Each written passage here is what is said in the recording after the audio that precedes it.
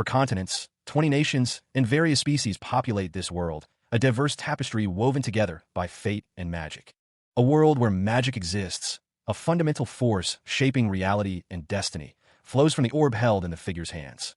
A vehicle cuts through the sky, a testament to the advanced technology interwoven with the magical essence of this world. The city of Rondell rises majestically, a beacon of civilization where magic and technology intertwine in a dazzling display. Skyscrapers pierce the sky, reflecting the advanced magical civilization that thrives within this futuristic metropolis. The streets bustle with a diverse array of people, their lives intertwined with the ebb and flow of magical energy. A figure with piercing eyes surveys the scene, their expression unreadable as they observe the city's vibrant life. After the era of myths and swords, a new age has dawned, one where magic and technology reign supreme. The current Rondell, a city that has extremely developed magic, is said to be in the age of magic. A young woman stands before the teleport gate, impatiently waiting for her companion. She speaks in her device, asking where they are. However, contrary to the highly developed magic civilization, the political system is still a feudal system with kings and nobles. Nobles surround a kneeling figure, their faces obscured by shadow. Classism, it seems, still remains in this world. The current age of magic is called the Golden Age of Rondell. Towering structures pierce the sky, a blend of magic and technology. Airships navigate the futuristic cityscape, symbols of a technologically advanced society intertwined with magical elements. The day before the arrival of the new century, the will of an archmage was revealed. The world was turned upside down. Power, knowledge, wealth, a figure contemplates, having hidden everything somewhere in this world. Those who desire can find and take the ownerless fate in this futuristic city. The wizard who left behind a will that upturned the world is shown in a divine light. The archmage was a pioneer who led Rondell into the golden age of the magic century, and also an archduke of the Bring-Up Empire. The words hung in the air, promising a chance to possess Archmage Lucas's fate. A group of figures, cloaked and eager, listened intently. A hooded figure, eyes glowing with an unnatural red, seemed to burn with desire. The path to power was open if one dared to take it. And just like that, those who sought to claim Lucas's fate began their journeys. Countless rumors began to spread like wildfire. Whispers spoke of a dungeon in the barren lands of dragons. Others claimed his assets were hidden in tax havens. Still others insisted that Lucas's sky fortress lay in the Sea of Storms at the world's center. Regardless of nationality, species, or rank, everyone stepped up to find Archduke Manuel Lucas's fate. The rumors swirled, coalescing into a beacon of hope and danger for those who dared to seek it. But rumors are just rumors, one man whispered, wondering if the fate was at XXX. Another wondered if it was at YYY. He sat with his head in his hands, papers scattered around him. Even with countless investigations, no one found any trace of the fate. And just like that, 20 years passed in the blink of an eye. A figure stood before a glowing portal, ready to step through. His expression was downcast, a single tear rolling down his cheek. Kim Minji smiled, having acquired Manuel Lucas's fate. He held up a screen, displaying the achievement. Meanwhile, it was the year 2007 of the magic century at Lawrence Castle. The grand estate stood bathed in sunlight, a testament to generations of wealth and privilege. Young Master Adrian, flanked by his attendants, was asked if he was going to the study again. Adrian Lawrence confirmed he was going to put back all the books he read and would like to find another book. The young master knew he was a reincarnator who remembered his past life. Nothing eventful happened in the last moments of his previous life. The scene shifted, showing a truck rollover accident. He died in a truck rollover accident while serving in the military with just 1 month left from discharge. And when he opened his eyes, from Kim Minji, he was transported to Adrian Lawrence. He was now Adrian Lawrence. From an ordinary middle-class family, he started living a new life as the second son of a Viscount family who owned an estate. He stood before a portrait, a reminder of the expectations placed upon him. Although confused and distressed at the beginning of his reincarnation, his past life experiences became a huge advantage in his new life. While children his age played without a care, he was passionate about learning earlier than others. An older man remarked that it was his first time seeing someone so outstanding at learning. He was able to successfully receive recognition from those around him and fulfill his father's expectations, all at once. He offered a polite, "Thank you." However, if he had to say one disappointing thing, a futuristic city floated above an open book, a stark contrast to his previous life. Rondell was a world with a more advanced civilization than 21 first-century Earth. He wondered what this was now, questioning if it was a science fiction world. Due to that, his knowledge from his previous world wasn't of much help. What he could do in this situation was continuously strive to increase his value, he thought with a yawn. And keep acting like a genius, he resolved, sitting among the towering bookshelves. However, A sharp, painful sensation echoes, a stark reminder of past suffering.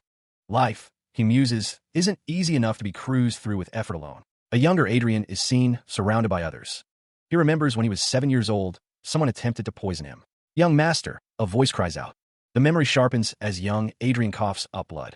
A desperate plea rings out. "Hurry and call the healer." He reflects that he was fortunate.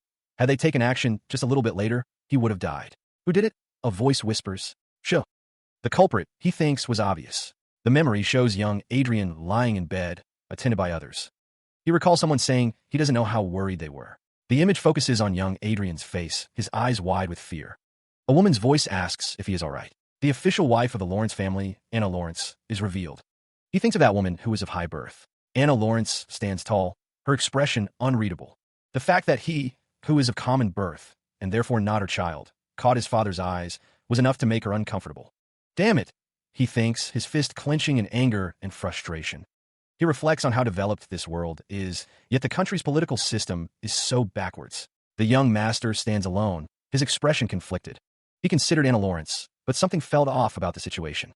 His brow furrowed, a bead of sweat trickling down his temple as he remembered the past. He realized his father was turning a blind eye, playing dumb even though he knew. Ever since that incident, he stopped acting like a genius, hiding his true abilities. About 10 years had passed since that pivotal moment in his life. Later, the magic century, May 1st, 2019, marked a new era for him. The bell chimed as he entered the Pod convenience store, a modern building in the city. He walked through the aisles, his expression calm as he scanned the shelves. Adrian Lawrence, now 20 years old, was being observed by 2 convenience store workers. One worker whispered, "Do you know him? Is he a celebrity?" The other worker whispered back, "He's the second young master of the Lawrence family." "Pardon? If he's from the Lawrence family, shouldn't he be one of the lords of this area?" A voice called out, "Excuse me." The speaker noted that his outfit wasn't much different from a normal commoner. A store clerk recoiled from a slap, even as another clerk asked how she could help. He stood at the counter, as the clerk said that she didn't see any Chronicle online point cards. The clerk informed him that they could be purchased at the checkout counter, asking how much he wanted. Adrian replied, "All of it." The clerk thanked him for the purchase. The clerk who was slapped was now being scolded, told to get herself together, and that losing a noble's favor could be punished. Surrounded by his bodyguards, he was asked how he would know, and that he was extremely scared when he first saw him too. The clerk wondered if he came often, noting that he had a lot of bodyguards. She was told that he came twice or thrice a month, and that he seemed very into games. A bag full of 5 million loot worth of game point cards was shown. It would be around 5 million won. The young master is informed that Cedric is visiting his abode, prompting concern.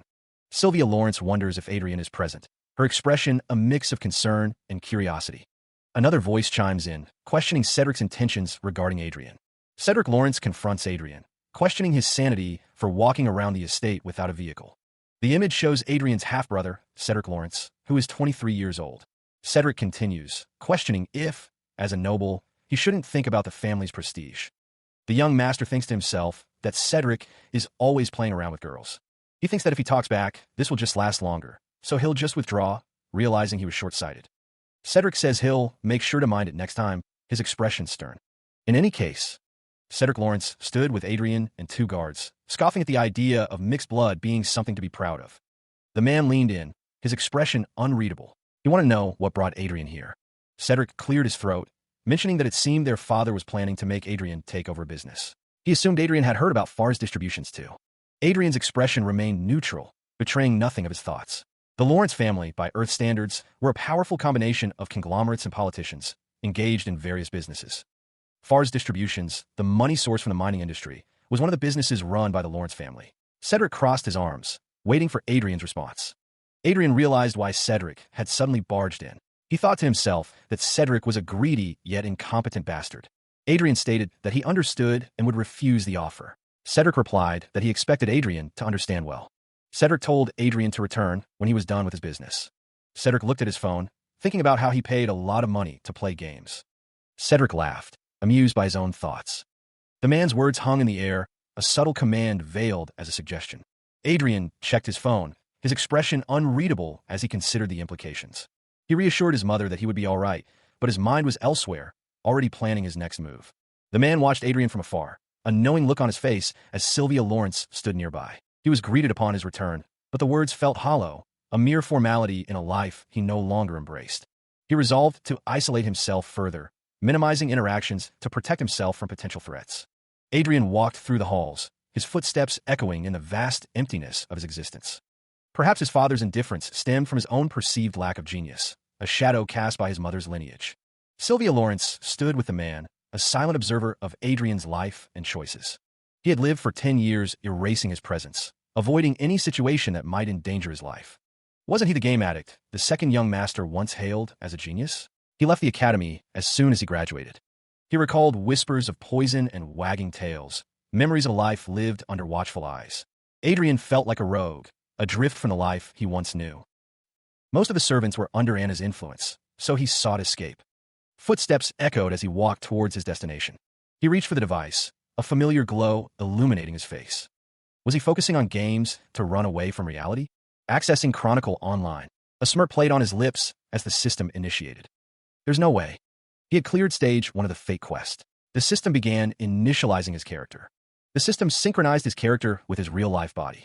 His form began to materialize within the virtual world, the details sharpening into focus. The virtual world solidified around him, the digital landscape resolving into sharp clarity. A figure with dark hair and blue eyes spoke. If you want to monitor someone, you should also do it in the virtual world. Abilities in Chronicle Online reflected in reality, blurring the line between the game and the world outside. 10 years prior, Adrian Lawrence had been enrolled at the Royal Academy. He stared at the crest, a puzzled expression on his face. What could this be? While researching Archmage Manuel Lucas for an assignment, Adrian discovered something unexpected. The crest of the Lucas family bore an English word. Why? No matter how he looked at it, it was undeniably English. The younger Adrian, face marred with bandages, stared with wide, curious eyes. How could English exist in this world?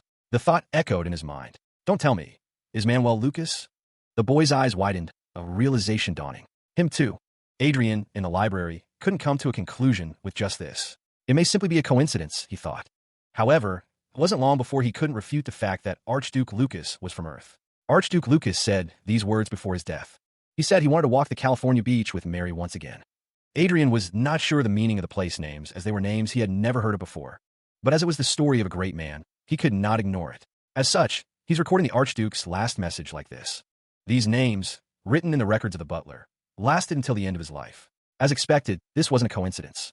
The great Archmage of Rondell, Manuel Lucas, was an Earthling just like him. The revelation struck Adrian like a bolt. After being convinced, he investigated Manuel Lucas more and more. Evidence poured in from all over that he was an Earthling. The first virtual reality system that combines ego, dream, and sort-sharing magic from Hollywood. He used his knowledge of Earth from his previous life to look for the fate that Lucas had left. Adrian studied the document in his hands, the pieces of the puzzle finally coming together. He could feel the culmination of his efforts drawing near. And then, the world seemed to shatter around him, the digital fragments swirling like dust in the wind. A sharp ping echoed as a notification appeared before him, its message cryptic yet promising. The screen declared that he had acquired Manuel Lucas's fate. The weight of the words settled upon him. Adrian grinned, his eyes shining with triumph. He had finally done it. He got his hands on the fate. He thought to himself that he could just walk on a path of flowers from now on, his future assured. But suddenly, a blade flashed, cutting through the air. The world twisted into a dangerous new reality. That's what he thought, but sharp pain registered. His expression shifted to one of shock and disbelief. A sudden, blurred strike descends, aimed directly at Adrian Lawrence. The attacker's blade finds its mark, cutting across his arm as he stumbles back. He grits his teeth, a sharp intake of breath escaping his lips. Damn it, it hurts like hell. The attacker stands poised, boots planted firmly on the glistening, verdant ground. Adrian's brow furrows, a bead of sweat trickling down his temple. Can he fight properly out of fear? He stares at the blood welling on his arm, a chilling realization dawning. He feels the pain in real life. This impossible storyboard shows the fate acquirers synchronized in the game and in real life. The goblin stands before Adrian, ready to strike. Who would believe it if I said that? He raises his weapon, preparing to strike the final blow against the goblin. The final blow connects with a resounding kick as the goblin falls. A notification appears. Critical hit. Level up. He can now change jobs at this level, having reached level 10. You have cleared stage 1 of the fake quest. He has been moved to a secret space by main god Ariel. He finds himself in a new, brightly lit area, a single exclamation point hovering above him. Initializing your character. Synchronizing your character with your real body. He thinks to himself that it took longer than expected because his abilities in Chronicle Online reflect in reality. Synchronization. He notices something new in the space. A door. He was asked if he would like to go to the second floor. A soft glow enveloped him as he considered the question.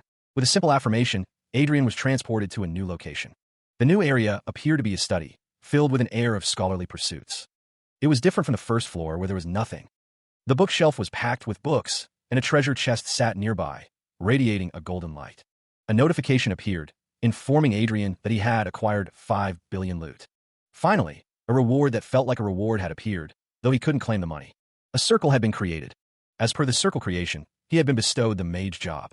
A circle had been created on his synchronized body in real life. Up until now, he thought the MP displayed with HP was just mana, but he had never felt the presence of mana in real life. He exhaled softly as a blue screen appeared before him. The system notified him that the circle creation had been completed. He could now feel the presence of mana circulating in his chest. It was not an easy process, but the synchronization between the game and real life was the true power of fate. Since a circle had been created, he wondered if he could learn a technique that suited it. He was sure that these books were also part of Manuel Lucas's will. An alert flashed before him. The system asked if he would like to look up some materials. He thought about looking through all the books. As expected from the best mage of humanity, Manuel Lucas. He exclaimed in surprise.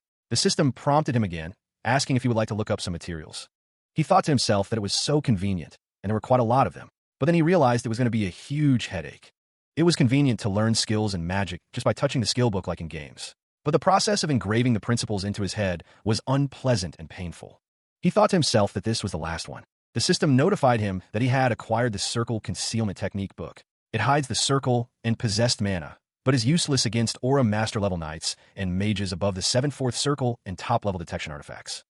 He acknowledges that this skill is exactly what he needs. Adrian decides to acquire the Circle Concealment Technique book. The skill acquisition takes a visible toll. He grits his teeth, enduring the process. He reflects on his situation. Adrian had hoped for nothing much through Manuel Lucas's fate. Completely drained, Adrian lies sprawled on the floor. He thinks that he barely took one step forward, but there are a lot of things to do in the future. He vows to do everything to ensure his mother and himself live comfortably without problems. The next day, at the mansion's training hall, a new day begins. The training grounds are vast and well-maintained. Several figures are seen training in the distance. A knight observes Adrian. He comments that Adrian has more stamina than he thought. Vice, a trustworthy confidant and guard knight, presents Adrian with a package. Vice was a little surprised when Adrian said he wanted to train his swordsmanship. Adrian admits that his body feels a bit heavy these days, so he thought he'd do it to exercise. Adrian thinks that training would help in the game, while training in real life too. He feels the limit of his low-quality stamina because his character is synchronized inside the game and real life. Aside from that, Adrian can really feel the mana circle and his stamina improving too, inside the game. He felt the improved status in the game having an impact in real life as well. In other words, the skills he could use in the game could also be implemented in real life. Fortunately, Adrian was able to solve the problem of hiding the circle. Vice wondered if something good had happened to Adrian, who seemed excited. Adrian confirmed that he got a good item in the game, looking too excited. Vice whispered that Adrian was acting as expected of a game addict. Vice thought Adrian was a freak, wondering what he was trying to do by looking good in front of a powerless and pathetic human. Vice found that rude, his expression hardening. Adrian was thankful that Vice was angry in his stead, but this was all staged. He needed to look pathetic to avoid Anna and Cedric's eyes. Adrian thought that being ignored as a worthless bastard right now was the best situation for him. Adrian was accessing the game. Welcome to Chronicle Online. Now then, Adrian confirmed that the stats were properly reflected in real life too, needing what would soon lead him to more money and abilities. He found himself back in the store, the product list loading slowly. Someone had once said that the most important thing in a game is the power of your wallet. The goddess's blessing and goddess's protection buffs were available for purchase. Adrian thought it would have been nice to purchase them earlier, but he needed to be at least level 10 to do so. And this was the main event of today, Summon Supporter. A supporter, in return for his weak stamina, having an aggro would help him level up. He mused that it takes some of the experience points he needed to level up. Adrian decided to pick the highest grade warrior to be his tanker, no matter how much it costs. He thought to himself that he only had money and grit, and with that, he was ready to go. The screen displayed a level 3 low-class supporter, a low-level supporter for combat who cannot possess magic skills. The chances of getting a good supporter were similar to that of other games, but he had put in 30 million won and got no supporters that he liked. He stares at the screen, a mixture of anticipation and uncertainty etched on his face. The screen displays the stats for Arcia, the Heavenly Steel, a supporter specializing in defense.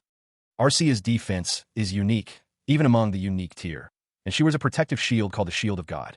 Finally, a useful supporter has arrived, he thinks, as the system prompts him to register Arcia. He sits, legs crossed. As the registration process continues, the screen's glow reflecting in his eyes.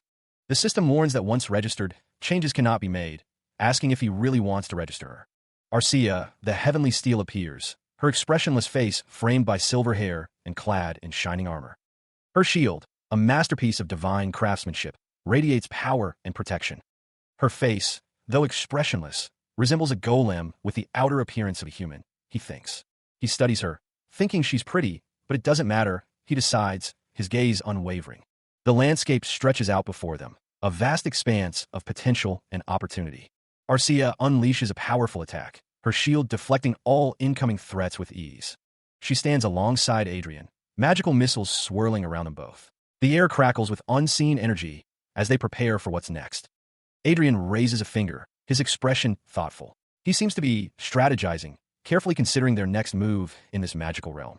A screen displays the stats of Kim Minji, already at level 20. The system prompts him to check out technique and magic books he's acquired. Adrian sits, glowing, next to Arcia. He muses that even if she takes some of his EXP, he doesn't feel a loss at all, because there's a tanker supporter. A thought bubble explains that the higher the level, the higher the EXP the supporter will need. Another bubble wonders if this isn't more difficult than practicing magic in real life. Kim Minji sits before a screen, contemplating logging out. He thinks to himself that it has been so long since he has been in the game. Kim Minji's face is partially obscured by the bright screen. The hunt is going very comfortably because there's a tanker supporter. Kim Minji stretches out on a couch, remarking that today was rewarding. He decides to take a short break and go to the training hall. Kim Minji looks off to the side, sweat dripping down his face. He seems surprised by something he sees. Arcia stands tall, her expression unreadable. The scene is filled with a sense of foreboding and anticipation. Kim Minji reaches out, exclaiming in shock. He seems to recognize someone or something, his expression a mix of surprise and disbelief. The young master stares intently at the armored woman before him. She simply looks back at him, awaiting his next words. Adrian Lawrence demands to know who she is. The woman stands tall, her expression unreadable. Arcia, the heavenly steel, calmly states that she is his support, addressing him as master. Adrian clarifies that's not what he meant. He wants to know how she came out of the game. The woman remains silent. The young master stares at her, waiting for an answer. Arcia, the heavenly steel, remains stoic, her gaze unwavering. The armored woman states that she understands now, her expression unchanged. Adrian realizes she must be curious about how she maintains her substance in reality. Seeing how she can make a precise distinction between reality and the game, it seems like she understands her situation properly. Arcia, the heavenly steel, reveals that she is a homunculus, an android, created by his creator. The armored woman explains that she is Sir Manuel Lucas' creation, her appearance and combat characteristics predetermined to be that of Arcia of heavenly steel. In other words, she is one of Sir Lucas' legacies. Adrian thinks to himself that if he knew this would happen, he wouldn't have chosen this tanking supporter. He would have chosen something a little more versatile. The young master wonders if her stats are the same as in the game. Functionally, he thinks her maximum stats are comparable to that of a Grandmaster. The Grandmaster is of the same rank as an 8th Fourth Circle Mage. Even the Reinhardt Kingdom, the highest rank mage, is at 7th Fourth class. The young master wonders if someone created a monster of this level. At any rate, it's helpful to have a trustworthy ally. He thinks the problem is how he is going to hide her. Arcia explains she was stored in a standby state in a maintenance warehouse located in Everhill, a holy city. Since she's a warrior class, there is no stealth function, but mana concealment is possible. She tells him to try it. The protective shield covering her armor disappeared along with the mana. Fortunately, like him, she has the mana concealment skill, so she won't be discovered by the knights. He thinks there's no helping it. He thinks his impression is already the worst anyway. The young master stands in the light. Whispers traveled through the estate, carried on the breeze. Master Adrian was openly inviting a woman into the mansion. The staff gossiped. The rumors continued. Adrian Lawrence and Arcia, the heavenly steel, were seen together everywhere. The silver-haired knight remained stoic, while Adrian Lawrence seemed unconcerned by the attention. The whispers turned to marriage, a question mark hanging in the air. One of the maids was excited by the prospect, not minding if the woman was a commoner. Adrian Lawrence reached level 30, unlocking the Lucky Encounter Quest Stage 2. This should do. Adrian Lawrence considered his plan. If he played the role of an immature young master, no one would suspect Arcia, the heavenly steel. Although his mother's reaction was quite embarrassing, the plan was set. Arcia, the heavenly steel, looked at Adrian Lawrence. The young master prepared to put his plan into action. A question hangs in the air. What happens to one's real-life body when connected to the game? Arcia, the heavenly steel, explains that she has switched to eco mode, taking a break from active duties. She assures Adrian Lawrence that her monitoring function remains active, ready to respond to any problems outside the game. Has it begun? She wonders as she stands ready. Before them looms the Orc Warrior Kants, its health bar displayed above its head. The fate quest is revealed. Stage 2, defeat Orc Warrior Kants. The Orc Warrior Kants thinks that as a human, he can become special. The Orc Warrior Kants vows to get rid of them. A system message appears. Using consumable attack items such as bombs and scrolls is impossible. The use of items that make hunting easier is prohibited. The message continues, asking if he wants to raise his disciple to be strong. Manuel Lucas? Arcia stands beside Adrian, the system message about item restrictions displayed before them. A guttural voice echoed through the arena, filled with malice and rage. The Orc Warrior Kants, his eyes burning red, declared his hatred. Die, humans! Arcia, the heavenly steel, raised her shield, its surface gleaming with a celestial light. The air crackled with unseen energy as Kants unleashed a furious blow. The shield absorbed the brunt of the attack, a resounding clang echoing through the arena. Behind the shield, Adrian Lawrence watched Kants, his expression grim. He knew they were at a disadvantage. The Orc Warrior roared in frustration, his eyes blazing with fury. He focused his mana, gathering it into a sphere of pure magical energy. A magic missile spell, a beam of concentrated power, shot forth. The spell struck Kants, impacting with a blinding flash of light. The display flashed, announcing a critical hit. Blood splattered, indicating the force of the blow. Arcia stood firm, her shield raised, as the magic missile impacted the Orc Warrior Kants. Adrian, confident thanks to his high-quality equipment, smirked. The power of his magic missile had surpassed that of a first circle spell. The young master's eyes glowed with power. If it was a monster of the same level, he could easily one-shot it. Arcia stood her ground, her shield positioned to defend against any counterattack. The force of the impact sent shockwaves through the air, dust and debris swirling around the armored warrior. Adrian watched the aftermath, a slight smirk playing on his lips. That's crazy. The Orc Warrior Kants' remaining health points were displayed. 4,300 out of 5,500. Despite his absurd HP, the Orc Warrior Kants was clearly critically wounded by the magic missile. The impact of the magic missile continued to resonate, shaking the very ground around the hulking figure. Adrian stood ready, Arcia at his side, prepared for the next attack. Adrian felt a surge of relief. He was glad Arcia was there with him, a steadfast ally in this dangerous fight. He admits to feeling nervous, facing such a powerful enemy, but steels his resolve. Adrian Lawrence prepares his next attack, calling out the name of the spell, Dig. The earth erupts beneath Kants, the dig magic taking effect with a burst of energy. The force of the earth magic slams into something with a resounding crash. Arcia stands ready, her armor gleaming as she prepares to strike. Adrian focuses intently. Adrian steels himself, refusing to let fear cloud his judgment at this critical moment. Adrian instructs Arcia, the heavenly steel, not to let him recover while he attacks. The attack lands, and Kants' health points are visibly reduced. 3,900 out of 5,500. The magical energy crackles and dissipates, leaving a lingering aura. Kants' remaining health is displayed, showing the damage he has sustained. The Orc Warrior remains standing, though clearly injured. Adrian notes his persistence. Arcia prepares to strike, her expression unreadable as Kants glares back, wounded but defiant. Kants thinks to himself that he should have acted out some ground techniques. The sounds of battle echo as Kants is defeated. A magic missile streaks through the air, marking the end of the fight. A system message declares that Fate Quest Stage 2 has been cleared. The system announces that Manuel Lucas Magic Tower's 3rd floor has been opened. Meanwhile, at Viscount Lawrence's office, a different scene unfolds. Rayford Lawrence stands by the window, lost in thought. Anna Lawrence approaches him, calling him my dear. Rayford Lawrence is standing this late at night, all by himself. Anna Lawrence approaches Rayford Lawrence. Rayford Lawrence wonders if it is because of the news that Adrian brought a commoner woman into the mansion. Anna Lawrence chuckles softly. She holds a document as Rayford Lawrence looks on, a slight smile playing on his lips. The document in Anna Lawrence's hands details the convocation order of local forces, a mobilization against the Croixan Empire. Anna Lawrence, looking down at the document, questions if Rayford is planning on sending Cedric to battle. Rayford Lawrence suggests sending Adrian instead, noting he just plays games at the mansion anyway.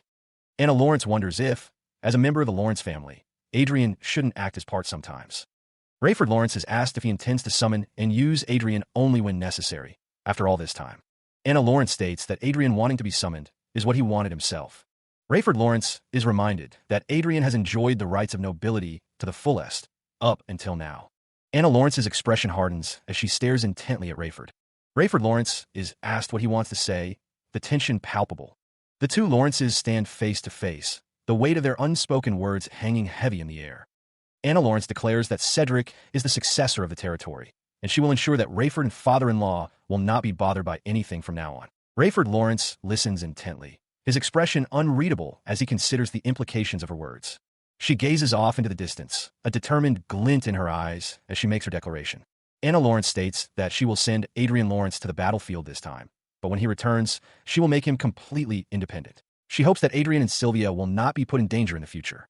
Anna Lawrence watches Adrian Lawrence from a window, ensuring that any surveillance and secret investigations are included in her plans. She believes that should be enough. Meanwhile, Rayford Lawrence is seen from a low angle, his expression stern as he commands someone to stop. Adrian Lawrence's eyes glow with determination as he hears the command, "Let Adrian be free." A surge of power emanates from Adrian Lawrence, his body seemingly infused with newfound energy. A system message appears, indicating that his physical strength has improved dramatically thanks to consistent training. Adrian Lawrence spars with another person, his consistent training paying off. Someone comments on his rapid improvement, lamenting that if he had worked this hard as a teenager, he would have become a great man. Adrian Lawrence smiles, a system message indicating the successful completion of Fate Quest Stage 2, Defeat Orc Warrior Cants. He reflects that his skills have improved. Adrian Lawrence notes that the reward of this Fate Quest was quite satisfactory, receiving a lot of money and forming his 2-second circle. Adrian Lawrence is pleased to have gained a subspace, like the inventory in the game, and now has his own treasure chest to hide necessary items. He considered the possibilities, realizing the subspace inventory had more uses than simple storage. Depending on his efforts, he could become a mage, all while possessing physical abilities comparable to that of a knight. Adrian Lawrence smirked, contemplating the power he could potentially wield. The fact that the stats in the game were reflected in reality was still sinking in. He thought, if he could completely absorb the stats received from Fate, he might even become a more fearsome monster than Archmage Lucas. A man in military uniform announced, "Now that I've finished resting, shall we continue, young Master Adrian?" A message appeared, stating that his lordship had summoned him to the castle. The summons hung in the air as Adrian considered his next move. The time had come. Adrian's resolve hardened, his blue eyes focused on the task ahead. Freedom was within reach.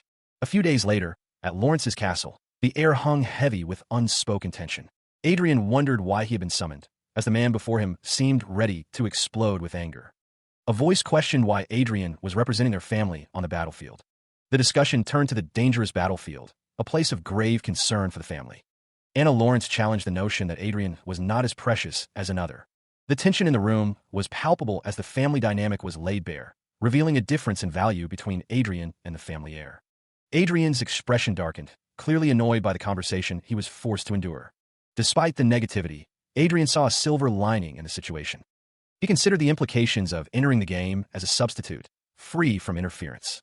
Anna Lawrence watched him, calculating her next move to get away from his prying eyes. Adrian Lawrence understood what was expected of him. He would participate as a representative of the family. A man thanked Adrian, the sound of rustling papers filling the room. The man wouldn't say anything more, given his father's decision, but he wouldn't sit back if Adrian defamed the family. The man mused on Adrian's role, wondering if it was really what he was saying to his younger brother who was going to war for him. Adrian stated that he would try his best, standing before the men at the table. He asked if they could talk for a second, turning to face the man with the beard. He told his guard to leave, implying he had something to say in private. Adrian asked the man what he would like to talk about, his expression unreadable. The two men stood facing each other, the tension palpable. The man stated that if this incident goes down well, he'll relocate Adrian Lawrence and Sylvia to the King's Land. The offer was presented as a reward for going in place of Cedric. Adrian considered the implications. Anna hated when he was out of her sight. He couldn't entirely trust the man yet. The man in the red suit waited patiently. Adrian stated he would think about it. The man in the red suit remarked that Adrian didn't trust him. The offer felt more like a requirement to return alive from the battle. The man in the red suit listened intently, his expression unreadable. The man in the red suit presented Adrian with something. Adrian asked what it was. The man explained that they were artifacts with 5 4th-class auto shield and 7 4th-class great shield, helpful since the battlefield didn't allow teleportation. Adrian realized the artifacts were extremely valuable and thanked the man in the red suit. He would have to be conscious. Adrian looked away, contemplating the situation. In the background, a man with crossed arms stood beside a woman with red hair. Meanwhile, darkness descended, obscuring the scene. The man with crossed arms stood behind the woman with red hair, a sinister aura surrounding them. He knew they were being watched, and Adrian couldn't help but think of them as obnoxious bastards. The second young master and his father stood together, a united front against unseen eyes. Rayford Lawrence reassured his son, telling Adrian not to worry about Sylvia and to take it easy. The response had been disappointing, and he had disappointed him multiple times afterward. Adrian looked up at his father, a flicker of resolve in his blue eyes. Of course I will. Rayford's expression was serious, his gaze unwavering as he listened to his son's reply. I'll trust you, father. The response was short, but held a weight of meaning. Yes. Meanwhile, in a dimly lit room, a figure sat alone, shrouded in shadow. Something was about to happen. A sharp, sudden pain erupted, a silent scream escaping as something pierced through flesh. A surge of blue light emanated from a ring, a desperate attempt at pain mitigation. Rayford stood in his study, clutching his hand, a pained expression etched on his face. He watched over Rayford, a faint smile playing on his lips as he thought of him. He knew Rayford had been acting ever since the poison incident, a fact that weighed heavily on his mind.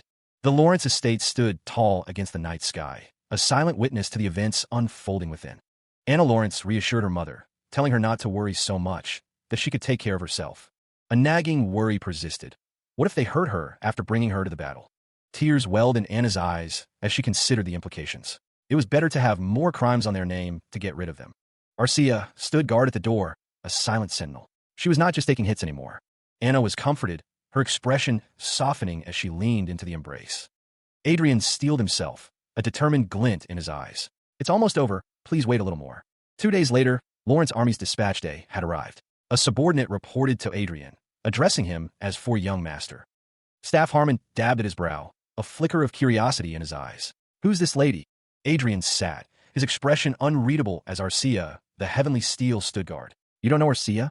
A voice echoed, laced with concern and a hint of disapproval. He had heard of their relationship, but bringing a lover to a battlefield seemed unwise. Meanwhile, the levitation train stood ready, a symbol of the journey ahead and the battles to come.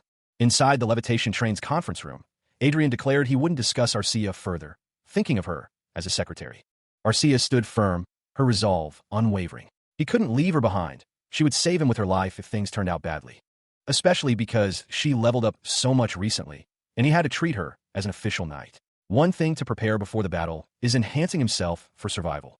In the game, he had spent $200 million in 2 days, purchasing endgame gear with cash. Money is best, and cleared with money, the 3rd level of Lucky Encounter. Right before the 4th level. The 3rd level were costing $100 billion each. The Almighty Cure 3 bottles of elixirs. Now, sitting nicely in his dimension pocket, it's the perfect reward for his situation. In the office, one of the women announces that she will be resting in her room. She requests to be messaged if there's anything. He adjusts his collar, stating that he's going to play some games. The woman with brown hair stands behind him. The white-haired man is asked if there's a problem. He stands with the woman with brown hair as another man sits in a chair nearby. The man in the chair remarks that the rumors were true, observing Adrian and the woman with brown hair. A worried man with stubble is shown, thinking about Sir Dalton. It is stated that he's a vanguard, a special force armed with force armor and force sword. They're the center of the war. Dalton asks if he's sure about that, stating that he will be seen as an incompetent commander. A man with glasses states that his reputation isn't really good already, and he brought a girl to battle. He asks if he's going to play a game, calling it mutiny against the Lord's deputy. The man with stubble says he understands the girl part since she's pretty, referring to Sir Dalton. The man is told to watch his mouth, his expression hardening.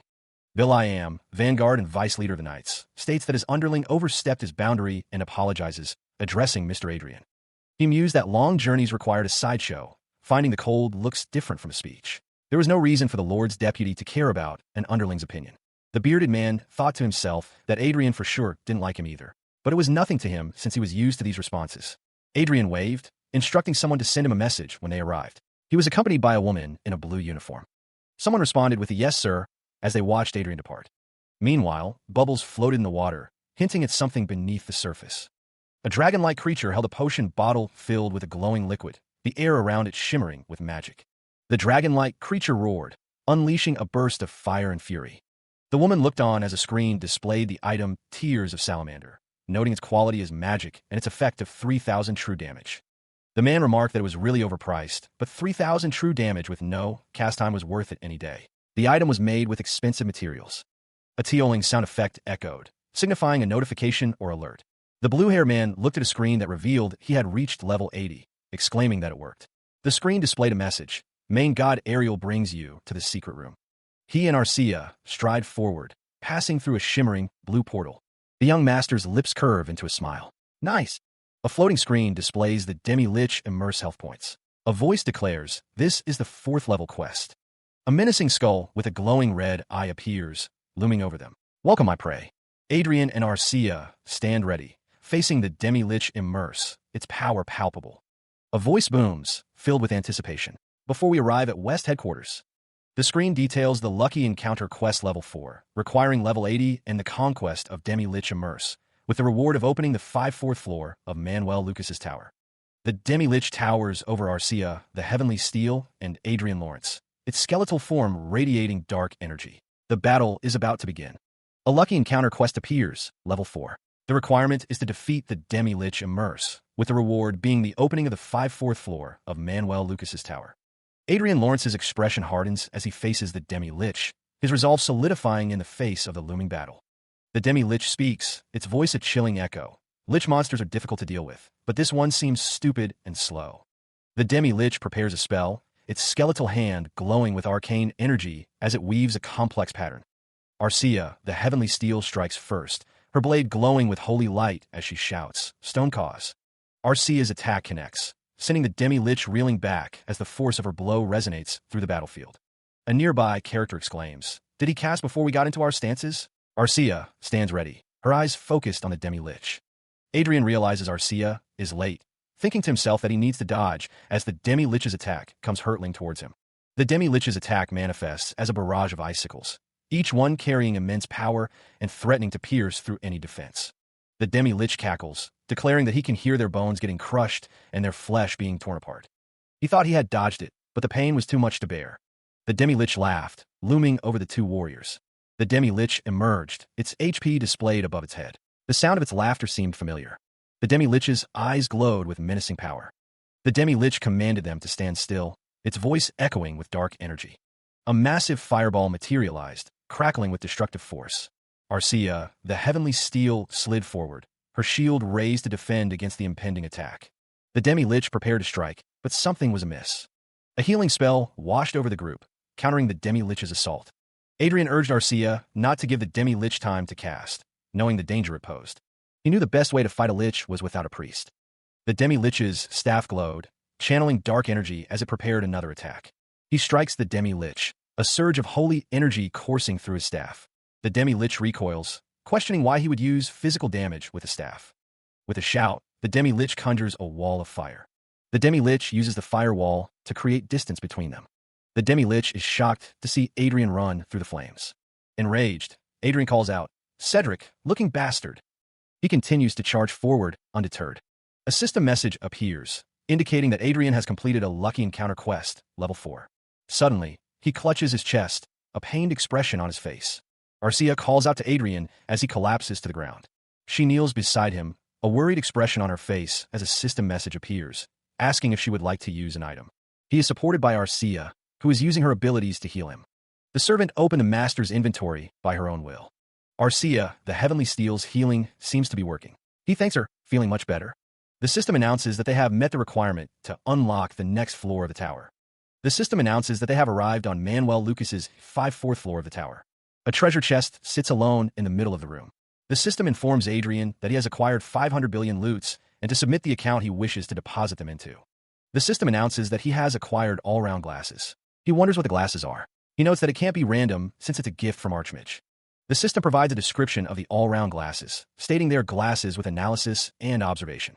The system explains that the glasses provide clairvoyance and enhanced vision. He realizes he can see who's allies, or he examined the all-round glasses, acknowledging their usefulness for someone like him, someone with doubts.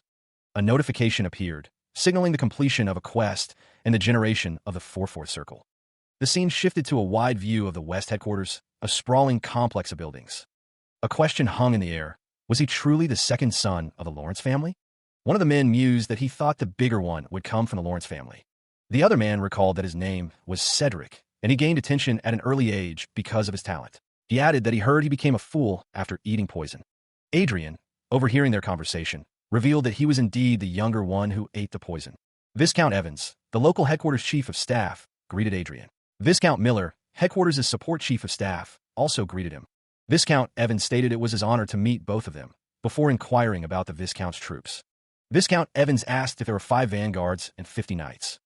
Viscount Miller confirmed that there were 5 vanguards, 50 knights, and 1,000 soldiers. Viscount Evans stated that they didn't have to report about the soldiers, and that this war would end with just vanguards, treating elites armed with artifacts like this. The armored figure stood silently, lost in thought. Sadly, what he's saying is all true. Adrian listened intently as the men discussed the organization of Lawrence's army. They were organized as the 2nd Independent Brigade under the command of the 3rd Division. The man assured Adrian, "I'm pretty sure Earl Otis is the great lord of the East." Lawrence's army had been organized as the 2nd Independent Brigade. Adrian stood before the assembled group. He turned to leave, stating simply, "Let's move." The sound of their footsteps echoed as they walked away. The character gushed, "Commander Otis is the best." He imagined hunting monsters with the commander. Commander Earl Otis teleported away, waving goodbye. The text stated, "The best superior is an absent superior." He thought to himself that the commander's actions were absurd, but it was good for him because it allowed him to play the game without any concerns. The purple-haired character mused that at this rate, 5 circles was almost complete. She was addressed as Master. The 2 figures stood close, their feet nearly touching. The character's eyes widened in surprise. Someone had come into the room. "What?" he exclaimed. The screen pulsed with an ominous message, a digital sign reading "Endgame." Dalton seized the woman's wrist, his grip tight as he confronted her. "Sir Dalton," she gasped, struggling against his hold. He ignored her protest, demanding, "What is this strength?" Adjusting his glasses, Adrian Lawrence watched the scene unfold, wondering, why did he walk in here? Dalton stared intensely, a holographic status screen flashing before his eyes, revealing something shocking. "This bastard," he muttered, his anger rising. Dalton stood with the woman before another man, his voice laced with fury. "Explain to me what is going on here." Voice spoke, concerned about Dalton's well-being. "I was concerned about your health as a guard since you've been in the game for too long." Dalton gripped the woman's wrist even tighter, his knuckles white. "I told you to message me if something happens." Adrian watched, his expression unreadable. He thought to himself, "And I have Arcia next to me, always on standby. Give me a better excuse." Dalton's face contorted in rage. "Why? Were you going to assassinate me?" Dalton exploded, his voice booming with fury. "That's too far. Who do you think I am? I'm the Vanguard." He spoke with venom, making it clear that he needed convincing. The guard behind him stood firm, awaiting his command. The sound of approaching footsteps echoed, the group closing in on their target. Tension filled the air. Adrian asked Arcia to recount exactly what had happened. Dalton and his men loomed in the background, their presence adding to the pressure. The questions hung in the air. Had someone tried to separate her? Had someone tried to drag her away? The implications were serious. Dalton's face contorted with rage as he was accused of framing someone. The accusation hung heavy in the air. Someone questioned if Adrian was doubting the Vanguard because of Arcia. The tension was palpable as the implications of such doubts settled in. Adrian listened intently as the woman spoke. Meanwhile, someone harbored suspicions about the knights who had recently arrived. The gravity of the situation became clear. This was not merely a violation of military discipline, but a potential act of mutiny. The unseen authority declared that suitable punishment would be necessary. The consequences loomed large. Dalton commanded someone to step forward, his tone leaving no room for argument. The order hung in the air. Someone urged the brigadier to calm down, but the situation remained tense. A nervous laugh punctuated the air. Dalton smirked, a hint of satisfaction playing on his lips. The situation was unfolding as he had planned. He had kept his power suppressed, not out of kindness, but for survival. This was a place where Anna couldn't watch over him, which meant Adrian Lawrence had no reason to back down. He would not yield, not even an inch. Surrounded by guards, Adrian thought that now was a great time to show them. He would not be intimidated. Adrian Lawrence declared that he would take one step forward. He would show them his resolve. The gears of war begin to turn as the Croatian Empire's army has moved. A tense meeting unfolds, the fate of many hanging in the balance as the leaders convene. Orders are given to stand by, and the troops are to be put on the Leviathan train. For some time, all their resting and eating will be done inside the train, the man states. Spatial coordinate interference has begun across the entire front line bordering the Croatian. The gravity of the situation weighs heavily on those present at the meeting. All personal communication between troops will be cut off except for colonel and above ranks, so only use a radio to communicate. The declaration is made with a resounding slam. Adrian Lawrence is warned not to think that he is an exception and to be careful. The man declares that this is war, and everyone must be ready at all times. Adrian Lawrence slams his hands on the table, declaring that it's war. The notification appeared. The named monster, Tazit the twin-head ogre, had been subjugated. He wondered if this was how he hit the 6/4 circle. A man in a suit declared it was worth playing his game. He stated that if he get caught playing a game while everyone else is banned from using their devices, he gets to command the unit. The character with white hair felt bad. but this was more important to him. He received 10 trillion loot, which would be kept in the Alicia Union Bank, and another account was being added. Adrian seemed surprised by the turn of events. He stood next to the female character, both seemingly unaffected by the recent notifications. A notification appeared. He had received the sub-supporter Supersonic Black Eagle. The Supersonic Black Eagle was revealed. A disembodied voice wonders about the nature of a sub-supporter. The woman with brown hair notes that there shouldn't be a sub-supporter in this game. She mentions a combat support eagle. The voice trails off, noting that there isn't enough information to look at. It might be better and more accurate to find information in reality than in the game system. He activates some kind of scanning ability, his blue eyes glowing. The woman with brown hair wonders if it's not here. The voice wonders if it is outside. Adrian walks forward, followed by the woman with brown hair and the man in the black suit. He thinks that it would cause chaos. He exclaims that it's there.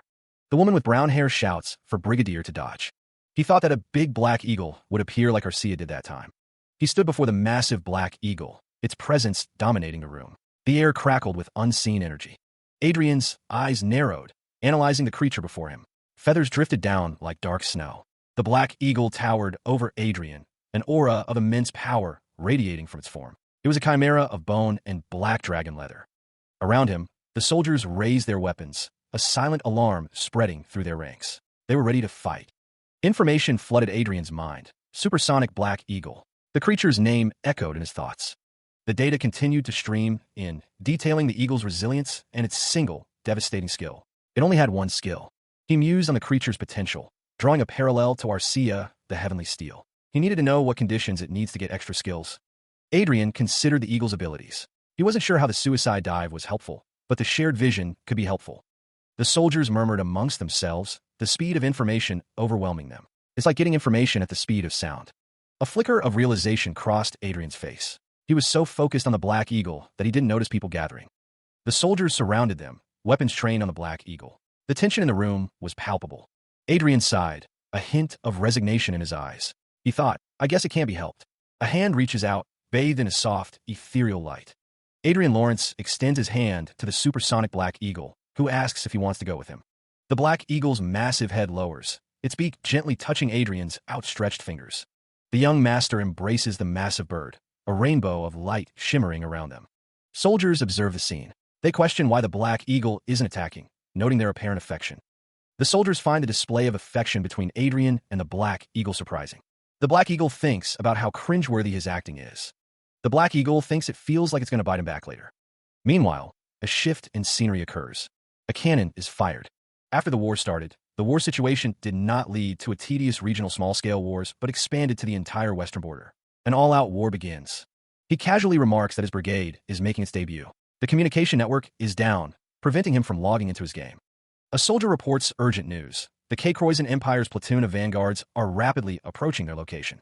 Adrian, unfazed, issues orders. He commands them not to panic, to fall back and reform their formations, and to tell Bill I Am to clear the vanguards. Even though it was just a game, Adrian reflects, fighting those monsters has changed him. It feels like he can't die that easily anymore. Another soldier urgently asks what is happening. The tension in the room is palpable as the situation escalates. Adrian's expression shifts, a flicker of curiosity crossing his face as he thinks, HM? The soldier's eyes widen behind his glasses as he reports that the enemy vanguards are about to attack. A soldier stands ready, bathed in a blue energy field, his sword poised to strike against the approaching enemy. Another soldier shouts the order. The 2nd Battalion must deploy energy shields immediately to defend against the incoming assault. Two soldiers exchange worried glances, the gravity of the situation weighing heavily on their faces.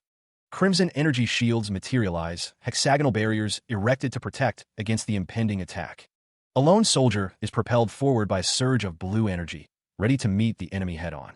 A beam of pure energy descends, crackling with immense power. The energy converges, forming a destructive point of impact. The attack explodes outward, a shockwave of force rippling through the air. Panic erupts as the force of the blast becomes apparent. He looks on, realizing the attack was unbelievably strong. The man with dark hair notes that the 2nd Battalion energy shield is dead. The energy shield needs 90 seconds to recharge. The armored figure laments that Archduke Lucas should have made them magic equipment. Adrian Lawrence is asked if he is okay, as the others express their concern. The man with dark hair states that he has the Grandmaster, 8 4th Circle level, titled Arcia. They dodged a bullet, and the woman with long black hair says their luck is good. Adrian Lawrence is told that he is so humble, and that he can't take back his words now. He observes the holographic display, a thoughtful expression on his face as he considers the information presented. The size of the enemy's attack force appear to be comparable to their own, a worrying sign. Adrian notes that the problem lies in the size of the enemy's fortress, a significant strategic disadvantage. The Croatian Empire possessed 2 sky fortresses, but they were significantly smaller than the fortresses on their side. The fortresses were likely mass-produced for invasion, a testament to the enemy's industrial capacity. Unless they had missed some crucial information, this appeared to be the first time the enemy was deploying these fortresses. The ground war was at a complete stalemate, and it seemed the variables were concentrated in the sky. Energy beams crisscrossed the sky, a chaotic display of power and destruction. The sky fortress loomed, a massive structure of metal and energy, ready for war. The man in the suit observes the display, remarking that the situation is intense. Weapon detachment was in progress, as was bridge detachment, a sign of changing tactics. Something just fell, prompting a question of why it looks like that. Debris plummets from the sky fortress, a rain of destruction. The structure groans under immense strain, energy beams lancing out. One of the men watching the monitors finds the situation amusing. Another wonders if something broke. Images of overloading magic power fill the screens, a dire warning flashing before them. A voice echoes, questioning the overloading magic power, followed by a desperate cry to wait. An order is given to send a message to the fortress, urgency lacing the speaker's tone. Adrian Lawrence's eyes widen behind his glasses, a chilling realization dawning on him. A suicide attack is imminent. More fragments of the fortress break away, falling towards the world below. The stylized imagery conveys the sheer force and impact of the unfolding events. The scene erupts in a blaze of energy, a visual representation of the impending destruction. Adrian Lawrence wonders if what he's seeing is real. The order is given to contact the Sky Fortress. His eyes widen behind his glasses, a sense of urgency washing over him. A suicide attack is declared as imminent, the danger now clear and present. Confusion spreads as the others question the suicide bombing and the Sky Fortress. The order is given to quickly retreat as anti-aircraft rounds are fired. The man's eyes glow, urging everyone to pull out personal firearms as it's going to crash. Adrian raises his hand, activating a great shield to protect them all. The great shield activates, a surge of power rippling outwards. The energy expands, a visible force against an unseen threat. The shield's power intensifies, a lattice of energy forming. The energy solidifies, a barrier against the impending doom. The shockwave from the blast is incredible, shaking even the sky fortresses. Adrian reflects on the narrow escape, realizing they would have all been blown away without the artifact. He wonders about the state of the sky fortress, concern etched on his face. Relief washes over them as they realize the allied sky fortresses retreated quickly enough to avoid destruction. The leaders are told to check on the vanguards and care for the soldiers. A hearty laugh filled the air, the sound booming with genuine amusement. At the table, Brigadier Lawrence received praise. He was told his performance had been great. The young master modestly replied that he was flattered. Adrian thought to himself that it was no flattery. If he hadn't noticed their self-destruction, the damages would have been astronomical. He was informed that the local commander had been told that today's victory was thanks to him. Adrian would receive a pretty decent reward. Adrian mused that it was the superior's duty to ensure that their subordinates received appropriate rewards when they made a contribution. A thought crossed his mind. While many people would steal their subordinates' credit, Earl Otis was surprisingly reasonable. The man with the mustache told Adrian that there were some strange rumors going around about him. Adrian asked what rumors. He recalled that they said the way he communicated with that black eagle was truly mysterious. He calmed himself, thinking he didn't know about the communicating part. At the meeting, the man in the green suit said he was just taking care of it because he found it fascinating. He wondered how animals could understand what they say. The man in the suit explained that if it's a large black eagle, it's probably a species called Altair from the holy city, Everhill. They are a rare species born with a high level of mana. He knew that too, and that it is said that once tamed, they will never betray their master and will not hesitate to risk their lives to protect them. Adrian thought he understood. He was glad that Archmage Lucas made it based on a real-life species. If he had given him a flashy sub-supporter for no reason, people would have annoyed him asking what it was. A group of men sat around a table, one of them laughing boisterously at a joke.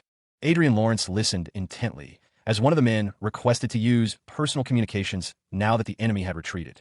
He granted the request, telling the man to consider it his reward for his service. Meanwhile, elsewhere, someone was excited to finally access Chronicles Online, eager to level up. 2 weeks after the start of the war, an armored soldier was addressed as Sir Bilayam. A voice warned that the enemy would likely not show themselves while climbing down the mountains with so much surveillance, suggesting it could be a trap. 2 armored soldiers moved forward, one confirming that they would proceed with the plan. One of the soldiers wondered aloud if everyone had heard something, recalling that no one would have listened to Brigadier Lawrence in the past. Another soldier responded affirmatively, confirming that they had heard. The soldier with the beard noted that everyone had changed a lot in just 2 weeks. Suddenly, a warning flashed. It's a trap. The armored soldiers stood ready, weapons drawn, as they realized they had walked into an ambush. They ordered a retreat, hoping to keep the enemy at bay. The soldier was glad they listened to the brigadier's warning and stayed on guard. Had they approached without a plan, they would have been wiped out. The armored soldier's gaze remained fixed, alert for any sign of danger. It was fortunate that they avoided total annihilation, but the situation was far from ideal. They had to wait for support while blocking attacks from the vanguards, who outnumbered them 2-1. It would take at least 5 minutes for reinforcements to arrive, but holding out without taking damage was impossible. The order came, "Sir Bill-I-Am, please push forward." The soldier's expression was grim, knowing the risks involved in pushing forward. Energy crackled around them, a sign of the intense battle. The soldier was caught off guard, something unexpected having occurred. One soldier asked, with urgency, if the other was all right. Reinforcements had arrived, 10 vanguards, directly under the command of Division Commander Earl Otis. Sir Bill-I-Am wondered how they were already here. Did he know this would happen and request support in advance? The soldier demanded an explanation, questioning the sudden attack instead of a peaceful walk. The strategist observed the battlefield, noting the enemy's retreat towards the mountain range with a composed voice. One man confessed he truly didn't know who would come out for a walk during such a conflict. The man sitting on the throne mused that reinforcements were difficult to obtain, so defeating at least 5 units was the goal. Word spread that Brigadier Lawrence's command had eliminated 5 enemy vanguards. The men in the meeting discussed how Brigadier Lawrence's unit was steadily making contributions while others suffered. One man admitted he initially thought it was a coincidence, but the way things unfolded suggested otherwise. Another man recalled the rumor that Viscount Lawrence became an idiot after surviving near death from poison. The men wondered if Brigadier Lawrence was of similar age to Michelle. One man expressed his desire to bring Brigadier Lawrence and if his family had given up on him, causing surprise among the others. A man mentioned that Brigadier Lawrence already had a lover and was a game addict, while another wondered if Michelle could become his mistress. The men concluded that being addicted to games was better than drugs, alcohol, and women, as one man was already chosen as his son-in-law. The discussion continued, the implications of their words hanging heavy in the air. The man seemed nervous, beads of sweat forming as he considered the potential consequences. A silent moment of agreement settled over the assembled group, their expressions unreadable. The woman dismissed the topic of Michelle, redirecting the conversation with a wave of her hand. The unseen speaker emphasized the importance of highlighting Brigadier Lawrence's contributions. A figure approached the brigadier, requesting a moment of his time, the request hanging in the air. The man smiled, his hand resting casually on the woman's shoulder as they spoke. But unless it was something important, it should be kept short, the man thought. Sir Billiam's condition was one of anticipation. The speaker wondered why the other was hiding his strength, the change in his status not going unnoticed. The man and woman stood together, their posture straightforward and direct. The man expressed his concern, believing that a crisis would surely arise if young Master Cedric became a lord. Another believed that young Master Cedric simply did not possess the qualifications to be a lord. Adrian Lawrence adjusted his glasses, a bead of sweat trickling down his temple. The magic glasses showed no changes, confirming that Sir Bill-I-Am wasn't lying. He wondered if Sir Bill-I-Am had received instructions in advance. Adrian Lawrence stood with Sir Bill-I-Am, expressing gratitude for his kind words. Then, he decided to pretend he didn't hear that. Sir Billiam's face betrayed a flicker of surprise, a silent hanging in the air. He thought Adrian Lawrence was surprisingly naive and too rash with his remarks. No matter how much they tried to restrict the information going to Cedric, Adrian Lawrence knew he couldn't act hastily, not with surveillance systems he didn't know about. Someone walked away, thinking they alone were enough anyway. It was entirely his job to get rid of Anna and Cedric, and he had no intention of sharing that joy with others. Adrian Lawrence's gaze hardened, a steely resolve settling in his blue eyes. He considered those who were genuinely concerned about the territory's welfare. A figure with silver hair activated a device, seemingly unconcerned with the weight of the situation. The sky stretched endlessly, a silent witness to the events unfolding below, having seen many contributions. Adrian Lawrence knelt, receiving the second-class Golden Lion Medal as the second son of the Lawrence family. It was, without a doubt, a big deal. Calitz von Reinhardt, the 23rd third king of the Kingdom of Reinhardt, stood before the adoring masses. He knew every piece of Vanguard equipment was worth as much as a fighter jet, but he didn't expect his actions would be so highly regarded. Adrian Lawrence shook hands with another, believing he must have been chosen to accelerate the progress of the war. Adrian Lawrence smiled, thinking Cedric would probably go crazy if he saw this. The medal gleamed, a symbol of honor and recognition. Damn it, a fist clenched in frustration. Everyone is talking about that bastard Adrian, she thought, her arms crossed in anger. The woman with red hair wonders what will happen with her husband. The man with black hair believes that if he had participated in the war, all the merits would have been his. He expresses his displeasure, stating that his father is staying with that lowly woman.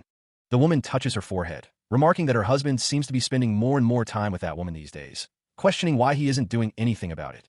The man raises his voice, calling her mother. He says that Adrian is the reason their father is with that woman. She believes their father is determined to protect that woman while Adrian is away on the battlefield, from both of them.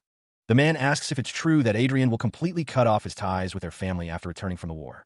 He continues, saying that's why Adrian must be desperate too, since he needs to find a way to make a living by himself. The man believes that Adrian must have thought of the war as a great opportunity, and if he makes a big contribution, he may be able to receive a title. The woman states that Adrian still isn't even his competitor. The man is assured that their mother will make sure of that. He agrees, stating that everything is as their mother says. It is revealed that behind them is their maternal grandfather. The woman thinks that most of the Lawrence Viscounty is under her control. She believes her husband is merely a proxy who momentarily rules over this land until he hands it over to her. A figure stood amidst a field of roses, the question hanging heavy in the air. The man with black hair stated that Adrian is very smart. The woman with white hair agreed, noting his excellent learning ability. The boy with white hair stood in the distance. One observer remarked on how cute he was, while another wondered how he could be so smart. The man with black hair spoke of Adrian, saying that he heard Viscount Lawrence's second son was a prodigy. The shadowed figure expressed their annoyance, finding Adrian to be irritating. A voice declared that Adrian had been reduced to a good-for-nothing bastard after they attempted to poison him. In a library setting, the woman with white hair expressed her surprise. The man with blonde hair stood with his arms crossed. The man with blonde hair questioned how Adrian kept getting on his nerves. Adrian, dressed in formal attire, waved with a smile. Adrian Lawrence, ever the gracious leader, offered his vanguards an energy drink before they headed out. The soldiers gratefully accepted the drinks, expressing their thanks to the second young master. One soldier remarked how refreshed he felt after drinking the elixir, noting that their brigade was still lively. Considering how precious it was, the drink was a diluted elixir containing just 1 drop of legendary medicine. Adrian admitted it was a bit of a waste, but he had to do this for the war to end quickly. The soldiers prepared to go scouting, with one brigadier being told not to push himself too hard. The division commander was looking for Adrian. The girl informed him. Meanwhile, Adrian offered Crow something to eat, calling it Crowy. A hand held out a piece of meat, ready to be given to the bird. Adrian fed the crow, who chomped down on the offering. With a powerful flap of its wings, the crow took flight. He rode in the back of the vehicle, the wind tousling his white hair. Adrian listened as one of the men mentioned that Count Otis had been asking for him more frequently. One of the men considered the summons a good thing. The second young master wondered if there was nothing he could do about being summoned by the great aristocrat. The other unit commanders were also present, murmuring amongst themselves. Adrian wondered if Count Otis had summoned all the high-ranking commanders in the division. He thought that if it was something related to the battle, Count Otis could have sent him a message instead. The men watched as the man with the mustache welcomed them. The man with the mustache announced that they wouldn't have to hear that sickening gunfire anymore. The end of the war would be declared soon. A formation of soldiers stood at attention, awaiting further orders in the Grand Hall. It seemed that those Croyson guys had no intention of going to an all-out war in the first place, one man observed. Those crazy bastards. Another man wondered why in the world they would do such a thing. Obviously, it's to strengthen their imperial power. I guess my nation just doesn't have any luck when it comes to its relationship with the neighboring countries, the man in the green suit said. Until the declaration of the end of the war is given, they must continue this war game, Adrian thought to himself. It's always the subordinates who die due to their superiors' decisions. What about the vanguards who have been dispatched? The man in the green suit asked, swirling the wine in his glass. Didn't you receive a Golden Lion medal as the spoils of war? Adrian asked, taking a sip of his wine. That's right. Since when have I been so virtuous? Adrian thought, a wry smile playing on his lips as he raised his glass.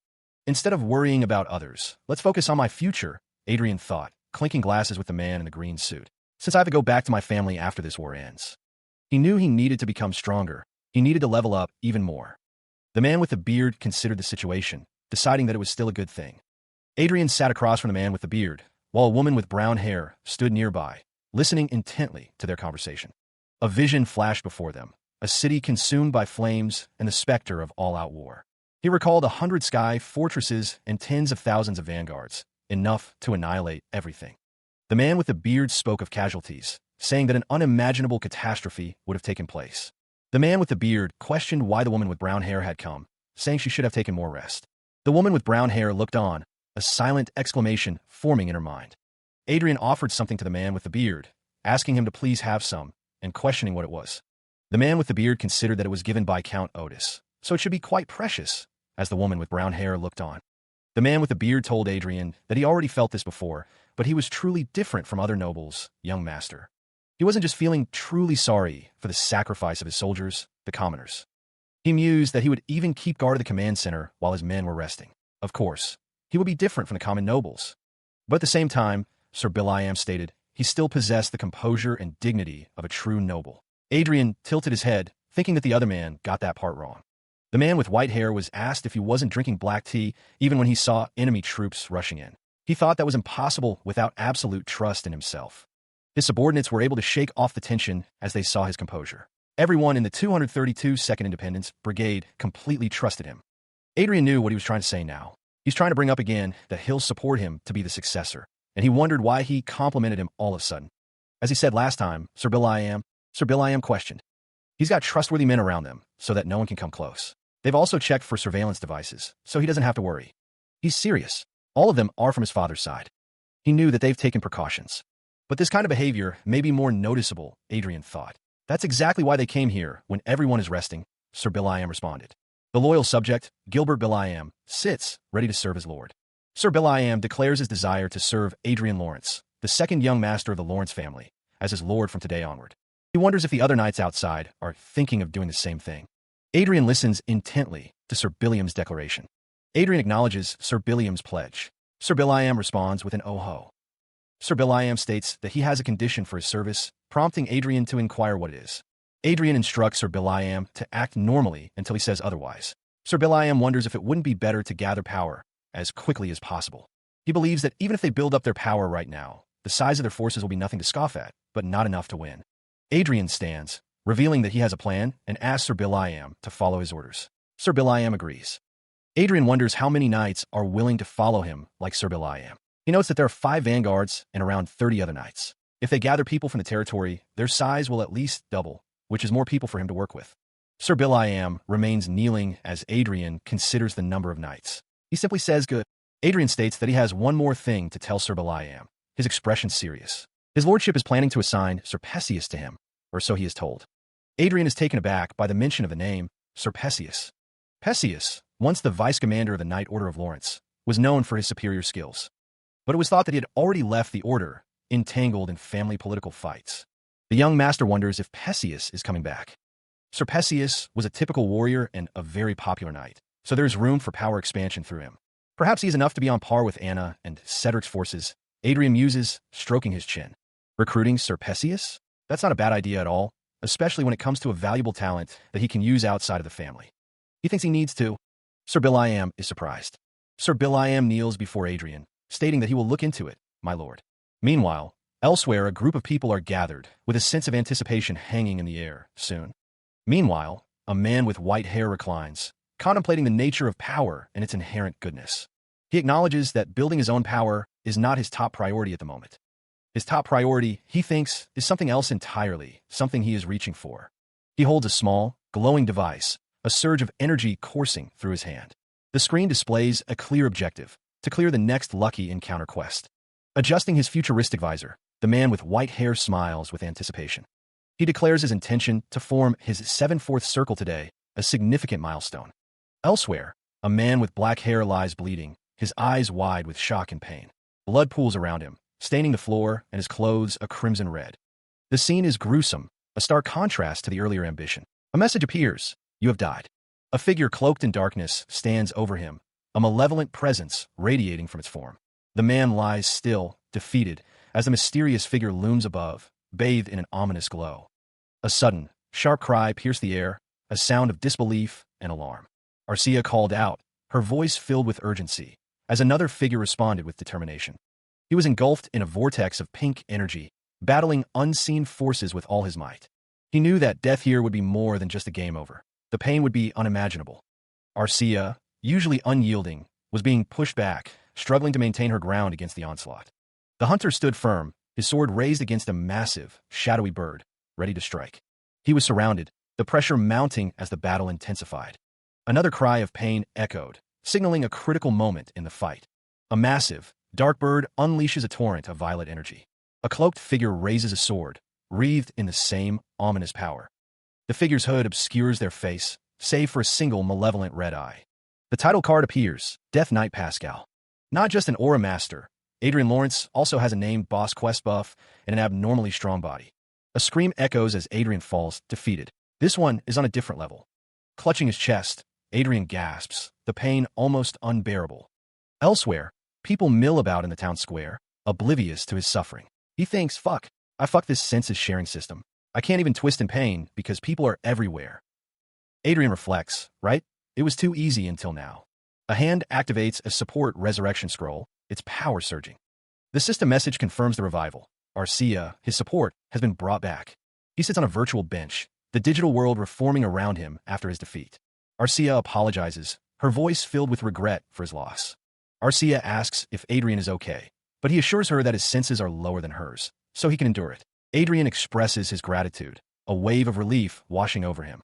He reflects on recruiting Arcia without considering her stats, only her role as a tank. As he got closer to her, Adrian felt embarrassed hiding behind her small body, but he resolves to change his combat style. He thinks about Arcia enduring his pain, a sense of responsibility settling over him. Adrian realizes that fighting the Death Knight showed him a clear limit to their current combat style, deeming it too simple. The panel describes Arcia blocking the enemy's movement, Crowley blocking their sight, and Adrian dealing massive damage from the back with magic. It worked out since they were overgeared, but it has a limit against enemies like the Death Knight who can constantly keep up with Arcia. The problem is the long time between each attack. The casting time was delaying the main damage, forcing a change in tactics. He knew the only way to keep enemies at bay between casts was Black Eagle's tackle. Arcia's defense had worked against Death Knight, but she was overpowered. The current combat style would work, but Adrian couldn't drag someone else into the Lucky Encounter quest. The only solutions Adrian could think of now were three, each requiring a different approach. Arcia would act as a hit-and-run support. The third option was Arcia stopping using a shield and starting to use a sword to do damage. The first one was just nerfing himself, so it was best to change things up with Arcia and Black Eagle. He'd have to look closely into it while recovering his EXP. It wouldn't be easy, but let's try that, Arcia said, agreeing with Adrian's plan. Second battle against Death Knight Pascal. The aftermath of the battle was clear. Blood splattered across the floor, and his sword lay discarded. He died. A message appeared. Please recover your EXP and try again. The scene showed Adrian's body lying on the ground, surrounded by blood, with Arcia's shield nearby. Frustration mounting, he slammed his fist against the wall. He stood near the fountain, contemplating the situation. Is victory even possible? Your supporter resurrects. Arcia apologizes, but Adrian insists it isn't her fault. It's his problem. This time, Adrian tried using Arcia and Black Eagle more actively in the fight. Within a minute after the fight started, he died within 3 minutes. Arcia followed after a minute. The biggest problem in this fight was probably Crowley dying too quickly. Black Eagle can't deal much damage to the target, but the diversion helped. Adrian wonders if he should make and equip it with a chest plate. He decides he'll have to try something. There's no need to be nervous. Things that are not working will eventually work. This is just a test to reach the 7/4 circle. Third battle. He died. Please recover your EXP and try again. Too bad. It was made in a hurry, but it did its job. The previous strategy allowed them to fight Death Knight Pascal longer. Adrian notes that they've started to see his patterns, suggesting they try again after recovering their EXP. The woman agrees. A cloaked figure watches from the shadows, its single eye glowing with ominous intent. The winged creature looms, dwarfing the figure below as it wonders if it is fighting against a bunch of acrobats. The voice taunts, claiming it's a real talent to humor an undead like itself, and asks why not change course. Adrian, now sporting wings, faces the winged creature. The creature tells him that he must be confused. The man with black hair grins, asking if they have heard about the human bomber. Energy crackles around a figure's hands, forming intricate patterns of light and power. The figure unleashes a torrent of energy, arcs of power cascading downwards. The energy slams into Adrian, sending him hurtling downwards. The man with black hair shouts for Adrian to die. He is struck by a powerful blow, the force of the impact sending him reeling. The attack connects, and the enemy laughs, clearly enjoying the advantage. A large, bird-headed figure pants heavily, its presence imposing and ominous. He plummets through the air, the bird-headed figure watching his descent with a curious expression. A dark figure looms, a message appearing. It's nice to see you down here. Sweat drips from the brow of a man with black hair, his expression unreadable. The bird-headed figure greets the man, a strange and unsettling scene unfolding. The screen displays a brutal defeat, the sound of failure echoing in the air. The words "you died" flash on the screen, urging him to recover his EXP and try again, marking his 9th battle. The man with black hair clutches a glowing orb, a determined look on his face as he reflects on their failed strategies. He considers their frontline wizard strategy, finding a strange amusement in the situation, while a woman with crutches stands nearby. The screen indicates that this is it, this time, but the damage dealt went up by much more than last time. He knew casting magic while dodging the enemy's attacks was the biggest problem, but Adrian had managed to last 25 minutes. It was possible. The enemy's red eye glowed menacingly. He would try again with items focused on reflexes rather than casting. The enemy stood, a silent, looming threat. His armor gleamed in the dim light. A voice echoed, a mantra for survival. Try to be an evasive wizard that no one wants to be. The screen flashed, a stark reminder of failure. You died. Please recover your EXP and try again. Meanwhile, Kim Minji summoned magical circles, preparing for battle. He moved with practiced ease, his expression focused. A dark energy swirled around him, a stark contrast to the bright blue magic. He slipped, narrowly avoiding the attack. His hand glowed with power, ready to unleash a devastating attack. The energy crackled around his fingertips. He twisted and turned, a blur of motion. The dark energy continued to pursue him relentlessly. He fell backwards, dodging the incoming attack. The magical circles around him shimmered, providing a shield. The enemy lunged forward, sword raised high. Kim Minji prepared to meet the attack head-on, his eyes narrowed. The clash of steel echoed as their weapons met. Kim Minji stood firm, ready to defend himself. He faced two opponents, their movements a blur of purple energy and steel. The clash of weapons echoed, a testament to the intensity of the battle. A strike lands, drawing a pain sound from him. The force of the blow sends him staggering back, blood dripping from a wound. Despite the pain, his eyes burn with determination. He grits his teeth, resolving to push forward no matter the cost. The battle, though harsh, provided assurance. He had tried to be an evasive wizard, decreasing damage and allowing survival. The battle resulted in a 62-minute-long fight. Damage dealt to the Death Knight reached 84%. He could feel the weight of the battle pressing down on him. Despite the odds, he knew he could. He steeled his resolve, whispering to himself that if he kept trying, he could succeed. The mantra fueled his determination. Meanwhile, Adrian sits on the edge of his bed, a device in his hand. The room is bathed in soft light, a stark contrast to the ongoing battle. He speaks into the device, stating that he has exceeded the connection time limit. His expression is one of concern. Adrian stretches, remarking that he thought it would be over after reaching level 200. He notes that they're being held back in an unexpected place. He clutches at his shoulder, a look of confusion on his face. Something is clearly wrong, and he is trying to understand what it is. Adrian wonders aloud if the world is moving slower and if he is sick. The woman with him says that he experienced death and resurrection many times. He heard a question, a voice wondering if he was the same as someone else. Adrian looked up, his expression unreadable as he listened intently. The woman with brown hair admitted she couldn't really tell, her gaze fixed on him. She declared that she was stronger, her expression confident as she spoke. The woman with brown hair continued, stating that her strength was only obtained through experience. Adrian listened, his gaze unwavering as the woman spoke of her newfound power. The woman with brown hair stated that she was definitely not from artificially created homunculus. She continued, implying that if time passes, and she experiences much more, she will become even stronger. The woman with brown hair asked Adrian if he had any orders, her expression expectant. Arcia responded to Adrian, saying she was going to sleep and that he should rest too. The battle raged on, the damage dealt to the Death Knight increasing with each strike. Each successive blow chipped away at the Death Knight's defenses, the percentages climbing higher. The 17th battle saw 98% damage dealt to the Death Knight. The 18th battle commenced. Kim Minji stood tall, his expression unreadable as the battle concluded. The warrior's sword rested on the ground, its purpose fulfilled. Damage had been dealt to the Death Knight. The Death Knight's form dissipated, its defeat absolute. 100%. The battle was won, and the system acknowledged the victory. The woman with brown hair fell, but Kim Minji remained standing, a slight smile gracing his lips. The system's interface glowed, signaling the end of the encounter. Kim Minji's face lit up with joy, his arms raised in triumph. We won. The woman with brown hair was seen falling from the sky, as Kim Minji stood victorious. A lucky encounter quest, level 7, had been completed. The 7th floor dwarfed the previous ones, but even this paled in comparison to the royal library's size. The man with black hair seemed impressed by the sheer scale of the place. A glowing orb pulsed with light in his hand, a soft luminescence illuminating the space around him. He seemed to be examining it closely. The man with black hair observed the decorations, noting their resemblance to game graphics. He mused that most of the decorations were made with game graphics, and that it was good. The library stretched into the distance, a vast and intricate structure of gold and light. Its scale was truly breathtaking, a testament to a bygone era. Kim Min-ji stared ahead, his eyes wide with disbelief. The reality of the situation seemed to be sinking in, a mixture of awe and apprehension on his face. The woman with brown hair questioned if the test to achieve the seventh circle was not over yet. She seemed impatient, eager to move forward. The woman with brown hair stood tall, her armor gleaming in the light. Her expression was determined, ready for whatever challenges lay ahead. A faint image flickered in the air, a memory or a hope.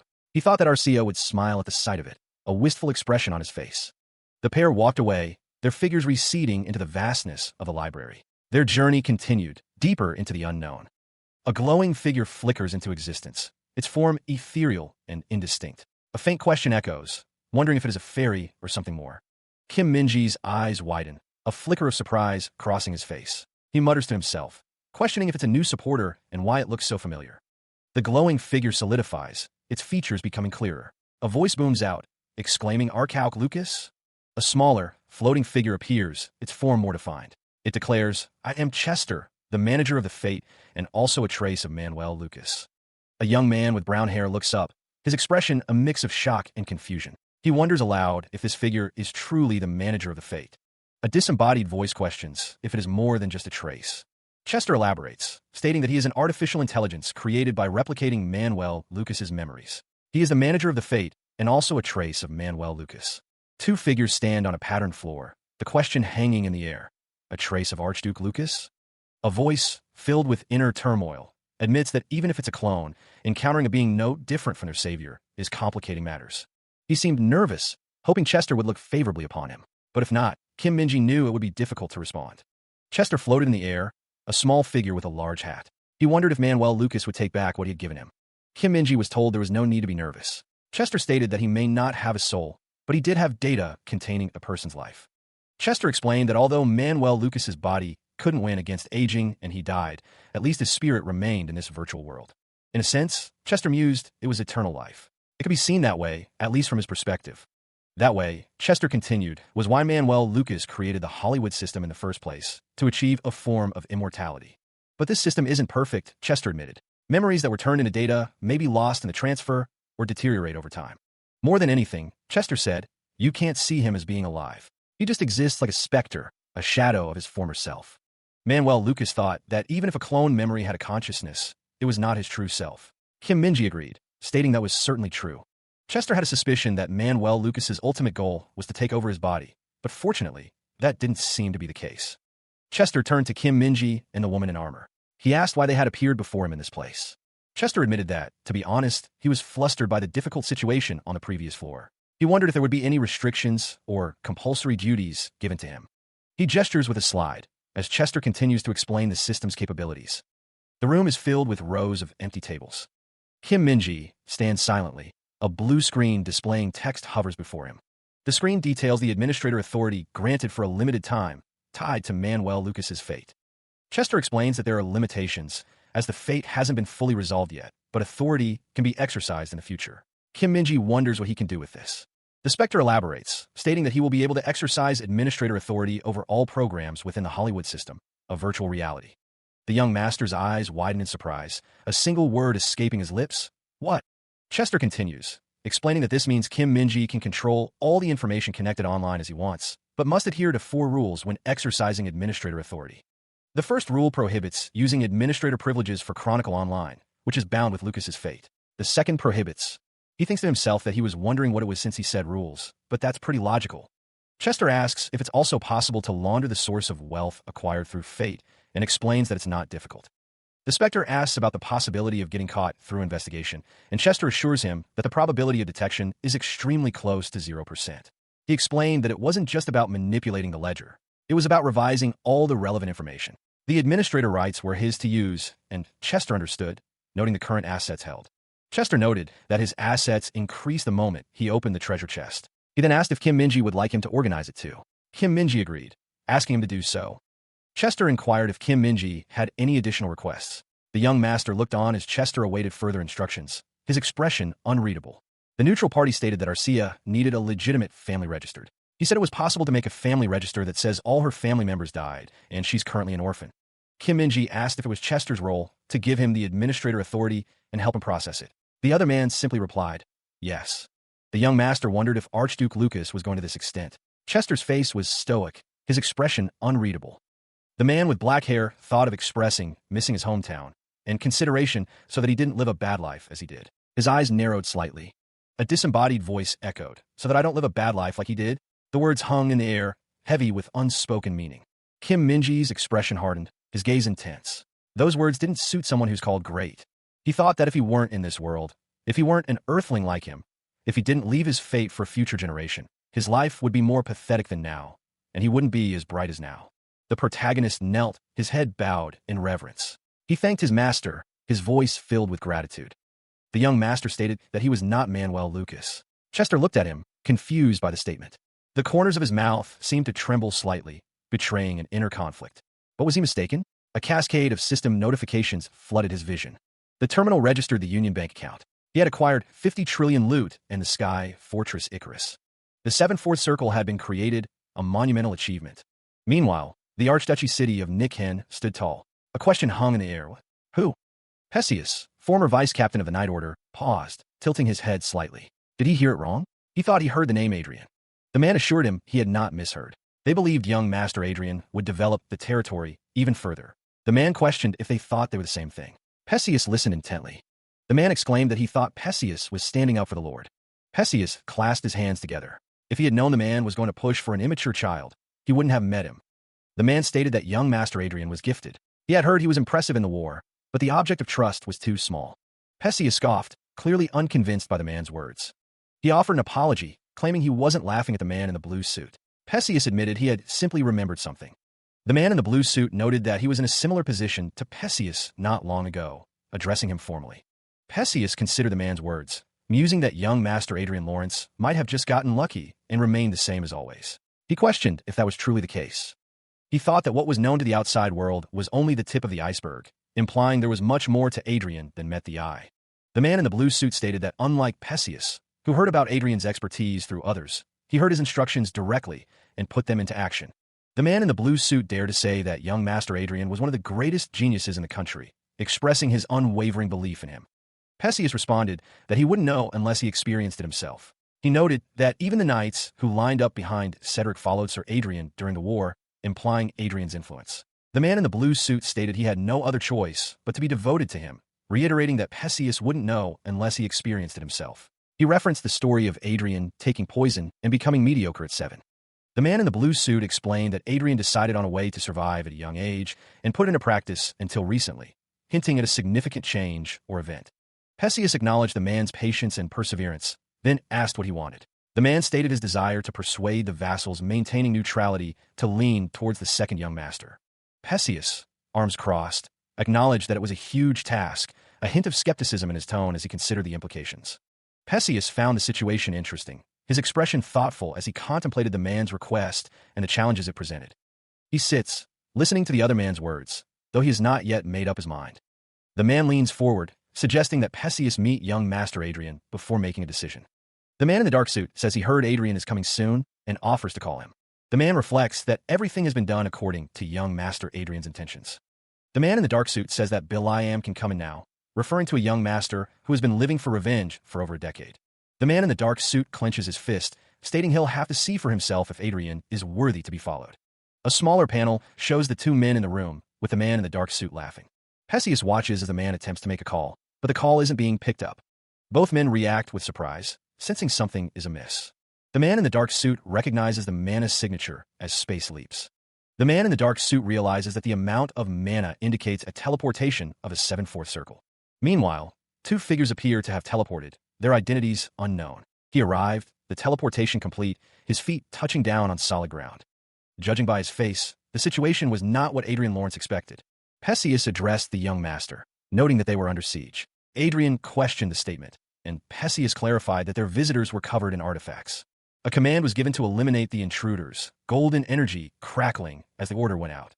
The order was followed, and the intruders were dealt with swiftly and decisively. A woman with brown hair stood ready, her hand resting on the hilt of her blade. 5 assassins had already been defeated, their bodies left where they fell. Perseus wondered if his expectations were too high, as he heard that the assassins were defeated. He reminded the men that they didn't even notice the assassins' approach. Perseus questioned the situation, wondering who the monster with the laid-back expressions beside Adrian Lawrence was. The woman with brown hair looked at Adrian Lawrence, wondering just what was happening. A figure reflected on their 13 years of dreaming of revenge since taking the poison, questioning if they would come unprepared. Perseus considered that he needed to at least have an Aura Master as a guard. He stood over the fallen figure, flanked by 2 guards, the air thick with unspoken tension.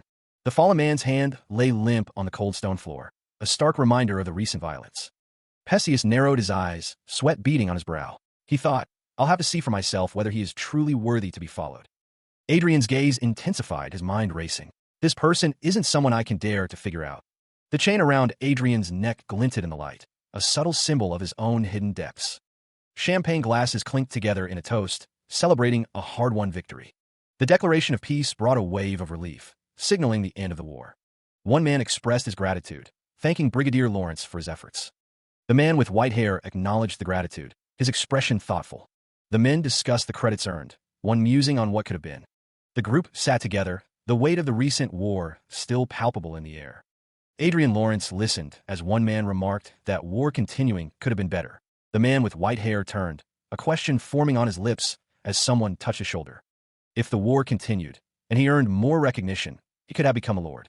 Adrian simply sighs, considering the implications of the Duke's words. There's a big difference between inheriting a title and earning a title on your own. Duke Kine Riverdale, a half-noble, holds a glass of champagne. He thinks to himself that it's okay. He didn't fight expecting something.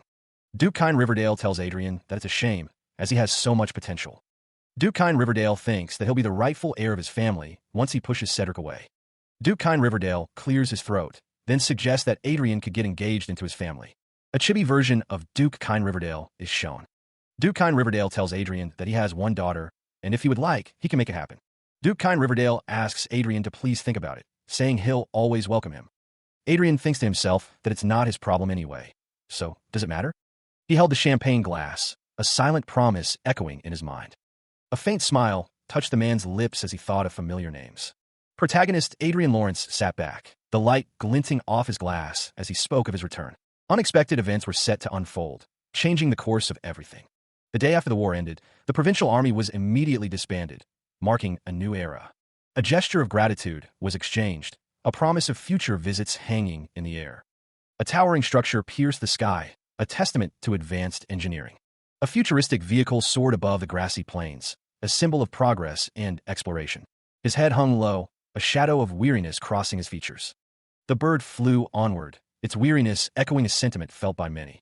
He recalled leveling up with ease, gaining experience whenever he had free time. It had been almost 10 days since Adrian reached level 200, yet he felt as though he hadn't advanced at all. The young master considered that his combat ability had improved a lot since the battle against the Death Knight. As they grew stronger, the monsters also became stronger, and the EXP cap increased as well. The level requirement to challenge Lucky in Counter Quest level 8 was 250, but his current level was only 202. It was impossible to level up at least once a day like before, and he could go slow and steady and eventually reach the max level. This wasn't an individual problem, but a problem for the entire party. The monster they had just slain needed at least a party of 5, and he wondered if he should look for a new party member. He couldn't do that, as it was best to stay away from attention since he had Lucky encounter. He decided to take it as a lesson and a good experience. Adrian turned to Arcia, ready to speak. Arcia tilted her head, wondering what was wrong. He stood beside Arcia, the air suddenly thick with an unknown tension. Arcia tilted her head, questioning what was happening with his soft, Kurowi, what's up with you? Adrian's eyes widened, a visible shock washing over him as he registered the sudden change. A disembodied voice echoed, questioning if something had happened outside. A stark message flashed, log out. Meanwhile, a man with a blindfold reacted with alarm, sensing the shift in the world around him. A woman with brown hair, wielding a sword, expressed her shock at the unfolding events. With a shout of Kek, she unleashed her force. The blindfolded man cried out, summoning a great shield. Another figure stood within a complex circle, seemingly unaffected by the chaos. Adrian and Arcia observed the scene, the text indicating that these were assassins, similar to those they had dealt with before. Elsewhere, 2 figures in an office discussed the situation, noting that the assassins were armed with force armor and swords, totaling 3 in number.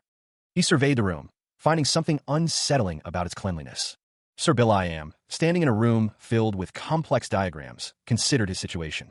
He knew there were 3 vanguards trying to kill him. He was ready for any attacks that might come his way. A hulking figure, clad in green and gold armor, stood ready. The armored figure raised a massive, ornate sword, prepared to strike. A woman with long brown hair listened intently as Sir Bill-I-Am spoke. He stated that with 5 vanguards, it shouldn't be too hard. Sir Bill-I-Am and Adrian stood on opposite sides of the room. He didn't think this one would be so easy. A close-up revealed the menacing red eyes of the armored figure. The armored figure stood tall, its imposing form filling the space. The armored figure prepared to attack, its presence radiating danger. The armored figure loomed over Adrian. Was it an armored golem? The woman with brown hair stood beside Sir Bill-I-Am, listening intently. Sir Bill-I-Am mused that Madame had changed her target from him and Perseus. He honestly preferred this. A surge of blue energy crackled, ready to be unleashed at a moment's notice. Sir Bill-I-Am wondered aloud if one four-sword would be enough to handle the situation. The woman with brown hair responded, "Of course." The golem's arm, a fusion of metal and menace, stood ready to strike. Sir Bill-I-Am declared the situation pitiful as the golem loomed in the background with the woman with brown hair. Adrian, his expression hardening, accused someone of choosing the wrong target. The golem prepared to unleash its attack, its form radiating power. A surge of heat heralded the impending assault. The golem unleashed a devastating flame blast. He stood alongside Arcia, the pair observing the scene before them. A beam of energy descended from the sky, striking the platform. Adrian looked up, his expression one of concern as the energy intensified. The energy coalesced into a massive, destructive force, threatening to overwhelm everything. Arcia urged, "Arcia, let's go." Adrian responded with a determined yes. A voice cried out in alarm, "See, Captain, this isn't right." The armored figure's communication device crackled with static as the situation deteriorated. "We have to back off." Hey. The armored figure questioned, "How?" "We should have been done by now and according to the plan." Explosions rocked the area, the air filled with the sounds of destruction. The armored figure was caught in the blast, silhouetted against the inferno. The explosion intensified, consuming everything in its path with fire and fury. The armored figure, visibly strained, exclaimed, "Cook." A voice echoes with disbelief, questioning why such a monster hides within the Lawrence family. Elsewhere, a man with silver hair and glasses stands tall, a staff clutched firmly in his gloved hand. A figure with striking blue hair and piercing green eyes kneels, their gaze intense and unwavering. Bathed in a beam of ethereal light, Adrian Lawrence found himself transported to an unknown location. The clash of steel echoed through the air, a testament to the ongoing conflict. With a determined cry, the woman with dark hair swung her blade in a wide arc. The armored soldier stood firm, his internal monologue a mix of frustration and grim determination. The soldier's frustration reached a boiling point as he cursed the interference with their teleportation. From a distance, Adrian Lawrence watched as the armored soldier declared that everyone was on their own. The soldier charged forward, his movements swift and purposeful despite the chaos around him. Adrian Lawrence extended his hand, a faint blue glow emanating from his palm as he prepared to act. The world seemed to tilt as Adrian Lawrence looked on, the battle unfolding before him. The woman with dark hair continued her assault, her sword a blur against the backdrop of the ongoing conflict. Her blade flashed once more, poised to strike a decisive blow in the midst of the fray. He landed gracefully, his sword poised to strike. The air crackled with energy around Adrian Lawrence. A man shouted, desperate to stop the attack. "Wait, don't kill that guy." The figure with the sword moved with blinding speed. He was a blur of motion. A soldier, defeated, realized the battle was lost. "There's no use trying to escape. Impossible. We were completely annihilated." The man with glasses proposed an alliance. "How about we help each other? Then you can." The man yelled to a woman with long hair. "Stop him, Arcia." The armored figure collapsed to the ground. Blood pooled around him. The dead man's hand rested on his chest. His armor was torn. Arcia and the man with glasses stood over the body. "He's dead. It looks like he chewed the poison hidden in his molar teeth." Meanwhile, the man with glasses looked towards his soldiers. He seemed annoyed by their presence. The soldiers were worried about their commander. "Commander, this is..." "Vice Commander, were you already aware of this? Please say something." The soldier considers the implications of young Master Adrian's lineage. The soldier wonders how Adrian could have avoided surveillance and trained in the virtual world. It was said that his teachings were conducted between reality and virtual reality, and theory classes are available online. The soldiers admit they didn't even know about the teachings, wondering if it was just them. The soldier reflects on Duke Riverdale's greatness and how Adrian Lawrence was able to become like him. Sir Bill-I-Am muses that the tide has turned, questioning if they are thinking of dying on a sinking ship. Sir Bill-I-Am is considered to be pretty good at influencing others. The soldiers are told that they will arrive at the estate soon and to behave themselves so as not to be a nuisance to the young master. Meanwhile, a woman calls out for Adrian, her expression filled with worry. She clutches at her dress, her anxiety growing with each passing moment. The woman asks if he is all right and not hurt anywhere, as Adrian assures his mother that he is all right. He is told that he has worked hard. Sir Will.I.am stands beside the young master, a pleased expression on his face. The young master thinks that holding a parade in celebration of him receiving the medal on the battlefield is normal, but it is too quiet. The man with white hair is told that they should have given him a grand welcome. He stands with his father and a woman with gray hair. His father says that he is okay and not in a noisy event anyway. He thinks that Anna and Cedric must have been the ones to hold a parade for someone who was going to die anyway. In return, they have prepared a grand banquet. So let's celebrate his return with eating and drinking, the people say. The young master looks on, his expression unreadable behind his glasses. An object floats in the air, displaying the words energy saving mode. A close-up of the young master's face shows a slight smile. A spread of food is displayed, with a voice calling out, "Young master." The people say that it was their greatest honor to fight alongside young master Adrian.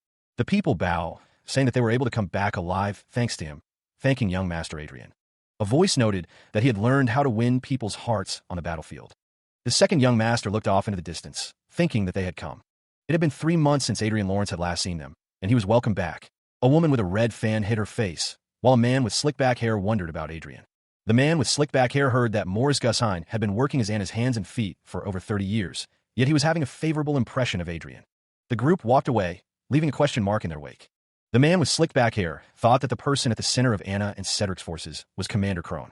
Krondike, an aura expert, was as expected of a knight commander. His specs were excellent, but his characteristic was authority-based management, not combatability. Anna and Cedric weren't even worth looking at. It angered him that he was fooled by these bastards. Adrian thought that even though it's not that big of a deal, he should still compliment them. Adrian thought what a load of bullshit.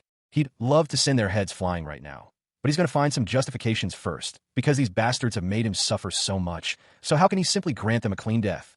He thought of pushing them into a swamp so deep they could never escape. A swamp where he could strangle them in their despair. Of course, that didn't mean Adrian was going to tolerate all of their actions. Not even for a moment.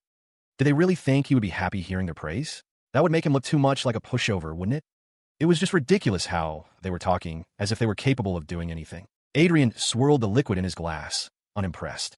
The second young master knew that if they had led those people to the battlefield, they would have been completely wiped out.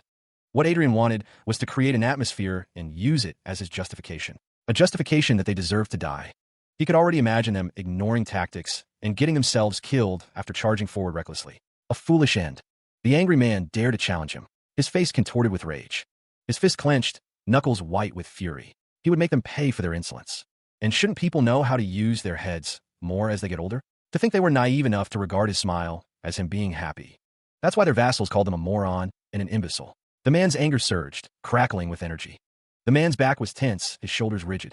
He was seething, barely containing his rage. A voice echoes, laced with a subtle, cutting remark about ignorance.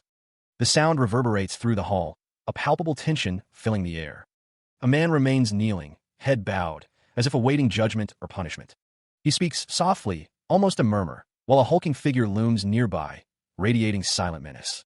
The man with white hair and glasses demands directness, his patience clearly wearing thin. A burst of laughter erupts, mocking and unrestrained, adding fuel to the already volatile situation. The hulking figure stands with his arms crossed, observing the scene with cold detachment. A hand grips the hilt of a sword, the knuckles white with tension, a silent promise of violence. Cedric's voice rings out, laced with disbelief and a hint of fear, as he witnesses the unfolding drama. A man notes that Adrian must be tired from the battlefield, and questions the appropriateness of drawing a sword. Adrian Lawrence is told to put the sword down immediately, his actions deemed rude after returning from the battlefield. He apologizes to his father, requesting that he remain silent and observe what is about to happen. He held the blade, the steel glinting in the light as he spoke, knowing he was being manipulated. The figures watched, whispering that this must be due to the rebels' instigation, wondering how they dare try to overthrow this family. Cedric, enraged, yelled that Sir Will.I.am must be out of his mind, his grip tightening on his own weapon. The man with the beard watched the scene unfold, his expression unreadable as the tension mounted. The man with the beard looked at Adrian, who seemed to be questioning himself, shaking his head slightly. A voice accused someone of persuading Adrian to try to break this family apart, the accusation hanging heavy in the air. Another voice questioned the absurdity of the situation, asking if the accusation against Sir Biliam was true. An order rang out, demanding the immediate capture of the rebel, the command echoing through the room. The crowd began to stir, the sound of footsteps and hushed whispers filling the air as the tension escalated. A commanding voice demanded to know what was happening, ordering everyone to hurry up and carry out their orders. One of the figures stated that if they wanted to capture Vice Commander Biliam, they should do it themselves, addressing young Master Cedric. Cedric, visibly shocked, questioned what Sir Berto was saying, his anger and confusion evident. A faint sound echoes as a figure stands amidst the swirling, dark energy. The man remains still, the swirling energy intensifying around his feet. His face contorts in rage, his teeth bared in a silent snarl. He grits his teeth, his fist clenching as he prepares to strike. Meanwhile, a cry of pain erupts as protagonist Adrian Lawrence is struck from above, his companion looking on in shock. A hand grips a blade, ready to strike with brutal force. Elsewhere, the man in the dark suit grabs the woman's arm, attempting to restrain her as she holds a piece of meat. Her eyes narrow, a cold determination hardening her gaze as she looks down at her attacker. The man's grip tightens, demanding to be released from her hold. He struggles against her strength, wondering how she can be so powerful. His face contorted in rage, the man demands to be released. With a resounding crash, the woman retaliates, striking her attacker. The woman is caught off guard, her body twisting violently from the unseen blow. The man's face contorts in pain, blood trickling from a wound near his temple. The woman with red hair stares in disbelief, her eyes wide with horror as Cedric looms menacingly behind her. A wave of shock ripples through the onlookers, their faces etched with disbelief and fear at the unfolding violence. A hand, clad in white, holds aloft a gruesome object dripping with crimson. A figure lies prone amidst the crowd, the scene a tableau of horror and confusion.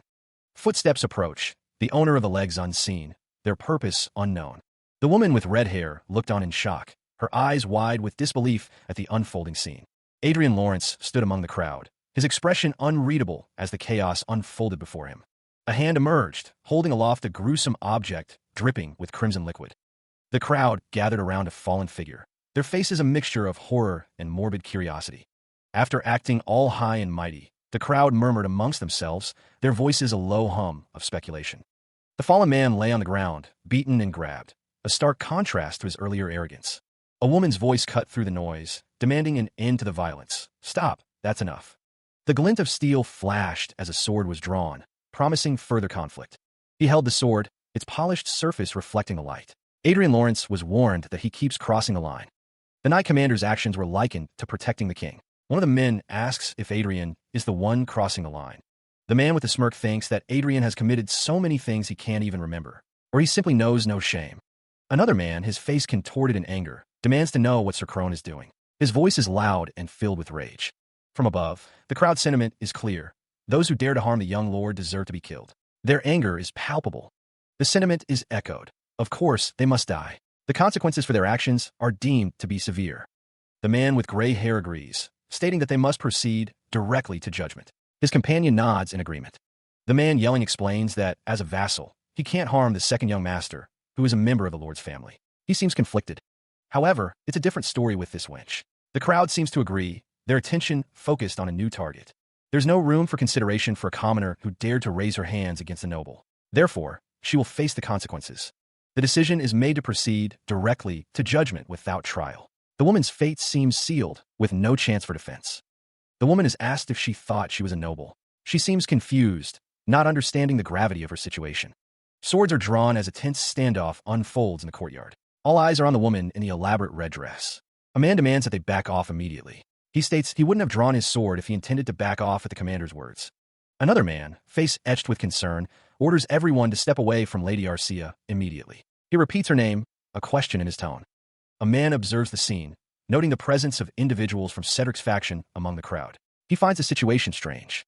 The man with the sword thinks that most of those bastards would put profit before loyalty. He wonders why even cunning guys are willing to follow Adrian Lawrence. Something doesn't seem right. The air is thick with unspoken tension as the standoff continues. The crowd parts as armored figures march forward, their presence adding to the already palpable tension in the courtyard. He watches as reinforcements arrive. The man with white hair notes their arrival, a flicker of something unreadable in his eyes. A man wonders why Anna, who is usually sensitive when it comes to Cedric, was so quiet. He wonders if she was gathering the knights over the phone. A booming voice declares that all, including Sir Biliam, will be thoroughly punished for their crimes. Adrian Lawrence stands amidst the growing tension, his expression unreadable as he observes the unfolding events. The crowd behind him seems uneasy. Another man commands to subdue those bastards immediately. The situation is escalating rapidly. A soldier shouts the order to attack, his sword already raised high. Another man prepares to meet the assault. The battlefield is set, with soldiers from both sides ready to clash. The forces are unevenly matched, with one side better equipped. Adrian Lawrence wonders why such a useless thing was done. He knows a full-scale battle will be a one-sided slaughter. One of the men scolds another, saying he seems drunk on his victory. He accuses him of forgetting his position. A hand reaches for the hilt of a sword, the tension palpable as the conflict escalates.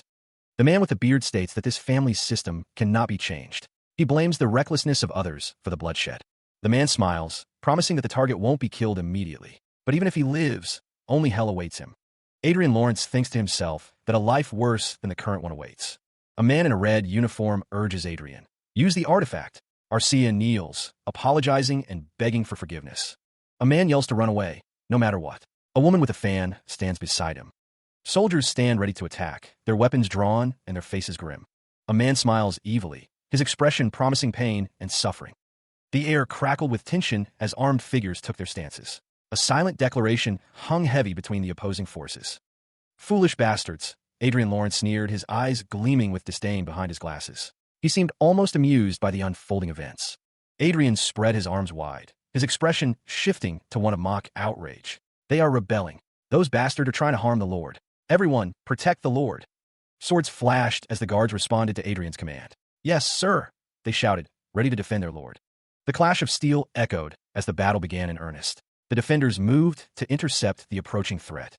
A man with an earpiece watched the unfolding chaos, his expression unreadable. He seemed to be relaying information to someone unseen. One of the figures questioned the unfolding events. What the hell are those guys doing? Anyone can tell the one committing treason is you guys, you know? Arcia's eyes narrowed, her expression hardening. Let's put an end to this boring acting, she muttered, her hand tightening around her weapon. Arcia addressed Adrian directly. Arcia, leave those three to me and take care of the rest, he commanded, a blue glow emanating from his hand as he began removing illusion magic. The legs of a figure clad in futuristic armor shimmered with energy, ready to engage in the battle. One of the men bowed his head. Yes, master, he responded, acknowledging Adrian's command. A sudden, brutal attack left Adrian Lawrence wounded and gasping. The rebellion had begun in earnest. He stood among the chaos, a woman in a red dress at his side. The man with short hair and a red-trimmed outfit turned, a look of disbelief on his face. The man's expression hardened as he addressed someone off-panel. Come to think of it, Commander Crone, what did you just say to me? The man swung his sword, striking Adrian. For a traitor, you require discipline. The sword connected with a resounding clang. The man's face contorted in rage. I am possible. From above, the scene revealed a chaotic battle, the man standing at the center. Adrian's eyes narrowed. Adrian thought to himself, to think you still managed to give instructions to your subordinates in midst of all this, as expected from a knight commander. The man with short hair and a red-trimmed outfit yelled, What the hell are you? Adrian replied, What do you mean? I'm a teacher who will teach you guys a valuable life lesson. Buffs began to appear around Adrian. Strength, Wizard Soul, Haste, and Protect. Wizards can use magic 2 classes lower than their level without casting, a fact that dawns on the surprised man. A scroll details the specifics. A 7th circle wizard can use 5th circle magic without any casting. The scroll describes a skill that proves their existence as an archmage, allowing them to overwhelm the wizard killer, Vanguard. The moment they become archmages, the so-called weakness of a wizard, casting, almost disappears. A surge of blue energy erupts around the man, with surprised expression as he unleashes a flame blast. The force of the blast sends a shockwave rippling through the air, the sound echoing with a deafening clark. The white-haired character is sent flying backwards from the blast, crashing to the ground. Nearby, a man with black hair watches the scene unfold, a sinister smile spreading across his face. I think we will have a lot of fun from now on, he says. A woman in a red dress stands beside the man, her expression unreadable. The man with black hair looks down at Adrian Lawrence, who is falling, and asks the woman, Don't you think so too? The man with surprised expression, now enraged, shouts, You Bataradodo. Adrian recovers mid-fall, drawing his sword and preparing to strike. He smiles, confident in his victory, as he tells his opponent to stay down. The injured man struggles to rise, questioning what he got up for in the first place. A woman and a man watch in shock, their eyes wide with disbelief at the scene unfolding before them. The pair remain stunned, unable to comprehend the power they have just witnessed. The injured man gasps for air, his face contorted in pain and disbelief. The man struggles to understand how this could be, as Adrian Lawrence stands tall above the fallen figures. The shocked woman and man realize that Adrian Lawrence has become an archmage. Adrian's white hair shines in the light, a testament to his newfound power. Adrian smiles, the power of the archmage coursing through him. A fist clenches, rings glinting in the dim light. The man's face contorts with rage, his beard bristling as he spits out a curse. The source of his fury becomes clear. Raven Margrave, and his father, his face a mask of fury, dares to challenge Adrian's actions. The man in the vest ordered the others to subdue those bastards immediately, pointing forward. The men, rebelling, were trying to harm the Lord, so they attacked with their swords. The armed knights stood ready, swords drawn, as the rebellion unfolded before them. An aura master stood firm, a formation centered around the armed knights, ready to face the threat. The man's face contorted in pain, a silent scream escaping his lips as he struggled against unseen forces. The two people looked on in shock, unable to comprehend what was happening before their eyes.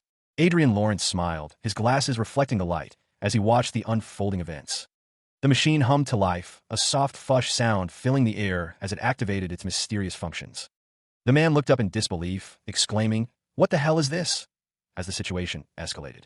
Adrian Lawrence noted that the video was constantly spreading on various portals and platforms, and perhaps by tomorrow, the majority of the people would become aware of the situation. Raven Margrave watched the events unfold, his expression unreadable as he observed the chaos. The man at the desk dismissed the commoner's virtual opinions. His companion listened intently, awaiting further instruction. The man at the desk scoffed, suggesting that the best those bastards could do was file a few complaints. His companion agreed, reinforcing the sentiment. The man declared that no matter how valuable an archmage and an aura master were, this wasn't a time war could be won with one or two superhumans. It was stated that opposing Raven Margrave, who possessed military power equal to that of a duke and a marquis combined, was a serious matter. It would be troublesome if someone of his title, a duke or a marquis, sided with Adrian. However, that was highly unlikely since one man suggested that the royal family might intervene. The other man stated that a young archmage and an aura master would draw people's attention. However, only if it's the truth. The man looked surprised, questioning what he had just heard. The man stated that they could just turn those two into swindlers, as long as no one believed they were an archmage and an aura master. One man questioned if there was any guarantee that the video wasn't artificially created. He suggested announcing that the video was fabricated. Through this video, they're exposing that I am behind Anna, and the implications of the video were becoming clear. The man angrily stated that the stupid commoners were acting exactly like how they wanted them to, revealing his manipulation. They're only trying to get a justification. What they truly aim for is war. Adrian Lawrence watched with concern. He stared, his expression a mask of disbelief. The news had clearly shaken the second young master. A figure in a red and black uniform questioned the wisdom of their actions. Were they truly considering a conflict with the Margrave? The man in uniform continued, detailing the forces they could mobilize. About half of their total forces were at their disposal. He requested a single sky fortress, and his grace granted it. That was enough for now, it seemed. A disembodied voice echoed with fury. The speaker considered Adrian Lawrence a brat daring to provoke him. The red-haired man's face filled the frame, his expression twisted with rage. This was war, he declared. The red-haired man vowed to make someone regret their actions. His dissent seemed ominous. The white-haired man with glasses adjusted his glasses, a thoughtful expression on his face. The man with glasses noted that they must have checked the video and were preparing to attack. His ears were itchy, meaning they were talking about him. The relationship between Anna, Cedric, and Raven Margrave was described as inseparable. The red-haired man's revenge would only be complete when it reached Raven Margrave. Meanwhile, Adrian sat alone. However, before that, something else needed to happen. In order to solidify her position, there were conditions that needed to be met in advance, according to the woman in the center. A woman with long blonde hair smiles, welcoming someone to the Lewis Kingdom. The woman is identified as Olivia Riverdale, daughter of the Kine Riverdale family. Duchess Olivia Riverdale, an archmage, is displayed on a platinum plaque. The plaque identifies her as the daughter of the famous Duke Kine Riverdale. Olivia is said to be closest to the 8th circle among the archmages in the Lewis Kingdom. Unlike some, Olivia is a true genius, reaching the 7th circle at the age of 22. The man with glasses observes that Olivia Riverdale looks real to him. He confirms that it definitely seems real, relieved by this observation. However, he wonders if the other man has acknowledged it. He states that it only looks real because it's completely possible to forge the platinum plaque. Olivia Riverdale is surprised by this revelation. A strange pressure emanates, resonating with unseen circles. The pressure bears down, resonating with each other's circles. The resonance intensifies, a visible strain on the face. The room shimmers with an unknown energy. Adrian Lawrence watches the display of power with a questioning gaze. The onlookers are impressed by Olivia Riverdale's abilities. Adrian remains observant. Olivia dismisses the display, stating it was merely a test of her skills. She muses that they could have checked her abilities without such a display. Olivia Riverdale sits regally, a teacup floating before her.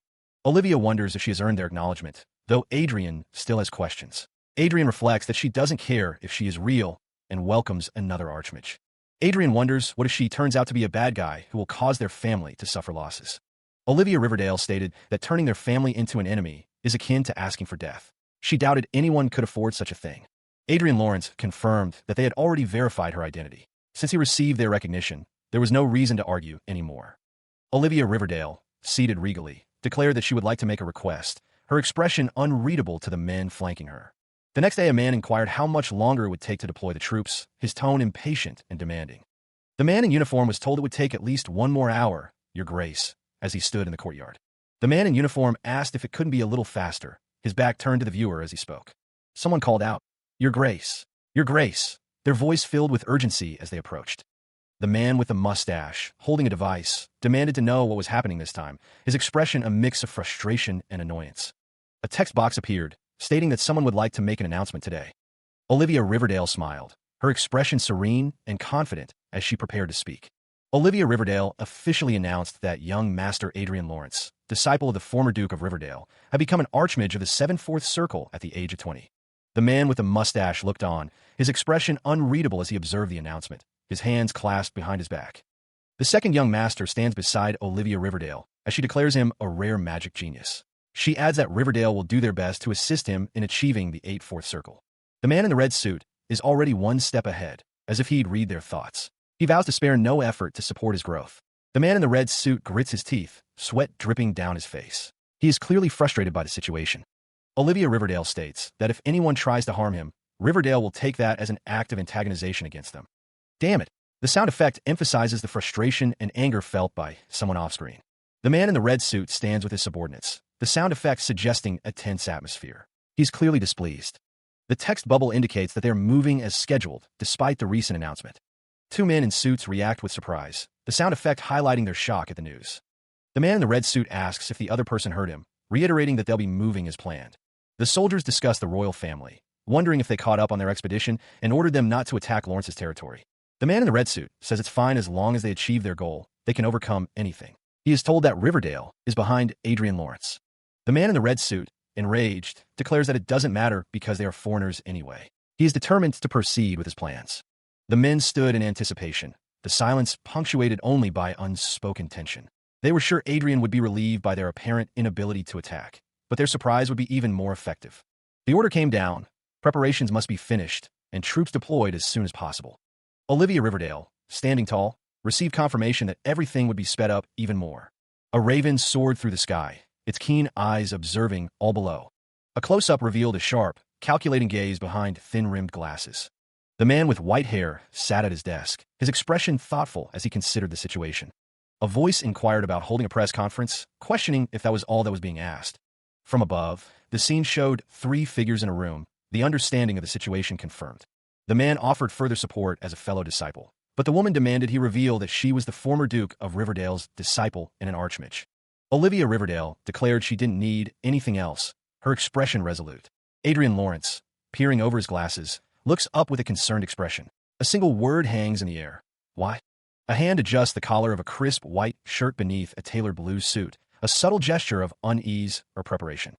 Elsewhere, Adrian Lawrence stands in a spacious room, addressing Arcia. He states that it is time to go, and Arcia confirms.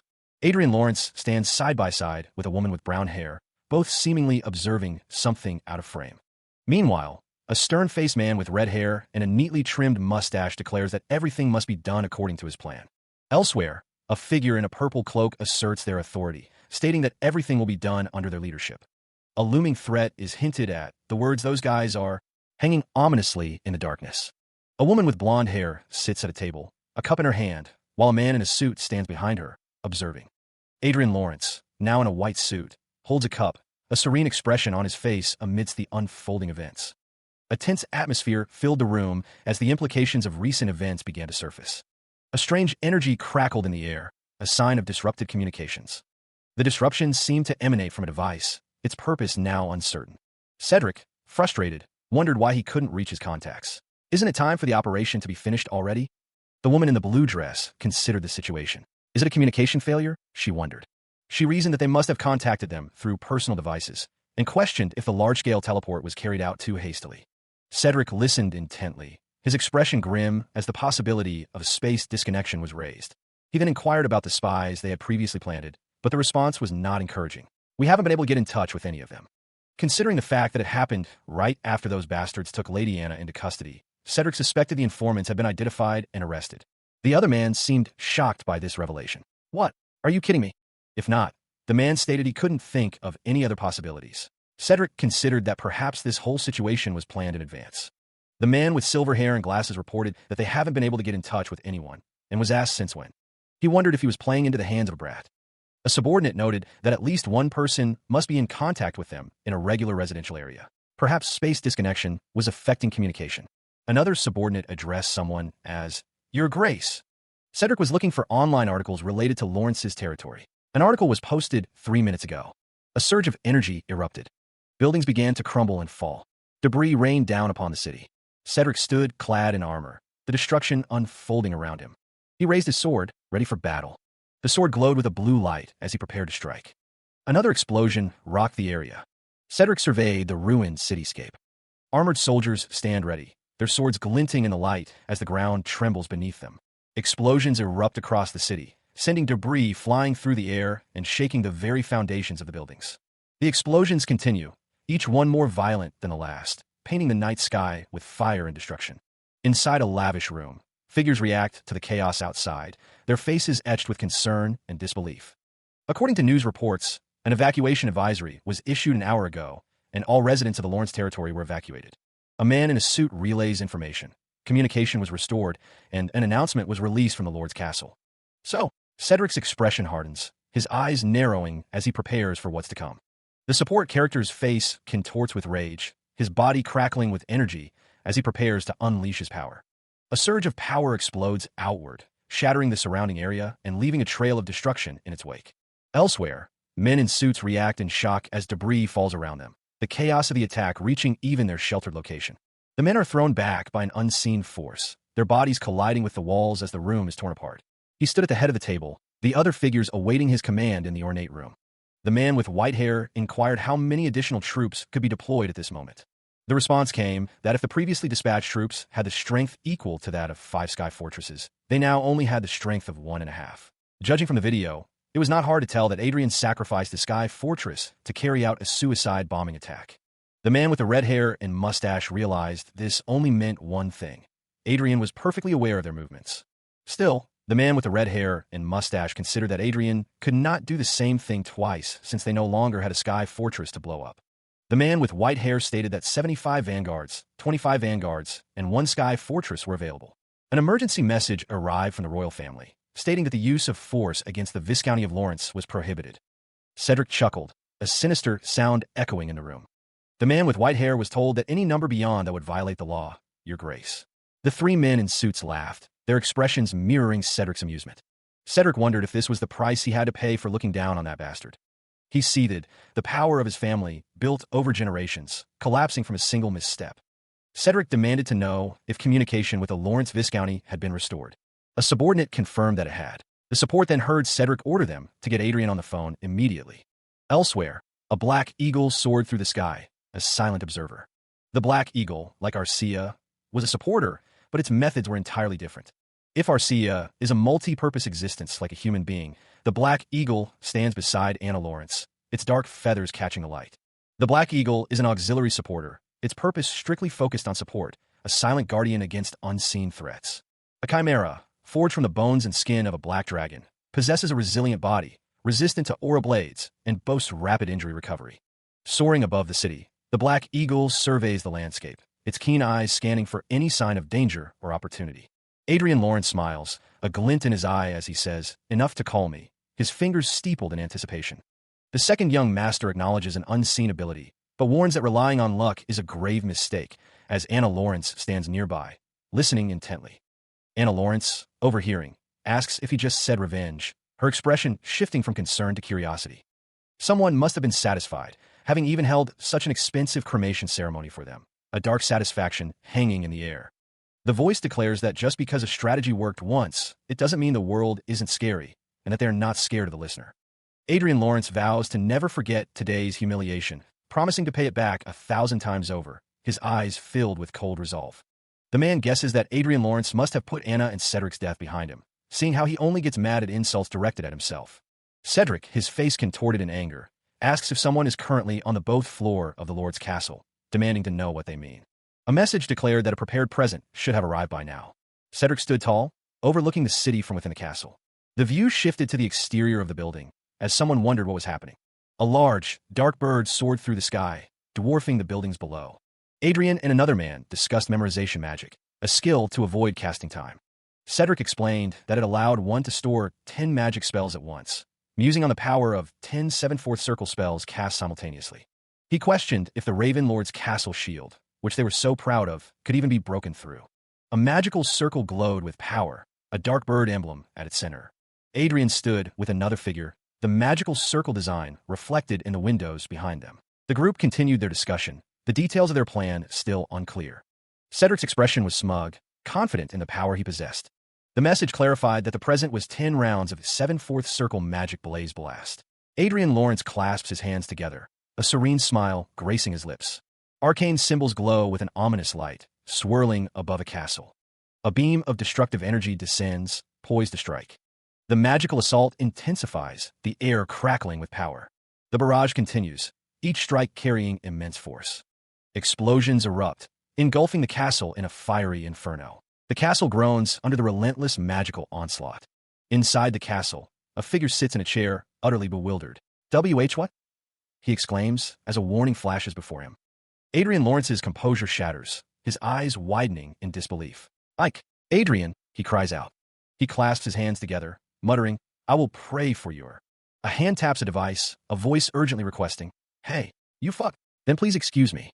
Meanwhile, inside the castle, an attendant urges the figure in the chair to escape. Your Grace, the barrier of the Lord's castle is on the verge of breaking. He received the report with a slight smile, the arrangements proceeding as planned. The castle halls stood silent, awaiting the events that were about to unfold. A servant nervously gulped, the tension palpable even in the castle's quiet corners. The staff bowed deeply, their fear evident in their rigid postures and averted gazes. Adrian continued his walk, the sound of his footsteps echoing through the halls. The castle's grandeur seemed to press down, amplifying the sense of unease. More servants trembled, their anxiety growing with each passing moment. Adrian mused to himself, finding amusement in the staff's obvious terror. One servant bowed deeply, sweat beading on his brow as he tried to remain composed. A new act was about to begin, the stage set for a dramatic turn of events. Adrian observed the scene, his expression unreadable as he prepared for what was to come. The details of his attire hinted at the power he held, a silent promise of what he could unleash. Reinhardt News reports a shocking briefing. A Sky Fortress suicide bombing originating from Viscounty Lawrence. Young Lord Adrian Lawrence held a conference regarding the Sky Fortress suicide attack incident, according to reporter briefing. Some blame Adrian Lawrence for copying tactics from the war with the Croatian Empire, causing massive damage to allies. Central News reports on Sir Adrian Lawrence's bold decision, stating it was to protect his land from Raven Margrave's malicious attack. Reporter Gombe notes that Raven Margrave is avoiding the situation. RHN reports that Raven Margrave secretly deployed 1 Sky Fortress and 200 vanguards, all turned into ash in a split second. The news results in great predictions and information warfare, with many not forgetting that Raven Margrave planned the ambush. Adrian Lawrence seems to be reacting to the news, a slight smile playing on his lips. The news reports a shameful defeat, stating that young prodigy Adrian Lawrence shut down Raven Margrave. Adrian Lawrence posts on social media, thanking everyone for the support and stating he will never forget this. Adrian Lawrence gains 1 million followers in a day, jokingly declaring himself an influencer now. He listened as others voiced their concerns, fearing the repercussions of his actions against a renowned noble family. Sir Biliam questioned the point of worrying about the opinions of others, as Adrian sat alone, lost in thought. Adrian Lawrence smiled, a glint in his eye, declaring that he would never back down from his convictions. He resolved to never back down, remembering how he lived his whole life being suppressed. The Raven Margrave incident sparked controversy both within and beyond the country's borders. Despite the articles criticizing him, Adrian knew public opinion was shifting in his favor, even with the Raven family still influential. It seemed as though the entire nation was on his side, with public sentiment leaning heavily in his favor. Adrian Lawrence vowed to prove himself different from the nobles, constantly communicating with the common people. Social media buzzed with reactions to Adrian's actions, showcasing both support and criticism for his handling of the Raven Margrave situation. Discrimination towards commoners was a structural problem in Rondell, but Adrian believed he could change things. A formal portrait captured Adrian Lawrence in a regal pose, hinting at his growing influence and power. He listened to the man's words, a slight frown creasing his brow as he considered the implications. The order demanded that Sir Adrian Lawrence and Madame Arcia Klein present themselves at the Board of Inspection. Adrian considered the document, his mind already racing with possible interpretations and strategies. The woman with brown hair wondered if high nobles or the royal council planned to tame them. The order was unexpected. They wouldn't send one if they wanted to be friends. Arcia, seated on the chaise lounge, inquired if he had a plan, to which Adrian replied, "Of course." The man with the beard wondered what nobles liked the most, answering his own question: money. That was it. The man with the beard stood with the woman with white hair, a question hanging in the air. He was going to change their opinion with money. Many nobles would be interested. He spoke with a confident smile, knowing his plan was already in motion. Even the royals would be impressed. Adrian explained that he earned some money from investing. If he paid tax on that money, it would surely change their minds. Arcia agreed, seeing it as a way of covering the issue with another issue. She simply replied, "Yes." Adrian considered the implications of his plan, a thoughtful itchum, escaping his lips as he stood amongst the nobles. They didn't seem to be happy about it, but Adrian knew it was better to show than talk. The balance was revealed, 60 trillion loots. The sheer amount of wealth was staggering. The nobles sat, sipping tea, as the implications of Adrian's wealth began to sink in. The sound of the teacups clinking echoed in the room. One of the nobles exclaimed, wondering if this was what grand wizards did as their hobby. "Amazing," he said. The nobles were shocked that he collected 60 billion loots. Sir Bill-I-Am was told to look carefully. There were 4 commas, not 3.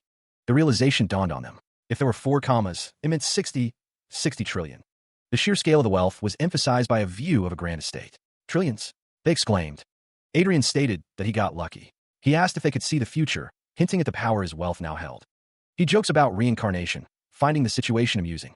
Funny jokes, the chibi version of him thinks. A man with a neatly trimmed mustache smirks, thinking they would go crazy if they knew the truth. A close-up reveals the intricate details of a noble's uniform, complete with ornate embroidery and polished buttons. 2 men stand in a grand hall, discussing finances. One asks how much the tax will be, and the other replies that it will be at least 1/5. Adrian sips his tea, thinking that if a noble pays a hefty amount as tax, the royal guild will grant tax exemption. One of the men agrees, adding that if they use merchants that the royal family operates, they get tax-free on half of the tax they are paying. The man with white hair states that he already planned on using some money, and will have to use 1/5 after all. He asks if there is something else he wants to buy, and the other man replies yes. Adrian reveals his intentions. He's getting more sky, fortress, and vanguards, solidifying his power. A man with glasses sips his tea, seemingly unconcerned with the conversation around him. The text reveals that Adrian Lawrence pays a massive amount of tax, and that the amount of money he earned is said to be 60 trillion, shaking the noble society. The man with the mustache smiles broadly, seemingly pleased with the news of Adrian's wealth and influence. He certainly knows how to surprise people, someone observes of Adrian from the dining table. But he can't be called staff anymore, since he'll be named Grand Wizard for reaching the 7th circle. The speaker admits she wanted Michelle to get to know him, but he became too big of a person within days. Another person wonders if something can still happen, expressing a desire for Adrian to become their son-in-law. Michelle Otis thinks that his face is her type, but she doesn't want to be someone who benefits from a partner. She's going to earn her authority on her own. She wonders how, deciding it'll be easy once she finds Archduke Manuel. The man in the suit is told that he's still not over it, and asked when he's going to grow up, but he insists it's possible. The man in the suit is seen from behind as Michelle Otis stands nearby. The man in the suit wonders why, thinking it all makes sense if Adrian is the one who found Archduke Lucas's fate. His boldness all makes sense too. The Riverdale family had accepted him as one of their own, which was perfect, as he didn't have a strong presence. It was said that Adrian Lawrence was the type of person capable of perfectly hiding himself until he reached the Lord Wizard status. Michelle Otis appeared on a screen, stating that the Royal Guild confirmed all of his money came from investing. Perhaps there was a deal between the Riverdale family and Reinhardt royals. The woman on the screen asked if they liked conspiracy theory novels. The news was breaking. Michelle Otis reported that the Republic Prius just announced that they found Manuel Lucas's lucky encounter. The woman's eyes widened in surprise. She exclaimed that it was hers. The interior of a grand building was visible. Elsewhere, the shot showed Manuel Lucas's tower. A voice mused that it would be so much easier if they could just absorb research books like the skill books. Adrian Lawrence held a book in front of his face. He had a busy schedule ahead. Tomorrow, Adrian Lawrence needed to attend an inspection with Arcia. The day after that, he was scheduled to look for sky fortresses and vanguard gears. He couldn't stop leaving because he was busy, so he logged in every second he got. The books sat on the table, promising knowledge and power. Each one held the potential to unlock new dimensions. There was less than 1% of military research in these thousands of books of research. The weapons Archduke Lucas invented changed everything. The way of war, but still he's against war. The research he spent his most time on is dimension teleportation. The secrets of space and time lay within the ancient texts. Never married, never had a disciple. He spent his entire life researching his way back home. Everyone says he is the one who changed the world, but the truth is he missed home. The reason why he left traces showing he's from Earth is probably to meet someone from his home. Sadly, it happened after he passed away. The knowledge was lost with him. His legacy became his hope. The echoes of the past resonated in the present. Dimension teleportation. The key to returning home might be closer than he thought.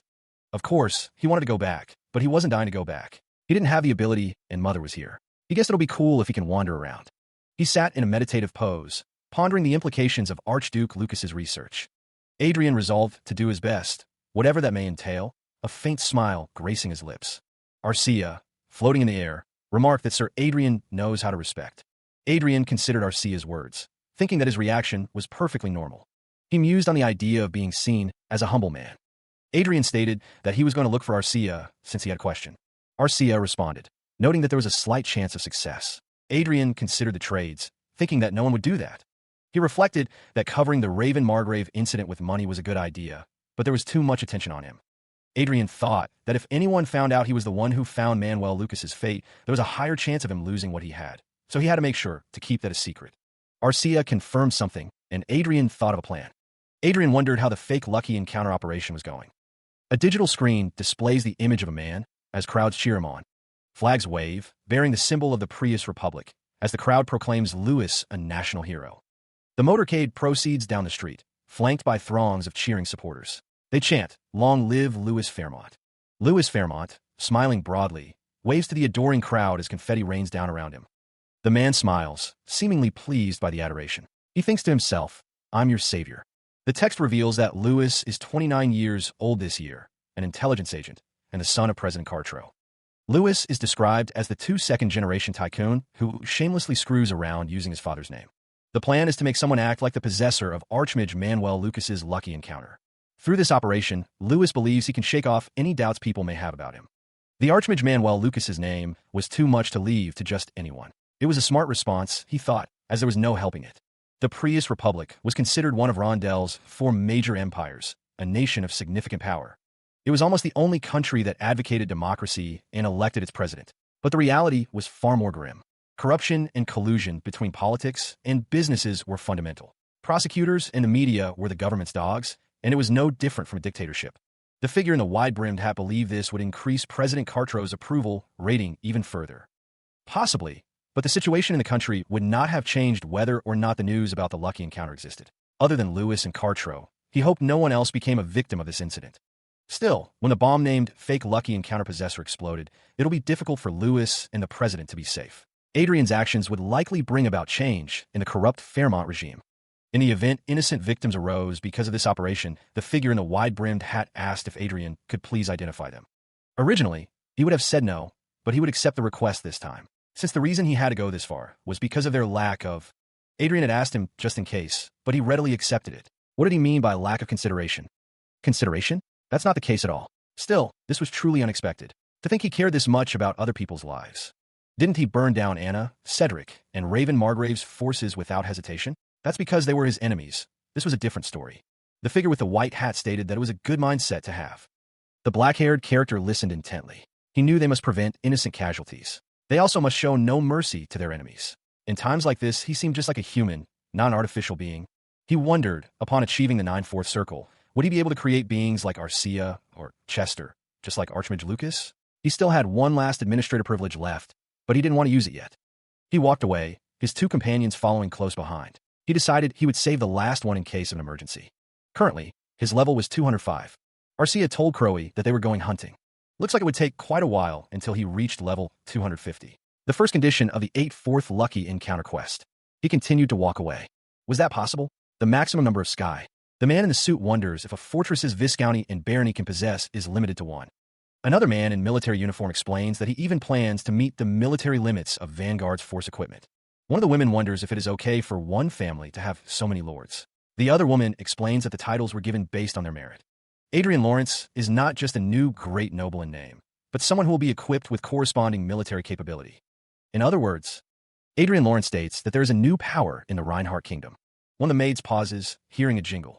The maids pause their conversation, as one of them states that Lady Arcia just called and she has to go quickly. The other maids argue, exclaiming that it is their turn this time and that they want to go too.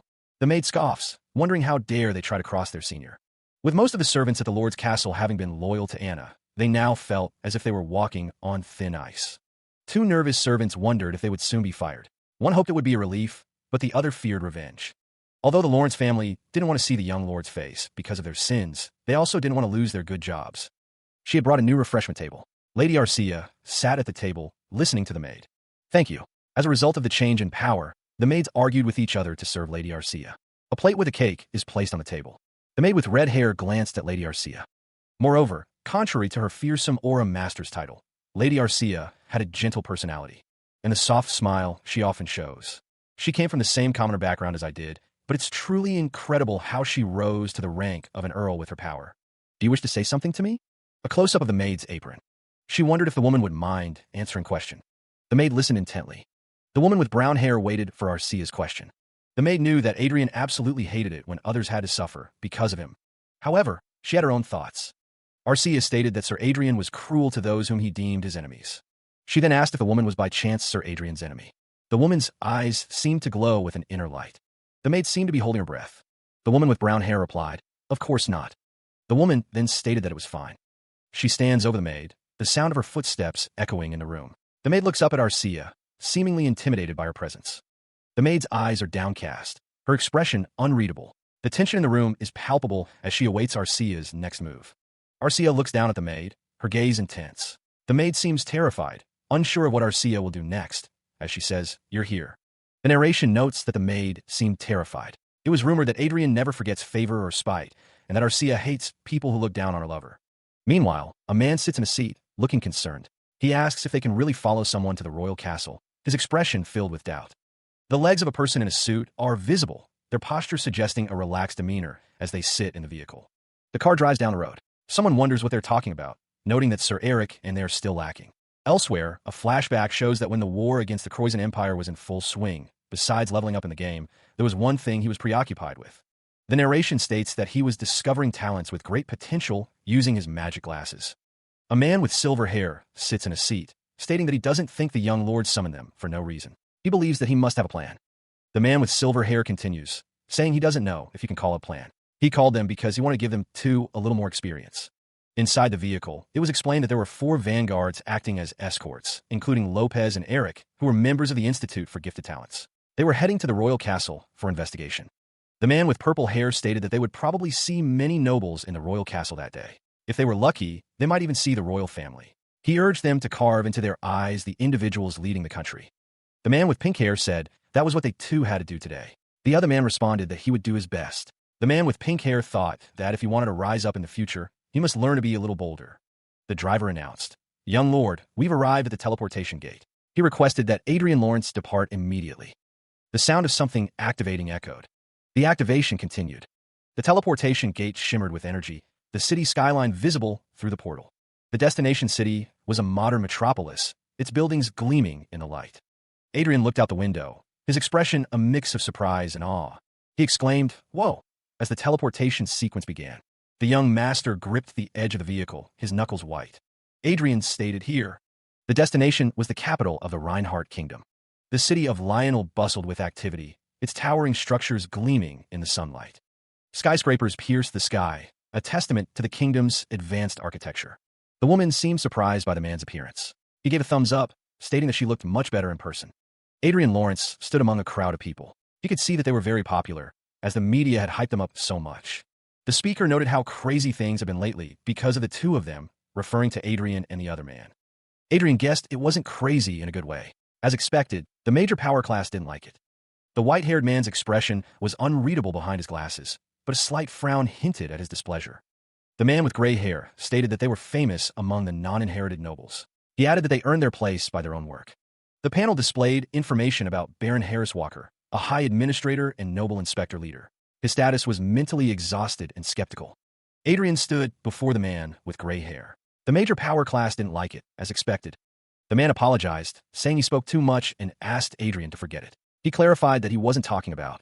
The man with gray hair tilted his head, a questioning HM escaping his lips.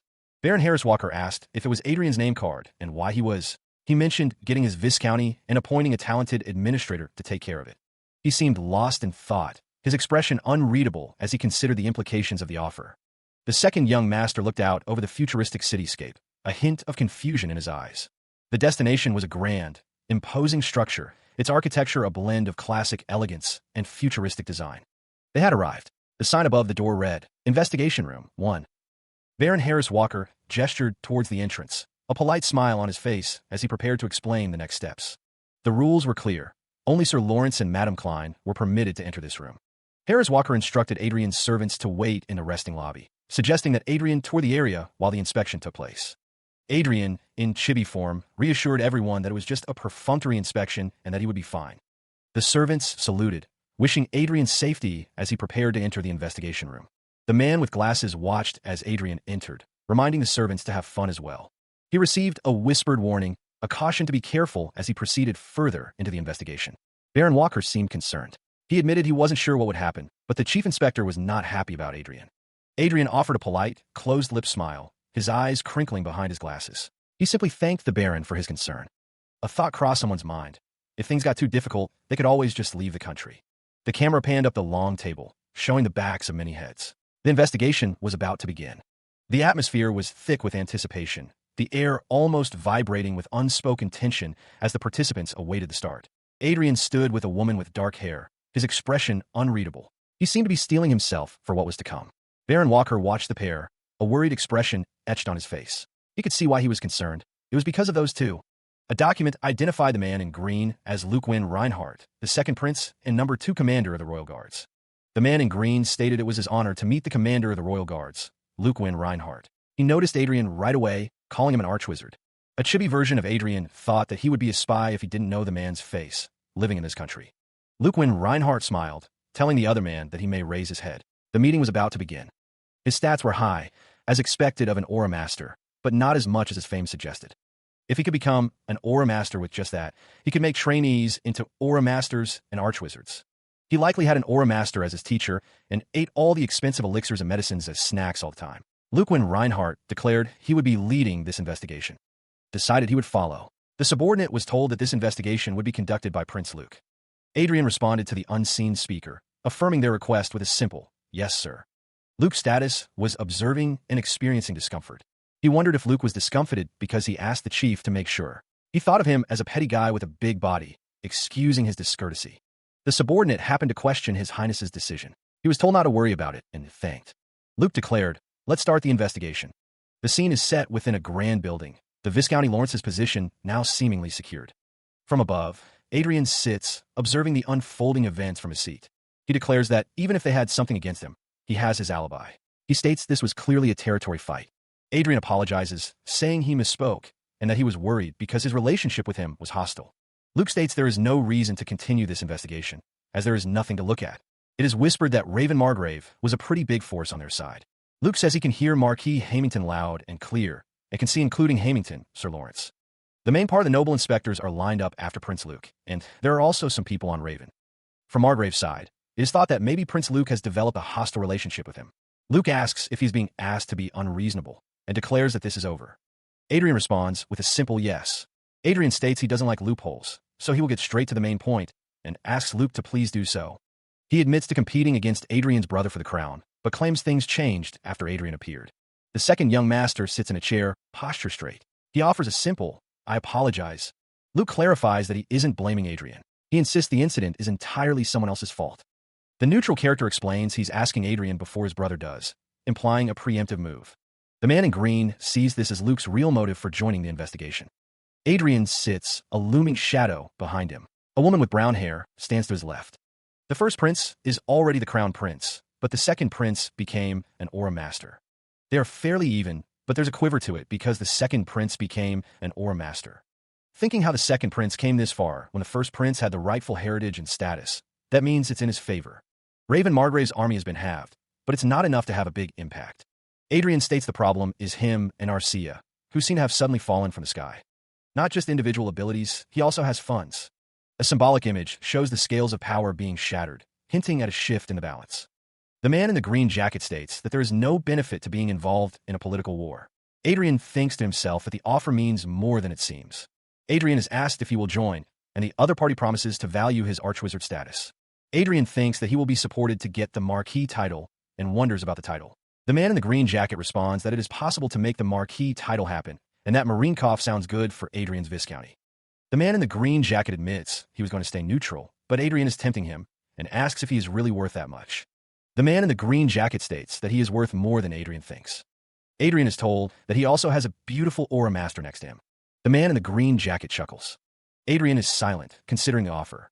The man in the green jacket wonders if Adrian may have some time to think this through. Wizards were known to be careful, especially those who stayed hidden for most of their lives. From above, the meeting appeared tense, the stakes high. One attendee clearly disapproved of another's behavior. A voice offered a week for consideration, the terms non-negotiable. The other party expressed gratitude for the consideration. He stood opposite a man in green, the air thick with unspoken tension. The two men stood their ground, neither willing to yield an inch in the silent confrontation. The man in green extended a hand, questioning whether the crown belonged to someone with the right ability. A disembodied voice warned that if the crown prince inherited the crown, the Reinhardt kingdom would decline. They urged consideration of the country's future. Adrian shook the man's hand, stating that he would take his words to heart, his expression unreadable. The man in green mentioned Madame Klein, drawing Adrian's attention to the woman standing nearby. The woman's voice noted that he was smaller than expected, expressing surprise that he was an aura master. Madame Klein thanked the man in green, her expression hidden behind long strands of hair. Adrian shook Madame Klein's hand, who suggested a duel later, admitting she had never seen a woman aura master before. He replied that it was his pleasure. The man in the green suit tells Adrian that he is very emotionless and will see him next time. The chairs sit empty, waiting. The man in the green suit urges Adrian to stop thinking and just take the offer. He's not. Adrian reflects that he is used to being rejected. The woman thinks that he just dragged time and was just doing it as a formality. What do I do now? The woman asks Adrian if he is hungry, and he replies that he is not really, but he really feels like eating right now. Now, the man in the green suit smiles as Adrian stands with the woman. He notes that someone's poop touched their hands, suggesting they wash them. Young Master Adrian then proposes they have a meal since they are already out. Adrian's expression is one of polite expectation. The details of his blue suit are highlighted. Adrian thinks to himself that he also happens to know a lot of restaurants. Adrian begins to walk away, the woman in the black suit following behind. A close-up of Adrian's hands. Luke when Reinhardt smiled, mentioning he knew many restaurants. Someone wondered who this overpowered when he opens his eyes type of guy was. The first prince walked around, seemingly unnoticed by everyone except Adrian and Luke. The screen revealed information about the first prince, Michael van Reinhardt, a fifth circle high wizard. A maid wondered if the first prince's face alteration spell was the reason no one noticed him. She also noted that Adrian and Luke seemed to know who he was. Someone thought the spell didn't work on people who weren't dummies like her brother, and that the first prince didn't seem like one from the way he was acting. The first prince smiled slightly. Adrian thought to himself that he couldn't make this person his enemy, while Luke wondered if he could expect some fine dining. The first prince laughed, saying he would guide them to the place. He led Adrian and Luke through the brightly lit halls, the sound of their footsteps echoing in the vast space. The first prince's abilities were far beyond normal. His stats were too good for a human. It was said that Michael van Reinhardt's talents were skewed towards politics and administration, but he had never seen a person with 3 very high talents except for Arcia. However, First Prince Michael had 2 high-grade talents in addition to 3 very high-grade talents. His mana was low, but he had managed to become a high wizard with his wisdom. Michael van Reinhardt turned to Adrian, a knowing smile playing on his lips. "You seem to have a lot of questions about me," he observed. Michael mused that Adrian was a more mysterious person than his younger brother. How is a person like this unknown in public? The first prince gestured forward, indicating the direction. "This way," he said, leading them onward. Luke, following closely behind, wondered aloud, "Teleport room?" The first prince continued to lead them. Adrian questioned why they were using a teleportation spell inside the castle. He recalled there being an interruption barrier spell all around the castle. Michael, with a knowing smirk, simply replied, "Oh, you don't know?" The first prince revealed the reason for the teleportation issues. There's an underground electric stone mine. The first prince explained that the mine sometimes clashes with mana and causes interruption to the teleport spells. He holds a device, its screen blank, as the teleportation spell prepares to activate. Michael disables the interruption spell, the magical energy dissipating around them. He tells Adrian and Luke, "Let's get going." Michael smiles, beckoning them forward. He says, "Come in." From within the room, Michael assures them, "You can talk freely from now on." Adrian and the woman with red hair follow Michael into the room, ready to proceed. Michael Van Reinhardt glances at his phone, a soft beep confirming his actions. He seems pleased with the outcome. The palace stands tall, its intricate architecture a testament to its grandeur and history. He smirks, the interruption spell working as intended. He knows he's the one pulling the strings, controlling the situation with ease. The second prince remains blissfully unaware, a pawn in the first prince's game. He has no idea his security is being manipulated. A firm handshake seals an agreement, a silent understanding passing between the two parties. Michael greets the man in the blue suit and the woman with red hair, shaking hands with the man. It is his honor to meet the crown prince. He replies that it is his honor to meet Sir Lawrence and Madame Klein. Michael asks if they are back. Michael asks if they can prepare a meal, as he is going to have lunch with his guests. He awaits their response. The off-panel person confirms that they will prepare it right away. Michael gestures for them to sit. Michael thinks to himself that people with high-end talents are just walking around like nothing. He wonders if this is the crown prince's palace. Yes, it is. The chef in this palace is hired personally. Michael assures them that he can guarantee that the chef is one of the finest in the country. Food has to be good, he states. He looks at Adrian, a slight smile playing on his lips as he interacts with a device on his wrist. The device displays an online diary post, identifying him as overpowered closed eyes, followed by thousands. Michael Van Reinhardt muses that nobles tend to look down on the virtual world, but he's enjoying it a lot. An internal monologue reveals that Michael has the title of Crown Prince, yet treats the speaker like his best friend. The three are seated at a large, ornate table, ready to dine. The speaker thinks that the first prince and the second prince are completely opposite to each other, as Michael is told he seems to have some humor in him. Michael thinks his looks did the most on getting those followers, but of course, that played a major role too. Madame Klein is described as a handsome person. Michael laughs, stating he saw his fan club greeting him when he entered the castle. The sound of silverware against a plate fills the air. Michael, holding a glass of wine, asks why he invited them here. He listened to their expectations, a slight smile playing on his lips as he considered their offers. Unfortunately, Michael didn't have anything to offer them at this time, a fact he seemed to regret. The man with white hair asked if Michael would offer benefits once he obtained the throne. He simply replied, yes. Michael's expression hardened as he thought about what could stop him from getting the Viscount title. The intricate ruffles of his shirt seemed to mirror the complex web of political maneuvering he was caught in. Michael's gaze drifted off, his mind consumed by the intricacies of the situation. The Viscount title wasn't something that came easily, especially now, with the powers so divided. It seemed Prince Luke had promised him the title, thinking he had enough authority to do so. But if the people on Michael's side disagreed, they could stop him. The reason Prince Luke couldn't offer him a title like Prince Luke's was because he knew it was an empty promise. No matter which side he chose, he would just watch the other party get stronger. Choosing the title could easily go away if the other party disagreed. Him saying he wouldn't stop Michael from getting the title was basically saying he would help him get the title. All this while being on the second prince's side. He explained that Sir Lawrence would get the title by joining Prince Luke's side. Michael added that his side wouldn't disagree, so Adrian would easily get the title. Adrian considered the offer. Michael confirmed that he could join his side. Michael thought to himself that it wasn't bad. He considered himself a wild card, stating that the side he chose would get the advantage. He weighed his options. If he accepted the offer, he could get the title and team up with the first prince. If he declined, his title would disappear, and he'd have to team up with the second prince. Michael sat across from Adrian at the table. He asked what the other man was saying. Adrian agreed, stating, yes, I'll do as you said. Michael smiled, placing a hand over his heart. He asked if Adrian was sure he didn't need more time to think. Adrian was sure, stating that Michael deserved the throne more than the second prince. Michael thought to himself that Adrian couldn't say all these things, get the title, and then stay on the second prince's side. He couldn't betray his follower, and the first prince was likely to win even without him. Madame Klein ate something from a fork, smiling and thinking it was nice. Michael asked Madame Klein which side she cared to choose. Michael considered that the first prince's interests were different from the malicious ones that the second prince had, which made him feel better. He then asked Arika what she thought. The room was silent, as everyone waited for Madame Klein's response.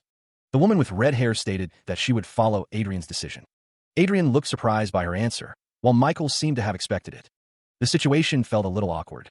Michael seemed to be enjoying the moment, as he thought they looked nice together. The man with white hair and glasses stated that he had a question. Michael said he was fine with joining Prince Luke's side and getting the title, but wondered if Prince Luke would get suspicious if he didn't react to it. Adrian responded, saying, yes, of course. Michael thought he needed to make a clean move to avoid suspicion.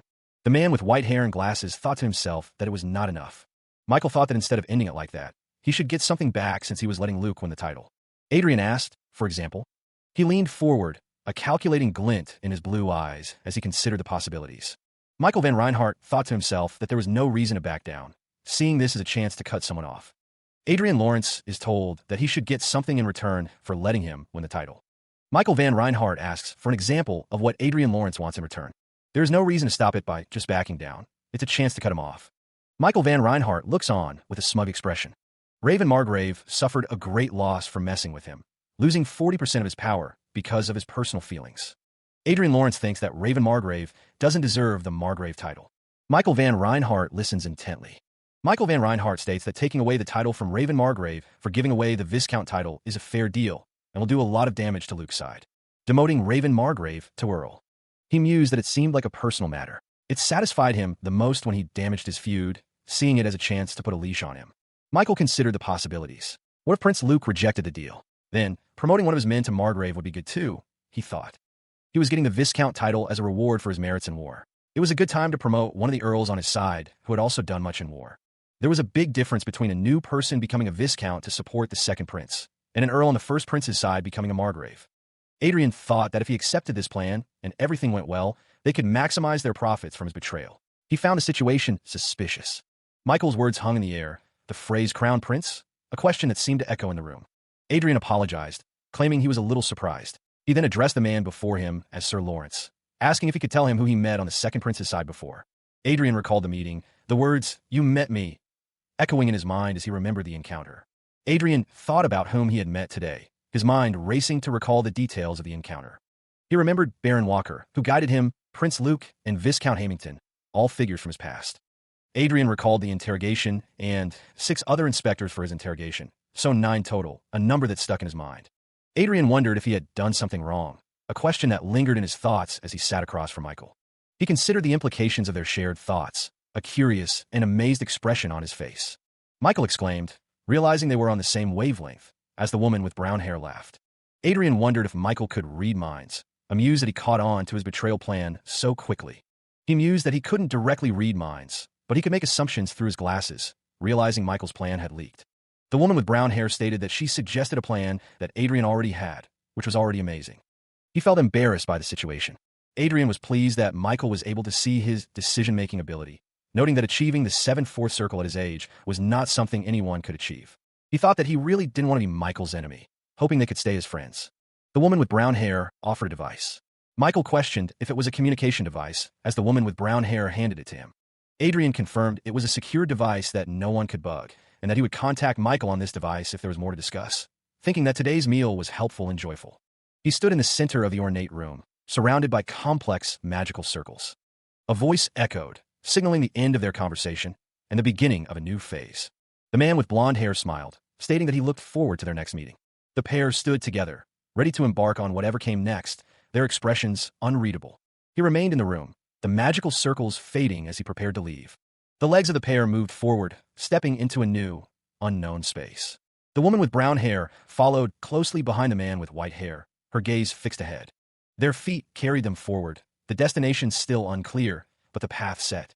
Meanwhile, the pair found themselves in a storage area near the entrance, a stark contrast to the previous room. A thought surfaced, questioning how many places like this the first prince had taken care of. It was said that he was a thorough person, and with that, Adrian Lawrence was told to go, Arcia. He paused, a questioning expression on his face as he looked towards the men nearby. 2 men react with shock, one with red hair and the other with blonde hair. A disembodied voice remarks on the fun being had as hands carry shopping bags. Adrian stands with 2 other figures, one in a black suit, surrounded by shopping bags.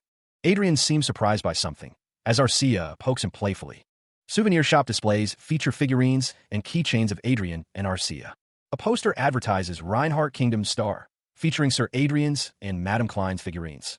More souvenir shop displays are visible, filled with merchandise. A top-down view shows customers browsing inside the souvenir stores within the castle. Arcia carries shopping bags, seemingly overwhelmed by the amount of merchandise. A chibi-style character denies being a weeb.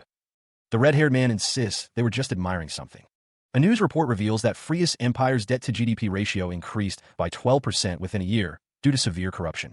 The news reports the introduction of a republic, the date stamped at the top of the broadcast.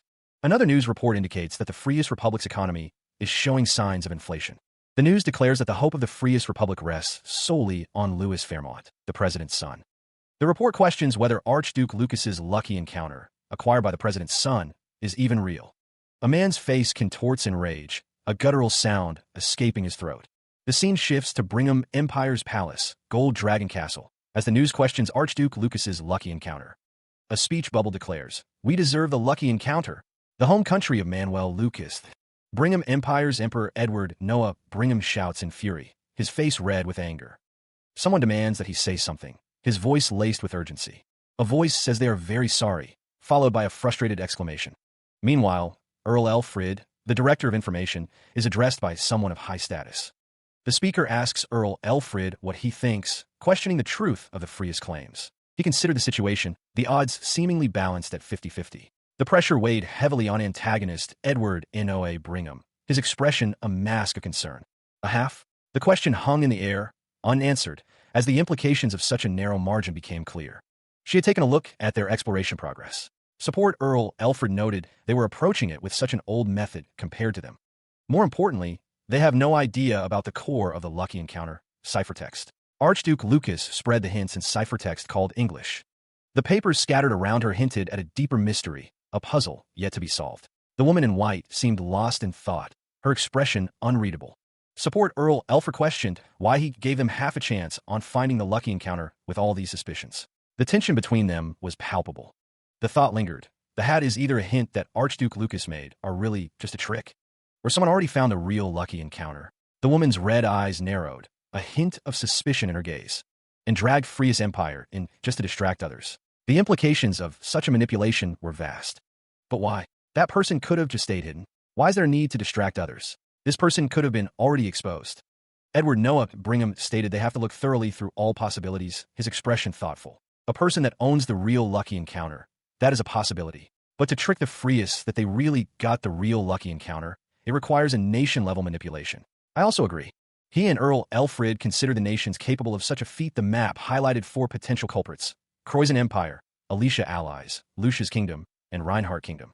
A king, adorned with a golden crown and regal robes, stood as a symbol of power and authority within one of these kingdoms. The highest chance of trickery, it was believed, belonged to the Alicia allies. Their elven nature made them capable of elaborate schemes. News also arrived from the Reinhardt kingdom. A young man had achieved the 7/4 circle at the age of 20, amassing 60 trillion in assets through investing. The implications of such rapid advancement were unsettling. It seemed unusually suspicious for someone to be so remarkably talented. Edward Noah Brigham considered the possibilities with Earl Alfred. He voiced his doubts, suggesting that the individual might not possess the power to accomplish everything alone. Lucia's kingdom had accepted him, yet there was no concrete evidence linking him to the lucky encounter. The situation remained shrouded in mystery. The question lingered. Was this all truly the result of talent alone? The possibility seemed almost too good to be true, even for a long-standing empire. The image of an old man with a long white beard appeared, suggesting the existence of someone with even greater talent than Adrian Lawrence. Another king, his face etched with concern, seemed to bear the weight of these unfolding events upon his shoulders. The potential culprits were ranked: Alicia allies, Lucia's kingdom, Reinhardt kingdom, and Croydon Empire. The situation was deemed unreasonable to trick them. The order was given to increase surveillance, and the order just stated focusing on royals and even nobles, as per command. He commanded that a strong warning message be sent to the empire. The man declared that Archduke Lucas' lucky encounter was clearly theirs. A voice echoed through the palace, responding, "As your command." The destruction of one country to get Archduke Lucas' lucky encounter was a cheap price to pay, he thought. Archduke Lucas' lucky encounter is clearly theirs, the man repeated. A subordinate confirmed the order, replying, "Yes, my highness." The woman was ordered to try to contact that young man in Reinhardt, and she asked if they should contact him. The man with the crown ordered them to offer him an immigration. "It's better for him to be Earl in this great empire than where he is right now," a voice said. Meanwhile, a group of people stood together, their expressions unreadable in the dim light. The news spread quickly, whispers turning into outright declarations. Adrian Lawrence had locked his half-brother and his mother in a flying fortress and killed them because they bothered him. The rumors were true, it seemed. Adrian had watched his family's death like a fireworks show, and posted pictures online of himself drinking wine. The table was abuzz with the implications. One man cursed his own arrogance. If he had known, he wouldn't have messed with him. He had thought Adrian was just arrogant without any backbone. Another man considered the implications. Adrian himself was a grand wizard, and he also had an aura master lover around him. Both of them would probably get the Earl title this time.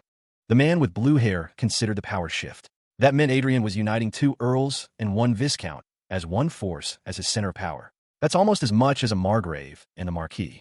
Isabella Cascabel, the High Lord of the Southeast and the eldest daughter of the Margrave of Cascabel, knew Margrave Raven suffered because he ran in with his troops like a fool. The woman with pink hair was especially bothered by Adrian's actions. Someone scoffs at the idea of these nobles being considered cowards. The nobles wonder if they will get revenge on them, as a teacup rattles. Times have changed, and they no longer fear 1 Grand Wizard and 1 Aura Master. Isabella Cascabel stands, listening to the discussion with a thoughtful expression. The nobles believe that even if it's just them, the situation is no different from a Margrave family, 1 Earl and 4 Viscounts being allied. They ask if they are underestimating their power. One of the nobles laughs, stating that it would be hard to do any direct harm if he were to get an Earl right away. Another noble asks if they are scared of Adrian out of so many high-ranking nobles, calling them fools. It's because they don't have a big background like Adrian. Isabella Cascabel mocks them, saying their face turned really white earlier, and asks if they were really that scared. She announces that she is heading out, and another noble asks if she is leaving already, as they were just going to start.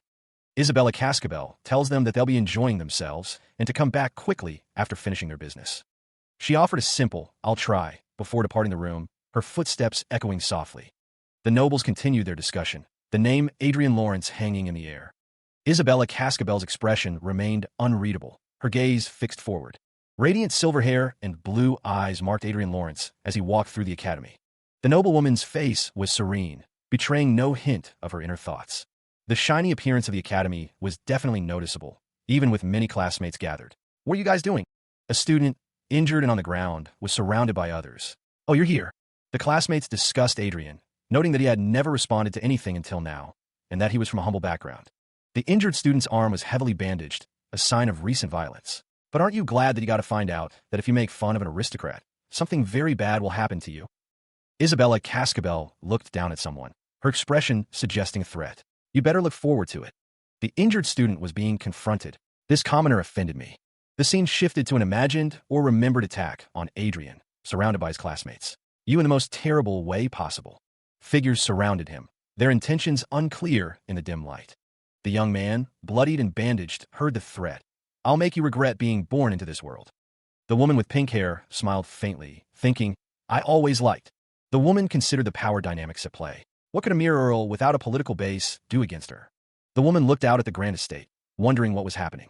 The woman's expression shifted, a hint of concern in her eyes. "Father, what did you just—" The man in the suit sat calmly, explaining that His Royal Highness Luke promised Lawrence the title of Marquis. The man continued, noting that Isabella's father is part of the 2 second princes group, Margrave Cascabel, and that Lawrence will be a key power in the country's future. The woman listened intently as the man explained that Prince Luke thought Sir Lawrence was well worth it. The man elaborated, saying that Lawrence became a 7-circle wizard at 20, and that next to Sir Lawrence, there is the talent of the Grand Master, who is the equivalent to an 8-circle wizard. The man emphasized that Lawrence's existence is crucial to shift the balance in their favor, and that it's not bad to bring someone this influential to their side. The man concluded by saying that Isabella should use her position in society to build a friendship with him, and that the best scenario would be her marrying him. The situation spirals, the consequences of past actions looming large. Adrian's rise to power as the 6th Marquis of Reinhardt's is now complete. Though an Earl and Marquis are close in rank, their political influence differs greatly. If things continue on this path, the consequences could be dire for everyone. A subtle shift in perspective, a change in the air. Isabella, surrounded by others, is greeted by a man. She seems disoriented. A man leans in close, exclaiming, "Wow, it's Isabella." Her eyes wide. Isabella's thoughts drift as she hears, "Come over here. This drug is insane." Isabella realizes she was wrong, thinking, "These fools won't be of any help." A woman with white hair looks off into the distance, a slight smile on her face. Arcia wondered if the disguise was sufficient, but Adrian assured them it looked good. A large, blue bird stood beside them. The pair stood side by side, a question mark floating above them. Arcia seemed to be looking at Adrian with a questioning gaze. And someone wondered if Sir Adrian was planning on entering the military industry. The question hung in the air. A man with a beard looked shocked, while Adrian stood calmly. Another man in a suit stood nearby, observing the scene. The man in the suit wondered about the behavior in front of Sir Adrian. A blue screen displayed information about Grant Nocturne, a first-time accountant. One of the men asked why the other thought so. The text below listed various industries, including Cult Steel, Making, and Zenith Artifact.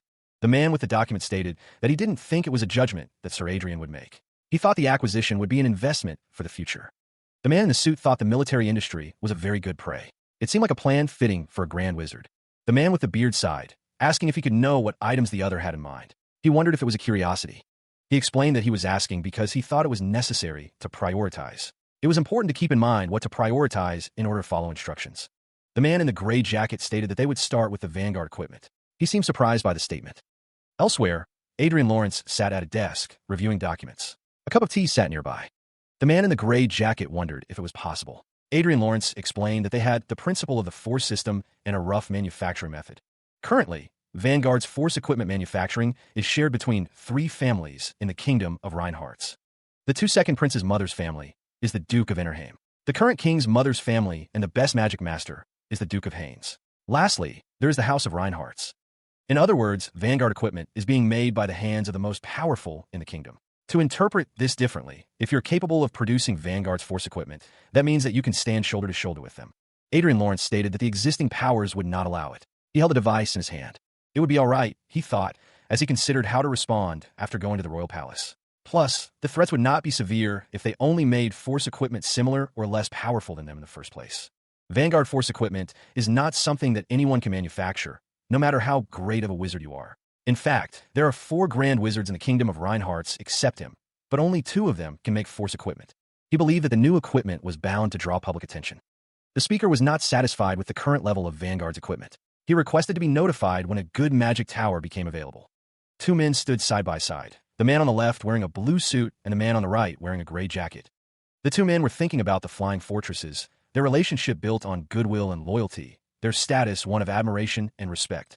Adrian stated that they would do their best, looking forward to the task. The scene shifted to a grand estate, showcasing its meticulously manicured gardens and impressive architecture. A man with a beard took a sip from his cup, the sound of slurping filling the air. Someone coughed, asking about the marquee, and another voice confirmed acceptance of the 2nd prince's offer, having no reason to refuse.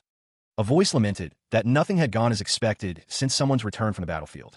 A person expressed fear that their son would become a noble, seeking reassurance that it would be all right. Another voice stated that the Earl is the same noble title. Adrian considered the Marquis title, noting that the 2 titles were different in levels. He thought about how his mother, despite being the hostess of a Viscount for a long time, still had not adapted. He took a sip of tea, launching into a speech about what would satisfy him. The 2nd young master adjusted his glasses, a playful glint in his eye. The others reacted poorly to Adrian Lawrence's joke, their faces a mix of shock and disbelief. Arcia was not amused. She wondered what nonsense he was talking about with her right next to him. The woman with brown hair ate, seemingly unbothered by the comment, as Adrian Lawrence looked on with a smile. He thought to himself that he should be more careful from now on, looking at their reactions. There were some things you shouldn't joke about, brat, Arcia thought to herself. Arcia knew it was a joke, so she was trying to be subtle, but her status was complex. The status between the 2 was normal, but there was an underlying tension. Adrian Lawrence's inner thoughts were racing as he tried to smooth things over with Arcia. Arcia's expression remained unchanged, a subtle hint of annoyance lingering. Anywho, the 2nd young master cleared his throat, trying to change the subject. An important commission was coming, and it would mark a new beginning. The man questioned what he meant by putting it off. Punishing the employees who harmed him and his mother. Adrian Lawrence held a strawberry on a fork, a sinister smile playing on his lips. The glint in his eyes betrayed a cold, calculating intent. Inside and out. The king believed that even a marquis was too much in the current situation. Another voice agreed, citing Sir Lawrence's achievements in the war as justification. From the head of the table, a man argued that even bestowing the title of Viscount or Baronet would be more than enough. He urged the others to take this into account. Another man questioned if it was against equity to give her only a countess to someone who had such great achievement. The king was told that many countries were already trying to approach him because they have fallen for his gifts. Some even say that Sir Lawrence is the person who will become the next Archduke Lucas. One of the men at the table knew that in almost 200 years, there has not been a case of someone with no title becoming a marquis at once. The 2nd prince's argument is that he has won over Sir Lawrence, so he has no other intention than to empower him. The man with the mole asked what they needed to sugarcoat between them. He questioned if they really thought he'd allow it so easily, even if he was a figure that could benefit them. The man with dark hair asked what the other had said. He wanted him to understand how inappropriate his comment was as he held the position of the crown prince. The man with dark hair stated that if they accepted their request, they would accept their argument. The man with red hair demanded that Earl Raven step down from his position as a margrave. The debate continued, the council members discussing the implications of giving up existing influence. One council member thought it a bad suggestion, wondering if Margrave Raven could maintain his position. Another council member declared it impossible to risk his people for profit, stating that's how people trust and follow him. The man with red hair sighed, the weight of the discussion seemingly heavy on his shoulders.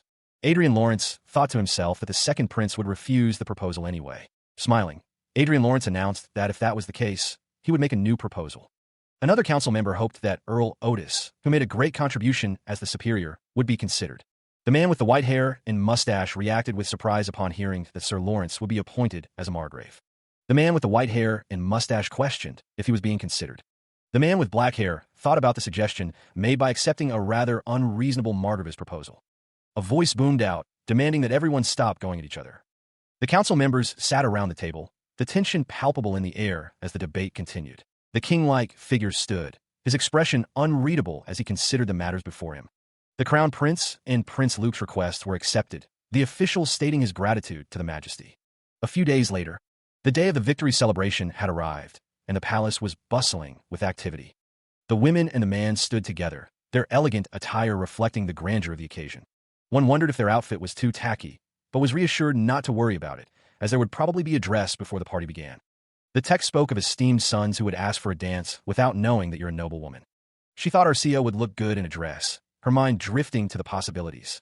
The speaker expressed how much they liked this outfit, hoping they would have time to change into a dress. The two figures stood, their expressions suggesting anticipation for the upcoming party. Someone called out, questioning if Adrian was present among the group. He stood in the hallway, the sounds of the upcoming celebration echoing around him. A nobleman, the Viscount Parma, looked up, a calculating expression on his face. Another man, with brown hair, mirrored his gaze. The noblewoman, Viscount Karma, concealed a knowing smile behind her ornate fan, observing the scene with sharp eyes. Adrian glanced to the side, lost in thought.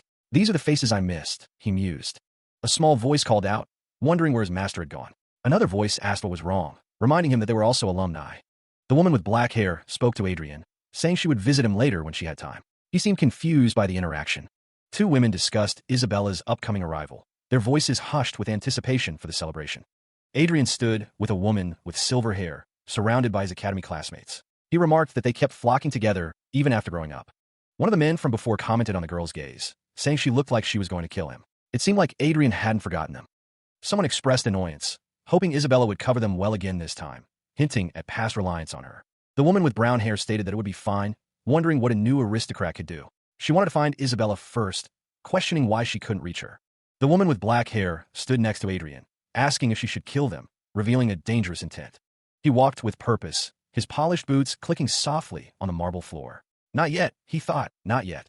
The second young master's lips curved into a faint smile, a glint in his blue eyes. He had made a promise to them. A meticulously tied scarf adorned a noble's neck, a subtle display of wealth and status. A butler, ever courteous, greeted guest. He offered to escort him to his seat within the Lawrence household. The woman gestured towards the front row tables, reserved for the most important guests. She indicated a specific seat, ready for its occupant. Gossip rippled through the crowd as the chibi nobles whispered about the Lawrence viscounts. The nobles exchanged pleasantries, congratulating each other on their good fortune. One inquired about Mrs. Lawrence's exquisite jewel. A hand reached out, complimenting the second young master on his elegant suit. An invitation to visit their estate was extended. The second young master stood among the high-ranking nobles, aware that news of his marquis title had spread. Adrian's gaze was intense, his expression unreadable behind his glasses. Elsewhere, a man in a black suit walked away from the gathering, his destination unknown. Margrave Raven clicked his tongue, displeasure etched on his face. The nobles observed that the second prince's recent warning seemed to have kept someone away. The grand hall was prepared, ready for the victory celebration to begin. Count Otis was granted the Order of the Golden Lion, the border city of Ort, and appointed as a frontier margrave to Aegis. The nobles expressed relief that Earl Otis was also on the crown prince's side. The man next to him, it was said, was the most famous swordsmaster in the kingdom, the Marquis Vincent. It seemed the aura masters in this country were very interested in Arcia, the nobles murmured. As expected, she doesn't suit the second prince, one noble thought. The woman stood in noble attire. The announcement cut through the murmur of the court. Viscount Adrian Lawrence and Madame Arcia Klein were summoned forward. The king's voice echoed, commanding the pair to kneel before him in recognition of the honor about to be bestowed. Adrian Lawrence was granted the title of Marquis, along with the Marienkauf area as his estate, a significant promotion. The kneeling figures remained still, heads bowed in solemn respect, as the king continued the ceremony. Arcia Klein, too, was recognized, receiving the title of Countess in the Glendale area as her own estate. The king, his expression unreadable, watched as the titles were bestowed, maintaining the ancient traditions. In addition, the king declared that each of the new owners would receive a perforated fortress, hoping they would protect the country. The kneeling figures remained in place, a silent testament to the weight of the responsibilities now placed upon Adrian and Arcia. The nobles murmured their thanks to his majesty. The whispers of a marquis rippled through the crowd. The assembled nobles exchanged glances, their faces a mixture of surprise and speculation. So suddenly, one wondered aloud. The king turned to Adrian, inquiring if he had anything to say, his gaze expectant and perhaps a little challenging. Before the assembled court, Adrian prepared to address the crowd, the weight of his new title settling upon his shoulders. He declared himself at the mercy of his majesty, the heart and fair scale of this country. The man in the green and black outfit dared to thank the crown prince and the second prince. The man with white hair and glasses said there was something he wanted to do when he became an aristocrat with an estate. Viscount Doherty, Viscount Parma, and Viscount Karma reacted with shock and horror. Viscount Ronier reacted with shock and horror. The man with white hair and glasses smiled, ready to light up the wish in front of the people here today. Floral patterns filled the air. The king looked on as the man in green and black stood before him. The man in green and black looked shocked as a woman spoke. Two figures walked away, their footsteps echoing. A man smirked, the hierarchy as follows. The woman with blue hair wonders aloud about the meaning of English interpretation. A profile appears, identifying the woman as Michelle Otis, a seeker from the Reinhardt kingdom, with a talent for exploration and English interpretation. Michelle Otis questions if it's the same English she knows, as she stands with Adrian Lawrence and two other figures in the Grand Hall. It's revealed that Michelle Otis has been working hard to find Archduke Lucas's fate. Adrian Lawrence explains that Michelle has been falling into despair, so he's been dragging her around. He adds that the fate in the Prius Republic is fake. A disembodied voice notes that the one looking for Archduke Lucas's fate has an English interpretation trait. Adrian Lawrence states that it's interesting that the fate found in the Prius Republic was fake. The fate exists. Adrian Lawrence says that it's hidden in a location that no one knows, and it's not something they can find by ignorantly wandering around the Prius Republic. Michelle asks which secret location he's talking about. The details are a secret, but it's a location that is bound to be difficult to find if you're a noble. Adrian Lawrence thinks to himself, Hollywood. Nobles often view virtual reality systems like Hollywood as an escape for commoners. As a result, it became difficult for nobles to find others of their kind. What is the deal with the woman with blue hair?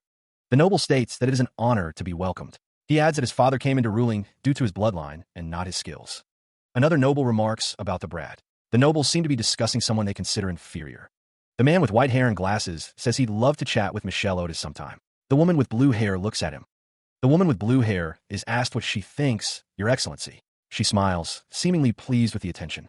The man with white hair and glasses smiles, his expression unreadable behind his glasses. One of the nobles says that he'd love to as well, and he shall send her an invitation as soon as possible. The nobles bow. The man with white hair and glasses wonders if he should kill her. A woman with brown hair stands beside him. The woman with brown hair says, No, let's watch over her for a bit longer. The two are standing close to each other. The man with white hair and glasses is being followed by someone. The woman with blue hair is being watched. The woman with blue hair says that she'll need to watch over her a bit more. She is determined. The man adjusted his bow tie, his expression unreadable as he considered the implications of the recent expenditures. Viscount Doherty sat at the table with Viscount Karma, discussing the order of sky fortresses and vanguard equipment. Viscountess Roni considered the purchase of effect armors and swords for the knights. Viscount Pharma leaned forward, his expression grave as he considered the implications of such a large expenditure. The nobles gathered, the weight of the military supplies purchased while touring the capital heavy on their minds. The man with the mustache muttered to himself, calling the purchaser a brat who was thinking of waging a war. He continued, noting the exact cost, 140 trillion, with 70 trillion already paid in advance. The man realized he'd taken the situation too lightly. Viscount Doherty argued that even if Adrian Lawrence purchased weapons, they would be useless without a proper knightage. Viscount Parma questioned if that was really true, considering Adrian's position as a new lord. Viscountess Roni wondered if anything had gone according to their expectations since Adrian Lawrence had appeared. Her expression was one of concern. Viscount Karma stated that they shouldn't think about using common sense with Adrian Lawrence. He emphasized that they couldn't do that to someone who was about to become the Archmage. The nobles sat around a table, discussing the implications of Adrian Lawrence becoming the Archmage. The atmosphere was tense and uncertain. Viscount Parma suggested it would be better to keep the worst-case scenario in mind. He added that they couldn't be running about in confusion all the time. Before Marquis Lawrence was honored with his title, he once posted a night job posting on online diaries. The nobles seemed surprised by this revelation. Viscount Karma asked if that really happened, questioning how arrogant it was of him to act like a lord even before getting his title. Viscount Ronier wondered if they had gotten caught in the net he set. Viscount Karma stated that Adrian Lawrence had acquired a magic tower in an artifact production. The noble with the mustache considered that it might be possible to utilize the magicians and technicians there. It meant Viscountess Roni's prediction was right. If a territory war were to take place, there would be a greater possibility that they might go against the maximum power a Marquis could ever possess. The noble with the mustache asked if that was all, seemingly unimpressed by the information. The leader is an Archmage and can also utilize his fiancée, an Aura Master, a terrifying combination of power. The nobles gathered, their expressions a mix of concern and apprehension as they discussed the unfolding events. The atmosphere in the room was heavy with unspoken fears. As one noble predicted, a one-sided massacre will occur. Another noble questioned the nature of the conflict, wondering if it was supposed to be between Marquis Lawrence and their 4 families.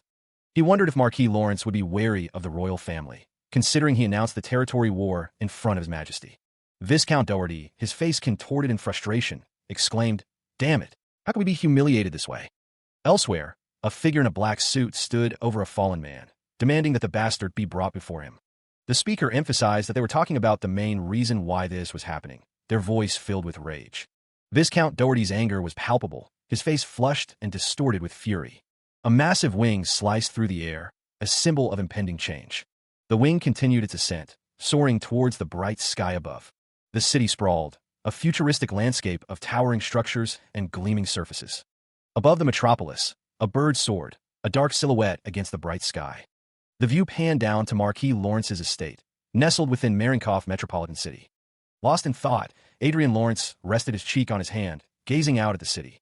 He stood on a balcony, the cityscape stretching before him, a tangible symbol of his growing influence. A voice called out, inquiring, "How do you feel about the newly formed night troop, Your Excellency?" Adrian Lawrence had arrived, greeted by several figures awaiting his presence. An armored figure stood ready, a silent guardian amidst the discussions of strategy. Adrian Lawrence mused, "It feels new to me, but when I look down at the huge city, I can really feel like I become a Grand Lord." Margrave Raven beamed, stating, "Because they all said they wanted to work with me and came here." The woman with blonde hair remarked, "You really surprised us several times, my lord." She continued, "You brought in a large number of military supplies, and now, you've also prepared the knights in advance." The nobles gathered, their expressions a mix of concern and anticipation under the banner of Baroness Helena. One noble questioned how anyone could attribute their success to luck, given the meticulous calculations involved. Another noble agreed, emphasizing that every action had been carefully considered and planned. A voice mused that while they drew the rough picture, things came together so well that everyone was amazed by the luck involved. The nobles discussed dispatching the knights to the territory war, confident in their chosen knight's experience. Meanwhile, a man with glasses looked on, the bright light reflecting off his lenses as he considered the situation. A towering structure labeled Metal Fortress Generation 2 pierced the sky, a testament to technological advancement. The evolution of the Metal Fortress was displayed, showcasing Generation 1, Generation 2, and Generation 2.5. A closer view of Metal Fortress Generation 2.5 revealed intricate details of its construction and design. The Metal Fortress Generation 3 stood against a backdrop of clouds, representing the latest iteration of the technology.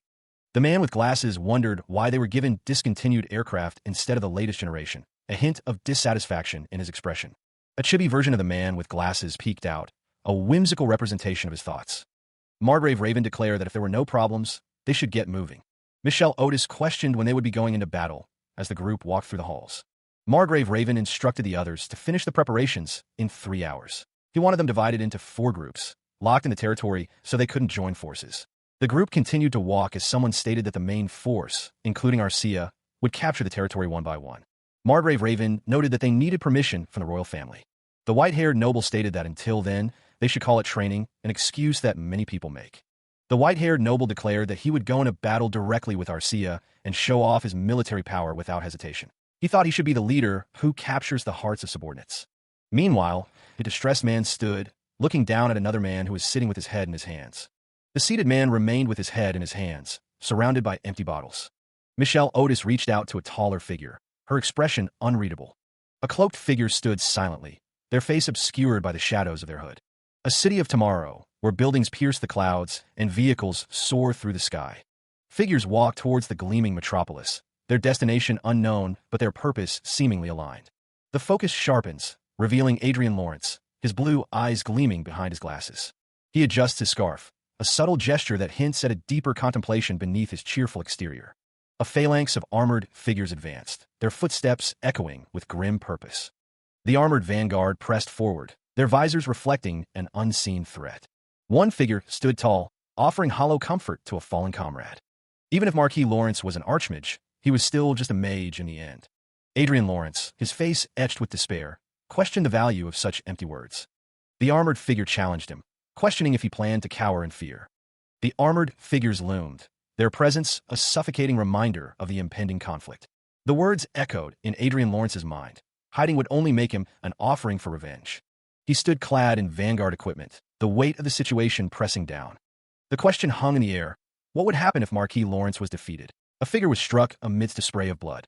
The armored figure was surrounded, the pressure mounting as the unseen observers waited for response. The unseen speaker declared that if Marquis Lawrence had no successor, victory would be assured. The figure was told that he would become the hero of their viscounty, if he understood. Frustration mounting, the figure resolved to act like a clown for once, if that's what it took. The figure was promised punishment would be gladly received if he defeated Marquis Lawrence. Armored figures stood in a grand hall, the speaker believing victory might be possible. The figure considered the vanguard equipment powerful but ultimately vulnerable to magic. The speaker noted that if Adrian let his guard down, as the Knight True Commander said, the possibility of a miracle happening was fading, the situation growing dire. A close-up revealed a face marred by blood, the attack having landed. The clash of power echoed, shaking the very air around them.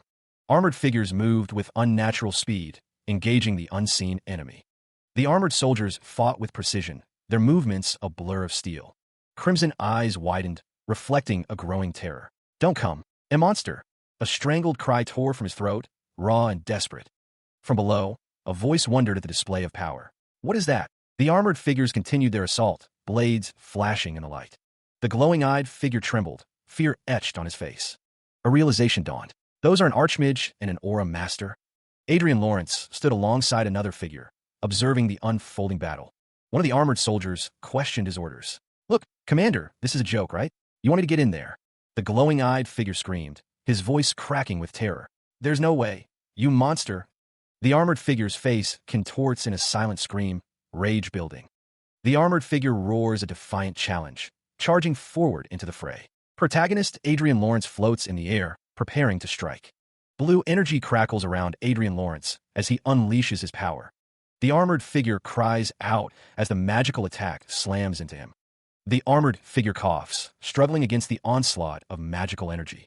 Fear grips the man as he witnesses the devastating power. A question hangs in the air as the battle rages around the Sky Fortress. The Sky Fortress looms, a technological marvel amidst the chaos. The armored figures stand defiant before the towering Sky Fortress. The Sky Fortress of their territory is under attack. The sounds of battle echo through the air. The air crackled with energy, a silent storm gathering force. The energy intensified, a prelude to a devastating impact. The Sky Fortress shimmered, the air distorting around it. A golden aura enveloped the fortress, a beacon in the chaos. The armored figures advanced, their footsteps echoing ominously. One of the armored figures wondered who they were facing. Tears streamed down a face, a mixture of fear and desperation. The armored figures stood their ground, their resolve unwavering. The armored boots crunched on the ground, a steady march forward. Adrian Lawrence smiled, thinking he knew where they would be hiding. The armored figures surrendered, realizing this was unexpected for Viscount Zereth Pharma. The armored figure trembled, begging for mercy. Heavy footsteps echoed as the armored figure advanced, gauntlet hand outstretched. The armored figure carried a massive sword, its polished surface reflecting the sky. The armored figure paused, its helmeted gaze fixed on something below. The armored figure's expression was hidden behind the cold metal of the helmet. A flicker of pain crossed the armored figure's face, a silent ugh escaping. The armored figure issued a challenge. "Adrian Lawrence, I challenge you to a one-on-one duel." The armored figure stood before Adrian Lawrence, the challenge hanging in the air. Adrian Lawrence, looking up, seemed taken aback by the sudden declaration. Huh? The armored figure pressed on, declaring, "If you're a noble who values honor, surely you won't ignore Dash." Adrian Lawrence, visibly annoyed, clicked his tongue. "What you on about, crazy bastard?" A surge of energy crackled in the air. The air shimmered with an unseen force. A metallic figure descended, a powerful gust of wind accompanying its arrival. The armored figure seemed taken aback, a flicker of surprise in its stance. A cry of pain echoed, punctuated by the splatter of blood. A figure plummeted from above, leaving a trail of crimson in its wake. Adrian Lawrence, a smile plastered on his face, exclaimed he was dying. A voice boasted of spending 70 trillion loot on weapons. The armored figure stood amidst the chaos, seemingly unfazed. A close-up revealed the intricate details of the armored figure's gauntlet. Tears streamed down a face, reflecting the pain of the moment. A voice declared that Vanguard equipment was dropping down. Adrian Lawrence stood with a bird, the armored figure looming in the background. A close-up of the armored figure's face revealed glowing green eyes. He grins, asking if the highlight of all this is his family's treasury. The armored figure retorts, questioning if that is his goal. Adrian Lawrence gives a thumbs up, seemingly unconcerned by the threat. He adds that it's for his revenge and to earn money, killing 2 birds with 1 stone. The armored figure lists his injuries, broken ribs, twice. Adrian Lawrence continues to list the injuries he has inflicted, once humerus, once carpal bone. The armored figure is standing over Adrian Lawrence, staff in hand. He asks, "WH?"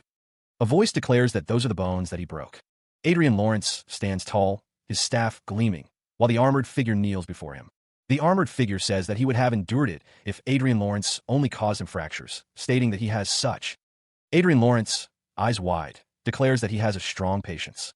The armored figure says that he doesn't have to tell him because they tormented him mentally too much to the point that it even upset him. He continued walking, the armored figure following close behind, their footsteps echoing on the stone path. A hand slides forward, a gesture of offering or perhaps of support. Adrian Lawrence, accompanied by a woman with brown hair, is met with a declaration. "I won't let you die comfortably." A metallic click resonates, a sound of something locking into place. The armored figure is enveloped in a golden light, the word, healing, hovering above. A voice emanates from the armored figure, stating, "It's no fun if you just die from excessive blood loss." Multiple armored figures surround a person, pleading for forgiveness and offering to take care of him. Adrian Lawrence and the woman with brown hair observe the armored figure, a mix of concern and curiosity on their faces. The armored figure, seemingly recovered, offers to escort someone to the Lord's office. Adrian Lawrence responds to the armored figure's offer, his expression thoughtful. "How kind of you." A voice echoes through the futuristic cityscape, offering an apology. 30 minutes pass over the gleaming, blue-accented towers and sky bridges. The battle between Marquis Lawrence and the Pharma Viscountcy concluded in just 30 minutes. A lucky encounter from the game has turned into reality, pitting Adrian Lawrence against Xerath Pharma. The woman with the straw hat considered Marquis Lawrence's connection to the Riverdale family. She wondered if that was the reason the other woman had come to help him. The woman in the dress wondered if the other woman had come to check for herself. Did she suspect that Marquis Lawrence wasn't from the Riverdale family's social circle? The woman with blonde hair insisted that she shouldn't be framed strangely. Marquis Lawrence was indeed from their social circle, she claimed. The woman with blonde hair admitted she was there to cheer him on as an excuse. She then asked what brought the head of the intelligence department of Brigham Empire there. The woman with the straw hat warned that if the other woman was thinking of taking him out of the Empire, it would be a good idea to stop. A tiger and dragon faced each other, energy crackling between them. The two women stood facing each other, the tension palpable. The woman with blonde hair suggested they just keep it at that. The woman with the straw hat agreed, stating that even if they fought each other, it would only tire both of them out. A teleportation-interfering magic spell was cast. The city sprawled beneath a sky streaked with light, buildings reaching for the heavens. The war had. High above the city, the woman with blonde hair spoke, her gaze fixed on something distant. "Shall we see how good he is?" The woman with blonde hair tilted her head, a flicker of surprise in her expression. "Wow, what's that?" The two women remained on the rooftop, their attention drawn to an unseen event unfolding below. A mage was engaged in a short-range battle, energy crackling around him as he fought. The woman with red hair and hat seemed confused by the turn of events. Huh. The biggest reason why mages' movements are limited in modern battlefields is not because of the compatibility with vanguards.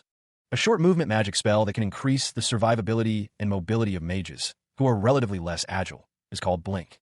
As the best evasion technique to that, teleportation-interfering magic spell became more common, the spell can no longer be used on the battlefield. Teleportation magic blocked. Mages were ultimately forced to withdraw from the battlefield.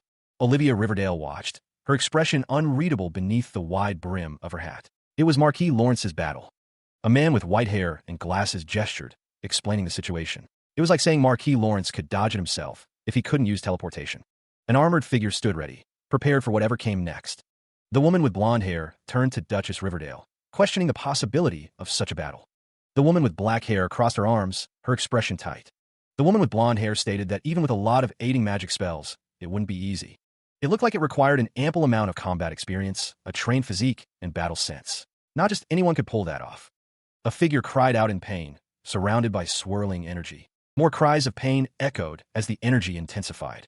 The woman with blonde hair smiled, telling Olivia Riverdale that she had an amazing priest. She asked her to stop with her interest in their people. Someone began to speak. She could only utter how unfortunate the situation had become. The man with white hair stood surrounded by armored figures, a strange fondness in his expression. A woman with long brown hair stood beside a man in a blue outfit, the scene hinting at a clandestine meeting. Olivia Riverdale declared that she would take her leave, the result of the territory war being obvious to her. Footsteps echoed, marking a departure. Olivia Riverdale looked smug, a hint of satisfaction playing on her lips. Adrian Lawrence's image appeared, a thought bubble revealing his desire to keep the hunt to himself. It was said that he showed many habits unique to their Riverdale school while casting those magic spells. A close-up of a face revealed a sense of regret, admitting they shouldn't have doubted him. Olivia Riverdale mused that she had checked for herself and should head back now. A cityscape loomed, hinting at the scale of the events unfolding.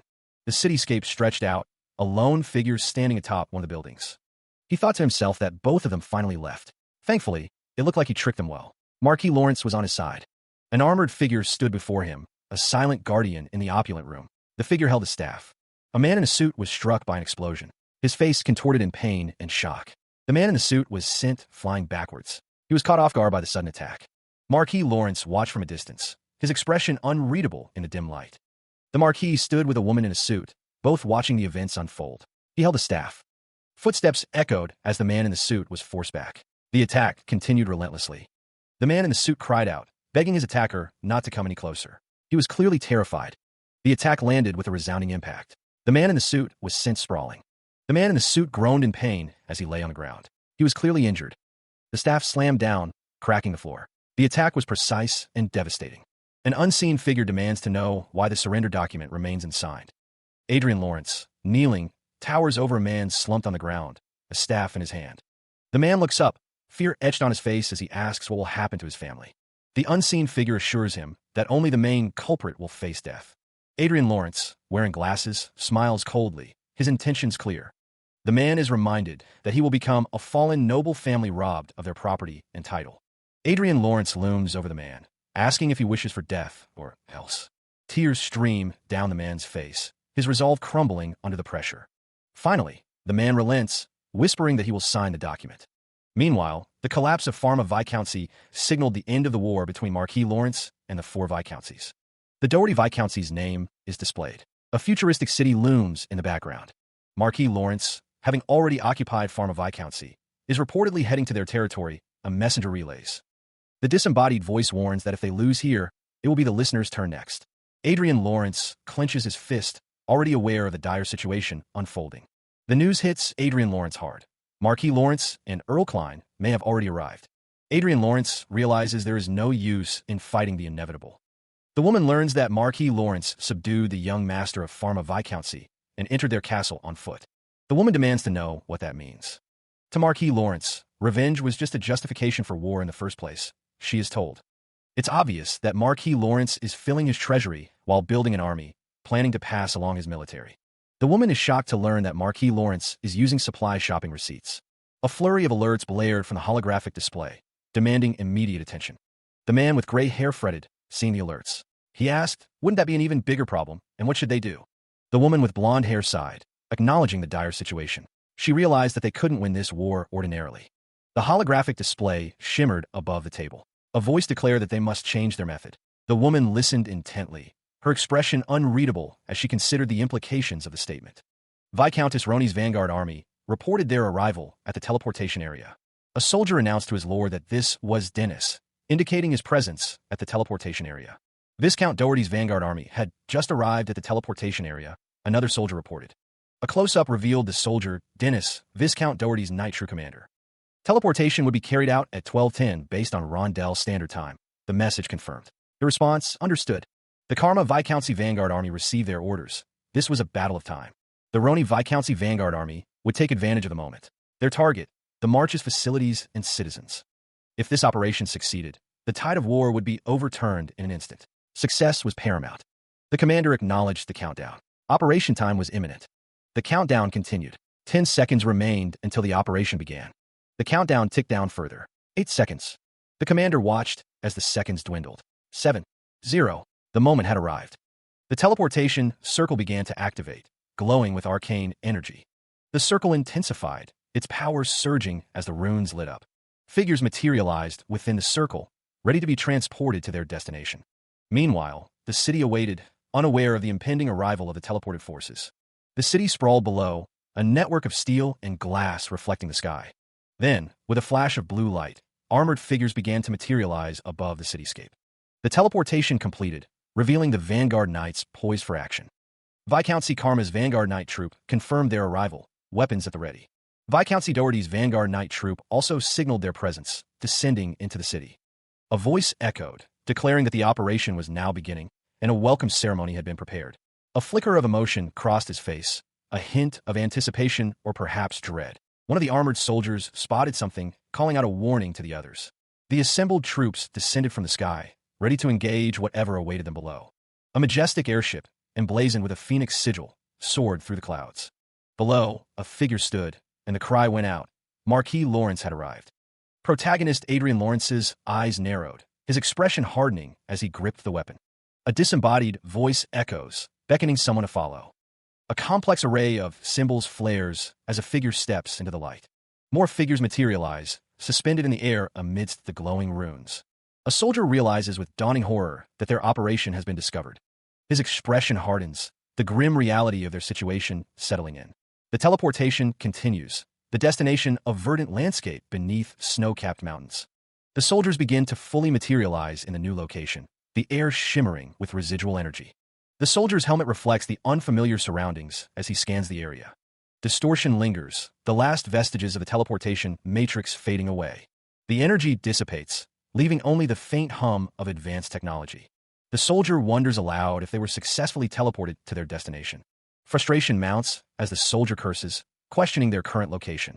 The teleportation shimmered, the destination still obscured by residual energy. The soldiers materialized, finding themselves on a grassy field, a fallen comrade nearby. More soldiers emerged, their armor gleaming under an unfamiliar sky. The air crackled with the last vestiges of the teleportation spell. Above, the source of the teleportation shone brightly, a beacon in the new world. The full scope of their surroundings became clear. They were encircled. The teleportation device hummed, its purpose now a potential trap. One of the armored soldiers cursed, realizing their predicament. God damn it. From above, a voice echoed, confirming their worst fears. We're completely surrounded. A man with white hair and glasses observed the scene from a high vantage point. The soldiers stood ready, their weapons drawn, facing an unseen enemy.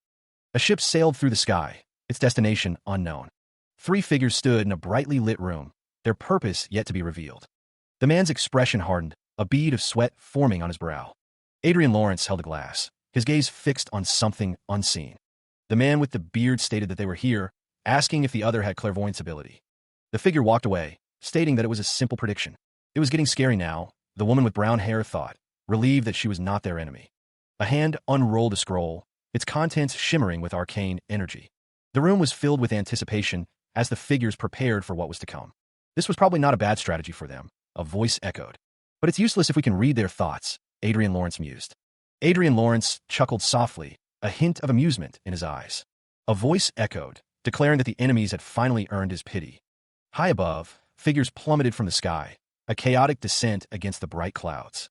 A massive ship, emblazoned with a winged crest, followed the falling figures, plummeting towards the earth. Adrian Lawrence stood on a glowing platform, announcing that he had prepared a welcoming ceremony for them all.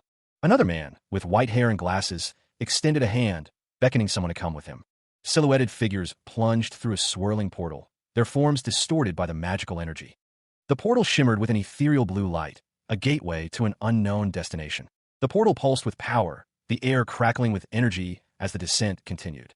Elsewhere, a glimpse of a grand building hinted at the location where the falling figures might arrive. From above, the figures continue their descent, falling towards the prepared arena. He stood with the woman, the sound of something snapping echoing in the air. A figure with white hair stood, a large staff resting on their shoulder, as armored soldiers stood ready. The armored figure landed, their staff impacting the ground with a burst of energy. Adrian Lawrence smiled, his glasses glinting in the light as he watched the unfolding scene. The city loomed in the background as the figures continued to fall, their destination drawing ever closer. A voice declared that they would be able to keep their lives as the armored soldiers stood ready below the falling figures. An armored soldier grimaced, his expression suggesting a mix of anticipation and concern. One of the soldiers exclaimed that it was Marquis Lawrence, as the Marquis stood in the distance, seemingly confused. A voice declared that the war would be over if they could just capture Marquis Lawrence. Adrian Lawrence smiled, remarking that he hadn't expected this one. A man with a beard reacted in shock, exclaiming about someone's excellency. He walked alongside Marquis Lawrence, the sky above them a brilliant blue. Their feet landed on the soft grass, unaware of the danger closing in. The soldiers descended, yelling that this was their chance to strike. An order rang out, attack Marquis Lawrence all at once. A swirling vortex of energy erupted around the soldiers. One of the soldiers was caught in the blast, uttering a surprised "huh?" The dust settled, revealing Adrian Lawrence and Marquis Lawrence standing amidst the chaos. Adrian Lawrence remarked that the situation wasn't even worth keeping in check. The two stood together, ready for whatever came next. Explosions continued to erupt around them. The blasts intensified, the air thick with smoke and fire. Someone exclaimed, "as shit," as the explosions drew nearer. The armored soldier recoiled, the impact of the unseen attack shaking him. A voice echoed with murderous intent, demanding the territory war end with Adrian's death. He wondered why he had gone easy on them. Adrian Lawrence smirked, his eyes gleaming with a dangerous light as he prepared to strike back. Raw power erupted, a blinding flash of energy unleashed. The soldier braced himself, questioning what was happening as the energy surged towards him. Knowing he couldn't dodge, the soldier resolved to offset the attack with his force sword. The force sword clashed against the energy, creating a blinding explosion of light and force. The soldier's face contorted in pain as the energy washed over him. The soldier cried out as the attack landed, the sound echoing in the aftermath. Debris rained down, the remnants of the devastating attack. The soldier coughed, struggling to remain standing after the blast. He advanced, staff in hand, undeterred by the soldier's attempts to stop him. The soldier, armored and desperate, screamed a warning, but it was too late. Adrian Lawrence moved with blinding speed, a shimmering barrier preceding him. The barrier, a construct of pure magical energy, pulsed with power. The young master's expression remained focused as he pressed his attack. The soldier's confusion grew, unable to comprehend the source of such power. He wondered how the aura force of a vanguard equipment could bounce off of him. The soldier cried out, questioning how a magician could possess such strength. Adrian Lawrence grinned, his confidence radiating as he continued his advance. The impact left a splatter of blood, a testament to the force unleashed. More blood splattered, painting a grim picture of the battle's outcome. After the clash, Adrian Lawrence paused to refresh himself with a drink. Marquis Lawrence observed a screen displaying information, his expression unreadable. The Marquis notes that there are a lot of articles to review. The screen details Marquis Lawrence's swift victory in the territory war, crushing 4 Viscounty territories in half a day. The information continues, stating that the territory war ended, and it was a solo operation. Marquis Lawrence reflects on his ability to quickly capture the remaining castles. Guards stand at attention, their relationship to Marquis Lawrence described as one of fear and awe. Meanwhile, a knock echoes through the halls. A woman with long brown hair calls out, telling the knocker to come in. A maid exclaims that Miss Arcia is covered in dirt, but Miss Arcia replies that her mouth is bored and she wants cake. Miss Arcia walks forward, her footsteps echoing, seemingly unconcerned with her dirty state. Another character remarks that someone ate a lot of cookies in the morning and worries about blood staining the sofa. Someone remarks on the noise, seemingly unbothered by the commotion. A maid stands at attention, her expression unreadable amidst the unfolding events. A few days ago, right after the end of the territory war, a woman stands with her hands clasped, looking concerned. People are begging Miss Catherine for help, admitting they were wrong. Others kneel, pleading for forgiveness, their faces etched with desperation. The apologies continue, a chorus of regret echoing through the scene. Adrian Lawrence stands beside Miss Catherine, listening intently to what she has to say. The flashback reveals that Catherine was bullied, leading to the current situation. A woman smiles knowingly, her expression hinting at hidden intentions. The group continues to apologize to Catherine, their faces filled with remorse. Someone explains that for political reasons, they need time, but plan to make Isabella Cascabel and Philo Brooks apologize as well. Adrian Lawrence seems to be listening to the explanation, his expression thoughtful. He is stopped by the woman with brown hair, who pleads with him to stop. Adrian's expression is unreadable, his eyes obscured by his glasses. The woman clutches his arm, begging his pardon, but Adrian states he cannot do that. Adrian smiles gently, telling her she may not know this. The woman looks at Adrian's hands, telling him that he is her savior. Her eyes are wide, filled with a mix of hope and desperation. A disembodied voice suggests that they keep smiling from now on. A maid looks up, responding to someone calling for the marquee. Two figures stand in a grand hall, one questioning how things are going these days. A close-up reveals the woman's gentle smile, a hint of blush on her cheeks. A cheerful message declares that every day is fun, accompanied by sunflowers and a butterfly. The woman with brown hair beams, her smile radiant and full of joy. He sat at the ornate desk, a woman with long brown hair, standing nearby. She held a pen to her lips, her expression thoughtful. Young Master Adrian clasped his hands together, a faint smile gracing his lips. His eyes sparkled behind his glasses. Elsewhere, a majestic castle pierced the sky, its towers gleaming in the soft light. From within, a voice echoed, "That's good to hear." Adrian Lawrence took a sip of his drink, a smile playing on his lips. He was reminded of the genius move to bring someone onto his side. The disappearance of the three families that supported the second prince ultimately led to a favorable outcome for him, the Viscounties of Pharma, Doherty, and Karma. Adrian looked down, a small chibi version of himself commenting that he was honestly touched by the sentiment. But in the process, one family that supported the crown prince was also erased, a grim reminder of the stakes. The man with white hair was told, "We can't help it. They sinned against you anyway, didn't they? They should pay the fair price then." The other party inquired if Prince Luke had said anything about the situation, his expression unreadable. He was very bitter about it, the man was told, as he asked if he had to go to such lengths for nobles of the same side, even if it was for revenge. And he was told that the Earl of Brooks and the Cascabel Margrave also committed the same sins as the four Viscounties, and Raven Margrave, his archenemy, should also be disposed of, but he should be holding back for the sake of the second prince. After quite a long moment of silence, Adrian said that he'd let this matter slide this time, chuckling to himself. In any case, this further narrowed the gap with the second prince faction. Adrian mused as he set down his cup. He considered his options, knowing that a narrow victory would not satisfy his ambitions. The second young master desired a complete, sweeping victory. He wondered if civil war was truly worth the cost, if it was truly destroying the life of the country. The question lingered in his mind. The text spoke of national power becoming unstable due to civil war. It warned that the enemy, the Croatian Empire, might reveal their ambitions once again. A dark figure betrayed another, stabbing him in the back. The text declared this was his planned betrayal, the crown prince's complete victory. He mused that no matter how politics played out, a strategy based on betrayal was bound to induce anxiety. Such thoughts, he realized, might be those of an ordinary man. He wondered when he should proceed with the operation. The answer came back. They still needed time to prepare. The second young master's expression hardened as he was asked what was the matter. His eyes narrowed behind his glasses. He noted that the second prince kept flirting with his Arcia. A smile played on his lips as he considered this information.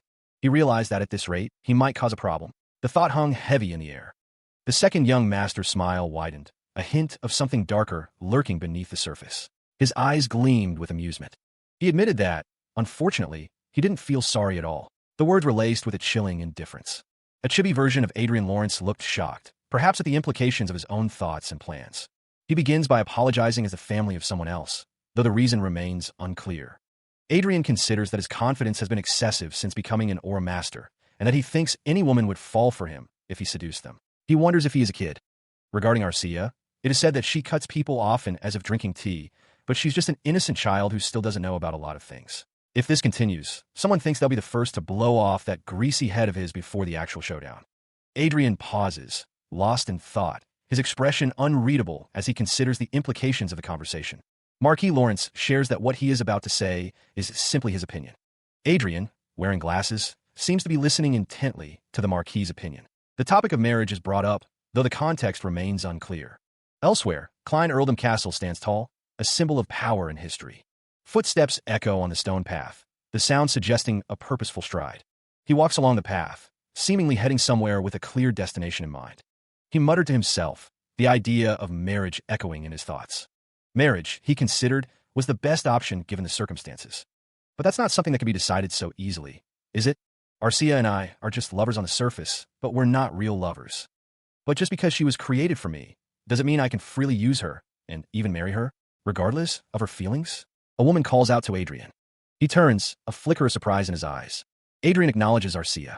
Arcia and Adrian stand together, observing something in the distance. What is all that? Elsewhere, someone remarks that they educated them a bit. Arcia and Adrian discuss the nature of the education, clarifying that it was training. A maid addresses someone, her tone formal and respectful. Your Excellency. He stands with Catherine, who questions the situation. What's going on, Catherine? Catherine seems uncomfortable with Adrian's behavior. She stammers, unsure of what to say. Adrian's eyes widen behind his glasses. He seems surprised by the news.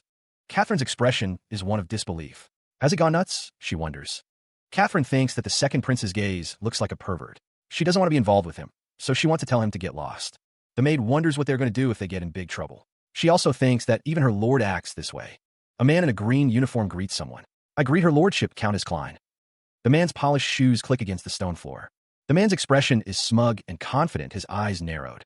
Someone exclaims in surprise. His Excellency Marquis Lawrence. Adrian is asked why he is so shocked. Is it so shocking to see him beside his own fiancée? He stood with the woman and Marquis Lawrence, the tension palpable between them. Marquis Lawrence demanded they get straight to the point. Marquis Lawrence cleared his throat, a magical aura briefly surrounding his hand. A bouquet of white flowers, tied with delicate ribbons, appeared as if from thin air. Prince Ludwig Reinhard had invited Countess Klein for a meal, and thus sent these flowers. The flowers were presented, a silent offering of goodwill and invitation. The arrangement was a mix of white blossoms and verdant leaves, a symbol of purity and new beginnings. Countess Klein stared at the flowers, her expression unreadable. Marquis Lawrence's face contorted with displeasure. He seemed to be upset by the flowers. A simplified figure wondered if that was all, hoping for an answer to the invitation. Countess Klein's thoughts drifted to Adrian. The man with blue hair stated that since the prince only invited Countess Klein, it's a no. Marquis Lawrence, visibly agitated, asked Countess Klein not to act this way. The man with purple hair speaks of bringing sky fortresses and destroying families. Marquis Lawrence is asked which family he is from, and he asked the man to repeat himself. The man states that to become a royal knight, one must have some kind of backing. Marquis Lawrence asks why the man is curious about that. The man confirms that Marquis Lawrence saw the news. The man's expression is smug as he crosses his arms. The man says he can't blow Marquis Lawrence's head off because he is Prince Luke's errand boy. The man wonders if he could blow off Marquis Lawrence's parents' heads instead. Marquis Lawrence says that was very rude of him, as he came as per the orders from His Highness. The man is offended, but asks if he should put himself in Marquis Lawrence's shoes. The man declares that from now on, he won't stay still if anyone comes with unpleasant offers to Arcia. The man tells Marquis Lawrence to go back and tell His Highness as it is. Two men spoke in hushed tones, one hoping their good relationship would continue. The man with dark hair warned that he might go crazy if provoked further. He declared the woman to be his fiancée.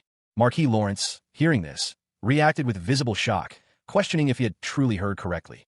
He realized the man's eyes were serious, not joking at all, as the words echoed in his mind. The man with dark hair scoffed, admitting he had underestimated Marquis Lawrence's ability to understand the situation. The man with dark hair looked directly at Marquis Lawrence, awaiting his response to the declaration. The man with glasses considered that if the man with dark hair wanted the woman, he should take the throne. The man with dark hair's eyes widened, a flicker of surprise crossing his face at the suggestion. Marquis Lawrence seemed to agree with the sentiment, finding the idea to be a good one.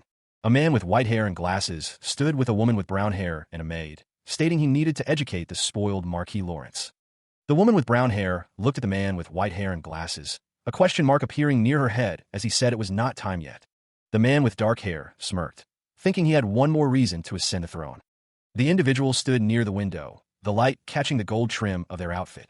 Adrian Lawrence reclined, a satisfied smile playing on his lips. The territory war had come to an end, and everything was finally over.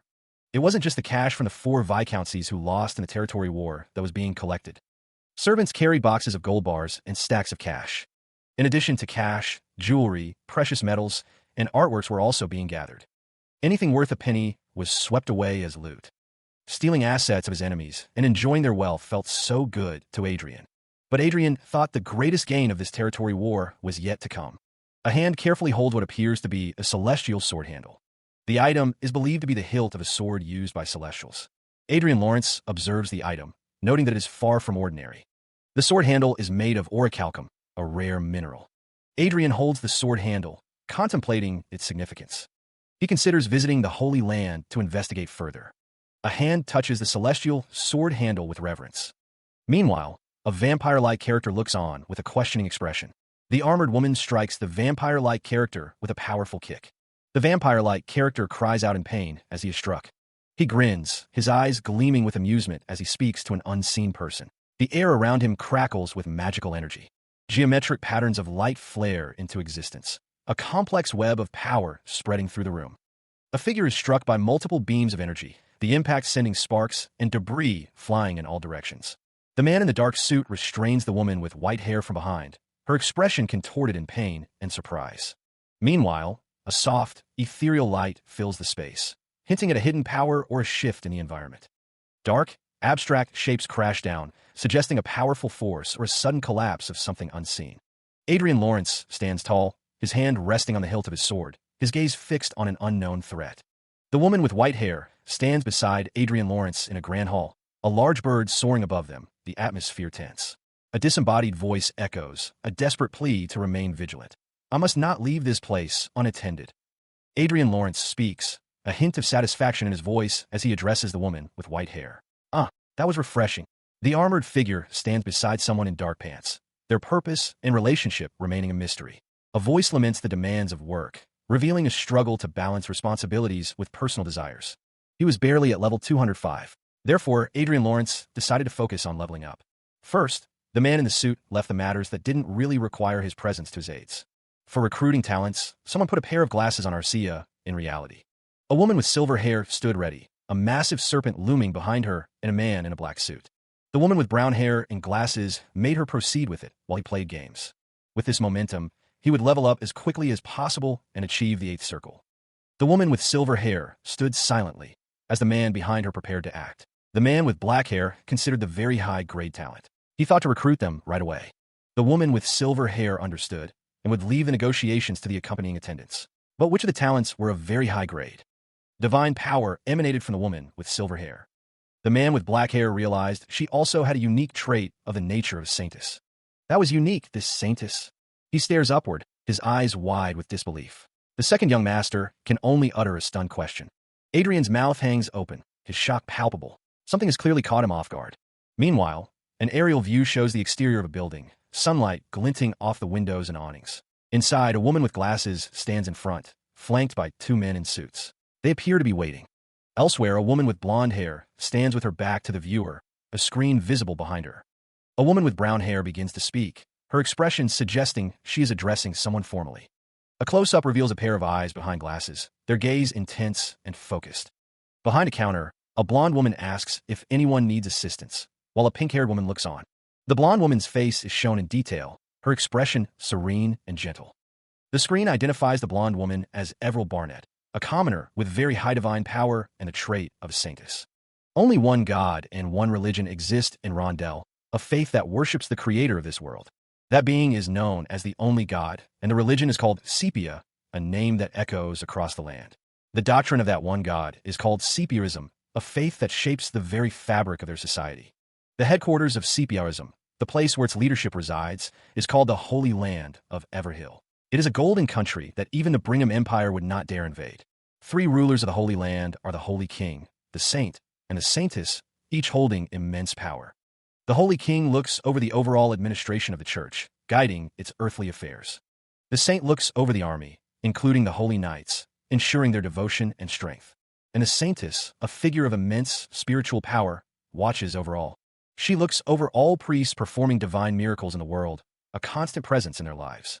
Meanwhile, a man with white hair asks where the girl is, and the woman with brown hair responds that Sir Eric escorted her to the Gifted Talents Hall. Everil Barnett stands in the hallway, and a man with dark hair notices her, exclaiming in surprise. She was greeted with formal bows and words of respect for her lordship. A hand rested gently on Everil Barnett's shoulder, guiding her forward. Adrian Lawrence offered a polite welcome, formally introducing himself to Everil. Information about Everil Barnett flashed, highlighting her age, talent for divine power, and nature as a saintess.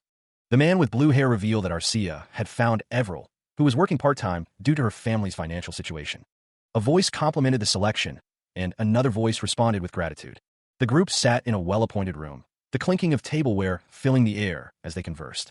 Someone recalled Everil Barnett's dream of becoming an administrative official.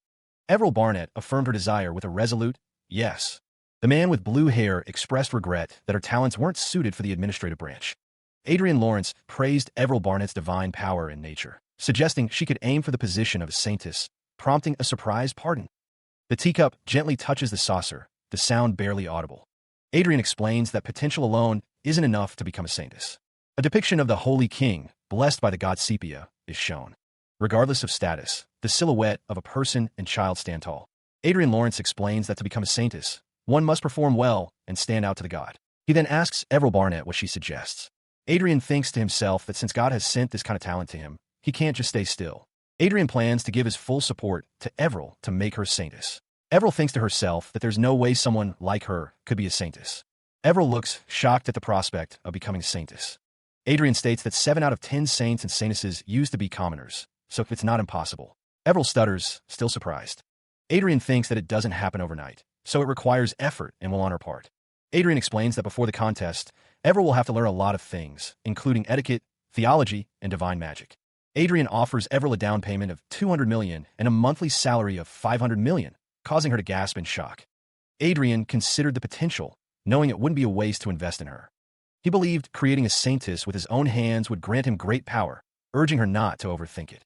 From a distance, Adrienne stood, discussing the transition from administrator official to priestess, noting they are both professions. Adrienne's companion noted that His Excellency wasn't one to joke about such things, suggesting she trust and follow him, while Eric was a good assistant. Adrienne considered the possibilities, his fingers steepled in thought as he spoke with Everil. It was mentioned that Eric, with his political traits and talent, could create a synergy effect if he assisted her. Adrienne declared that she would be a family member of the Lordship Castle from that day on, and her parents could visit any time. Everil thanked Adrienne, as it was noted that Eric should take good care of her since they got pretty close in such a short time. Adrienne acknowledged the statement, understanding its implications. Adrienne smiled, his expression suggesting a deeper meaning behind his words. He was really looking forward to the saintess battle. He stood over Everil, arms crossed, a slight smile playing on his lips as she looked up at him. As Everil Barnett was adjusting to her new environment, she sat with Marquis Lawrence, a cup of tea between them. Elsewhere, a bird flew past a massive sword, the scene hinting at a battle about to unfold. The battle had already begun, as Adrienne Lawrence and another warrior fought against a horde of monsters. The clash of steel and the thud of footsteps echoed as the fight intensified. The warrior, Arcia, told Crowe to cover her 10 o'clock direction, confirming her position. A blade sliced through the air with a resounding whoosh. The sound of the blade continued to echo, emphasizing the intensity of the ongoing battle. The blade's presence loomed large, a constant threat in the chaos of combat. The scene shifted to a series of stark lines, perhaps representing a barrier or a shift in perspective. A monster was struck, the impact sending blood and debris flying. Arcia and Adrienne Lawrence stood side by side, ready to face the next wave of enemies. He channeled the energy, feeling it surge through his very being. The figure tumbled through the air, defeated by an unseen force. Adrienne's eyes glowed with power, a visible manifestation of his strength. Raw magical energy crackled around his hand, ready to be unleashed. He reflected on his journey, realizing he was investing all his time in a leveling up. The city loomed, a silent testament to the challenges that lay ahead. His level was 208, but the growth rate was still too slow for his liking. The figure stood triumphant over the fallen enemy, a large bird perched nearby. The figure lamented, "I can't do anything about my growth rate." The blonde-haired figure explained that hunting with a 5 to 10 member party is essential. The intricate details of the armor gleamed, a testament to its craftsmanship. Adrienne's expression hardened as he realized the real problem is. He noticed that his encounters with other players were becoming more frequent. A small party of adventurers stood nearby, their attention drawn to the eagle. The man with brown hair urged his companions forward, eager to investigate. The woman with short blue hair called out, asking if they could be of assistance. The man with brown hair expressed his amazement, never having seen a supporter like that eagle. He wondered how he could obtain one. The woman with blonde hair explained that it was a wild animal temporarily tamed using taming magic, not a supporter. The woman with short blue hair urged the man with brown hair to move on. The man with brown hair wondered where he could capture that kind of thing. Adrienne thought to himself that it wasn't the first time he had to explain it this way, as he refused to attract more attention than necessary. The second young master wondered how much the Chronicle Online production company's market capitalization was, considering if he should just buy everything. The eagle flew through the air as Adrienne continued to ponder his options. The hunter's sword gleamed, ready for the next encounter. He wondered if buying the company was such a bad idea, after all. If the main user base was commoners, there was a high probability that it was undervalued. The market capitalization for World Games was at $102 trillion. The numbers swam before his eyes, the potential of the company becoming clearer. He realized it looked like the company wasn't undervalued after all. He considered other options, such as buying slaves and making a workshop, but quickly dismissed the idea. He wondered if he should use the last remaining wish ticket, though he didn't want to use it unless it was a major emergency. He pondered if there was a way to effectively level up without encountering other users. Adrian realized there was one extremely convenient method without having to buy the entire game. Monopolize the hunting grounds. The chibi character looked up at him, a question mark floating above its head as Adrian raised a finger. The chibi character tilted its head, awaiting his explanation. The guild's headquarters stood tall, a testament to their influence within the game. Inside the executive office, members gathered to discuss recent developments affecting their gameplay. Adrian heard that the country would double the game's access time limit. He found this news to be rather unfortunate. It was not long ago that even cash transactions for items were blocked, so he thought he needed to do some hard labor now. One of the women in the office wondered if it would be possible to sell items indirectly to a country where cash transactions were legal. Another woman thought that if they were caught, they would have to pay 10 times the fine. It was slowly getting difficult to play games. The woman with red hair informed the guild leader that someone was looking for him, and she asked who it was. Adrian learned it was a magician above level 200, asking for a meeting with the guild leader, saying he had a deal to offer. The woman with red hair said to just send him away, as it was obvious he was playing tricks to join the guild. The woman with long pink hair thought it would be a good idea to meet him. Another asked if she knew something about him. The speaker continued, noting that he brought 10 decathlon hearts as a gift. The woman with red hair listened intently, a thoughtful expression on her face. Murmurs rippled through the room. One guild member exclaimed, wondering how much all of that cost. The man with black hair considered the abilities of the equipment itself. He believed that the new member was better than any top-level user. The details of the man's attire and equipment were highlighted, showcasing their intricate design. In the meeting room, a man introduced himself as Minji. A woman beside him added, "Hello, I'm Penny." The woman with long pink hair observed that everything Minji was wearing was very high-priced. Minji smiled gently, holding what appeared to be a gift. Penny remarked that Minji had a peculiar nickname. The woman with red hair asked what brought him here, since he spoke about a deal. Minji stated that he'd like to rent the hunting grounds that Black Dragon Guild is monopolizing. Minji proposes that he would like to block other users from accessing the hunting grounds. He clarifies that he wants to lease it on the condition that he can. Everil Barnett states that he would use it only for himself. Everil is surprised, thinking that renting hunting grounds and monopolization is unheard of. Minji smiles, adding that he would, of course, have to pay the rent if he were to rent it. Minji states he shall give them 5 times the total profit they can earn from that hunting ground in cash. The name of the hunting ground is revealed, Calturn's Chimera Dungeon. Everil is shocked by the name of the hunting ground. Penny is surprised and says, "Well, wait a moment." The text explains that the Chimera Dungeon is a dungeon where more than 200 people use in a day. Minji says that it's no problem. Minji states that in return, they must thoroughly block other users from entering. He held up a small, ornate object, wondering if it was a special item. He wondered if it was related to some kind of hidden quest, but admitted he just wanted to level up. Minji sat with his hands clasped, a determined look on his face. Everil Barnett observed the scene, noting that he was going to burn a lot of loot just to level up. She thought it seemed like a challenge. Penny smiled, asking how long he wished to rent the hunting grounds. Minji raised a finger, stating that he'd like to rent it for a month for now. He continued, saying they'd continue this way if he managed to level up nicely. But if his growth rate was slow, he'd rent another one of their hunting grounds. Penny, perched on the arm of the chair, wondered what that meant. Penny grinned, stating that she was going to keep renting until she reached max level. Everil Barnett called out to the staff, asking what they were doing and to bring out the tea. Penny's expression grew more intense as she listened to the conversation. Minji sat down, and Everil Barnett asked him to take a seat there. The man in the red cloak grinned, leaning in close. He wondered aloud if the account had truly been wired. In the distance, Everil Barnett questioned if the digits had been counted correctly. She noted that Minji had wanted to use the hunting ground quickly.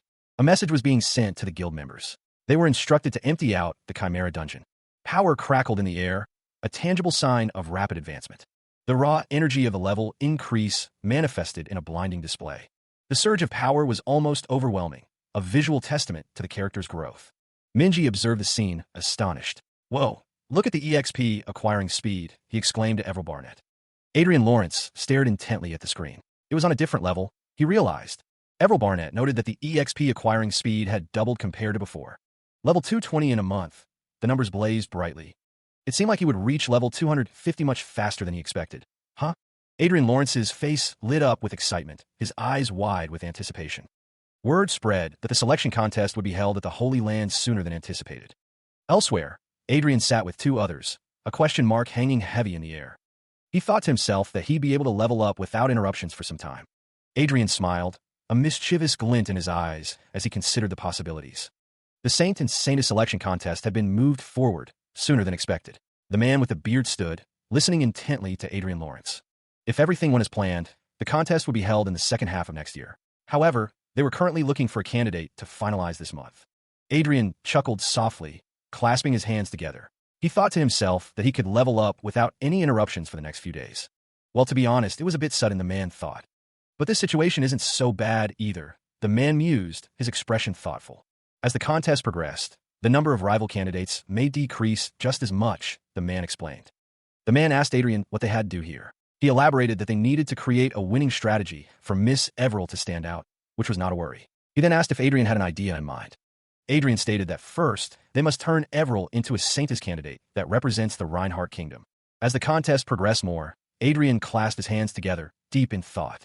A donation was sent in the name of Everell to the Archdiocese of the Reinhardt kingdom. Tomorrow, an archbishop of the Reinhardt kingdom would visit their territory.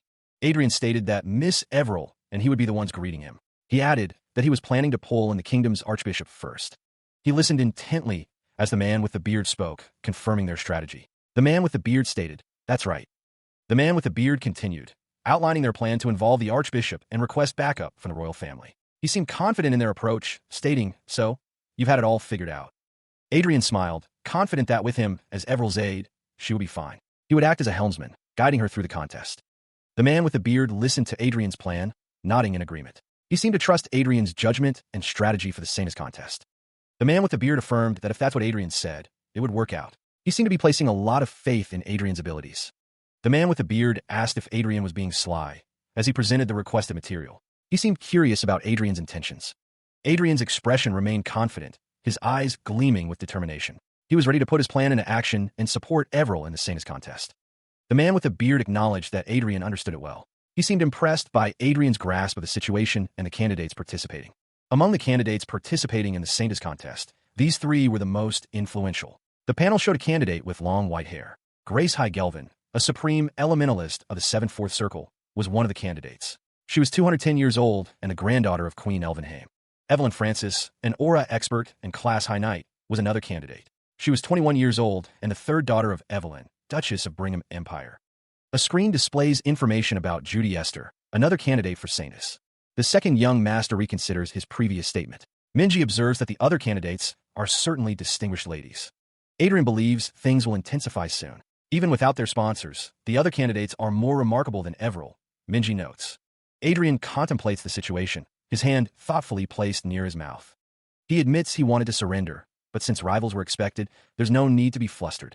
Minji states that it won't be easy, but it's not impossible to win the contest.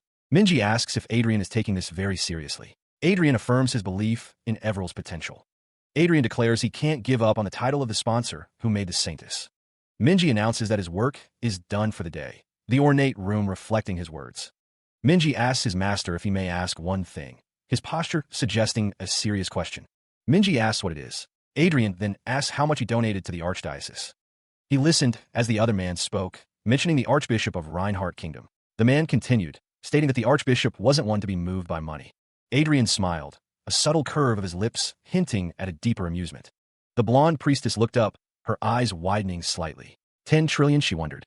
The priestess held a book close to her chest, her expression thoughtful. The voice continued, confirming that Marquis Adrian Lawrence was the sponsor of Everell Barnett. He had also made a huge donation of 10 trillion. The priestess's hand rested on the book, considering the implications of taking a shot at the Saintess contest. It was such an interesting prospect. The priestess smiled knowingly, her eyes gleaming with a hint of mischief. Meanwhile, Minji watched Olivia, a sense of unease creeping in. "Hey, Olivia is smiling," he observed, finding it ominous.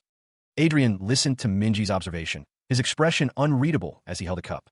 Archbishop Fred's hearty laughter filled the air, a sound of pure amusement. Within the gazebo, the figures discussed the implications of the Saintess contest. One wondered if she would become the new Saintess. The message declared that Archbishop Fred had been successfully brought over to their side. Archbishop Fred clapped his hands together, clearly impressed by the display of divine magic.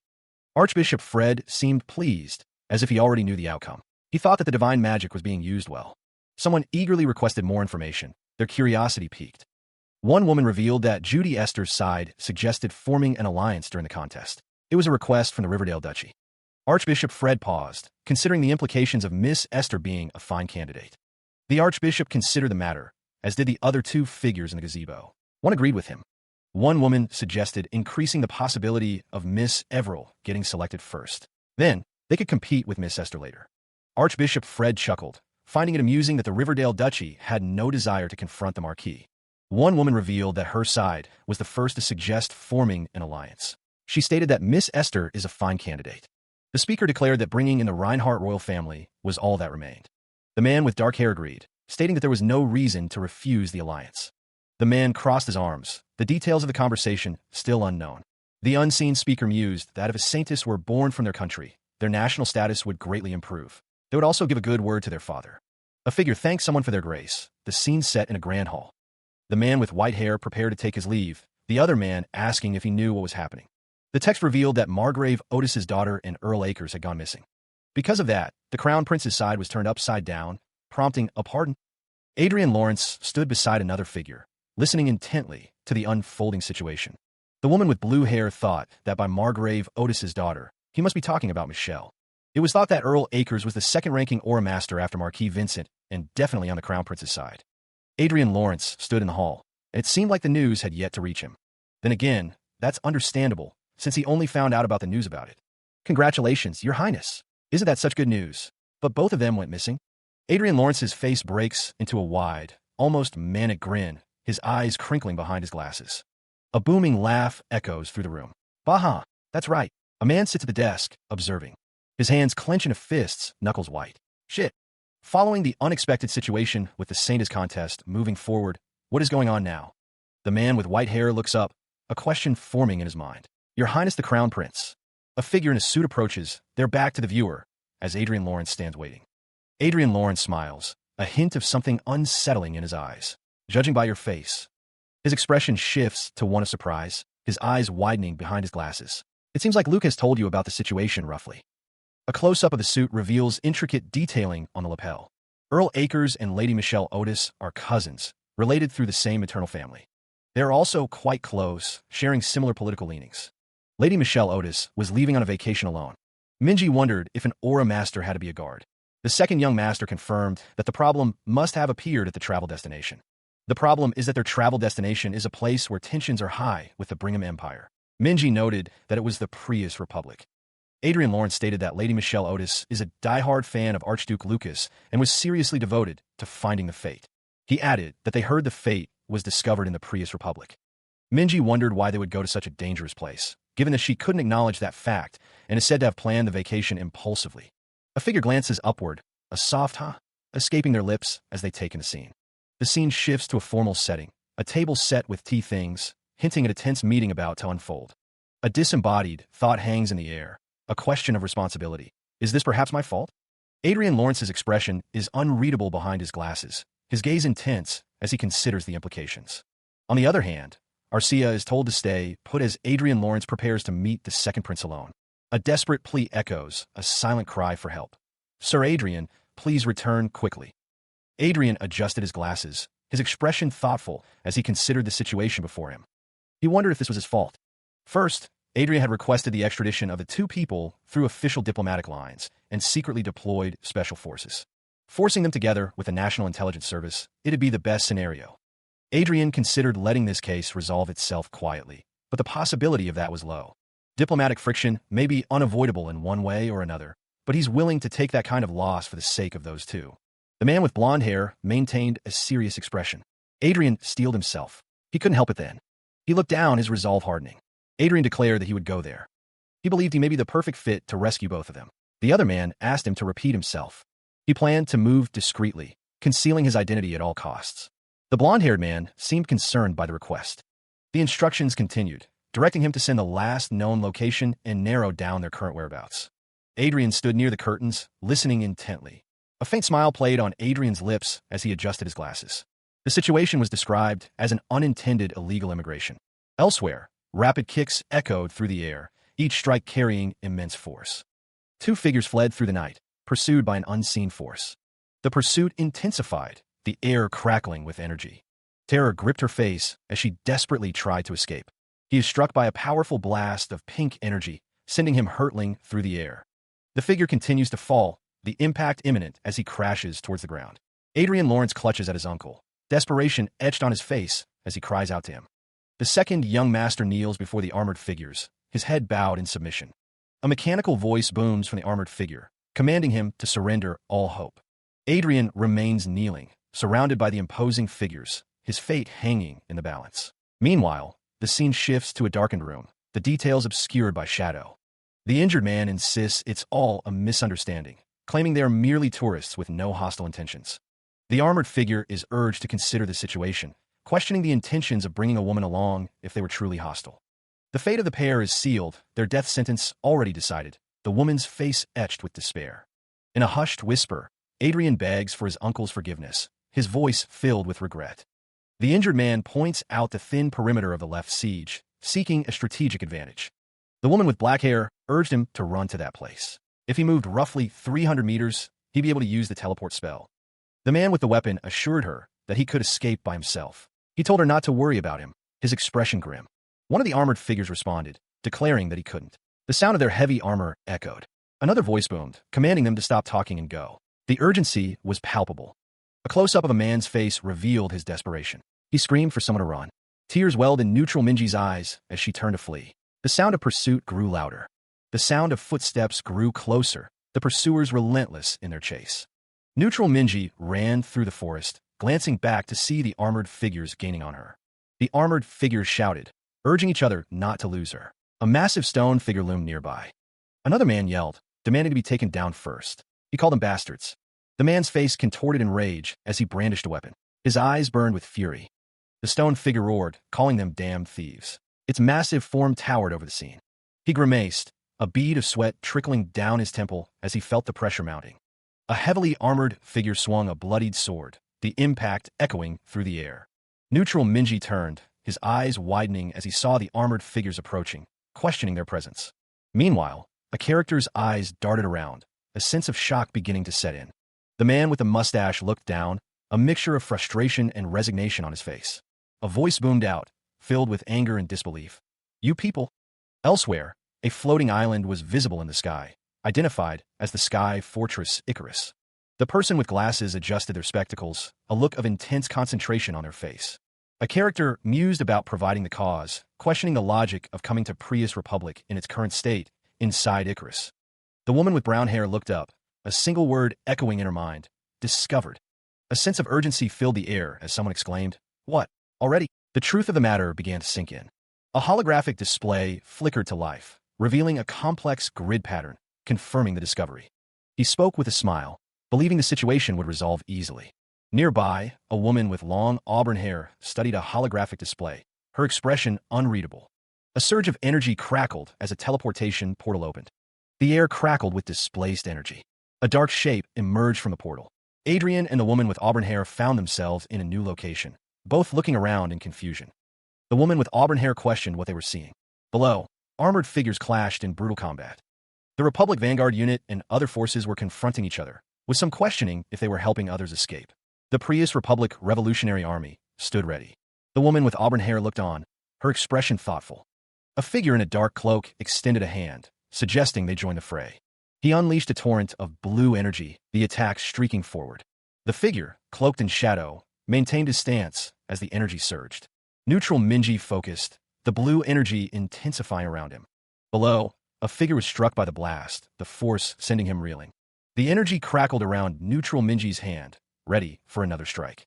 Suddenly, a flame blast erupted, bathing the area in orange light. The flame attack surged forward, an intense wave of heat and destruction. A warrior cried out as the flames engulfed him, his armor offering little protection. The warrior was thrown back by the force of the blast, tumbling through the air. His scream echoed as the flames continued to burn, the heat searing his flesh. The attacker stood firm, unleashing another wave of searing flames. The flames intensified, consuming everything in their path with a blinding light.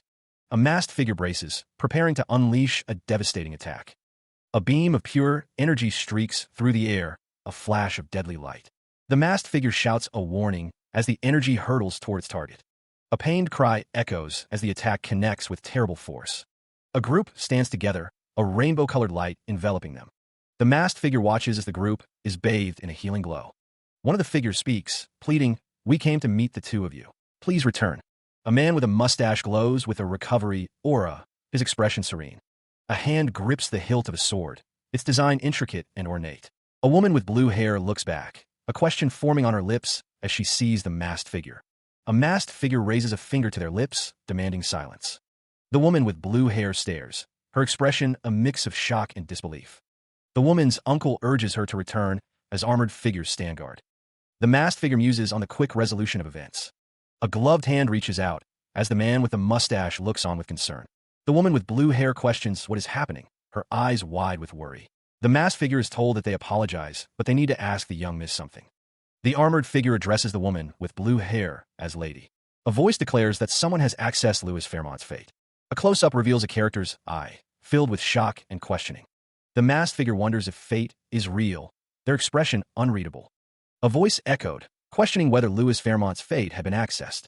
The man with the striking blue eye seemed taken aback, simply responding with, "What?" From a higher vantage, another voice questioned if she had accessed the fake fate. Two cloaked figures stood silently below, observing the unfolding events. The woman with blue hair stood alongside a towering armored figure. Their purpose remained unclear, but their presence was undeniable. The blue-haired woman, after a quick look around, found the contents of their search more inadequate than she had expected. Disappointment was evident on her face. The man with the blue eye considered the possibilities. There was a slim chance it was real, but it was also clear that it was not. He mused that the commander's guess of a fake fate created by the real discoverer may be true. A close-up revealed a symbol etched upon the man's forehead, a mark of some unknown power or allegiance. The weight of his thoughts seemed to press down on him. Silence filled the air, broken only by unspoken tension. The next move remained uncertain, hanging heavy in the balance. A cloaked figure stood, holding a glowing orb of power. The blue-haired woman and the armored figure watched intently, their expressions unreadable in the dim light. The orb pulsed with energy, crackling with an unknown force. The figure's hands tightened around it, preparing to unleash its power. Taking action without knowing how big the Revolutionary Army is, the figure seemed determined to proceed, regardless of the risks. A voice warned that whoever was behind them was dangerous. Knowing that no one knew of the discovery yet, the speaker resolved to keep their mouth shut for now. The armored figure questioned how Minji approached the fate. He pressed, asking if she had trespassed the president's palace. Minji explained that she approached it online. She believed the fate was hidden in a virtual world, not the real one. The woman's expression was thoughtful as she considered the implications of her discovery. Minji had remotely accessed Louis Fairmont's terminal. She confirmed he frequently accessed a certain domain, which she thought was the entrance to the fate. Minji realized that if she hadn't occupied it first, someone else would have become the owner of the fate. A complex web of data seemed to surround her as she spoke of the virtual world. The armored figure acknowledged her unique talent in remotely accessing Louis Fairmont's terminal. He admitted he had a tool he got through an acquaintance. A heavy footstep echoed, signaling an unwelcome discovery. There was another hacker involved. The armored figure and the cloaked figure stood beside Minji, their expressions unreadable. The armored figure declared that they would escort these people, but then paused, stating he was still not done. Meanwhile, a figure stood in the snow, revealing that their commander had invited these two. The snow crunched under the armored figure's heavy steps. A woman with light blue hair stood beside a man in a suit and a woman in a black cloak. Ian Jeremy, an Aura Master, was affiliated with the Prius Republic Revolutionary Army as an Attack Squad 1 commander. Grace Declan, also an Aura Master, served as an Attack Squad 3 commander in the Prius Republic Revolutionary Army.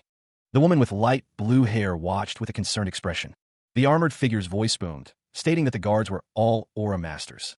On top of that, the woman with light blue hair smirked, her expression hinting at a deeper understanding. She states that she is a citizen of Prius, but it's her first time visiting the Northern Glacier, and there's no Aurora here.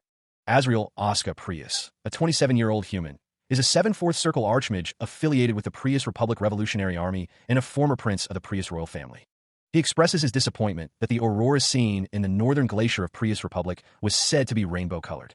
His talent for mana and intellectual capacity are at the highest level, and his status is observing and amused.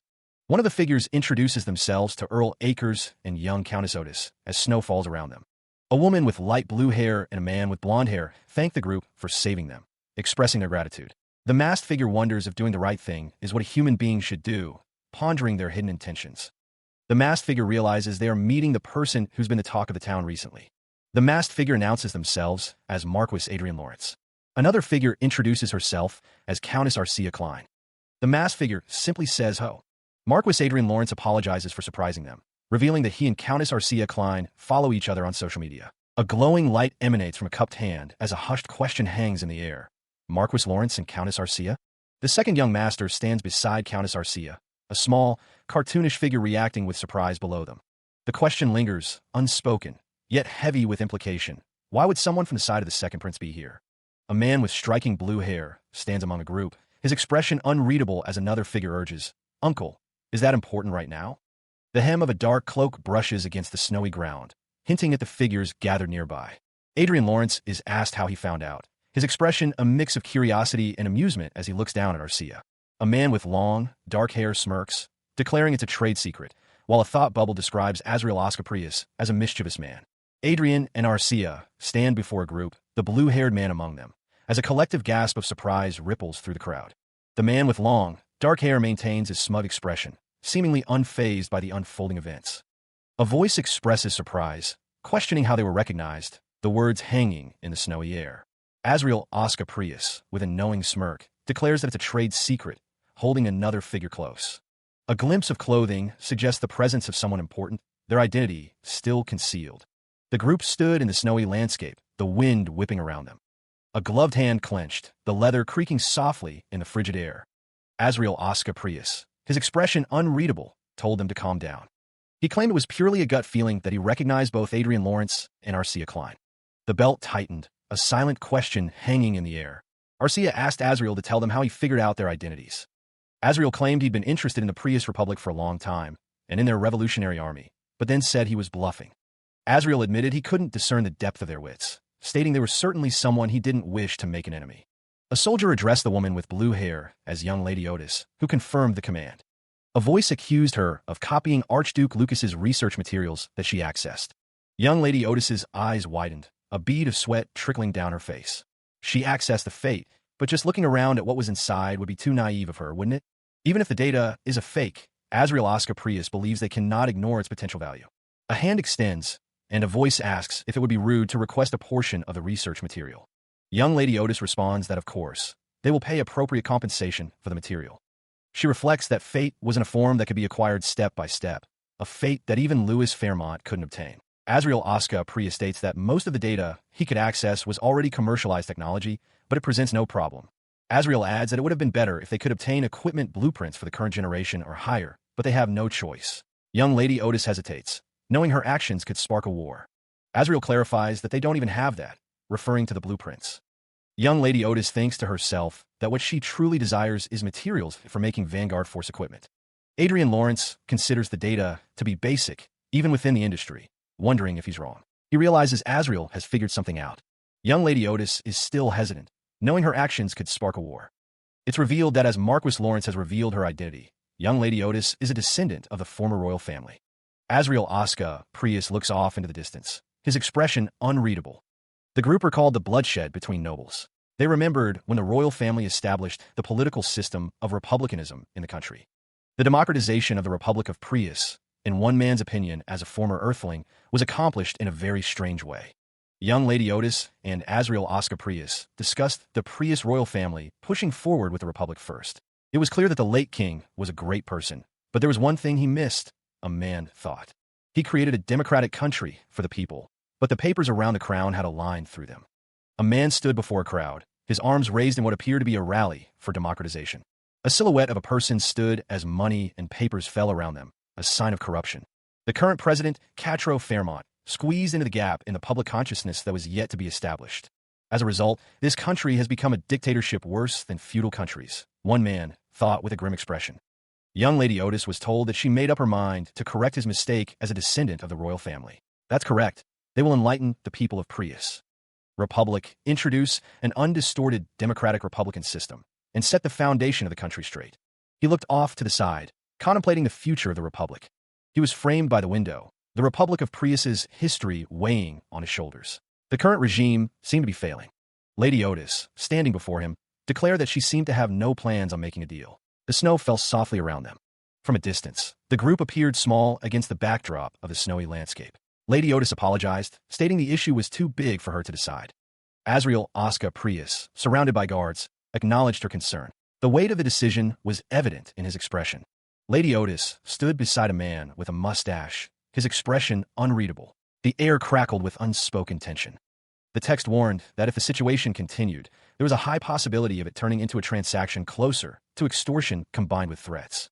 A man with glasses contemplated the situation, his fingers pressed against his lips. The weight of the decision was palpable. A voice wondered if a citizen of the Republic of Korea in their previous life should give her a hand. The past seemed to echo in the present. Lady Otis, standing with a man with a mustache, suggested that if they didn't mind that it wasn't Archduke Lucas's fate, they should try making a deal with her.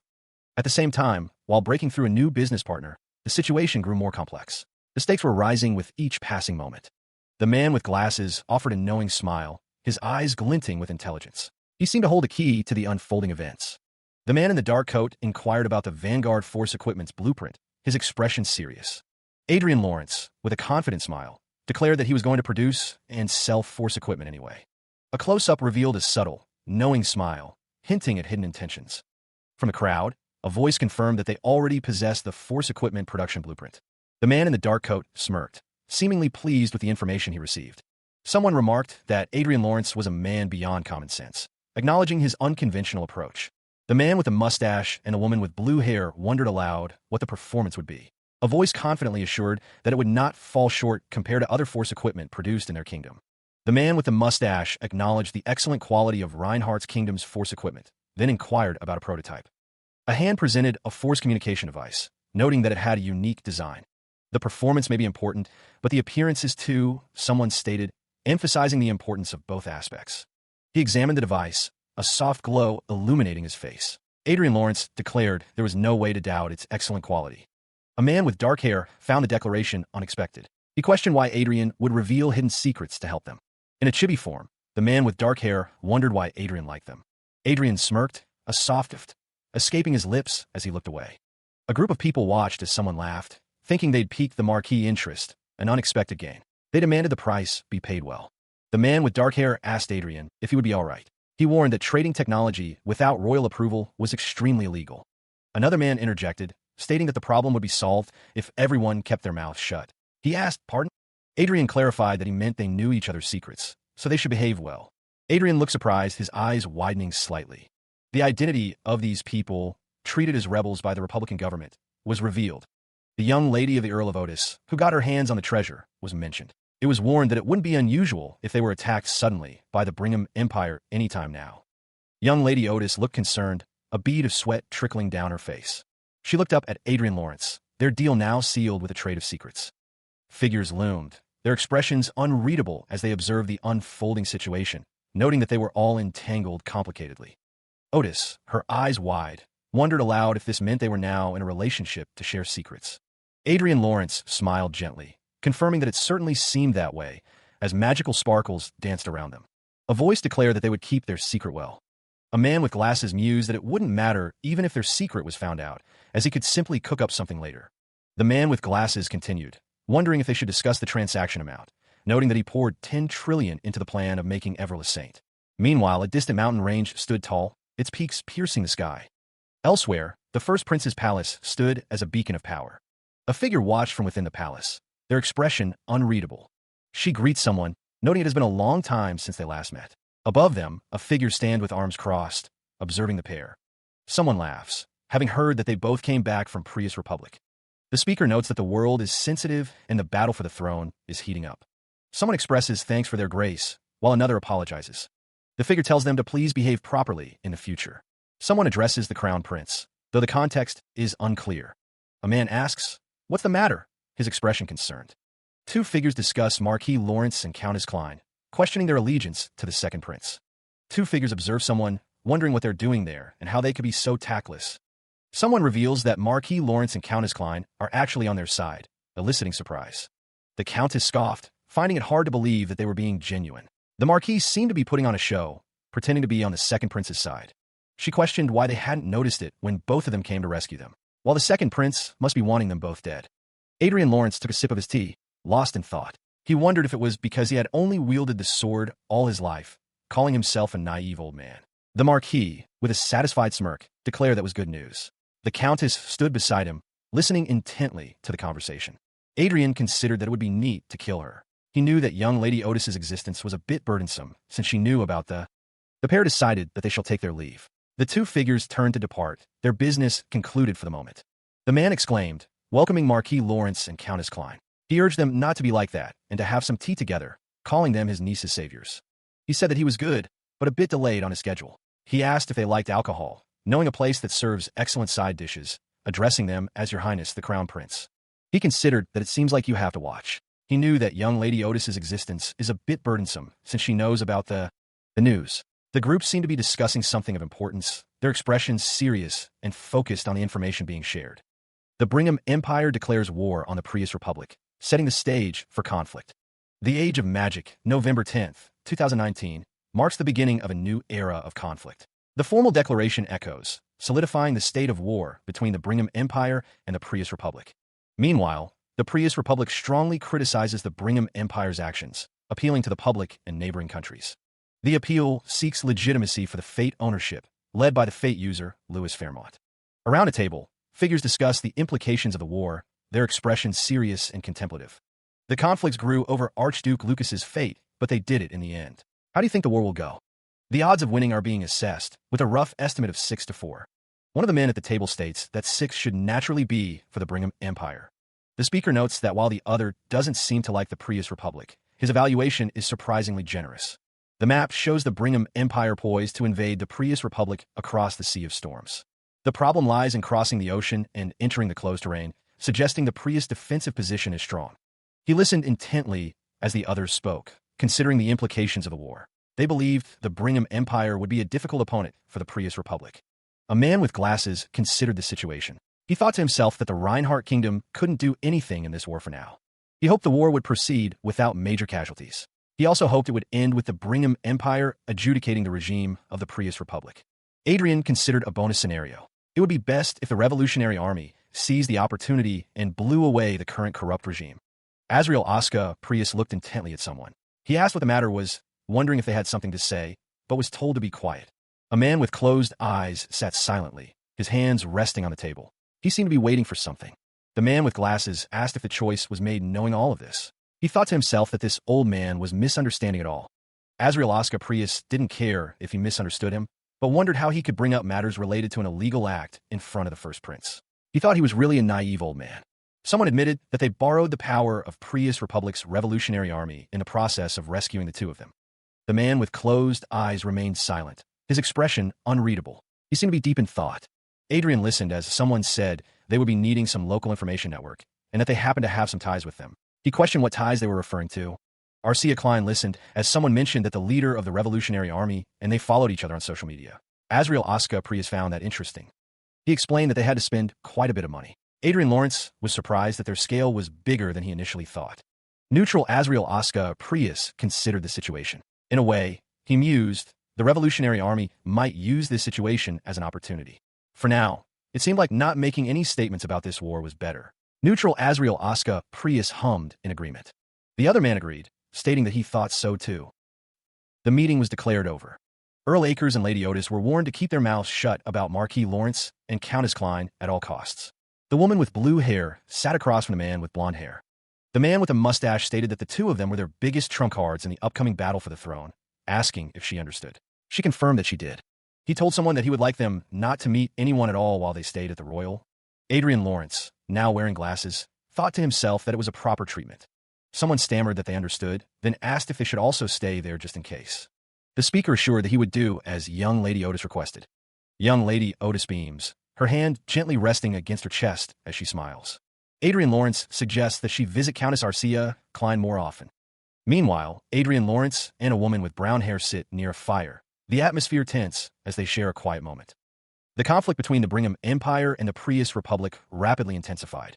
Simultaneously with the declaration of war, the Brigham Empire deployed its forces at a frightening speed. It was as if they had been waiting for the perfect moment to encircle the Prius Republic. In response, the Prius Republic leveraged its home territory, establishing a robust defensive perimeter. Though a direct confrontation had yet to occur, experts predicted it would happen soon.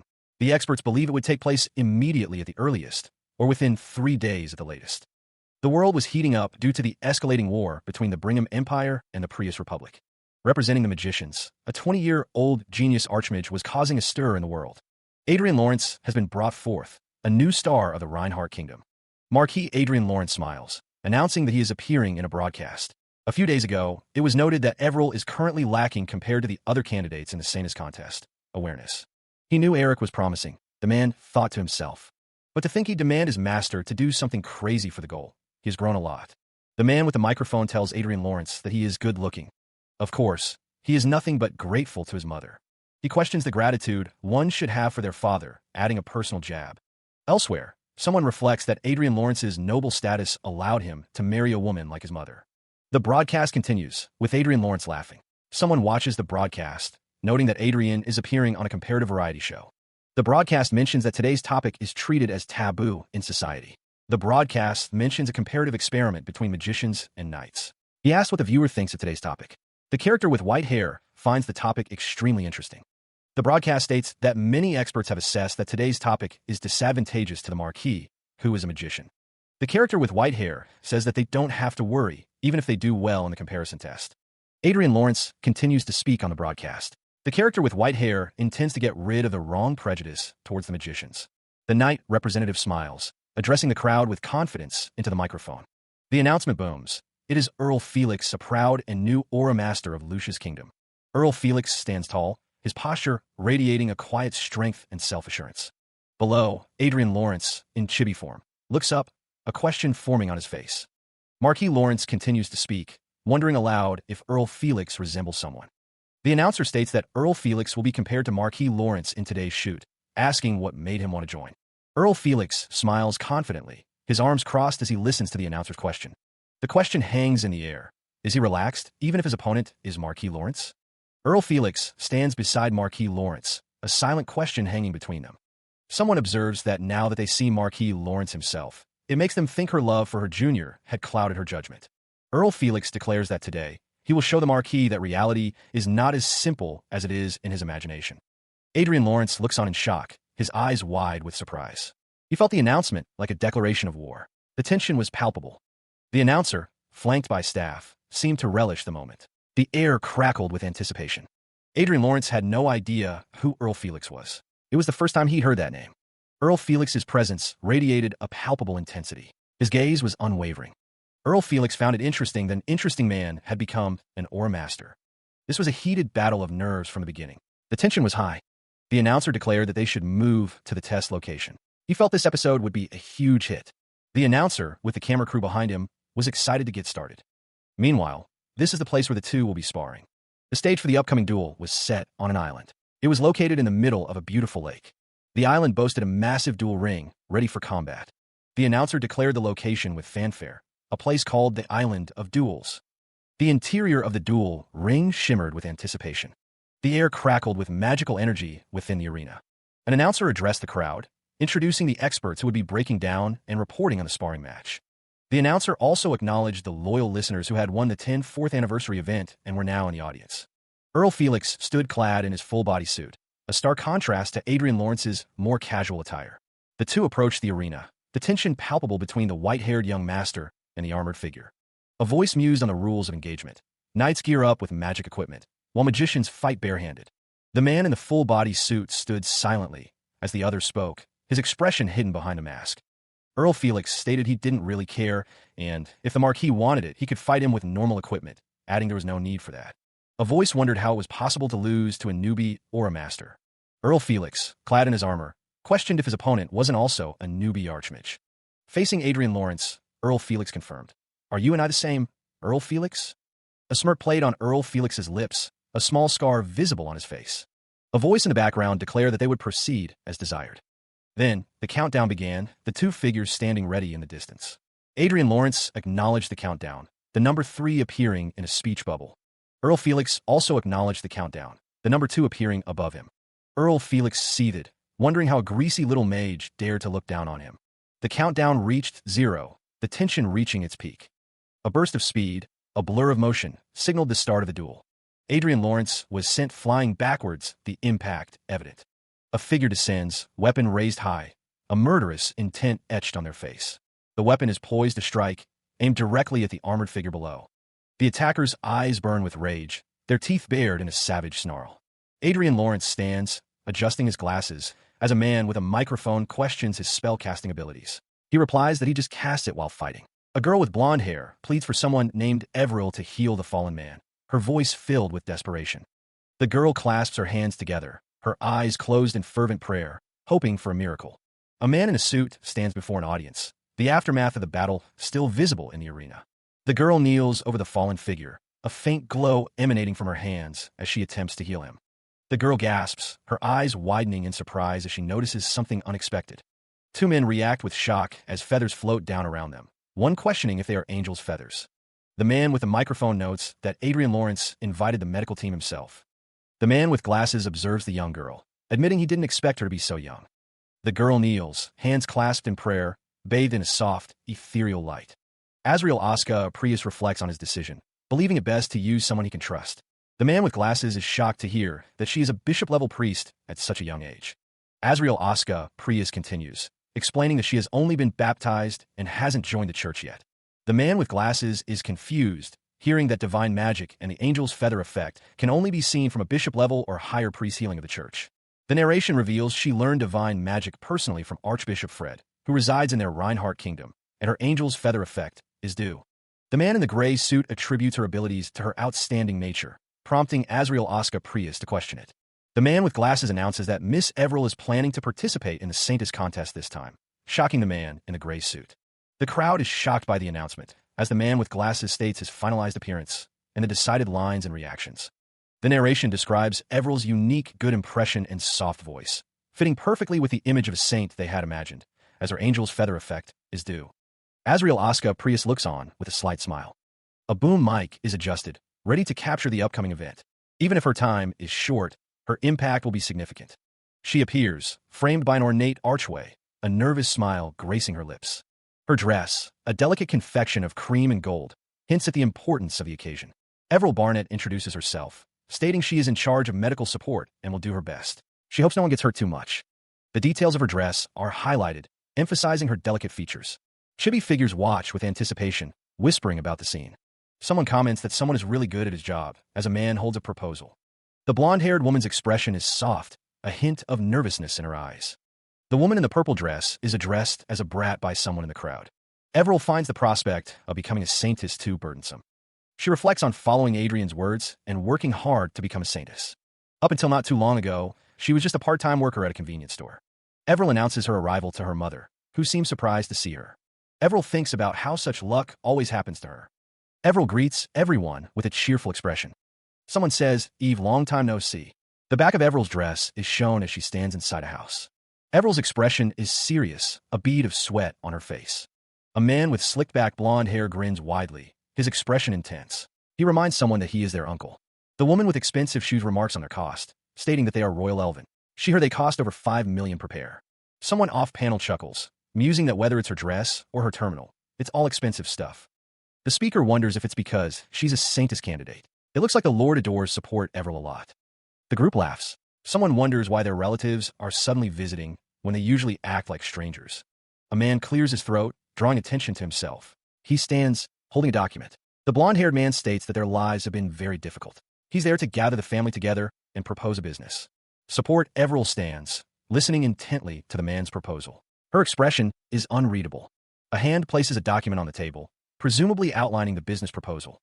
The man in the suit believes they can really hit it big if they appeal to the point that it's a business from the family of Support Everil, the saintess candidate. He thinks there's no way this business would fail, though someone thinks this is absolutely not an ethical business. She would not allow her family to continue with this absurd plan. Earl Felix demanded to know why they weren't doing it, stating they didn't need his help. The woman with pink hair added that they would do it themselves. The woman with pink hair warned him not to even think about selling Everil's name anywhere. She threatened him if they caught him later. Earl Felix questioned the value of having a family, asking if they weren't being too cold-hearted to their brothers. Someone pointed out that they were doing this just for their good, and for her good too. They asked if she didn't see that they were being too cold-hearted. For years ago, they covered up debt as a deposit and ran away. After all this time, they were being called cold-hearted. Earl Felix stated that they were regretful about that incident. The woman with pink hair questioned if they were sorry. They should have helped when they were struggling in debt. She accused him of living a good life after running. Earl Felix stated that he didn't do it because he wanted to. He claimed they tried to pay the debt. He insisted that they couldn't push all the blame onto him. Originally, the deposit incident was done by the in-laws, and he had a part in it because he didn't look into it properly. He sarcastically asked if it was his fault for believing his brothers. Everil, her expression firm, requests that they leave. The woman with pink hair stands beside her, a silent support in the face of the ongoing family conflict. One of the men on the couch declares he wants no further involvement. He wishes they could return to how things were before, as if they had never existed. Eve is told that she isn't supposed to speak that way to the adults in her family. A man looks on with a surprised expression. The others remind her that they are still her parents' siblings. They ask if she can't give them a bit of help, recalling how much her aunt adored her when she was young. The woman with pink hair is told that they aren't being like this only for her good. Someone calls them rude people. A man wonders who these parasites full of beggar tenacity are, his expression one of barely restrained anger. Everil stands with Adrian Lawrence, a soft escaping her lips as she looks at him. The tension in the room remains palpable. Everil's expression is one of shock as she hears someone mention Marquis Lawrence. Adrian Lawrence is addressed, his expression unreadable as he looks off to the side. The commander of the 1st Battalion of Lawrence Strategic Mobile Knight Stratatroop, Jasmine Tranton, greets the Lord. A knight of the Holy Knight Troop of the Reinhardt's Kingdom's Grand Church headquarters also greets his lordship. Rick Castro greets his lordship, as others also greet the Lord. Adrian Lawrence looks on, his expression still unreadable. A subordinate reaches out, grabbing the man with orange hair's arm, begging him to forget something. The second young master asks if he knows what's great about becoming a great noble. The man with orange hair is asked if he knows what the great nobleman is thinking. The man with orange hair's eyes glow with power as he thinks about his authority. Adrian looks up at the man with orange hair, a hint of surprise on his face. The man with orange hair is sent flying backwards, crashing into something off-panel. The second young master stands over a group of people, calling someone forward. The man with orange hair lies on the ground, clearly in pain and shock. His hands flail uselessly as he tries to regain his composure. Two figures prostrate themselves before Adrian, apologizing profusely for their actions. A woman lies on the ground, regretting being blinded by money. The second young master smiles, stating that's not the mistake. He seethed, his voice laced with a dangerous edge. How dare you harm one of my people? Adrian's expression hardened, his words a chilling declaration. That is a declaration of war against me, isn't it? The two figures knelt before him, heads bowed in supplication. How would they atone for their transgression? The two men in suits stood at attention, awaiting his command. Arrest all these people, Adrian ordered, his voice echoing in the hall. The woman with blonde hair pleaded, her eyes wide with fear. My lord, we apologize. We didn't intend to do this. Adrian listened impassively as the man with silver hair spoke. I unintentionally heard everything. The man with blonde hair and the woman with pink hair thanked him, their voices filled with relief. Adrian vowed, I shall make them repay the debt they owe to Miss Everill's family. Adrian addressed the pair. Both of you, please move into the lordship castle. Wouldn't it be nice to enjoy the luxury of having an outstanding daughter? The man with blonde hair turned, his expression questioning. Pardon, he asked, unsure of what he'd heard. The woman with pink hair looked up at the man with blonde hair, her expression soft. This is for Miss Everill's sake. The man with silver hair watched the scene unfold. If that's what his lordship says, he muttered. Adrian smiled faintly, a hint of satisfaction in his eyes. He seemed pleased with how things were progressing. Adrian Lawrence offered his arm to Everil, ready to escort her to the lordship castle. Everil's cheeks flushed, her heart pounding at the prospect of being closer to Adrian. The second young master walked away, the man with pink hair following close behind. He wanted to be of help to Adrian. Everil worried that expressing her interest to Adrian, who already had a fiancée, would only cause him trouble. But assisting him as an aide, she thought, was certainly possible. She clasped her hands together, a nervous habit betraying her inner turmoil. Everil looked up, her expression a mix of determination and apprehension. Her delicate dress and ornate belt hinted at her noble lineage, a stark contrast to her current anxieties. Meanwhile, the Brigham Empire's Francis Duchy stood tall, a testament to its power and influence. A holographic message appeared before Duke Francis, a familiar face warning him, but please don't get hurt too much. The Duke's expression hardened, his thoughts betraying his annoyance at the message. One of the four greatest dukes of the Brigham Empire, Duke Francis, tapped his finger on the table, considering the implications. A scheme was brewing, a plot to interfere with the ascension of Evelyn to sainthood. Duke Francis listened intently, his expression unreadable as the plan was laid bare. A figure in a dark coat bowed before Duke Francis, awaiting further instructions. The order came, cold and absolute, eliminate the obstacles. The figure kneeled, ready to carry out the command. At a large desk, a man sits with various documents and tools arrayed before him. A voice echoes from somewhere nearby, simply stating, Adrian Lawrence receives a message, and it's from Duchess Riverdale. His brow furrows slightly as he considers the implications of this communication. A warning flashes. Duke Francis is making some strange movements. Meanwhile, in the Lawrence March's Lord Castle emergency waiting room, Duke Francis sits with other men. One of the men remarks that working on the Marquis reserve team is comfortable. Another man notes that if the master is strong, there is certainly a lot of leisure for the guards, and only those at the level of aura masters or higher can inflict damage on them. One man lay prone on the floor, while another stood over him, his expression unreadable. A third man stood nearby, observing the scene. The standing man mused that working at a barony was like a private loan business. There were so many enemies that even the reserve team was always extremely busy. Compared to that, this place was a paradise, he thought. The other day, Sir Damien was eating and cried because he was so touched by the food. The man with white hair chuckled, saying that they now had something to tease Sir Damien about for the rest of his life. The man with purple hair asked if his joke was too harsh and if he had hurt Sir Damien's feelings with his teasing. Damien apologized, asking if they were talking about him when they mentioned Sir Damien. His expression was one of slight embarrassment. The white-haired man admitted he had forgotten Damien's name for a while. He touched Damien's shoulder in a friendly manner. The man gripped Damien's shoulder tightly. Sir Farman was addressed by one of the men. The atmosphere seemed to shift, becoming more serious. The man's expression hardened, telling the other to stop joking around. He asked if he wanted to mess up their mission. The man's face was partially obscured, but he seemed to be saying that people can make mistakes. The man with blonde hair remarks that frequent mistakes seem intentional. Damien looks on, a hint of concern in his eyes. Elsewhere, a group stands in formation. One declares that the bastards are wearing a disguise, demanding they show themselves. A man's eyes glow with an ominous red light. He wonders how they dare sneak into this place.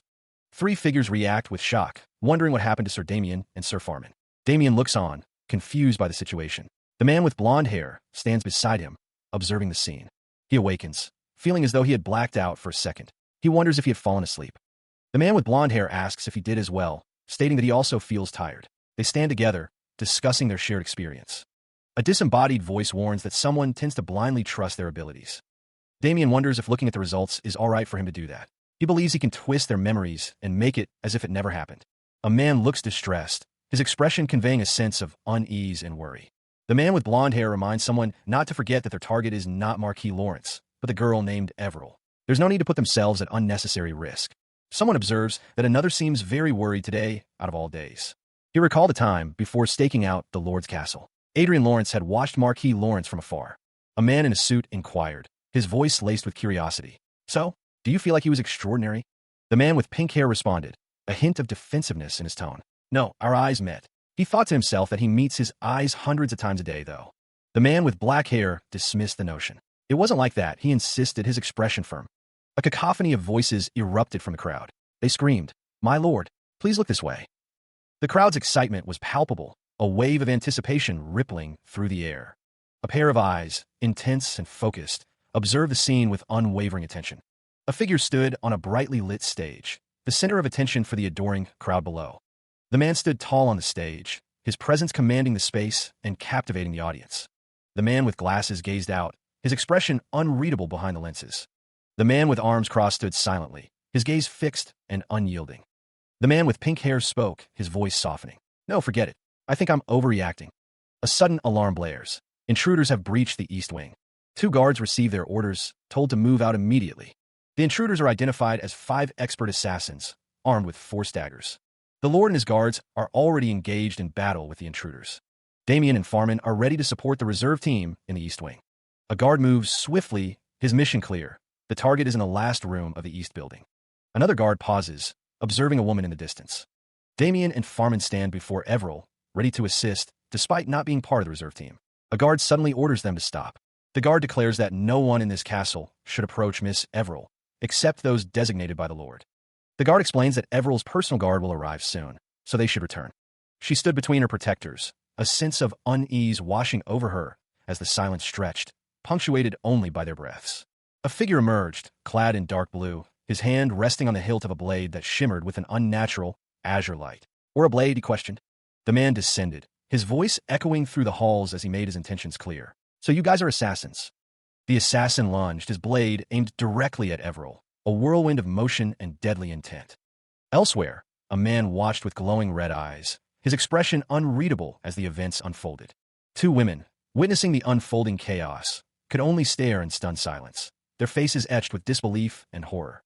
The assassin's blade descended upon Everil and her guards, a desperate struggle erupting as they fought to protect her from the deadly assault. The aura blade cut through the air, a streak of blue light promising swift and decisive death. Everill's eyes widened in terror, her voice a mere whisper as she called out, "Miss Everill!" A man, witnessing the attack, screamed in desperation, his voice cracking with fear as he yelled, "No!" The assassin's blade pierced the ground, a testament to the raw power and destructive force behind the attack. The man looked on in shock, his face a mask of disbelief as he muttered, "Huh." The assassination attempt had thrown everything into chaos.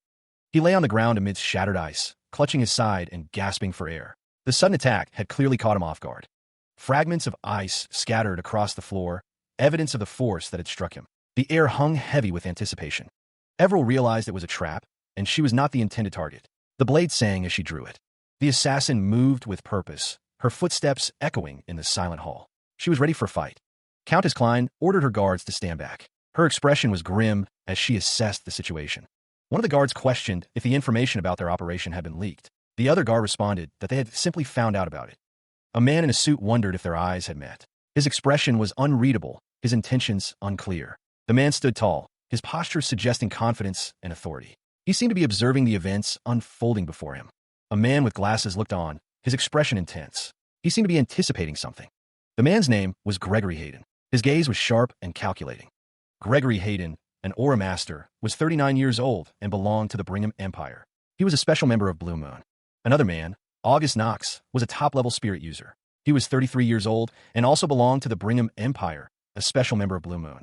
The existence of an organization previously thought to be confined to fairy tales was now a reality. August Knox paused, glancing back at Everill, a silent question hanging in the air between them. August Knox addressed Gregory Hayden, stating that they had no other choice. It was time to proceed with Plan B. He agreed with August, the decision made. The three figures stood before a glowing portal, the air crackling with unseen energy as they prepared to move forward. A chilling thought echoed. No enemy who had seen their true forms had ever survived the encounter. The cloaked figure lamented that it was a shame, but this place would soon descend into hell.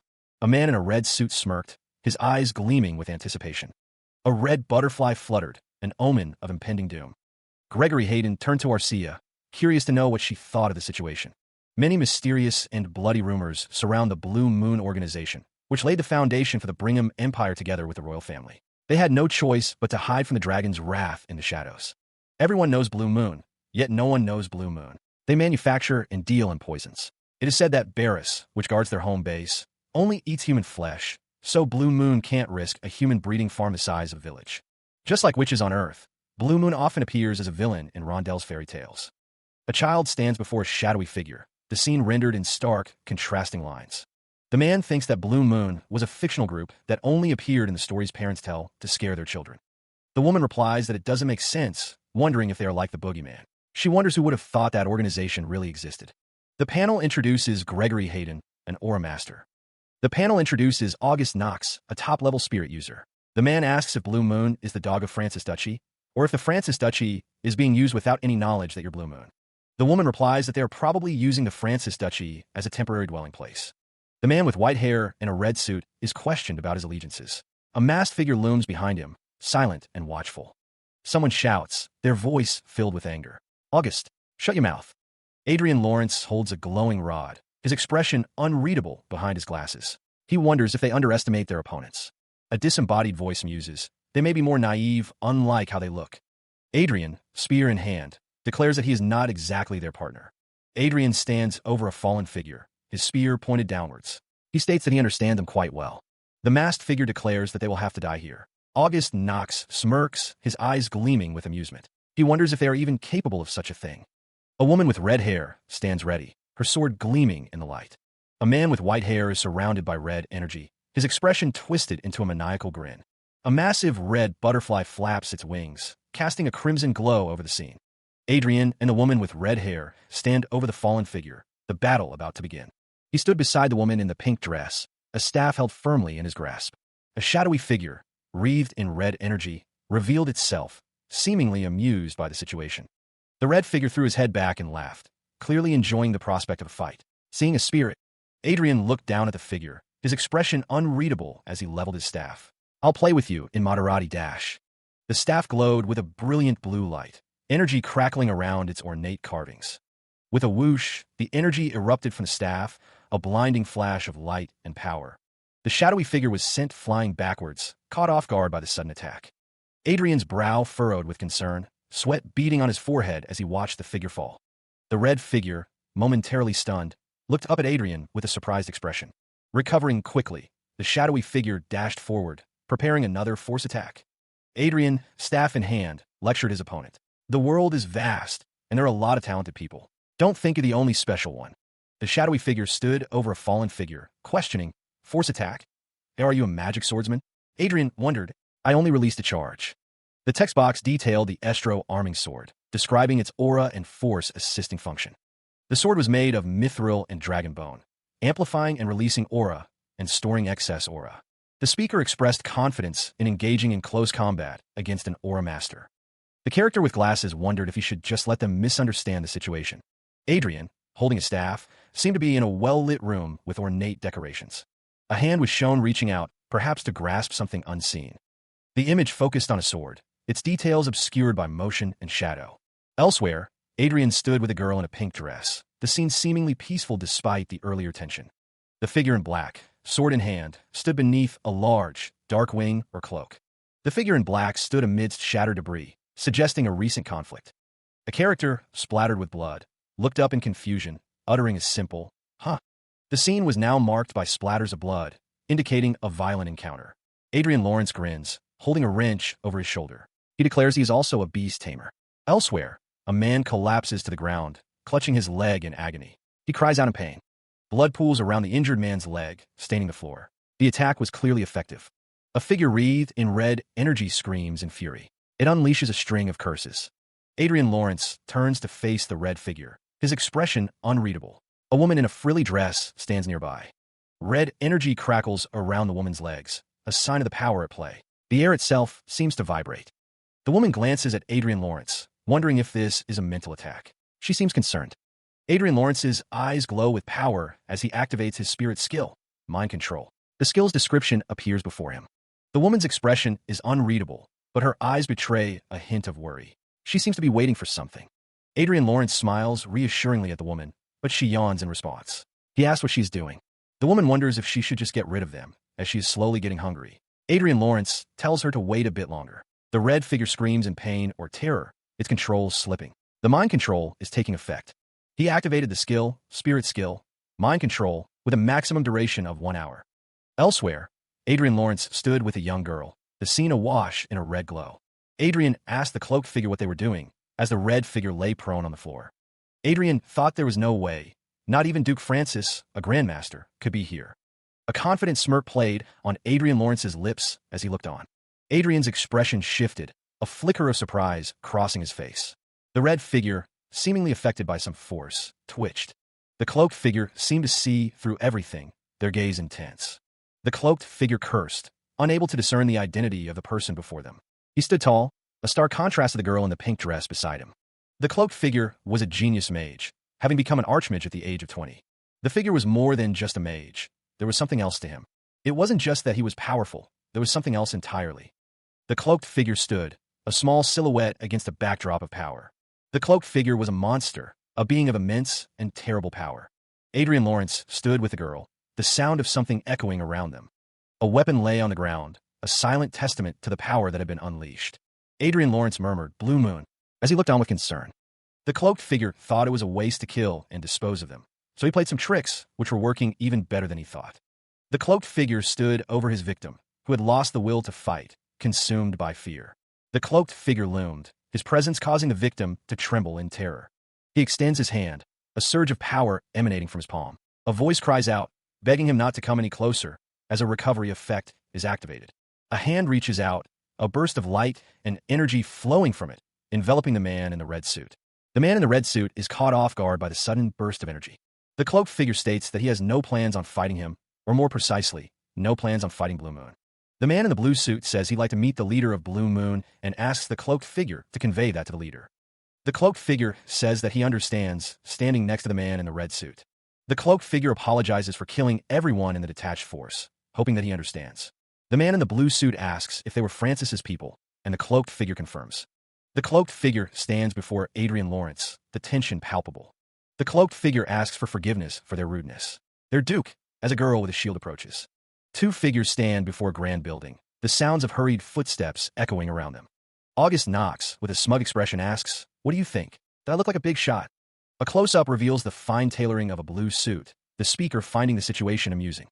August knocks, and the woman with brown hair survey a courtyard below, the former musing about the difficulty of making Everil the saintess.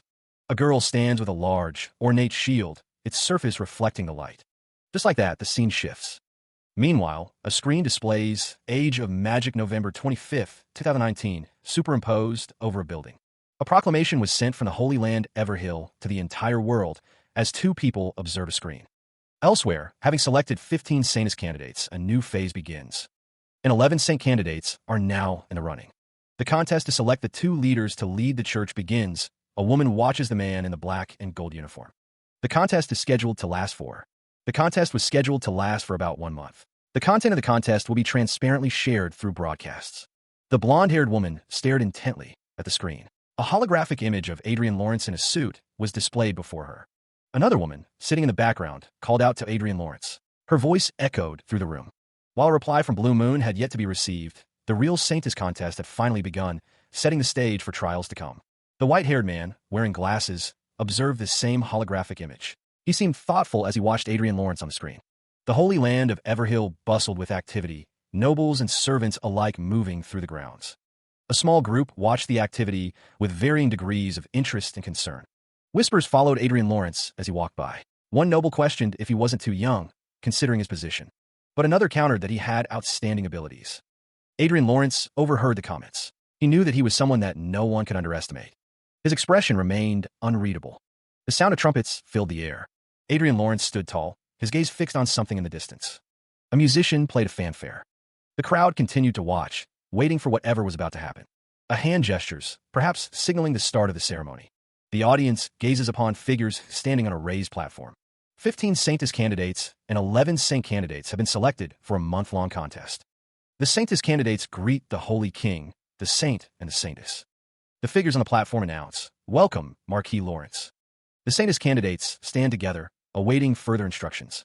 He stood among the 3 leaders of the Holy Land, Everhill. They were the pinnacle of all religious people in the world, their influence vast. Of course, the person that Everil must pay attention to among these 3 leaders is the current Saintess. That Saintess was Sharon Sylvester. At 67 years of age, she was the Saintess of Sepia Church, Holy Land, Everhill. Sharon Sylvester inquired if they had said Marquis Lawrence's name. The other party confirmed it, addressing her as Your Holiness, Saintess Sylvester. Saintess Sharon Sylvester remarked that someone was very young. She added that if she were a bit younger, she would be seducing them. The Saint of Everhill maintained her youthful appearance thanks to the goddess's blessing. In other words, although Sharon Sylvester may look her age, she's a real grandmother who may have gotten married about 40 years ago and even has a great-grandson. It was difficult to comment, as her fiancé was right beside her. Sharon Sylvester dismissed her previous comment as senseless, laughing it off. Marquis Lawrence introduced Miss Everil Barnett, whom he was sponsoring, to Sharon Sylvester. Marquis Lawrence asked Sharon Sylvester to please take good care of Everil. Sharon Sylvester found the situation shocking. Marquis Lawrence had selected a proper candidate. As expected, Sharon Sylvester recognized Everil's value at a glance. He admits that discovering her was the only reason he participated in the contest. It wasn't simply for political gain. The Saintess Sharon Sylvester remained silent, a slight smirk playing on her lips as she considers the situation. Sharon Sylvester observes the group, wondering if they've made a strong impression. She considers finding Duchess Riverdale, with whom they formed an alliance. The group walks forward. Someone recognizes Duke Isaac Francis, questioning his presence there. Duke Isaac Francis, a Grandmaster, is identified as the Lord of Francis Duchy from the Brigham Empire. His relationship with Mary is hostile, and his status is flustered and doubtful. Marquis Adrian Lawrence introduces himself to someone, stating he is from the Reinhardt Kingdom. Marquis Lawrence is present, and Duke Francis is also there. The situation is described as a really big one. Duke Isaac Francis hears that there had been a big incident in his territory. The report detailed how the 2 bastards announced their sudden retirement. They evaded pursuit, disappearing from the public eye. The warning echoed, never make Marquis Lawrence an enemy. That man is a monster, a force to be reckoned with. Adrian Lawrence pondered if Marquis Lawrence was the reason they both left. He mused on the sky, fortress crashing, and the industrial district being blown away. The man with black hair seethed, calling someone a bastard. His anger was palpable, a visible aura of displeasure. A woman with dark hair was introduced, Lady Evelyn Francis. Another voice requested that she take it easy on Miss Everell in the contest. The woman with black hair smirked, stating she would see about that. She was told she had her father's attitude. Adrian Lawrence wondered if he should scratch his back one last time. He then revealed he had decided to meet Sir Gregory and Sir August again, prompting a surprised reaction. Adrian Lawrence chuckled, noting that someone had completely lost contact with those two. He added that since it no longer concerned them, they didn't need to worry about it. The man with black hair was enraged, his face contorted in fury. His anger seemed to radiate outward. Someone stated that they seemed displeased in a lot of ways, so they would take their leave now. They bid farewell, promising to see them next time. A woman with blonde hair walked alongside a man in a blue uniform. They appeared to be attending some sort of formal event. Someone questioned if Francis was Brigham Empires. Another voice confirmed that was correct, solidifying the connection. He is told that His Excellence is an even bigger figure than she thought. Evelyn dismisses the compliment, stating it's nothing. Evelyn thinks to herself that more than anything, he's the one she chose. A faint blush colors Evelyn's cheeks as she considers her choice. Adrian observes the scene, remarking on how interesting it is. A woman states she was just about to look for Duchess Riverdale. She is asked to call her senior sister Olivia instead, and she will call Adrian Jr. brother. Judy Esther is introduced, with the speaker stating that she is pushing her forward. Judy Esther says it's nice to meet him, and that she is a follower of main god Sepia. Judy Esther's stats are displayed: talent, divine power, very high. Trait, great holy lady. Someone wonders if great holy lady is not a trait superior to saintess. Strict conditions were applied to the first round of the contest. Adrian is asked if he has any problem with it. Tactics centered on subjugating monsters are being discussed. It doesn't look bad for Miss Esther, who is already at the level of a first-class priestess. The problem is the personnel who will become Miss Esther's comrades. They may have 2 knights, but there's no magician with real-life battle experience. He took a sip of champagne, a thoughtful expression on his face. Adrian Lawrence mused that modern magicians were often perceived as researchers rather than combat personnel. Judy Esther looked up, her expression bright. She asked if he would lend her some personnel for the upcoming contest. Her eyes widened slightly, a surprised "oh my" escaping her lips. Would he really do that for her? Adrian Lawrence assured her that he would find 2 3/3 circle combat mages with good skills and character and send them to her. He seemed confident in his ability to help. Adrian Lawrence dismissed the idea that modern magicians were only researchers. Judy Esther realized that her act of appearing weak had been seen through. The scene shifted to a dimly lit hallway where shadowed figures stood. Even their laughter and conversation created a great pressure on the other candidates. Judy Esther considered his words, realizing that her goal had been anticipated. She mused that his question might seem out of place. Adrian Lawrence held his champagne glass, his expression unreadable. Judy Esther turned to him, asking what was on his mind. The camera focused on their shoulders, the tension palpable between them as they continued their conversation. Adrian Lawrence smiled, explaining that in this tactic contest, a magic swordsman would count as one person. He seemed to be clarifying the rules. Judy Esther sat on a couch, looking worried. She wondered aloud what they should do, her anxiety evident. She thought Adrian Lawrence was a really interesting guy. A knight who could use magic would surely cause dissatisfaction among the other candidates. It was their fault for not clearly stating that hybrids weren't allowed. They would just have to proceed with it. But there would be controversy over fairness, regardless of what they did. Even so, they couldn't modify the rules now. Finding loopholes in the rules was also evaluated as part of one's ability. Judy Esther sat on the couch, lost in thought about the implications of the Saintess contest rules. She chuckled softly, thinking of Marquis Lawrence. His words echoed in her mind. Judy Esther smiled, a glimmer of determination in her eyes as she considered her next move. The monster lunged forward, its massive jaws agape, ready to swallow its prey whole. A man stood ready, sword in hand, as neutral Everell Barnett called out to him. A surge of holy energy erupted, a protective barrier forming around the pair. The monster crashed against the barrier, its attack thwarted by the sudden defense. Saints and saintesses were also registered as mercenaries, leading 4-person parties to subjugate monsters. Cameras followed each candidate, broadcasting the contest online in real time. A separate channel was assigned to each candidate, their viewership ratings reflecting their support. Neutral Everell Barnett looked on in surprise, as someone offered her the monsters they caught. The crowd urged neutral Everell Barnett to use the monsters to clear the quest. Neutral Everell Barnett seemed confused by the sudden turn of events. She watches as other contestants argue over who gets to give her something first. One man wonders if they should just leave them like this. Someone else wants to be first, too. At the beginning of their appearance on broadcasts, the elves received a lot of attention from viewers with their gorgeous looks. But with their characteristic stiff personalities, they focused only on the tasks and carried them out with perfection, turning the atmosphere of the broadcast itself into a documentary. No matter how pleasant they may look to the eyes, If the content is boring, people are bound to get bored. Some viewers are already losing interest. That's why the moment the contestants started to settle down, viewers began to move. And unlike the channels of the other candidates, Everill's channel contained entertainment and development elements like youth dramas. Everill's channel began drawing much interest. Moreover, she crossed her arms, her expression conveying a clear challenge. Why should Everil Barnett do that, whatever that may be? One man declared that the task was fit only for commoners. He gestured dismissively, his companion listening intently to his every word. Another woman, sipping from teacup, stated that she hired them to do the dirty work. She expected them to handle it themselves. The narrative shifted to the idea of saint and saintess candidates from noble families becoming villains. Public opinion, it seemed, increasingly favored Everil Barnett. The scene focused on feet, perhaps hinting at the journey or path ahead. The details remained obscured. A man spoke of how the world looks down on mercenaries, but he noted that Miss Everil treats everyone kindly, without discrimination. The other channels were deemed ridiculous. Even without help, someone like Miss Everil would easily become the saintess, the crowd cheered. A woman with blonde hair and a man with gray hair and a beard were shown. Everyone sincerely wanted Miss Everil to become the saintess. An angel-like figure stated that they may look like this, but they guarantee they look the most rogue amongst all the mercenaries. The man with gray hair and a beard asked if it was just their appearance that was bad. He even scolded them. The woman with blonde hair wondered if she was the only one. She was just worried about Miss Everil. Anyways, they also gathered monster corpses here, so please take them. The scene showed a group of people with monster corpses. She is told that everyone present fights for their livelihood, so is it alright to waste them on her? A man with a scar across his face states that they are doing this to set the stage. Everil Barnett asks him to repeat that. The man with the scar wonders if their image won't change if Miss Everil, whom they helped, becomes the saintess. Another man agrees with him. The crowd cheers for Everil, their voices echoing her name with enthusiasm and support. Everil raises her fist in the air, declaring that she will do her best to meet their expectations.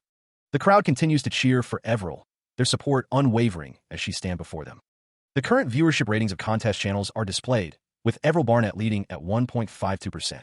A man with a beard holds a fan with Everil's image on it, smiling with admiration and support. A man with glasses stands silently, his expression unreadable as he observes the situation. People in a garden discuss whether something is called merchandise goods, noting they saw something similar in Lionel 2. The man with the fan is taking notes, seemingly impressed by Everil's performance and popularity. Is that orichalcum? He wondered, eyeing the carefully wrapped object. The man across from Adrian Lawrence dismissed the notion. It was more than just a lump of orichalcum, he insisted. If that was true, Adrian Lawrence mused, they should advertise considerably. As expected, he immediately began to consider how he could use it to benefit Everil Barnett. But they must not use it that way. Adrian Lawrence considered the possibility of repairing this relic. So he wanted to revive an ancient relic? The man with the beard agreed, stating that he must find one, calling it a great discovery. The man noted a sacred magic circuit from a mythical era inside the relic, though part of it had been destroyed. The rest of it, he thought, was clean. From across the table, Adrian Lawrence heard the man ask if he wanted him to recruit a skilled artificer. The man with the beard affirmed, stating that he must find one, calling it a great discovery. The man asked if he had to pass the relic to the church, but Adrian Lawrence said there was no need for that. The royal family and imperial family of each country also possessed at least one sacred relic. One sacred relic. The man considered that if they advertised this for Miss Everil, donating it would be the best choice. But if the item was a properly functioning relic from the mythical era, donating for mere publicity was too much. He agreed that there were many ways to advertise with relics, finding the idea to be true.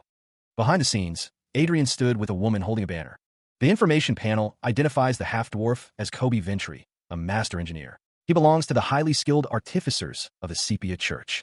In the kingdom, Kobe Ventry greets Adrian Lawrence. He mentions seeing Adrian through broadcasts and online news, finding it interesting to meet such a famous man in the flesh. Kobe Ventry studies Adrian's robe intently. He remarks that he can't easily analyze the robe, stating that it seems like Adrian possesses a great treasure. The master engineer continues to examine Adrian's attire. His gaze is intense, as if trying to decipher the secrets held within the fabric. The focus shifts to their feet, highlighting the contrast between Adrian's polished shoes and Kobe Ventry's more practical footwear. Adrian is met with Kobe's inquisitive mind. The master engineer apologizes for his behavior, explaining that an artificer's mind makes it difficult not to observe new equipment. Kobe Ventry states that there's an item he'd like Adrian to take a look into, his expression hinting at something of great interest. Kobe Ventry presents the handle of a sword. He guesses it's a handle with ancient divine magic, and Adrian confirms that he recognized it properly. The master engineer holds the sword handle, his eyes gleaming with curiosity. He expresses his desire to be able to use it, and Adrian responds that it's certainly possible. Kobe Ventry notes that he has seen similar items deep within the church. He adds that compared to those, this one is almost in its original condition. Kobe Ventry's face lights up with excitement, a wide smile spreading across his face as he thinks about the possibilities. Adrian asks if he can use mithril for the blade, since it's difficult to obtain orichalcum. Kobe Ventry responds that it doesn't need a blade. He makes a noise, as if clearing his throat, preparing to speak further about the sword handle.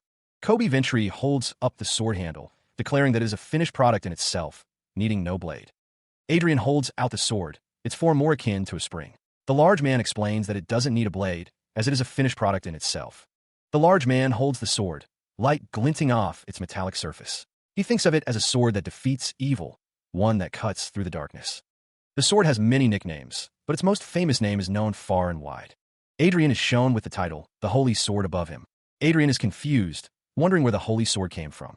Although they vary in, the large man stands with Adrian, the sword held loosely in his hand. Adrian heard that there exist 6 holy swords in the whole world, so this would be the 7th one then. He asked what the large man means by not needing a blade. Once this sword is in its whole state, a sword made of divine light will be created from this divine bloodstone. The sword is like a magic sword, but of course, it's in an entirely different class from something that pretentious. He considered the information, surprised that the holy sword blade was comparable to an aura blade. Adrian also learned it had a much higher power output against demons. Regardless of the type of power, it was still a wonderful item to be kept by a countryside viscountcy. Kobe Ventry explained that if he hadn't had the opportunity to see the literature related to the holy relics, he would have passed by without noticing it. There was a high possibility that even his 3 subordinates didn't know what it was for. So he could understand why it was known only as an ordinary lump of orichalcum among ordinary people.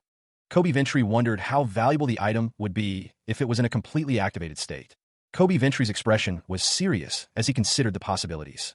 Adrian considered that in the worst case, he could buy one big city. To be honest, it was hard to put a price on it. Then, Adrian asked if he could get it repaired right away. Kobe Ventry explained that he'd first need a divine bloodstone and a few new tools. Kobe Ventry looked intently at the item, preparing to assess the damage. Kobe Ventry thought that the price might be too much. He asked Adrian to think of it as labor cost, including material cost. Instead, if he succeeded in repairing it, he would give him twice this amount. Kobe Ventry decided he wouldn't refuse it then, as the value of the item was just that good. He requested a week, promising to dedicate himself to the repair. Kobe Ventry vowed to fix it for the sake of his honor as an engineer. The engineer's gloved hands were ready to begin the delicate work. The tools lay in wait, prepared for the task ahead. Footsteps echoed in the distance, approaching an unknown destination. The sound grew louder with each step. A faint smile played on Adrian Lawrence's lips. He seemed to be contemplating something intriguing. Adrian wondered if he could form an aura blade-level blade with mana. He mused about stepping up and playing the role of a magic swordsman. He considered connecting it to a magic staff and using it like a spear. The possibilities swirled in his mind. A voice called out, "Sir Adrian." The urgency in the tone was unmistakable. The speaker mentioned Arcia, stating that he left her in charge of Everil security. Concern laced his words. The woman with long hair asked what was the matter. Her expression was serious, awaiting an answer. The news arrived. Miss Everil had been kidnapped. The gravity of the situation was immediately apparent. Adrian Lawrence reacted with shock, exclaiming, "What?" The news clearly caught him off guard. Meanwhile, the Dragonland and Croyzen Empire borderline was shown. The landscape was fiery and dangerous. A sudden, violent explosion rocks the area, the force of it palpable. The blonde woman remained suspended in the air, seemingly unharmed by the blast. Kobe Ventry and Adrian Lawrence stand side by side, observing the floating woman with concern. Adrian grits his teeth, frustrated. His attacks aren't even touching her. It appears she's linked to an 8/4 circle artifact, a voice declares. The two men watch as the blonde woman floats serenely, protected by an unseen force. A voice advises them to stop talking and attack her mind, revealing that defensive magic created by artifacts is vulnerable to mental attacks. Adrian looks surprised, admitting it's his first time hearing about it. Kobe Ventry asks who is talking to them, his eyes scanning the area. A figure appears before them, floating in the air with a smug expression. The figure is asked who he is, his features sharp and eyes gleaming. The spirit user grins, declaring himself as just a passing-by spirit user. A hand hovers, surrounded by what appears to be red butterflies. The group stands together, the gravity of the situation weighing heavily. One of them exclaims, "Good heavens!" A masked figure offers greetings, their voice laced with a hint of smugness. "Greetings again, Your Excellency." The screen displays a profile, Reggie Hayden, Aura Master. The masked figure declares, "You guys must not be the culprits." A figure is shown tied up, helpless against their captors. Red butterflies flutter around them. The group stands outside a cabin. Someone asks, "Where's Miss Everell?" Another responds, "She's resting inside the cabin." The masked figure speaks with confidence. "Your Excellency was thoroughly prepared in the first place, so she's safe and sound. We have yet to confirm the culprit's backings." Adrian observes, a thoughtful expression on his face. It seems like they used a stand-in to hire these two. A close-up reveals a necklace. The speaker muses, "Of course. Unless they're fools, there's no way they would do such a foolish thing and leave their tail behind." The woman in the suit stands with Adrian. She asks, "What's more concerning is..." Another voice chimes in, "Why did you help me?" The masked figure responds, seemingly amused, "Ah, I see. Our Miss Everell was really lucky. Interpretation, you want me to believe that, you bastard?" Adrian faces the masked figure, listening intently. "There was an order from our leader," the figure states. "He heard that Miss Everell was in danger. Orders came to save her and make up for what happened." The masked figure admitted it was the first time seeing their leader get that furious. The Francis Duchy was of no value any longer. The order came to move their base of operations. A lone figure stood silhouetted against a fiery backdrop, contemplating the recent orders. In other words, what happened back then was because of individual decisions. There was no involvement of their leader's will. Blue Moon doesn't have much interference from a leader. But ever since the assassination attempt on Miss Everell, instructions were given to the entire Blue Moon. They were not to harm anyone involved with Marquis Lawrence and Earl Klein. The more he heard about their stories, the stranger this was becoming. Wasn't their Blue Moon leader being too wary of him? The masked figure hoped they washed off what happened back then with what they did. The air remained tense between them. The masked figure thanked Adrian Lawrence for saving Miss Everell. He would forget about the ill feelings from back then. Although honestly speaking, the ambush, the words hung in the air, unfinished, hinting at unspoken tensions. The masked figure stated that it didn't pose any threat to him whatsoever. He couldn't really call it an ill feeling. Considering the flow of things, the masked figure could take that their leader was accepting his request. The leader welcomes his visit, and he's allowed to visit any time. He considered the invitation, his expression thoughtful behind his glasses. They were inviting him to their base more obediently than he expected, making him wonder if it was a trap. The white-haired man observed the faces around him, deciding it didn't seem to be a trap. A password and terminal for Blue Moon appeared on a small device. Adrian knew it was linked to his and August terminals, so he shouldn't hesitate to call them anytime. He wondered why his secret communication equipment was piling up. He understood, and both of them could leave now, walking away from the fiery entrance with the cloaked figure. The woman with brown hair wondered if she should follow them, but Adrian said they had a way to contact them, so they should leave them be for now. Securing Everell was the most important thing right now. Since the unprecedented incident of a Saintis candidate being kidnapped during a contest was broadcast live, the whole world was in an uproar. It would be better to bring the church's investigation team here. Everell Barnett slept well, unaware of her surroundings. The woman with brown hair adjusted the chain on Adrian's suit. Not only did they readily accept his request, but the leader of Blue Moon personally ordered everyone not to mess with him. Huh? Adrian was surprised by this revelation. He looks on with a curious expression, his fingers touching his chin. What exactly is going on? Everell Barnett remains silent, her expression unreadable as she considers the implications of the conversation. Adrian Lawrence sits calmly, his hands resting on the table, awaiting Everell's response to his question. "Do you know what the upper echelons of our church call you?" Adrian asks, his gaze steady. A young, handsome, and competent. A sudden, forceful impact echoes, emphasizing the weight of the accusation. "A rule breaker. They call you a rule breaker." Adrian Lawrence's expression hardens, a flicker of annoyance crossing his face. As I thought." Everell Barnett's eyes widen slightly, a hint of surprise in her voice as she retorts, "Wasn't it mentioned that you aren't allowed to use anything except the designated equipment in the mercenary tactic contest?" Adrian Lawrence recalls the past, thinking, "That necklace? I don't remember ever allowing something like that." He continues, "It was an inevitable choice for me, who had recently experienced an assassination attempt. The gravity of the situation is revealed. Measures, Miss Everell would have lost her life." Everell Barnett and Adrian Lawrence continue their discussion. Adrian states, "That is but a matter of hindsight. But that hindsight is everything." Adrian Lawrence reflects on the church's shortcomings, thinking, if only the church had done a better job at managing the site in the first place, this kind of thing wouldn't have ever happened. The reason for Adrian's frustration becomes clear. A Saintis candidate was kidnapped by people who broke in during the contest, and the church was unable to find her until I had to step in. He considered the image he had carefully crafted before the Saintis. Everything else aside, she requested that he evaluate Miss Everell's potential.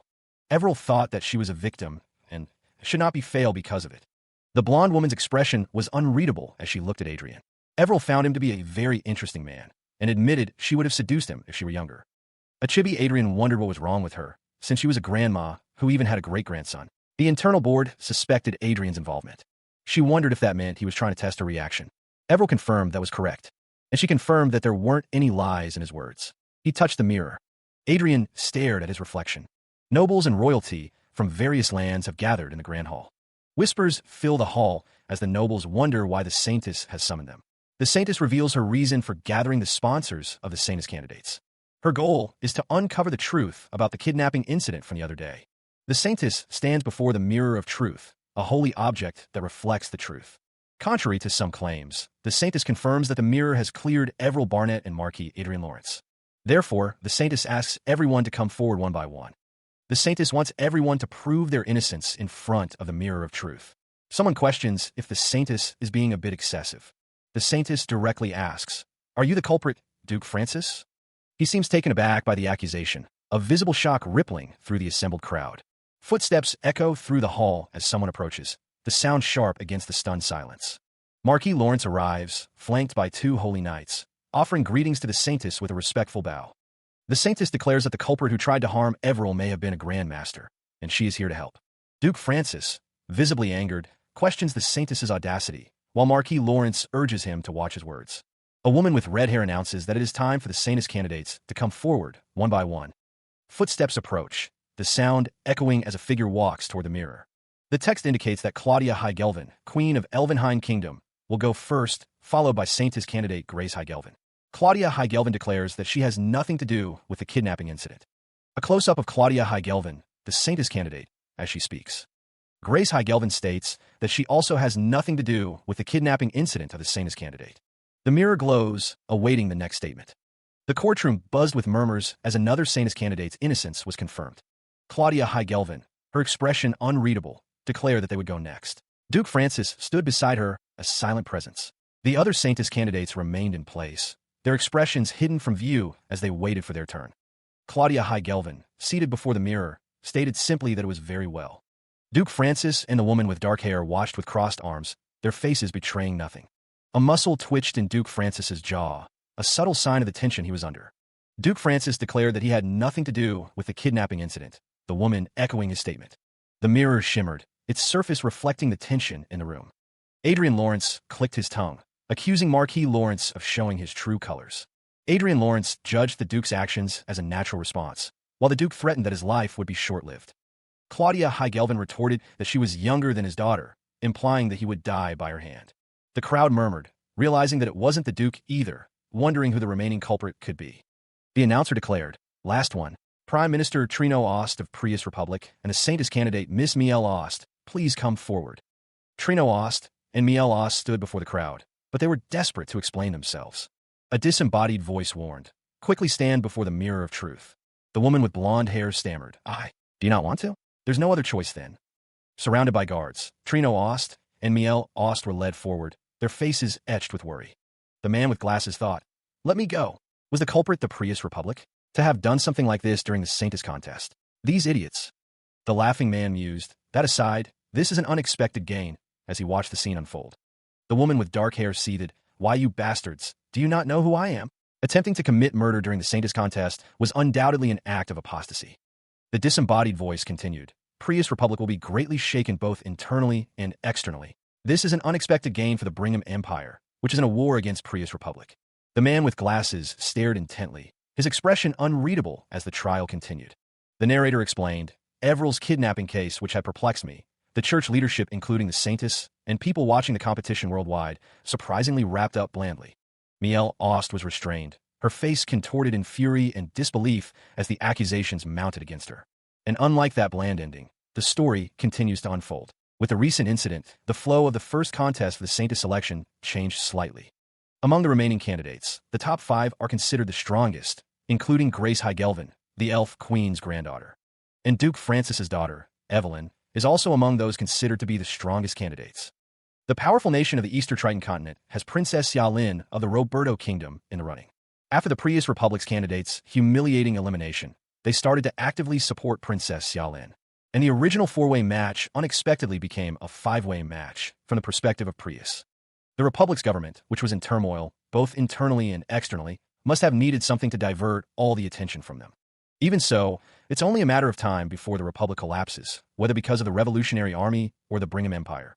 And then Princess Ya Lin will fall like a kite with a broken string, so it's not something to worry about, someone says. Yes, Sir Adrian.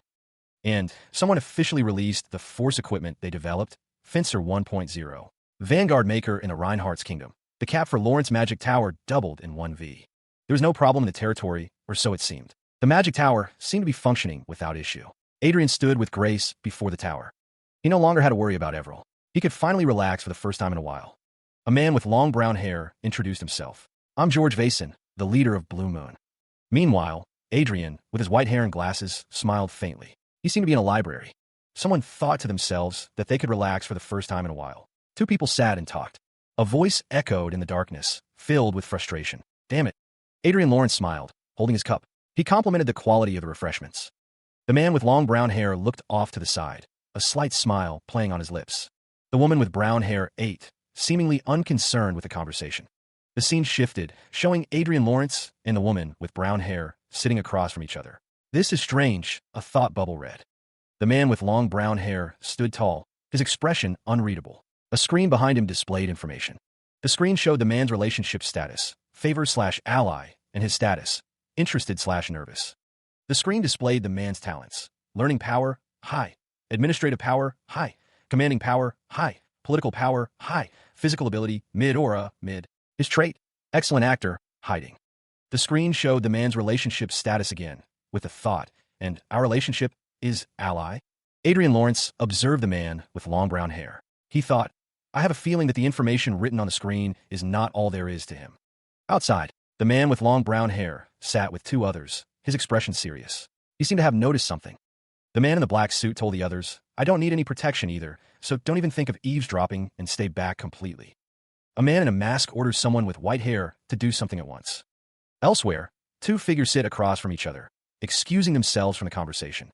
Adrian Lawrence leans in, telling the man with long brown hair that no one else is listening, so he should speak freely.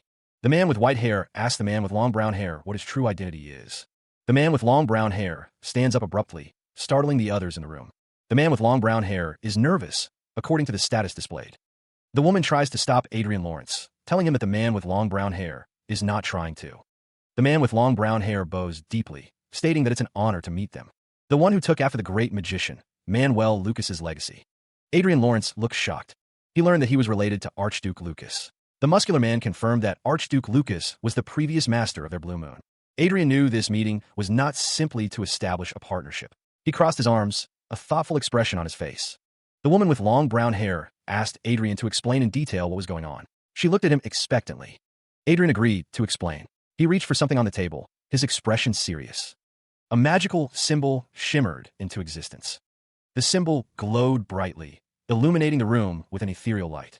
The woman with long brown hair stated it was her first time meeting him like this. Adrian looked surprised.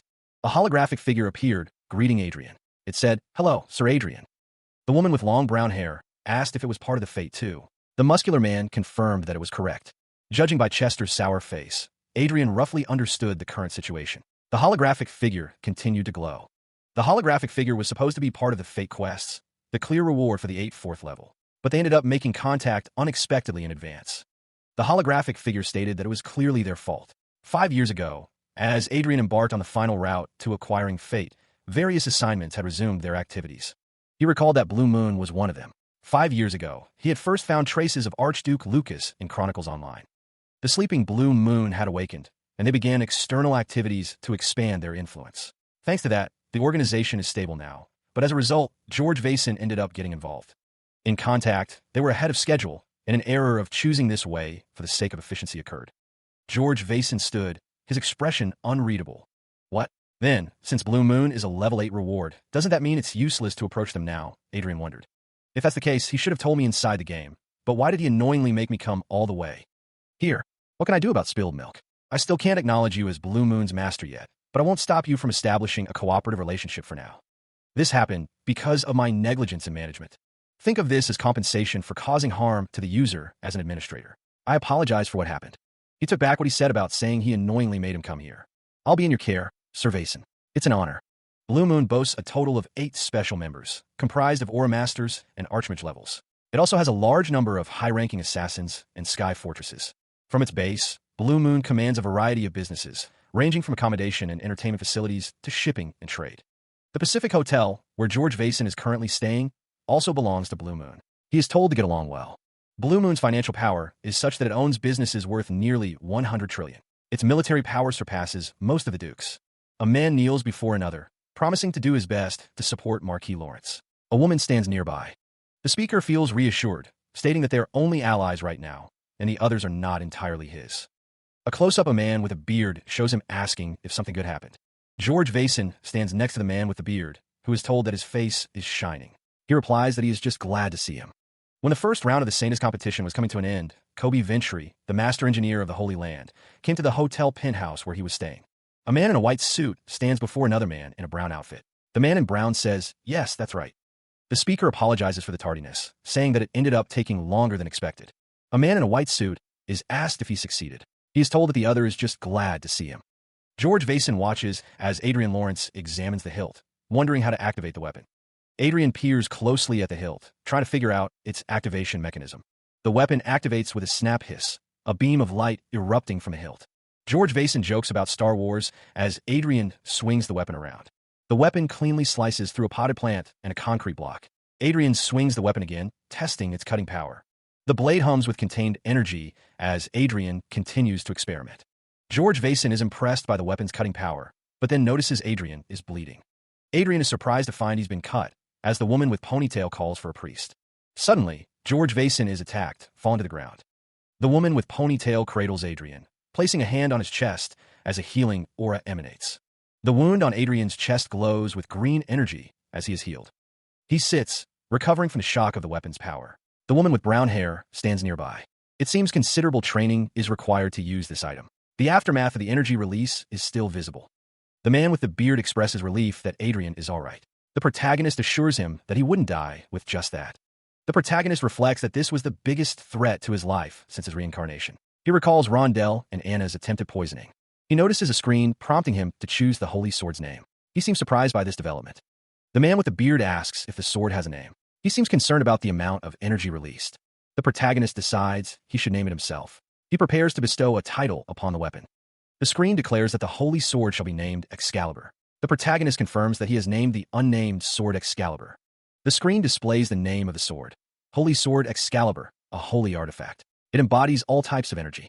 The screen details the elemental power of the Holy Blade. It is structurally similar to the Aura Blade, but imbued with demon-destroying energy. The protagonist thanks Pharma Viscountcy for the weapon. The man with the beard seems to be bowing in thanks. The man with the beard seems shocked, exclaiming, "A Marquis." He appears to recognize someone. As expected, he had lost too much blood. A chibi character remarks that Sir Adrian is making the floor dirty. Now, someone has to think about using this to their advantage in Everill's competition. The results were in, and the weight of the outcome crashed down. Tears streamed down their faces, a mixture of relief and disappointment.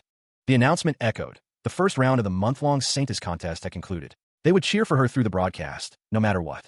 A small crowd gathered, their expressions a mix of anticipation and concern. A lone figure walked away, head bowed, as the others offered words of encouragement. Grace Heigelvin held a bouquet, a gentle smile gracing her lips. She could never get used to seeing these tough-looking adjussies acting so softly. The rankings were displayed. Everil managed to perform well and got placed at 2nd for Mercenary Tactics and 1st in viewership ratings and an overall ranking of 1st place. Everil Barnett was embraced, a comforting hand patting her back. She would do her best, she promised, her voice filled with determination. Setting aside the other candidates, he honestly thought Princess Xia Lin was just a candidate who was just lucky to get the Prius Republic on her back first. He mused to himself. Everil really is a dark horse that he didn't expect. The sound of footsteps approached. A voice called out, clear and urgent, "Sir Adrian." Grace Heigelvin presented Everil with flowers. He told her she had worked hard. Everil thanked him. Everil Barnett hoped she could meet his expectations, my lord. Adrian Lawrence looked at her. He assured her that she was already doing well enough. The purpose of the Saintus contest is to choose the candidates to be chosen by God. If the contest proceeds at this rate, she will become a Saintess. Then, the man with blonde hair asks if they should prepare for the second round as well. Adrian Lawrence stands with Grace Heigelvin and another woman as someone addresses him as Your Excellency. A candidate, Xia Lin, wishes to meet His Excellency. Adrian Lawrence, Grace Heigelvin, and the woman continue to stand as the topic of Princess Xia Lin is brought up. Adrian Lawrence seems to be thinking about Princess Xia Lin. Meanwhile, The great name of His Excellency Marquis Lawrence resonates even across the Central Sea. Princess Xia Lin's attendants state that it is an honor to greet him this way. A close-up of Princess Xia Lin is shown, identifying her as the princess of the Roberto Kingdom. Someone states that Princess Xia Lin is flattering them with her intelligence, and the future of the Roberto Kingdom looks bright. Adrian Lawrence, the second young master, offers a polite smile, his expression open and welcoming as he awaits the introductions. Princess Xia Lin is introduced to Adrian. A woman with long brown hair greets Her Highness, Princess Xia Lin, with a respectful bow. Xia Lin smiles gently, telling Adrian that he may comfortably call her Princess Xia. She notes it's their first time meeting in person. It is said that Princess Xia Lin, along with Everil and Esther, is one of the candidates who didn't hesitate to use her sacred magic on other people. Even though she comes from the royal family, her candid behavior was unexpected. It's good that the Dark Horse was looking for him on her own accord. The woman with brown hair explains that her sponsor requested this meeting between Adrian Lawrence and Princess Xia Lin. Garcia Vallon, chairman of the State Council of the Prius Republic, greets them with a wide smile. Garcia Vallon extends a hand, his expression unreadable. He asks, his tone laced with curiosity, who Adrian is. Meanwhile, the chairman of the State Council must be one of the top 3 people of the Prius Republic. There's so many things about the Republic that pricked his consciousness. Adrian was looking forward to the date with the beautiful Princess Xia, but an unexpected intruder has appeared. Adrian shakes Garcia Vallon's hand, his smile unwavering as he meets the chairman of the State Council. Xia Lin requested an audience, but she feels uncomfortable because Adrian is here too. He had to wonder why such an important person was looking for him. Adrian knew he was curious about a lot of things. Garcia Vallon suggested they take their time and talk over a meal. The chairman's offer hung in the air, a subtle challenge. Adrian Lawrence seemed taken aback, a bead of sweat forming on his brow. He was clearly surprised by something. The table was set with an array of dishes, each meticulously arranged. The spread hinted at a deeper connection to Adrian's past. Garcia Vallon smiled, noting that they still had a lot of time. Adrian, however, was focused on the cooked rice. Stewed fish and leaf-wrapped dishes were presented, a familiar sight. The taste of home was returning to Adrian's senses once again. Aged, pickled vegetable broth, and even a main dish, rib stew, were served. Each dish was a memory rekindled. Adrian's eyes sparkled as he prepared to taste the food. The chopsticks were raised, anticipation building. Princess Xia Lin's clothes, which bore an uncanny resemblance to the hanbok of the Goryeo dynasty, were very familiar to Adrian, as was the food. The taste of home, one that Adrian hadn't tasted in a long time, filled him with emotion. He ate in silence, processing the flavors. Xia Lin watched Adrian, a subtle smile playing on her lips. She seemed pleased by his reaction to the meal. Adrian apologized, stating that the first food of the Roberto Kingdom suited his palate very well. Garcia Vallon chuckled, amused by his words. Garcia Vallon cleared his throat, pleased to be the host. He then prepared to delve into the heart of the matter at hand. The man with mustache explained that a truly unfortunate situation was unfolding within their republic. He added that he figured Adrian was at war with the Brigham Empire. Garcia Vallon corrected him, stating that it was a domestic issue. For some time, they had been troubled by the activities of an anti-government group. The man with mustache continued, explaining that this group had declared itself the Revolutionary Army. Surprisingly, this anti-government group even produced its own vanguard equipment. The image shows the vanguard equipment. Adrian was told that the equipment had quite a bit in common with the new Fencer 1.0 core, which the Lawrence Magic Tower was currently producing. That meant that the force equipment of their magic tower had been ripped off. Garcia Vallon apologized, suggesting that government organizations around the world may have done this knowingly or unknowingly. Garcia Vallon thought that they probably hadn't been able to analyze the core with the password on it anyway. He wondered if he should just feign innocence.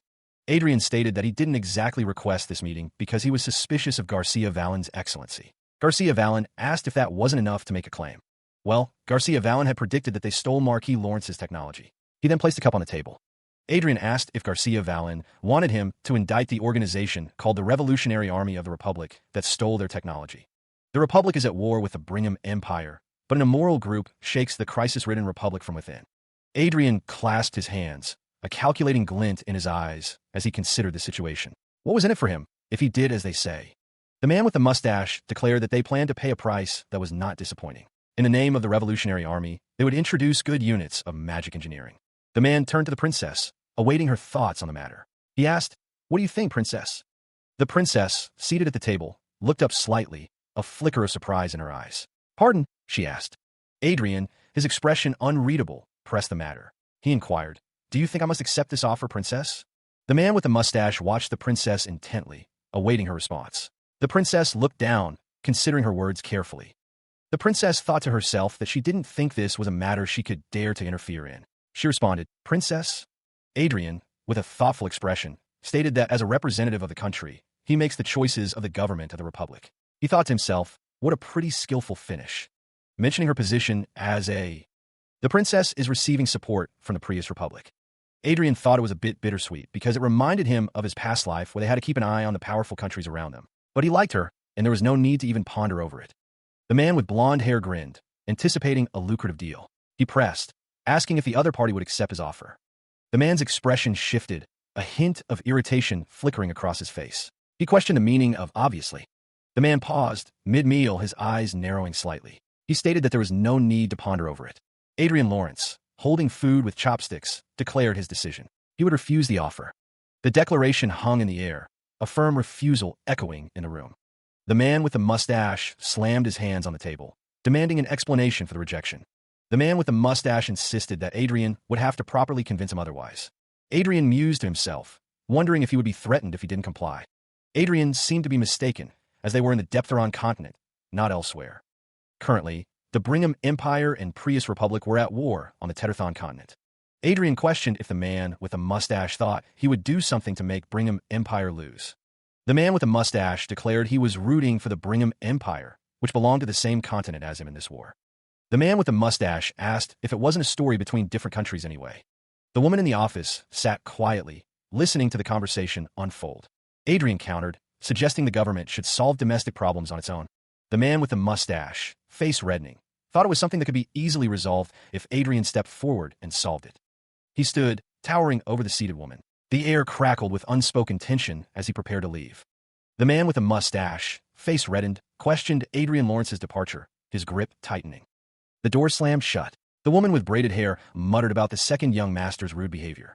The woman with short hair suggested they enjoy their meal now that the intruder was gone, a forced cheerfulness in her tone. Adrian Lawrence, now alone, expressed his relief at finally being able to enjoy his meal. Someone exclaimed that Marquis Lawrence had a careless side and didn't think about consequences, his face contorted in anger.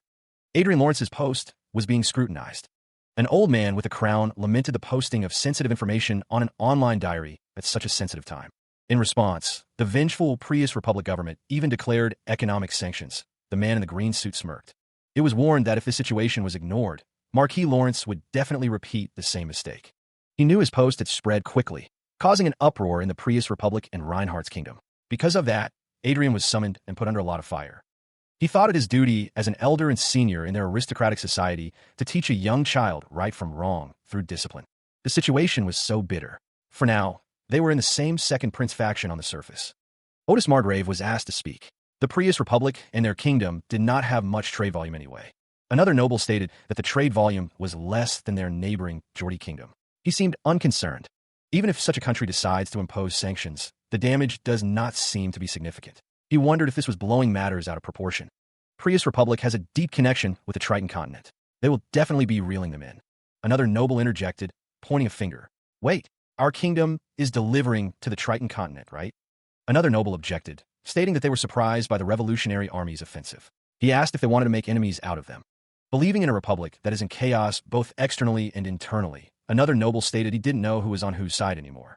The king seemed to be thinking hard about the situation, his brow furrowed in concern. Countess Klein was asked to speak. Adrian stood behind her, listening intently. Murmurs spread through the room, some wondering if she had always been so outspoken. The nobles present seemed shocked by the countess's words, wondering what Marquis Lawrence did wrong. One noble explains that Marquis Lawrence carelessly exposed the secrets of the Republic government to the world, though he only told the truth. The speaker emphasizes that this is the problem, as it put the Republic's government in a difficult position. Another noble interjects, arguing that it is not Marquis Lawrence's fault that the truth came to light and caused a problem. Another noble agrees, stating that the previous speaker is certainly correct in their assessment. The discussion continues, with one noble pointing out that exposing the truth is against morality and puts the other party in trouble. One noble laughs, sarcastically asking if he would be held responsible for causing trouble for a thief if his money were stolen. The noble from the previous panel states that Countess Klein and Otis Margrave are correct, and that Marquis Lawrence's post did get the Republic government in trouble. Another noble states that the trouble is on those who committed the crime. Adrian Lawrence wonders if the noble kept silent, knowing that a national sanction is an excessive form of anger. Therefore, one noble concludes he doesn't see the need to bring a charge against Marquis Lawrence. He noted that if the Republic looked down on their kingdom and imposed sanctions, they could confront it head-on and cooperate with their allies. The others agreed that they should start with a statement criticizing the Republic's choice, seeing it as an opportunity. Someone noted Arcia was speaking proactively. The woman with red hair looked like she had grown a lot, and the man with white hair was proud of her. He was about to say something, but May asked one question. The portrait identified the fourth child of the kingdom and first daughter, third in line for the succession of the throne, Princess Diana. He stated that he had his preparations just in case, prompting someone to question what preparations he meant. The man with white hair looked at Princess Diana, seemingly contemplating something important. A man with glasses pressed a button on his watch, confirming that he recorded an interesting topic. The man seemed to be mistaken, but they were at the Defederon continent. He questioned why he would do something to make Brigham Empire lose. The man with dark hair laughed, seemingly amused by something. He wondered if this was what he meant when he wrote about the hashtag being an empire's emergency on the online diary post. It was stated that if this clip is revealed, the Brigham Empire will have no choice but to step in. The man with white hair smiled, because those who value their face will have no choice but to protect you who have suffered losses for themselves. That's correct. Mentioning the Defederon continent, one person asked if the chairman of the state council goes around without any precautions for being recorded or filmed. The other guessed he did, but that was inevitable, as he was up against an archmage. The situation would no longer be a problem just between the Reinhardt's kingdom and the Prius Republic. It would also spread into a matter of face for the Brigham Empire. The video of the conversation with Chairman of State Council Garcia Vallon was released after the countermeasures meeting ended. When the video was released, as expected, not just the Brigham Empire, but also the allies of the Reinhardt's kingdom released statements in favor of the Reinhardt's kingdom. The Prius Republic's economic sanctions against the Reinhardt's kingdom were unacceptable behavior, so they would actively provide support to protect the kingdom of Reinhardt's. Difficulties faced by their ally, the Reinhardt kingdom, were ignored by the kingdom. If the Republic of Prius seeks to impose economic sanctions, the Kingdom of Lucius will respond strongly in cooperation with its allies. Meanwhile, the princess watched the screen, her attendant standing nearby. She asked if she was scared of what she was watching. Marquis Lawrence, he's only a year older than her, but he's rocking the world. Unlike her, who has nothing but her position as the princess, he has too many things. The woman getting her hair done thought that kind of man will be the perfect match for their princess. The woman paused, lost in thought. The woman with dark hair was shocked to hear that he already has a fiancée. The other woman was just saying. The woman getting her hair done told the other to stop it and try saying one more word. She excused herself. She received a message from the Holy Land. The second competition would be held simultaneously with 2 participants each, the attendant explained. Xiao Lin considered the news. A confrontational environment would be used for the round, she realized. Xiao Lin crossed her arms, a thoughtful expression on her face. Do you know whom I'll be doing it with? She asked. It was revealed that Princess Xiao Lin will be partnered with Miss Everil Barnett, the one whom Marquis Lawrence sponsors. A stagehand requests a minor adjustment to the lighting rig's position. Another wonders if the current setup is sufficient. The second round of the contest is about to begin. Cameras are being positioned to capture every moment. Unlike the first contest, which lasted over a month, this round will be held briefly at an outdoor performance hall in the Holy Land. Each Saintess candidate has a limited time of 2 hours to showcase their abilities in front of the camera. Simply put, it is time for them to show off their talents. Xiao Lin greets another woman, stating she will be in her care today. A man with blonde hair states that they are the ones in her care today. Adrian Lawrence stands beside him. Adrian Lawrence thinks he should be the one saying that. He admits to being scared of His Excellency, considering recent events. Another woman tells him not to find her difficult. Adrian Lawrence thinks that he may not look like it, but he treats those he likes really well. A woman wonders if that means he likes her, and he replies, of course. The woman seems flustered by Adrian Lawrence's response. Xiao Lin is told that she somehow looks like she's dressed as a dancer. She replies that today's concept is dancing and enchantment. Adrian Lawrence has been curious about the enchantment arts of Triton Continent anyway, so he's looking forward to this. Xiao Lin is told that they must go. Xiao Lin states that she will be returning to her seat. She encourages everyone to root on each other and put on a good performance. She walks alongside another woman, the weight of the upcoming performance settling in. One observer believes that if it's Miss Everil, there's no need to worry. Even though she made a big splash in the first round and had a lot of fans, she was a very ordinary commoner before participating in this contest.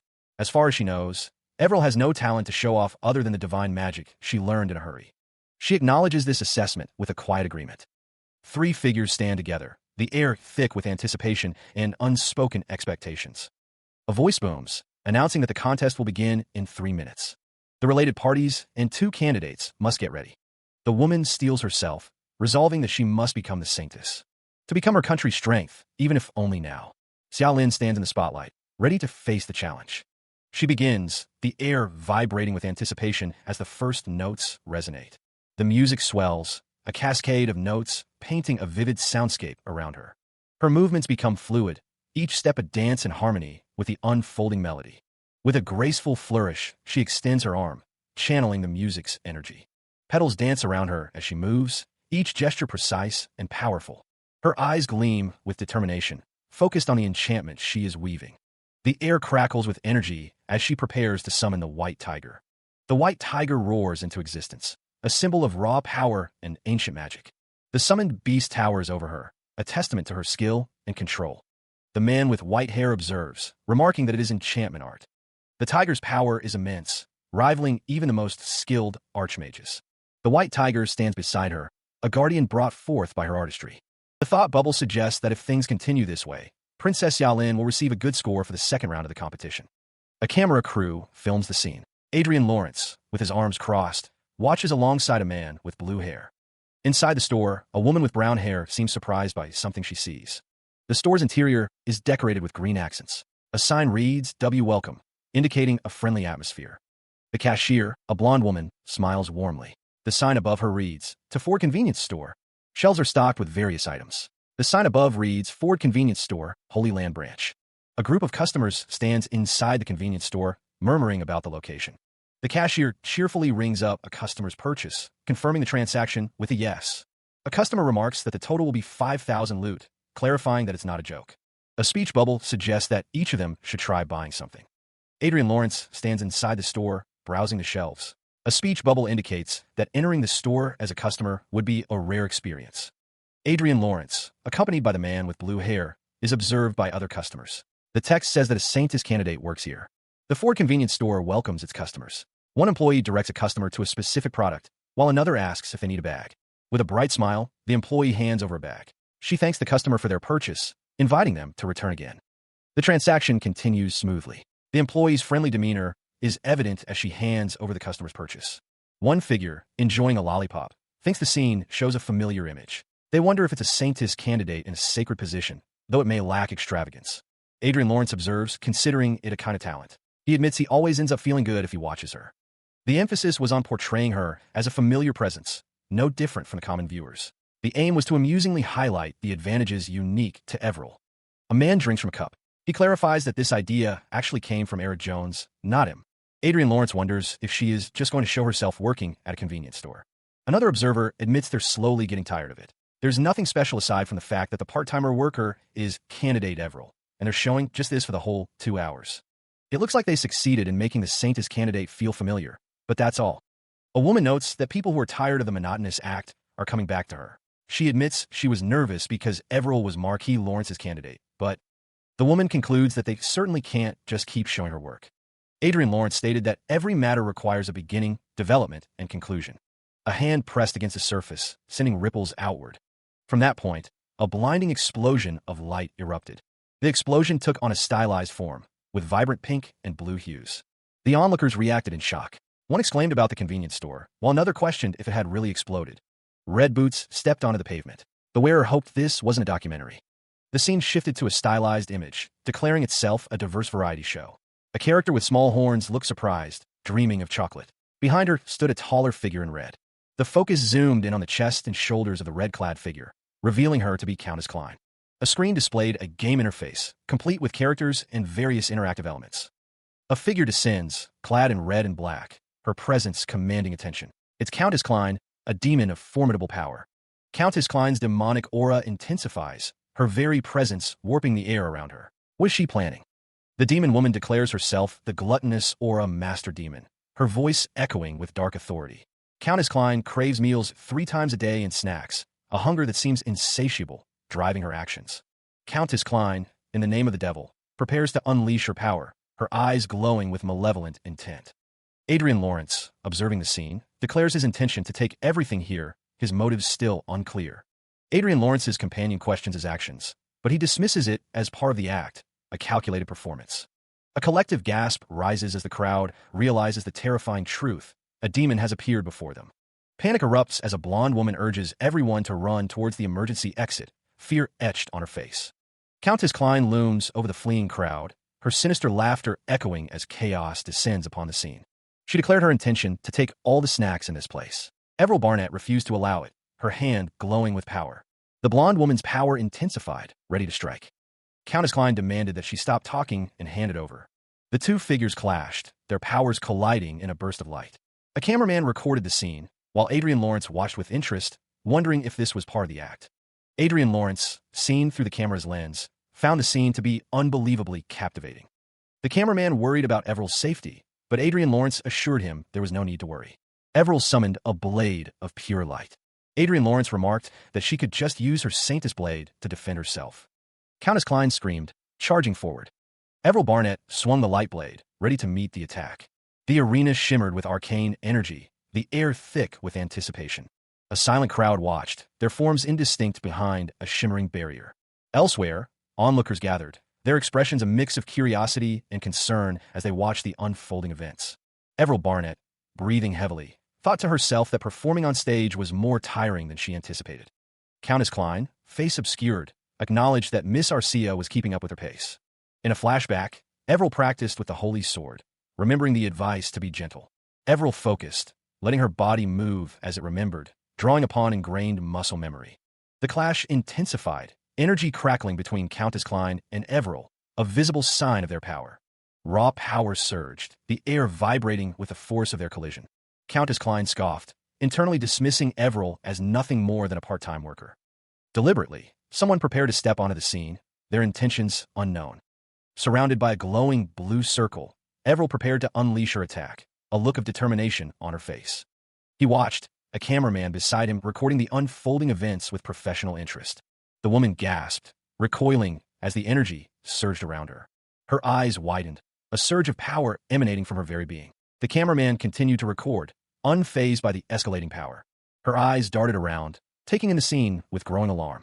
The two figures clashed, their powers colliding in a burst of energy. Elsewhere, the battle raged on, the city skyline a silent witness to the unfolding conflict.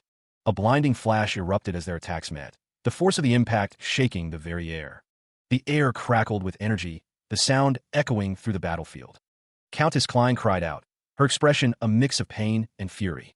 Everil Barnett prepared to strike, a cold determination in their eyes as they muttered a threat. Everil's eyes widened, a text box above them describing their past actions. They held the glowing sword, its power humming faintly in the air. The man with white hair looked on, concern etched on his face. Marquis, what is? Adrian Lawrence watched the scene unfold, a mix of curiosity and apprehension on his face. Weren't there some twists and turns? Everil Barnett stood firm, the holy sword radiating a soft light. It's a story about Everil protecting the convenience store from demons. The crowd watched with bated breath, cameras raised to capture the moment. Keep in mind that the sword that Everil used is a real holy sword. The woman in the pink dress looked on in shock. What? Countess Klein observed the scene with a knowing smile, her arms crossed confidently. Adrian Lawrence and the others watched intently, their expressions a mix of anticipation and concern. The crowd continued to watch, their reactions varying from excitement to disbelief. He offered an apology, though the reason remained unclear, a faint blue glow surrounding him. There was no need for apologies, she insisted, as the second round had been overwhelmingly disadvantageous. The woman with blonde hair smiled gently, urging him not to be discouraged. She encouraged Adrian Lawrence to work hard on the third round, promising to do her best until the very end. However, elsewhere, a figure was addressed with reverence, the words, "Your Excellency," echoing in the Grand Hall. The man with the beard read a document stating the Saintess contest was put on hold due to an unexpected incident. Adrian Lawrence reacted with shock as he learned the Republic secured a major victory over the Empire. Meanwhile, a grand throne room stood in silent anticipation. Figures kneeled before the throne, awaiting orders. The order came, mobilize the main unit, and do your best to erase the Prius Republic from the map. The king's face, illuminated by the crown, revealed a chilling resolve. A figure in a white robe walks down a tiled hallway, seemingly unaware of any danger. The man is revealed to be Garcia Valen, chairman of the State Council, his expression one of mild annoyance. A cloaked figure stands tall, questioning Garcia Valen's identity and accusing him of plundering wealth from the people he was meant to serve.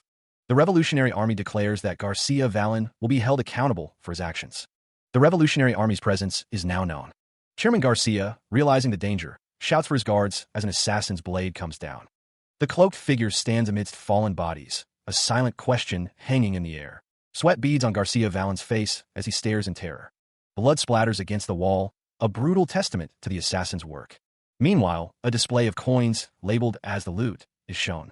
A man with long hair stands amidst a shower of coins, a smug expression on his face.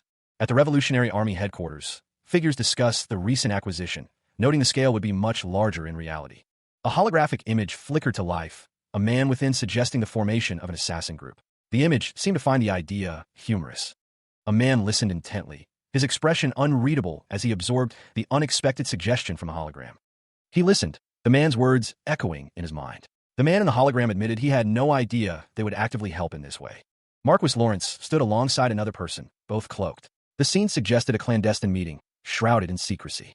A few days ago, the Republic had secured a major victory over the Brigham Empire, a turning point in the war between them and the Prius Republic. Adrian Lawrence's face contorted in frustration, his glasses reflecting the intensity of his emotions. He seemed to be at his wit's end. The man with the beard listened intently as the best course of action was laid out. The Republic needed to take advantage of its home ground. This great victory of the Prius Republic deeply hurt the pride of the Brigham Empire. This would soon turn into blind hostility and burn down the Republic. With this, the possibility of resolving this politically has gone down the drain. How is the gap between the forces of the Prius Republic and the Brigham Empire? These foolish bastards. First, the Brigham Empire's losses due to this major defeat are 92 sky fortresses and 2,300 vanguards. He considered the reports, the Republic having sustained significant damage, though only a fraction of what the Empire suffered. The Prius Republic's army was proving more effective than he initially believed. Another man wondered if Anson, commander of the National Guard, was as great as his reputation suggested. He acknowledged that Marshal Anson had only wanted to prolong the war and minimize troop consumption. The man with gray hair grimaced, considering the implications of the overwhelming victory. It seemed to have been due to the government's instructions with the elections in mind. He thought to himself that these fools were prioritizing their own status over the safety of the country. The Brigham Empire's strength heading toward the Prius Republic was 3 times that of the first dispatched army. Adrian considered that they should consider Marshall, including 600 sky fortresses and 15,000 vanguards. Combined with the remaining troops, there were 708 sky fortresses. Even if they gathered all of the Prius Republic sky fortresses, they would have around 500. 2 women stood in a room, one with brown hair, stating that it was around 460. The blonde woman responded that it was over, her expression conveying a sense of finality. Adrian lamented his selfishness, realizing his wrong choice put the survival of 500 million people of the Republic at risk. He thought to himself that no matter how selfish he was, he had to fix this. He reflected that in the first place, the starting point of this war was him putting the fake fate in the Prius Republic. If he made the mess, he should be the one to clean up after it. He resolved that he would have to help the Revolutionary Army more actively, his expression hardening with determination. A question lingered. Did the contact with Marshal Anson go smoothly? The scene depicted a room with multiple monitors, suggesting a communication hub. He stood with another figure, cloaked in purple, as a man with long black hair confirmed they had agreed to meet in the middle of something. The man with long black hair affirmed that Adrian Lawrence was a person they could communicate with, his expression suggesting a sense of cautious optimism. The scarred man believes that because of his hatred, he will join the Revolutionary Army without any issues. He stands with another man, who states that everything has been going smoothly. However, there's a problem. Adrian Lawrence, wearing glasses, learns that President Fairmont and Lewis are the problem. The man with long dark hair says that the problem is that they can't capture the 2 men on the screen. The presidential palace, where they are staying, is tightly monitored by aura masters and archmages. Especially, there's a high possibility of missing them if they hide in the underground bunker of the presidential palace. In Lucas's case, the Fate user, it's also a problem that they have to somehow capture him alive to negotiate with the Empire. If they join forces with Marshal Anson, it may be possible to take the capital city. Adrian Lawrence listens as the man with long dark hair says that it will be very difficult to achieve victory in such a short period of time. The longer the battle lasts, the more time it gives the president and politicians to escape. The man with long dark hair looks on with a questioning expression. Someone is addressing another as, "Your Excellency. Please consider the situation on the front lines a little more." Troops were heavily stationed at the presidential palace. A request was made to send some to the front line. The man with blonde hair erupted, questioning if war was only the soldiers' responsibility. The officer noted the recent assassinations of leading figures by rebels. He questioned reducing the number of defense forces. The officer suggested allowing high-ranking officials and politicians to stay at the presidential palace. This would help acquire forces for their security. The man with blonde hair declared that the palace operations shall never be changed. A knock echoed through the room. Secretary Koster approached, addressing the man with blonde hair as, "Your Excellency." Secretary Kostya explained that young Master Lewis wanted to use the square hall of the presidential palace and was asking for permission. The man with blonde hair questioned why young Master Lewis would like to hold a party. The officer looked on. Secretary Kostya explained that young Master Lewis wanted to invite successors from major companies and provide an opportunity for exchanges and celebrities to entertain them. The man with blonde hair agreed, saying to let him do so. The man with purple hair stood by. The officer questioned how they could be holding a party when there's a war at hand. The officer realized that what Lewis was trying to hold was not simply a party, but a negotiation to attract funds. The atmosphere is thick with a strange mix of celebration and desperation. The man believes the host intends to bring in profitable businessmen, but not other politicians. He suspects the host is planning to pack escape funds. The man in the suit dismisses someone, stating he has nothing more to say. The disco ball spins, a symbol of the country's impending doom. Elegant women in dresses mingle, seemingly oblivious to the gravity of the situation. The party continues, a display of opulence amidst the encroaching chaos. One partygoer questions the appropriateness of the celebration, but another dismisses the war as something fought by soldiers. A sense of false security permeates the gathering, a promise that even invasion is nothing to worry about. The crowd cheers for Louis Fairmont, the fate user, their voices filled with adoration and drunken fervor. Amidst the revelry, a man lies unconscious, snoring loudly, surrounded by empty bottles and discarded glasses. The revelry takes a dark turn as a man begins to choke, his face contorted in agony. The surprise attack caught them off guard, a soldier's armored fist striking with brutal force. A woman cried out, the sound muffled by the sudden assault. Chaos erupted as the vanguard unit stormed toward the presidential palace, their objective clear: breach the defenses and seize control. Amidst the confusion, Louis Fairmont urged those around him to flee. "Hurry and run away," he shouted, his voice laced with panic as the invaders closed in. Louis's face contorted in fear, sweat beading on his brow. He muttered, his voice barely a whisper, as the gravity of the situation crashed down on him. The woman, caught in the grasp of an unseen assailant, screamed in defiance. She fought back against her attacker, desperate to break free. Louis Fairmont, standing on a makeshift platform, pleaded for protection. "Vanguards of the presidential palace, protect me," he cried out, his voice echoing with desperation. A woman in a black dress looked on in disbelief, questioning Louis's actions. He declared himself the future of the Republic, demanding protection to ensure its survival. As Louis Fairmont fled, a desperate hand reached out to him, begging him to wait. He callously dismissed their concerns, telling them to fend for themselves. Rage consumed Louis Fairmont as he unleashed a torrent of insults. He questioned the actions of someone, his face twisted in fury and betrayal. Meanwhile, a sleek, red vehicle sat parked, a silent observer to the unfolding chaos. Its polished surface reflected the turmoil of the moment. Armored figures moved through the halls, their presence heavy with purpose.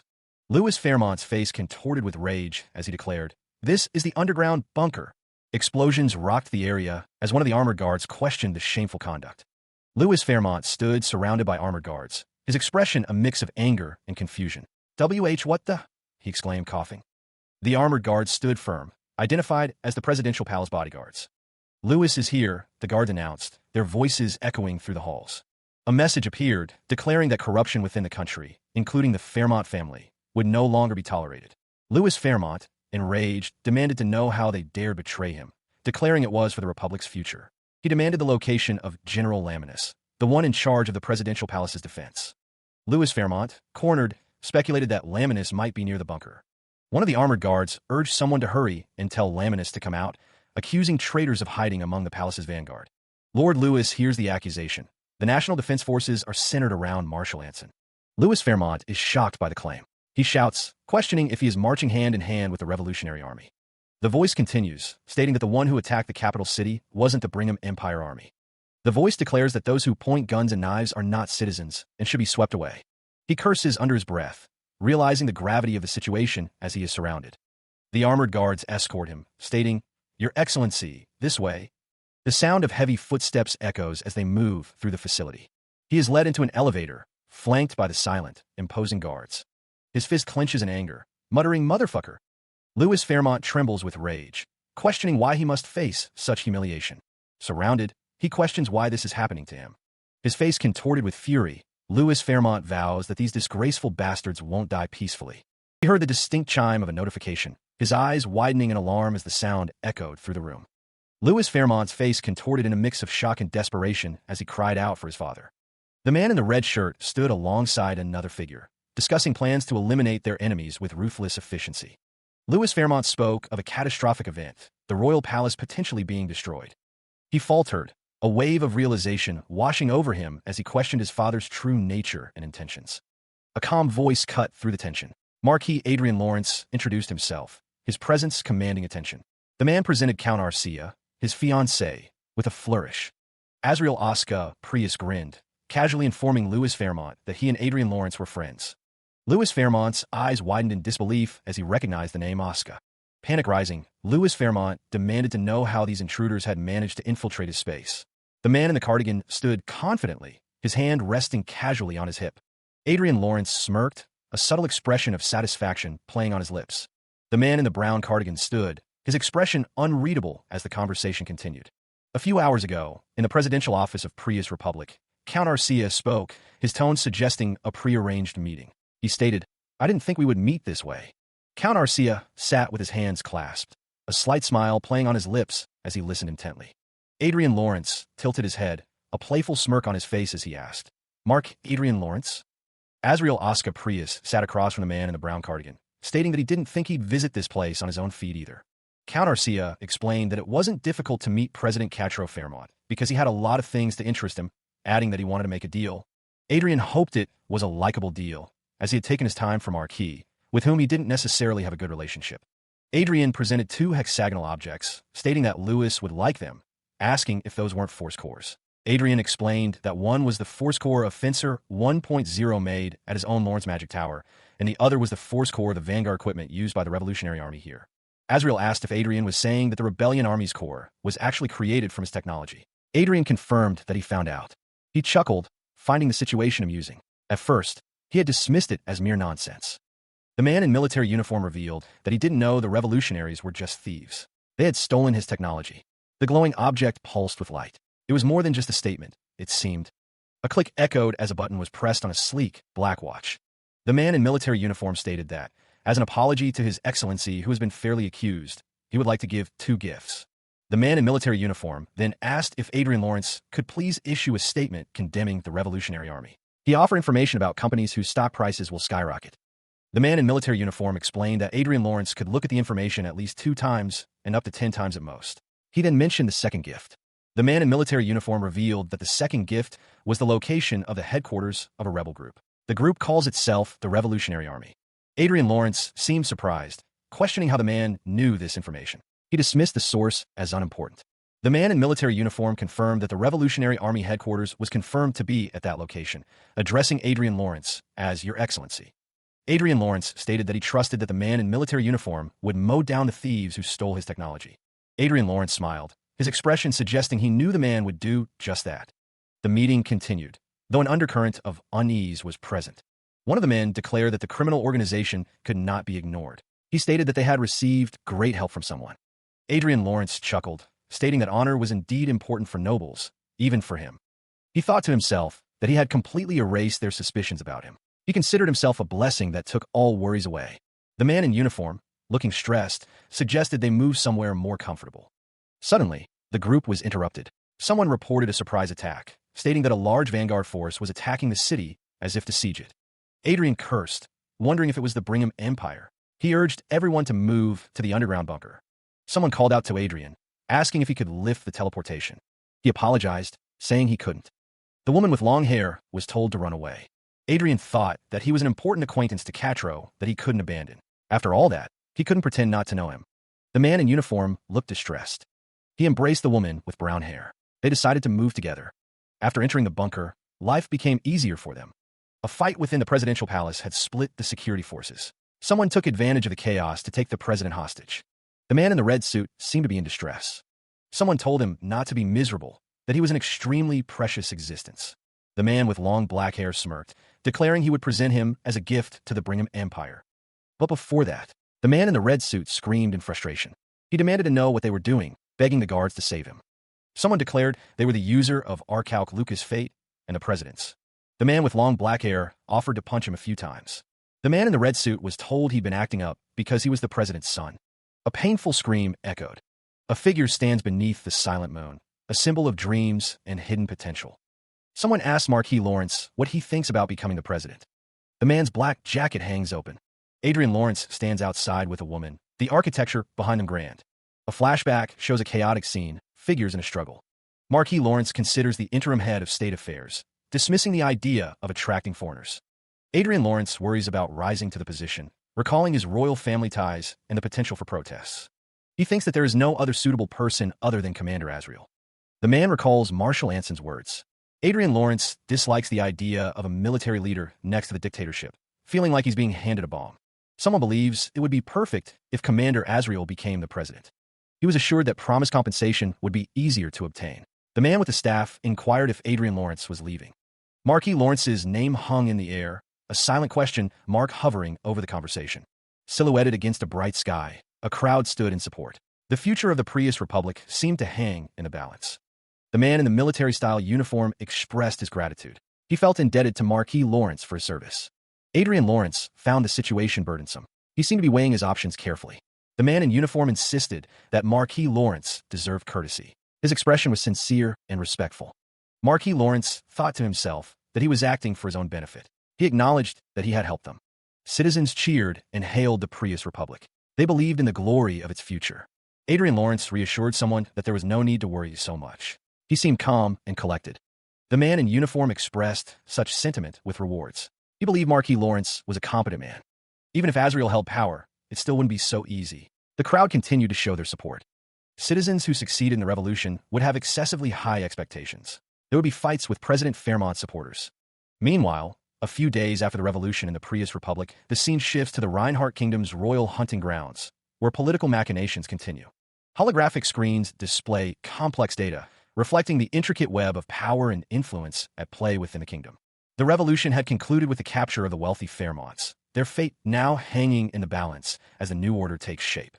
Holographic displays reveal that all members are equipped with devices to ensure efficient operations, providing them with an advantage during travel. Marshal Anson, the current highest authority in the Republic, appointed Commander Azriel of the Revolutionary Army as the head of administration. President Fairmont was sentenced to 1,350 years in prison, his appeal dismissed, and his death by execution has been decided. His son, Louis Fairmont, was handed over to the Brigham Empire, along with the fake fate, in exchange for ending the war. Adrian Lawrence observes the holographic display, remarking that it looks like he's doing well, a hint of satisfaction in his voice. With this, the matters with the Republic, which he's been concerned about all along, have been sorted out, bringing a sense of closure. Adrian Lawrence can now focus on the Sanus contest and leveling up in the game with peace of mind, his expression one of serene determination.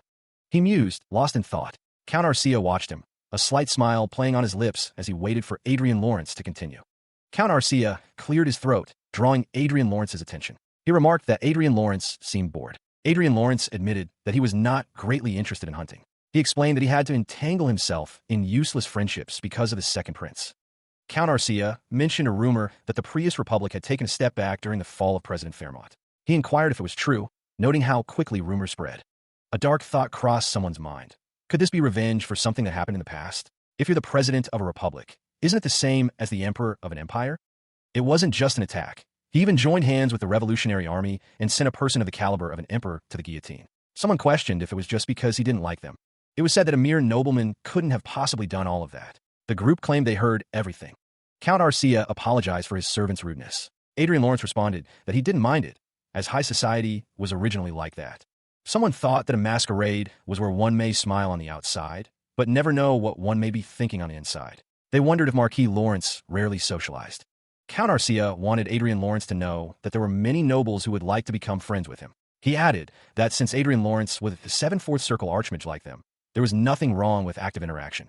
It was stated that after attacking Marquis Adrian at the last meeting and saying that he must be punished, a figure in a green uniform stood, their back to the viewer, as the implications of the previous statement hung in the air. He flushes, wondering if Marquis Vincent's presence is also an attempt to get closer to him. Marquis Vincent is told to watch his words, as another wonders if the relationship between Marquis Tranton and Marquis Vincent is strained. A close-up reveals Countess Klein, her expression unreadable. Countess Klein is asked to show her dexterity during her first hunting competition. It's said that her military art is famous because she defeated an Aura Master on TV, but many are curious about Countess Klein's skills because they have never seen her in person. It is revealed that the second prince ordered him to come. Countess Klein states that she will prepare 2 ogres, enough to show off her skills as an Aura Master. She agrees to do it, as another tells her to wrap it up quickly. The preparations begin. Countess Klein is asked if she will be all right with such light equipment, and if she should wear a headpiece just in case. She replies that it is enough. Someone expresses excitement to finally see Countess Klein fight in person, saying that others will be surprised when they see it. Behind bars, ogres rattle their cages, as someone wonders if she is that good. She stood firm, shield raised, facing the massive, caged ogres. The air crackled with anticipation. The heavy doors to the arena began to grind open, revealing the sunlit field beyond. The ogres loomed, their hulking forms pressed against the bars, eager for the hunt. Muscles rippled beneath thick hides as the beasts strained against their confinement. The sound of their impatience echoed through the arena. Countess Klein's gaze remained fixed, her expression unreadable behind the ornate shield. The spectators watched with bated breath, their faces a mixture of fear and excitement. Her grip tightened on the sword, the polished steel gleaming in the sunlight. One of the ogres, seemingly defeated, declared, "I'm done." Countess Klein stood ready, her stance a picture of poised strength and determination. A man with glasses watched intently, his expression a mix of anticipation and amusement. Someone mused internally, finding humor in the stunned reactions of the audience. They subtly looked down on Arcia for being the only female Aura Master. This serves him right, she thought, unexpectedly having a good laugh. Adrian Lawrence pats Countess Klein on the shoulder, congratulating her on a job well done. The second young master looks on, a confused expression on his face. Countess Klein's name is called, and she turns her head slightly. The Countess's expression is unreadable as she looks down. Adrian Lawrence watches as she suddenly stumbles, his eyes widening with concern. The second young master's eyes widen in shock as he witnesses the event. The sound of something heavy hitting the ground echoes. Adrian Lawrence reached out, his expression a mix of concern and confusion. He stared down at Arcia Klein, his brow furrowed as he tried to understand what was happening.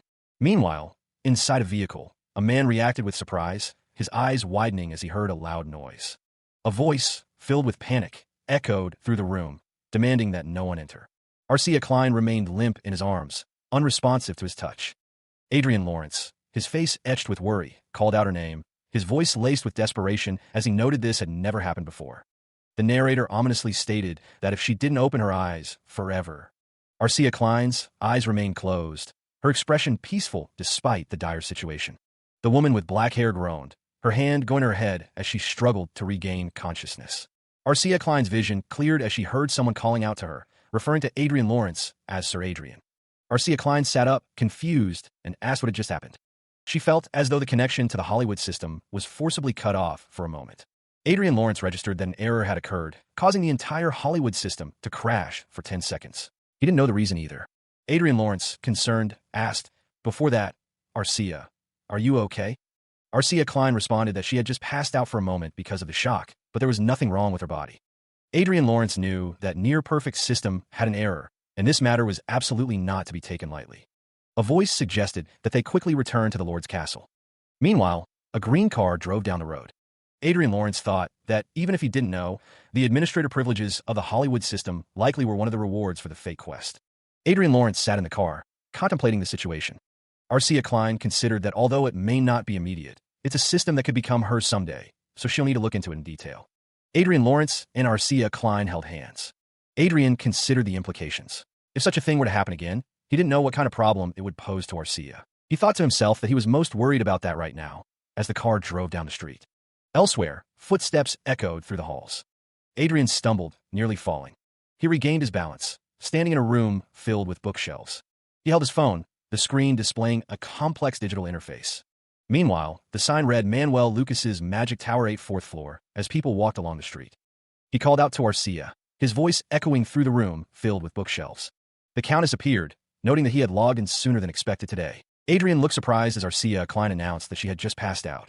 She explained that an error occurred in Hollywood, causing all systems to go down, leaving Adrian to wonder what was happening. The Countess floated closer, her expression serious as she relayed the information. He considered the implications, thinking that if Hollywood was like Earth, it would have an internet communication network with hardware and software. Arcia confirmed that something was wrong with the central system. Adrian remained silent, his expression thoughtful as he listened to Arcia.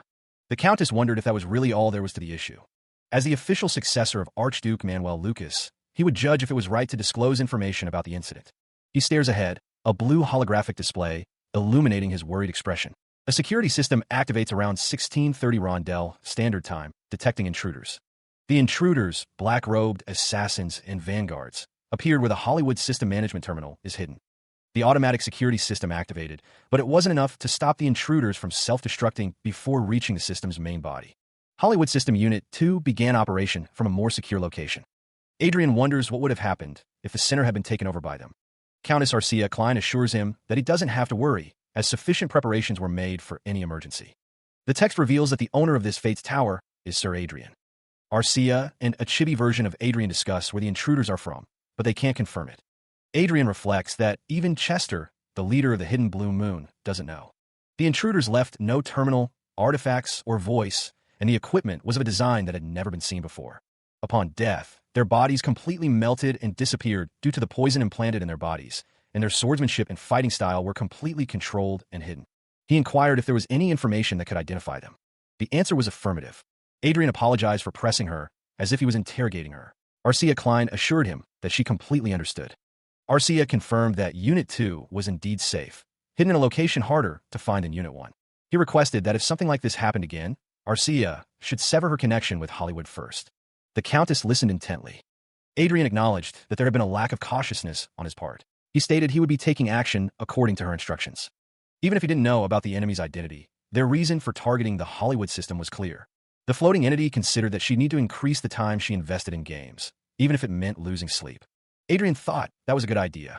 He mused that if he pushed himself a little harder, he could reduce those 4 to 5 months to 3 to 4 months. He must quickly reach the 8/4 circle to prepare, just in case.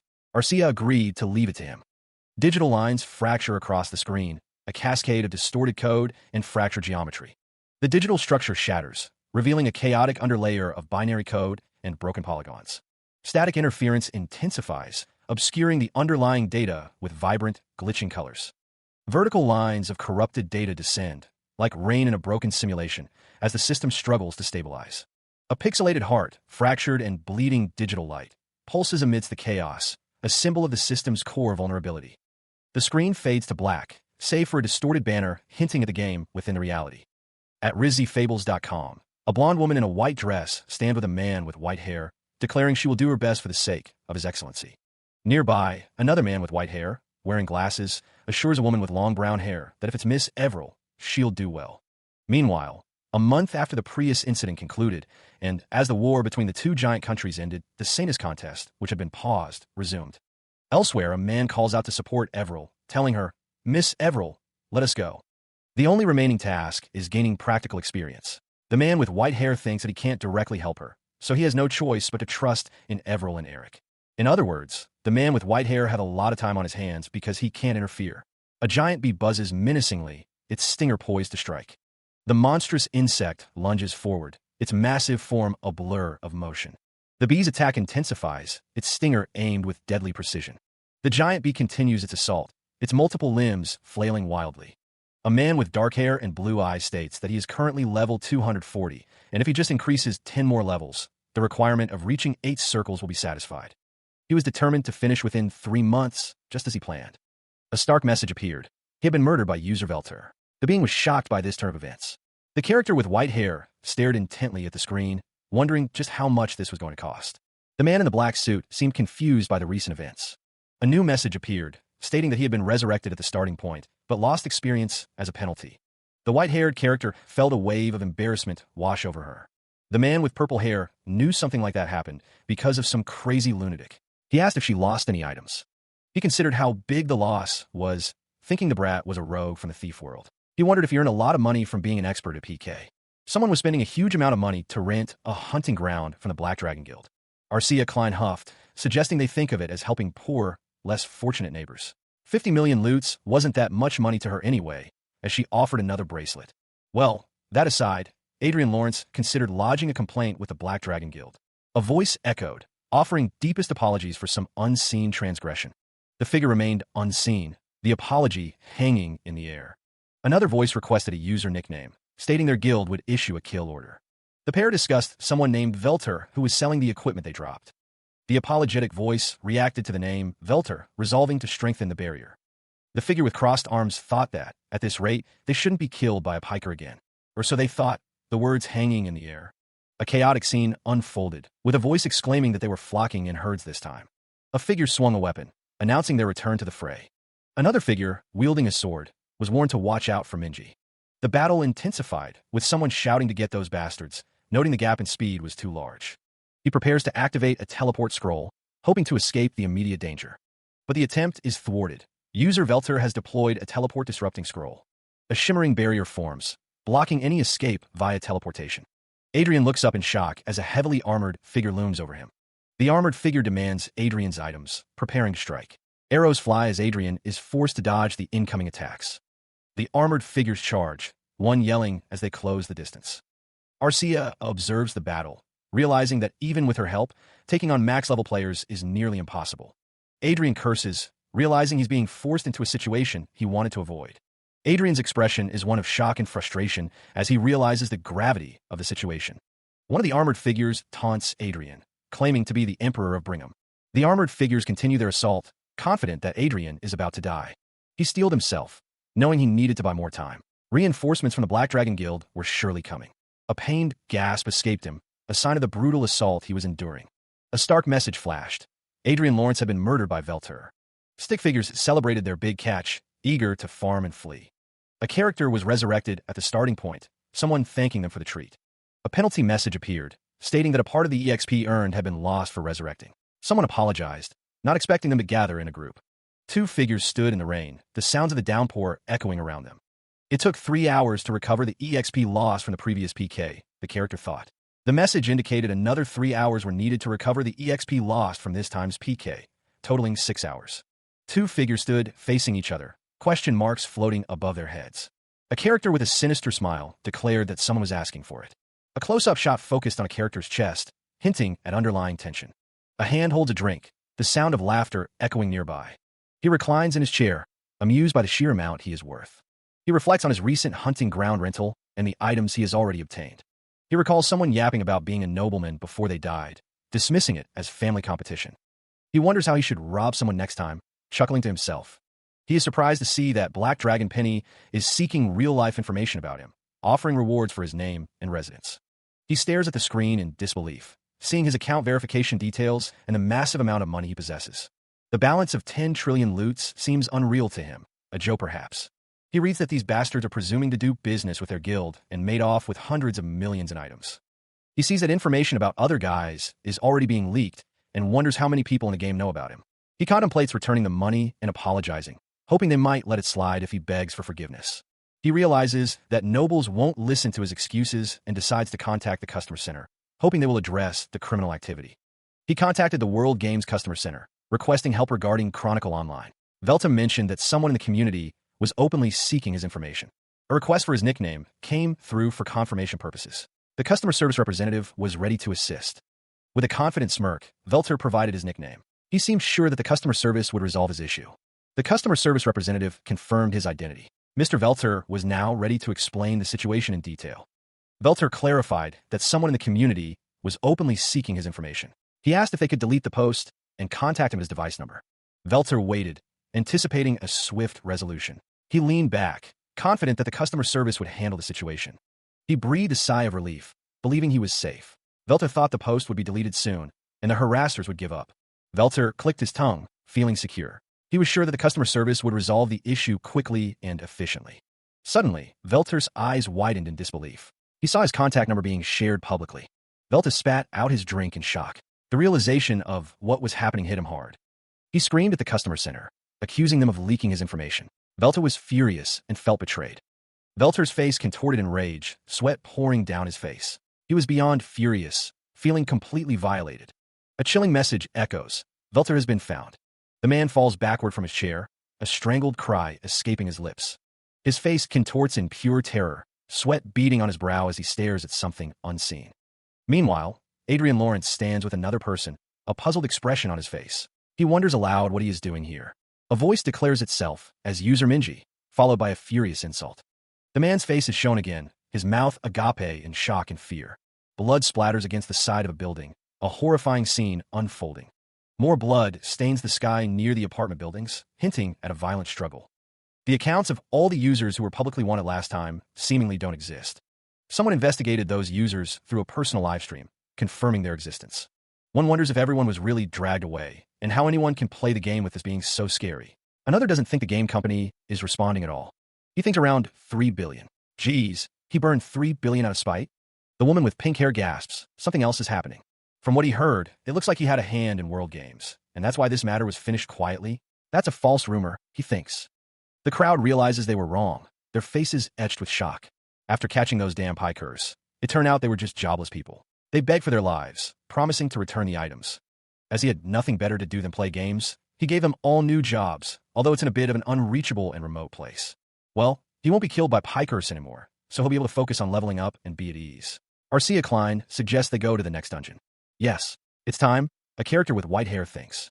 The man in the green outfit stood, a storm brewing behind his brow as he contemplated his next move. He believed this was the perfect moment, the last chance to eliminate the first prince and seize the throne. The grand palace stretched out before him, a silent witness to the unfolding drama of ambition and power. The man with white hair and glasses smiled faintly, seemingly unconcerned with the brewing conflict. As the king decided to abdicate, the power struggle for the throne intensified, and Prince Luke was next in line. The man with white hair mused that the second prince must act quickly, for time was running out. His hands clasped together, a silent contemplation of the events unfolding before him.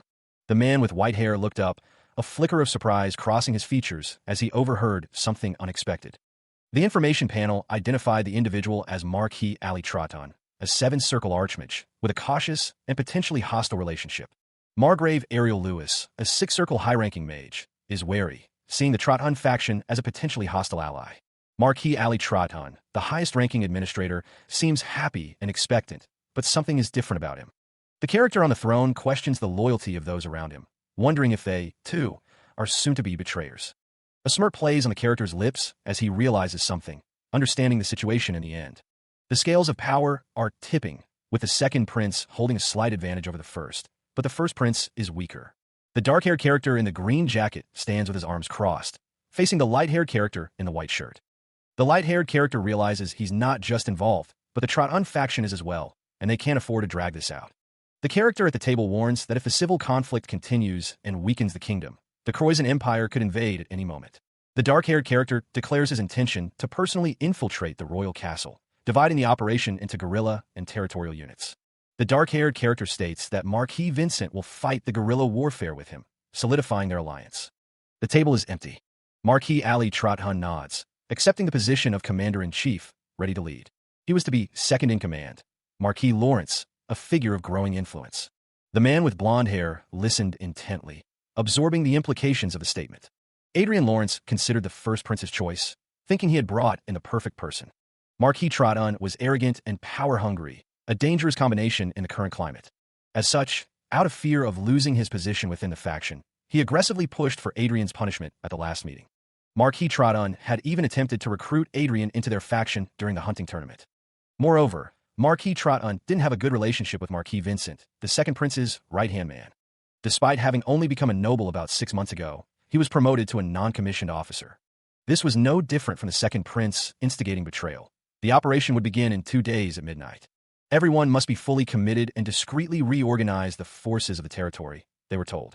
Marquis Lawrence's name hung in the air, a question mark amidst the unfolding strategy. Someone apologized, asking if the speaker would give Countess Klein the position. Adrian Lawrence, wearing glasses, seems taken aback by something he has just heard. 2 men in green uniforms stand beneath an ornate lion crest, one looking back in response to the question. The man in the green uniform assures someone that Countess Arcia Klein is an aura master, well-suited for the guerrilla unit.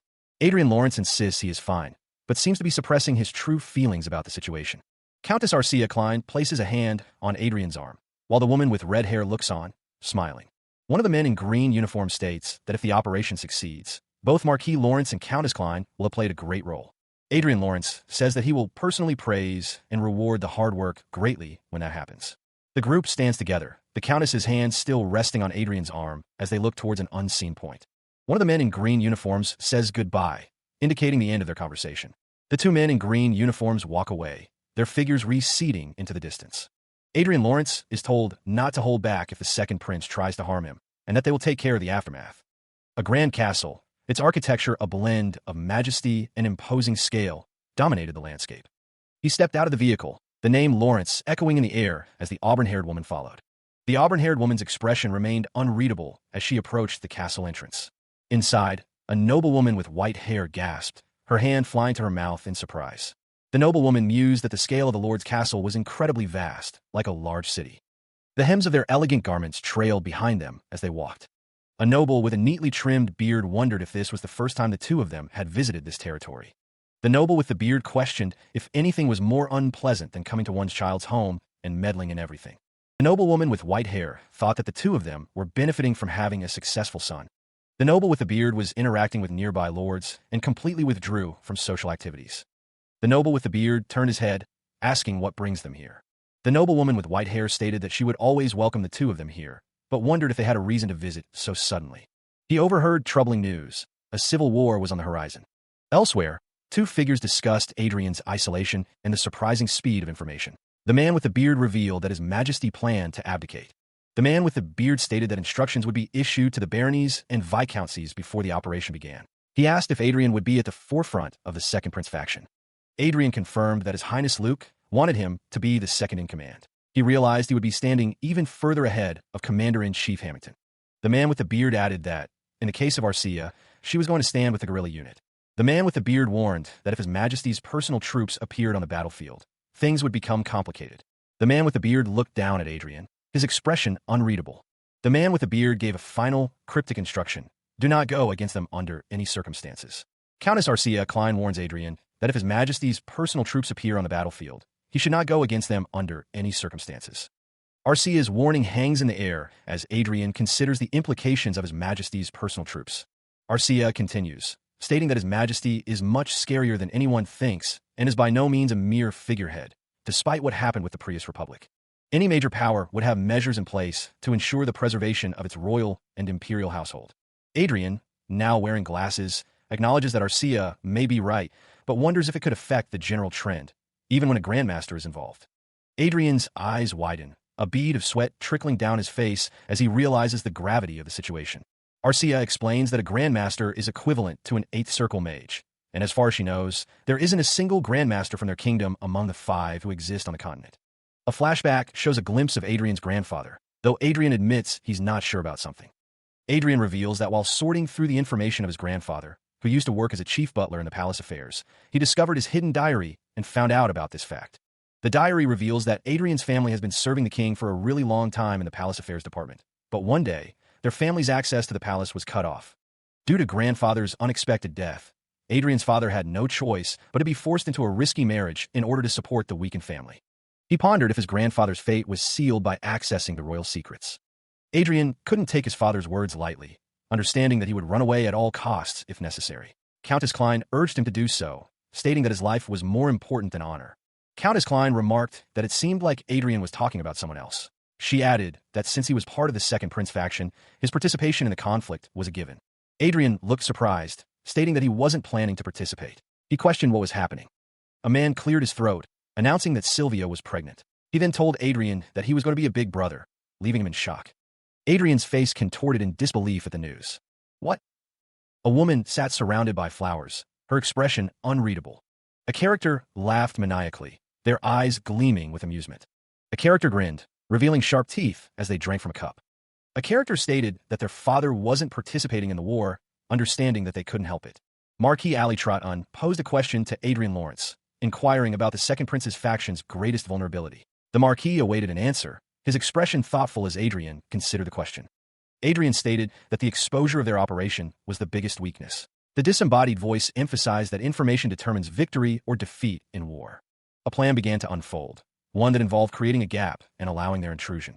A small mouse stood near a piece of cheese, seemingly unaware of the danger. The mouse's large eyes reflected the light, oblivious to the trap being set. This meant giving up the Crown Prince's palace and the main palace where father resides. The voice continued, adding that Prince Luke coveted the palace so much. The trap was set, waiting for the opportune moment when he's drunk on the joy of victory. A fork descended toward the strawberry cake, a symbol of the impending strike. The image conveyed a sense of finality and precision.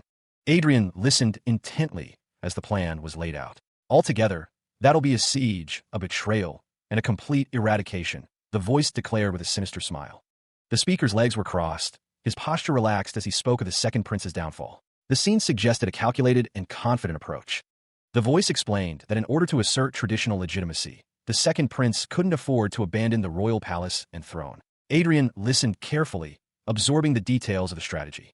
The voice continued, stating that the second prince would bring his faction to the castle and choose to isolate himself. The machinery in the background hinted at the complex machinations at play. The voice concluded that this was the worst situation for the second prince. Silhouettes of people were shown against a backdrop of swirling purple, symbolizing the chaos to come. The image faded, leaving only the swirling purple and the silhouettes of legs, hinting at the impending doom for the second prince and his faction. He smirked, a glint in his eye as he considered the insider's betrayal. The plan was set. Adrian thought the second prince would be pleased to hear the crown prince had run away. Marquis Ali Trotton agreed, pleased with their communication. Unfortunately, there was a problem with this plan, a flaw in the design. Marquis Ali Trotton pointed out that Countess Klein and the other insiders were bound to be in danger. Adrian acknowledged that the second prince's faction would quickly collapse due to their betrayal, making them targets. Adrian offered to show Marquis Ali Trotton several hidden secret passages in the castle. He explained that utilizing these passages to confuse the enemy would significantly increase their chances of survival. Marquis Ali Trotton stated that while that was helpful, it wasn't enough. Marquis Ali Trotton asked if he might propose something to improve their odds. Adrian responded, of course. Adrian recalled that Marquis Ali Trotton had played a significant role in the recent crisis of the Prius Republic. He had made considerable contributions to their revolution.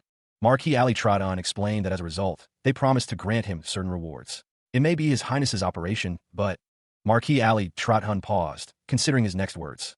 Adrian understood what he was worried about. No matter how he worded it, it would inevitably sound like he was bringing in foreign forces. It wasn't a huge support like a swarm of sky fortresses or anything like that. He spoke of providing 3 Aura Masters, a military force solid enough to silence any dissent. The Marquis considered bringing in foreign forces, his expression unreadable. Could it be that the Republic-related incidents, which only seemed like mere anomalies, were all part of a plan for this?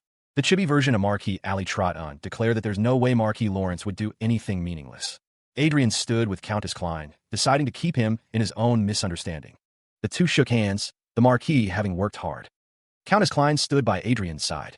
Adrian considered that if His Majesty's personal troops appear on the battlefield, do not go against them under any circumstances. The Marquis wondered if Luke tries to subdue His Majesty and ends up being subdued instead. It seemed to Adrian that even the Crown Prince is completely unaware. A disembodied voice wondered, does it really exist? D-Day approached. Arcia considered the second prince. A disembodied voice confirms the plan. Blackie will patrol the royal palace, ready to assist. Standing in the garden, Adrian assures Countess Arcia Klein that Blackie will immediately support her with his magic-sharing skills. Adrian prepares to depart. Arcia, clad in her armor, calls out for him to wait a moment. He offers her a parting gift, something to take with her on her mission.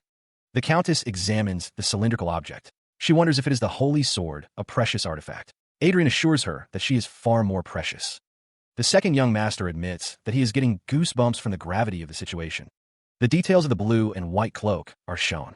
Adrian tells Arcia to listen up, his expression serious as he imparts crucial information.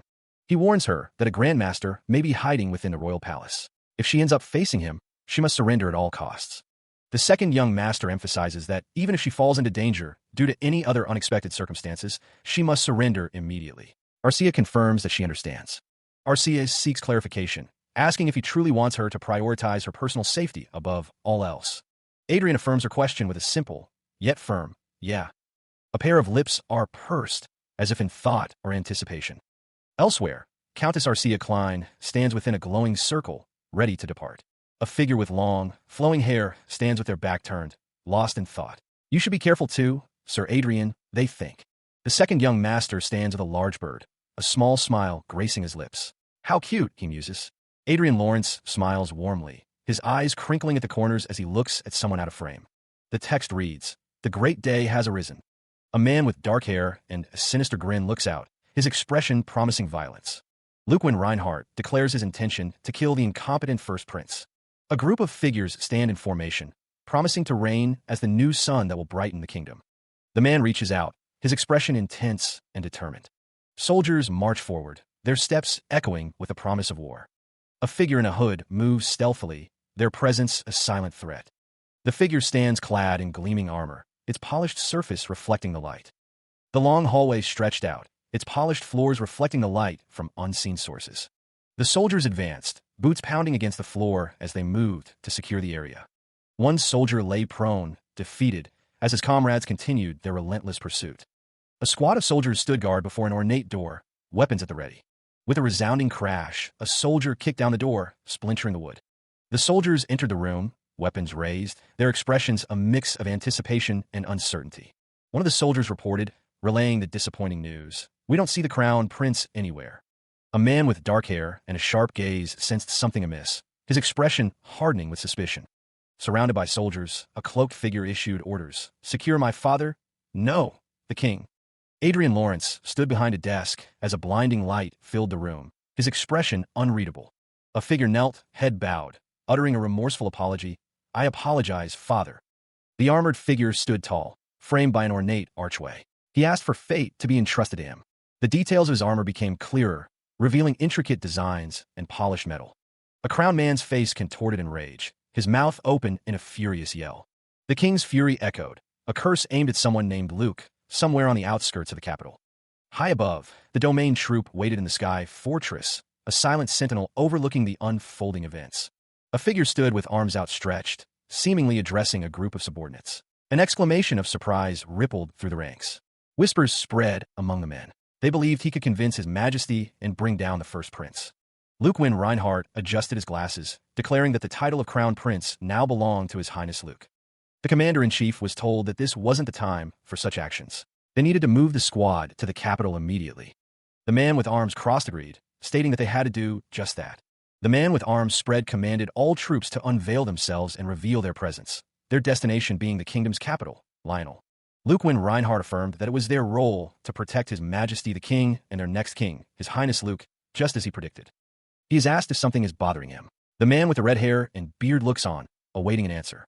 A disembodied voice expresses surprise that the first prince fled alone, leaving his allies behind. Prince Luke is observed from above. He is told that he was not thought to be someone who'd prioritize himself over his father. The prince smiles, but the voice notes that his smile is meaningless. He is not to be trusted. The man with the red hair and beard thinks to himself that he already knows they plan to dispose of him once the war is over. The screen displays that the relationship is one of mutual benefit and temporary alliance, with a status of murderous intent and relief. They will need everyone's efforts to stop the first prince. Prince Luke is told to leave it to him. He responds that he will kill them first before they betray him. The man with the red hair and beard is told it's time to let go of his animosity. He flinches slightly at the words. The man with the red hair and beard is asked how long he plans to keep up his indifferent attitude. He claims to have no idea what they're talking about. Margrave Cascabel and Count Brooks are told they don't have to be wary of him because of the incident with their sons anymore either. Prince Luke thinks it's surprising that Marquis Lawrence would start a conversation with them first. He adds that he can never forget those bastards. The panel shows Cedric's grandfather and Anna's father. He is described as the culprit who controlled the Lawrence family at will. The memories surfaced, a childhood made miserable by Margrave Raven, and the relentless bullying by Brooks and Cascabel.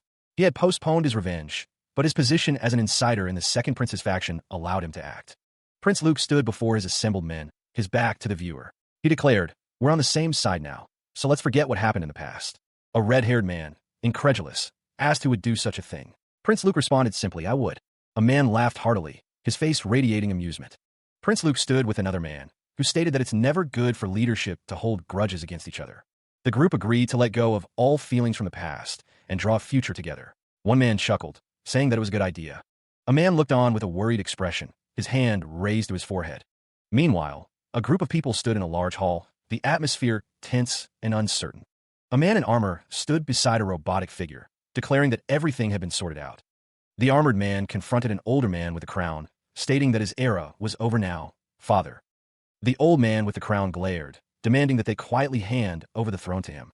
A figure in dark armor stands among others, leveling a harsh accusation. "You bastard." Someone prepares, anticipating trouble. They are ready, just in case. The figure in protective gear questions the need for such readiness. Just in case. A voice echoes, desperate for aid. "Your Majesty, do you need help?" A desperate plea rings out, a demand for protection against unseen threats. "Protect me." Wrath contorts a face, the eyes burning with fury. A storm of anger brews. A command is received, setting unseen forces into motion. The gears of war begin to turn. The aftermath of violence stains the floor. The scene is littered with bodies. An armored figure stands, a silent sentinel amidst the chaos. Despair grips him as communication fails. "We can't reach them." A group moves with purpose, their faces grim. They are on a mission. Adrian Lawrence's eyes widen behind his glasses, a sudden realization dawning. Could it be? He stares upward, his expression a mix of confusion and dawning comprehension. The polished boots of armored figures stand firm, a silent threat looming. A swift and brutal attack from members of the special forces are instantly decapitated. A figure, cloaked in shadow, demands to know the attacker's identity. A bearded man steps forward, declaring himself as His Majesty's knight. The man reacts with disbelief, shocked by the knight's sudden appearance. The knight's face is splattered with blood, his expression grim and determined. A voice echoes, questioning if the king could be assassinated so easily. A king, adorned with a golden crown, is revealed amidst the chaos. The king stands defiant as a figure raises a sword, poised to strike. Swords clash in a flurry of motion, the battle intensifying. The fight continues, the outcome uncertain as the swords meet again. He looks up, a bewildered expression on his face as droplets of blood rain down. The knight coughs, blood splattering from his lips as he struggles to maintain his stance. Two swords, crackling with blue energy, cut through the air with deadly precision. The knight's green eyes reflect the intensity of the battle, focused and unwavering. A figure stands silhouetted against a backdrop of swirling energy, a single word echoing, Grandmaster. A cloaked figure stands in shadow, a golden emblem glinting against the darkness. The battle raged on, figures clashing amidst a field of fallen combatants. A cloaked figure stood tall, their sword glinting ominously in the dim light. There was no way they would yield. Adrian Lawrence watched the unfolding chaos, a question forming in his mind, a Grandmaster? Steel met steel as the clash of swords echoed through the battlefield. A face contorted in rage, a silent scream of fury. Count Ignis and Countess Klein were buying time, determined to escort His Highness to safety. Why, yes. One man spoke with conviction, stating that someone was loyal, but their subject of loyalty was wrong. Another man believed it was better to correct a disciple's mistake than to shield them. A figure, surrounded by floating swords, screamed, "Shut up!" The sword swung down with incredible speed. The blade cut through the air, crackling with blue energy. The man in the hood's eyes widened, a silent scream escaping his lips. He's blocking Viscount Vincent, the best swordsman of the Reinhardt's kingdom, that easily. The king's advisor requested, "Your Majesty, could I execute them all immediately?" The king responded, "No, they're important forces to this nation." The king's advisor, his face etched with anger, declared, "They're traitors." The king, his expression grim, knew their forces would collapse without a central point. A tear streamed down the king's face, a silent testament to the weight of his decisions. A figure plummeted from above, a dark silhouette against the light, with orders to take out Luke. A surge of blue energy erupted, a sign of the impending attack. The figure on the ground cried out as the attack landed, someone else yelling, "Damn it, the way out!" Viscount Vincent, standing before the king, stated, "I receive your command." The king's jacket, a symbol of his authority, hung heavy on his shoulders. Elsewhere, the sky shone with a brilliant light, a stark contrast to the darkness below. A futuristic cityscape sprawled, its towering structures piercing the clouded sky. Adrian Lawrence stood firm, his expression hardening as he listened to the grave news. Encryption devices, meant to prevent eavesdropping, had been compromised. The second young master knew they had to find a way, somehow. The question lingered, did a Grandmaster really appear? The man with glasses seemed to be in deep thought, muttering the name Crowy. Energy crackled, a display of raw power surging through the air. A single, glowing eye watched, an ominous presence looming in the shadows. An eagle soared through the sky, a silent observer of the unfolding events below. A figure stood silhouetted against a window, a telekinetic sword materializing before him. The man with glasses recognized the telekinetic sword. There was no mistaking it. He was a Grandmaster. A figure's leg was shown, as he thought that his father was right. The bird watched Arcia, relieved that she was fine. Arcia remained safe, the threat seemingly averted for now. A shadowy figure looms, its glowing, eye-piercing the darkness. It warns, if it gets dangerous, surrender immediately. She gives a curt nod, acknowledging the gravity of the situation. Arcia Klein has no choice but to believe in the plan for now. A figure in ornate robes stands resolute, declaring that they must do what they are supposed to do. Even if they scatter, communication will be difficult. Two figures stand in a dimly lit hallway, discussing the situation. Looking into the situation further and moving after won't be too late. The two figures continue to walk, their footsteps echoing in the sterile environment. Their destination remains unseen. Adrian Lawrence, his expression earnest, asks for a chance. He hopes to prove his worth in the coming conflict. The robed figure declares their intention to re-infiltrate the royal palace. Whispers of surprise ripple through the assembled group. The figure asserts that they are no ordinary magician. They are a battle mage with combat power that rivals even an Aura Masterclass Vanguard. Adrian Lawrence listens intently, his gaze fixed on the speaker. He considers the implications of the mage's words. One man suggests accepting the loyalty of Marquis Lawrence. The other notes that the mage is also an archmage, a better reinforcement for his highness. The robed figure agrees to assign the best elite knights. However, they prefer subordinates they're in sync with. 3 of them will do. Very well. Adrian Lawrence will give orders on the operation himself. Then, would he cancel the teleport shield magic for a moment? He wonders aloud if things will go very well. The man's expression is unreadable as he looks down.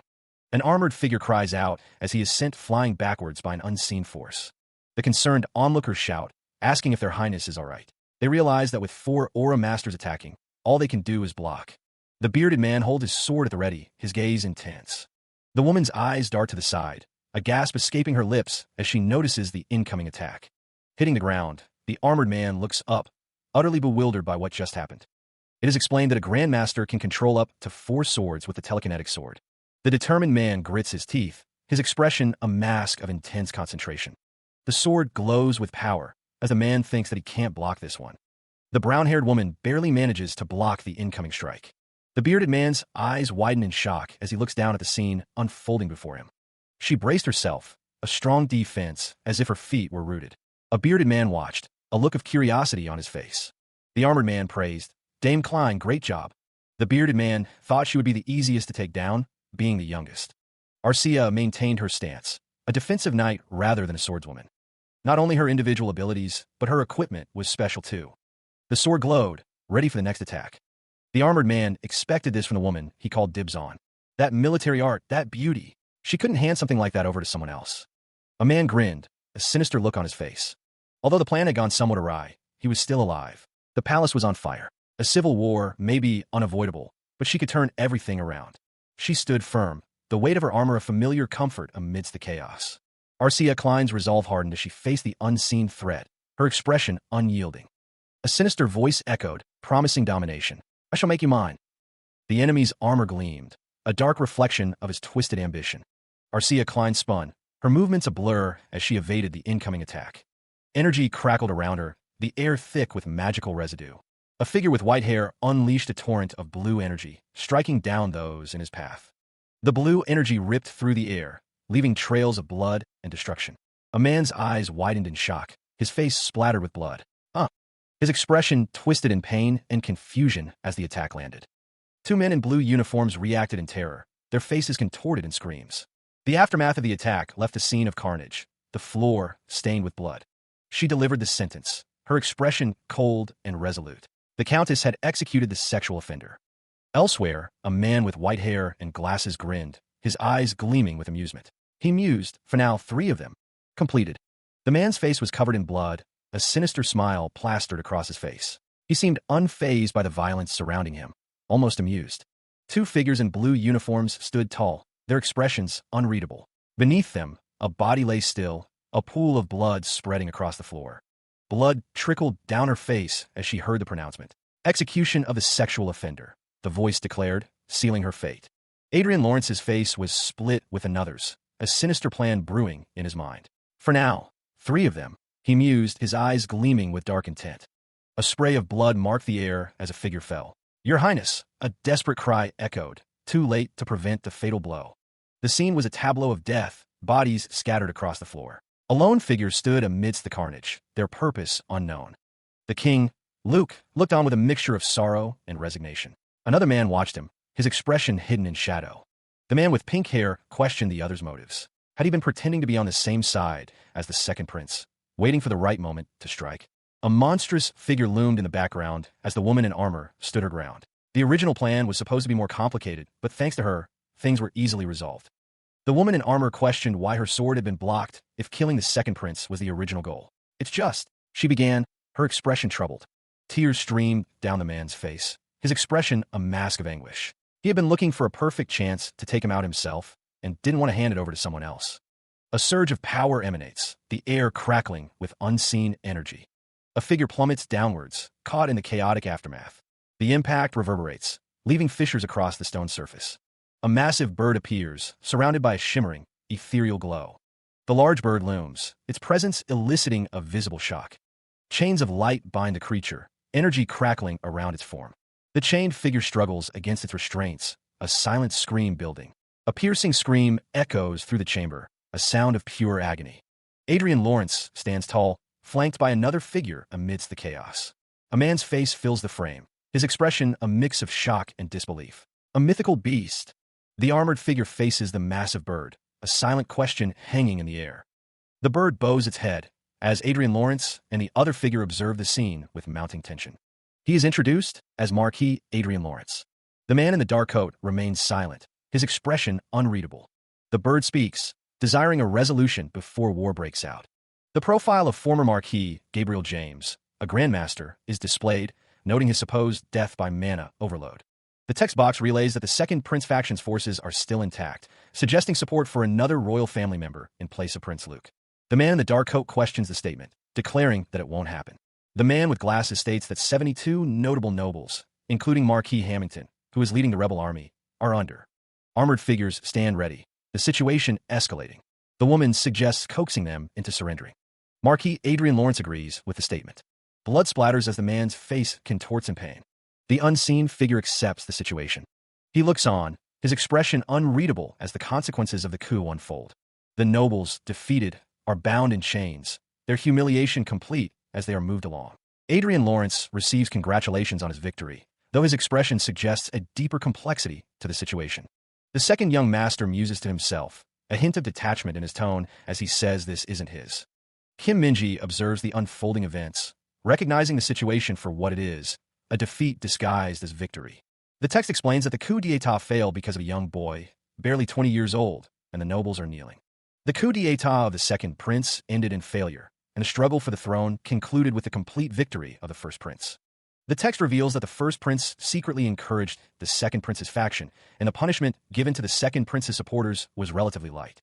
While the heads of the families that followed the second prince were all executed, their families were not held responsible, but all noble families affiliated with the second prince's faction had their titles downgraded by 2 ranks. The text expresses the humiliation felt by a family, questioning how they can face such shame. A member of a noble family is told that the only option left is to offer his brother to Adrian Lawrence. A member of the noble family screams, expressing their fear of death and telling the other to shut it. The pink-haired character warns that if the chain of resentment isn't broken, everyone will die.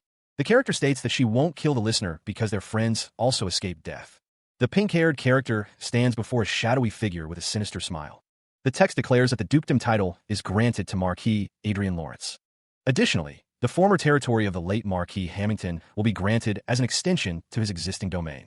A character kneels, seemingly in awe or fear. The scene fades to black, with only faint outlines visible. Adrian L. Lawrence and Marchioness Arcia Klein are mentioned after the title bestowal ceremony.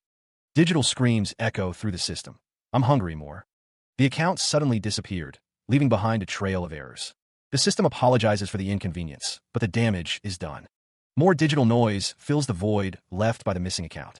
There were various large and small data losses in the Hollywood system. A bug has really been hiding within the system's core. The digital entity lashes out, its presence a chaotic surge of energy. Gabriel James observes the anomaly, a flicker of understanding in his eyes. Although it's completely useless, the figure continues his analysis. The white-haired figure is shocked by the system's reaction. The figure wonders who is responsible for this unexpected event.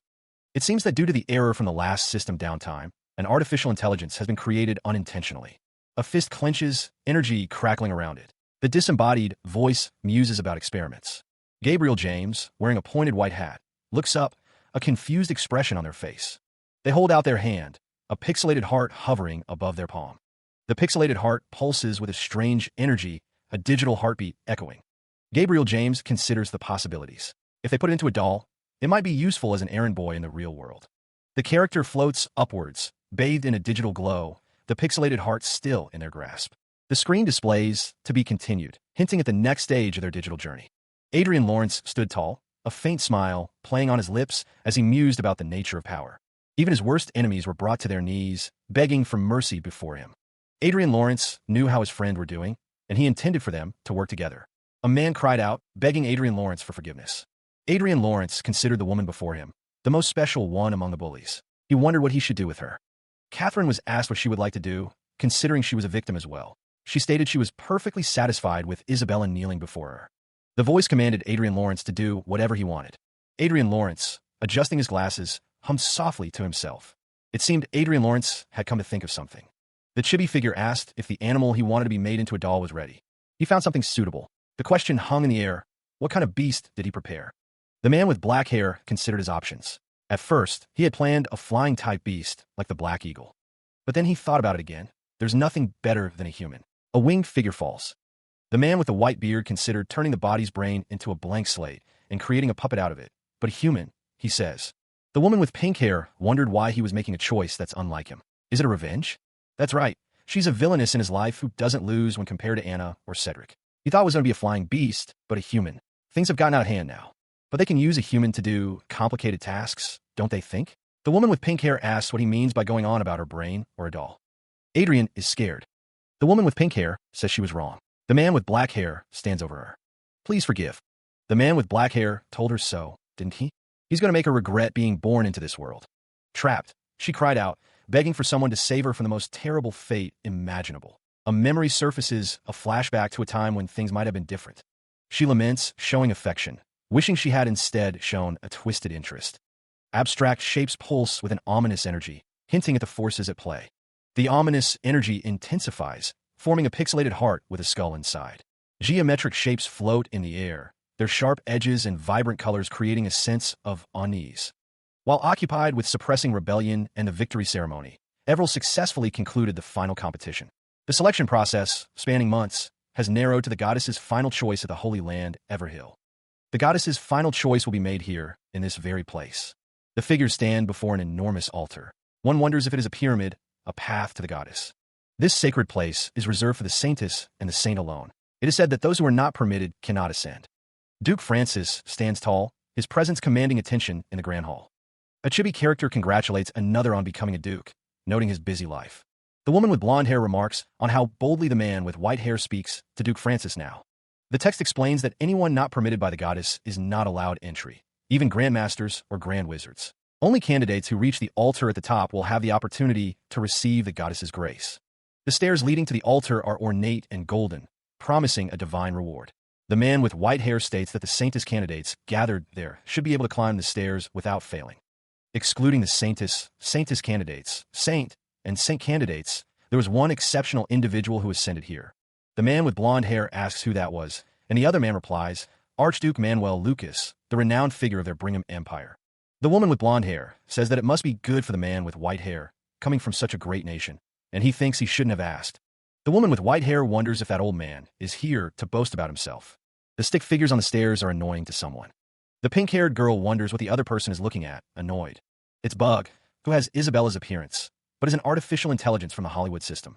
Having taken control of Isabella's brain, Bug seems to have grown into quite a crude being. The woman with brown hair is struck by Bug, who developed her personality within the Hollywood system. The woman with brown hair demands to know what Bug thinks she's doing, warning her to watch her words. Bug states that the woman may die, as she taps her foot impatiently. Bug clicks her tongue, annoyed by the situation.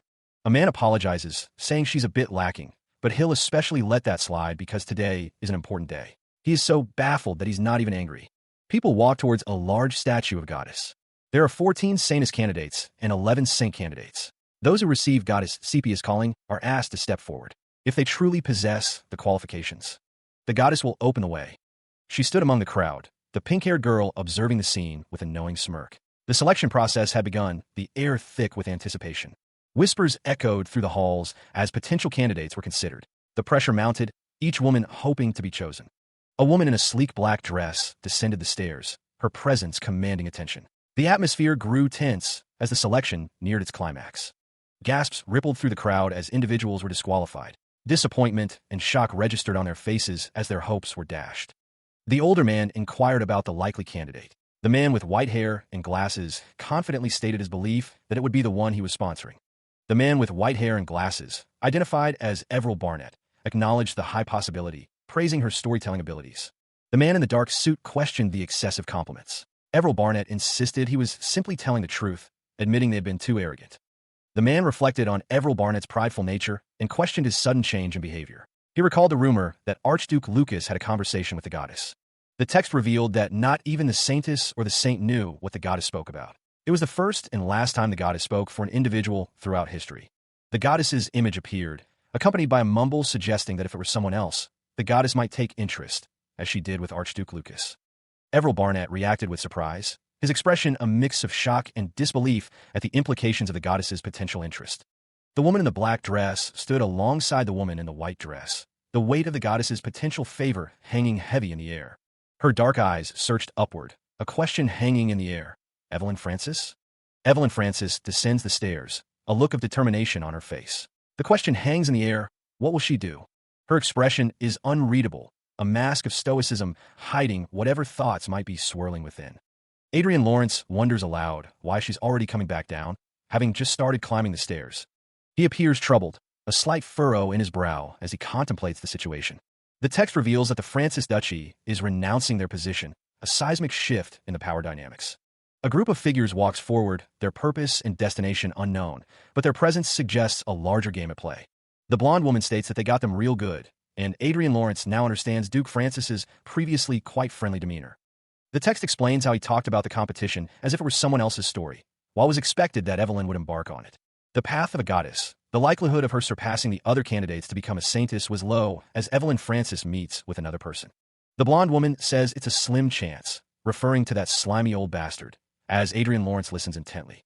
The difference between yielding and being eliminated holds significant weight as the two figures walk away.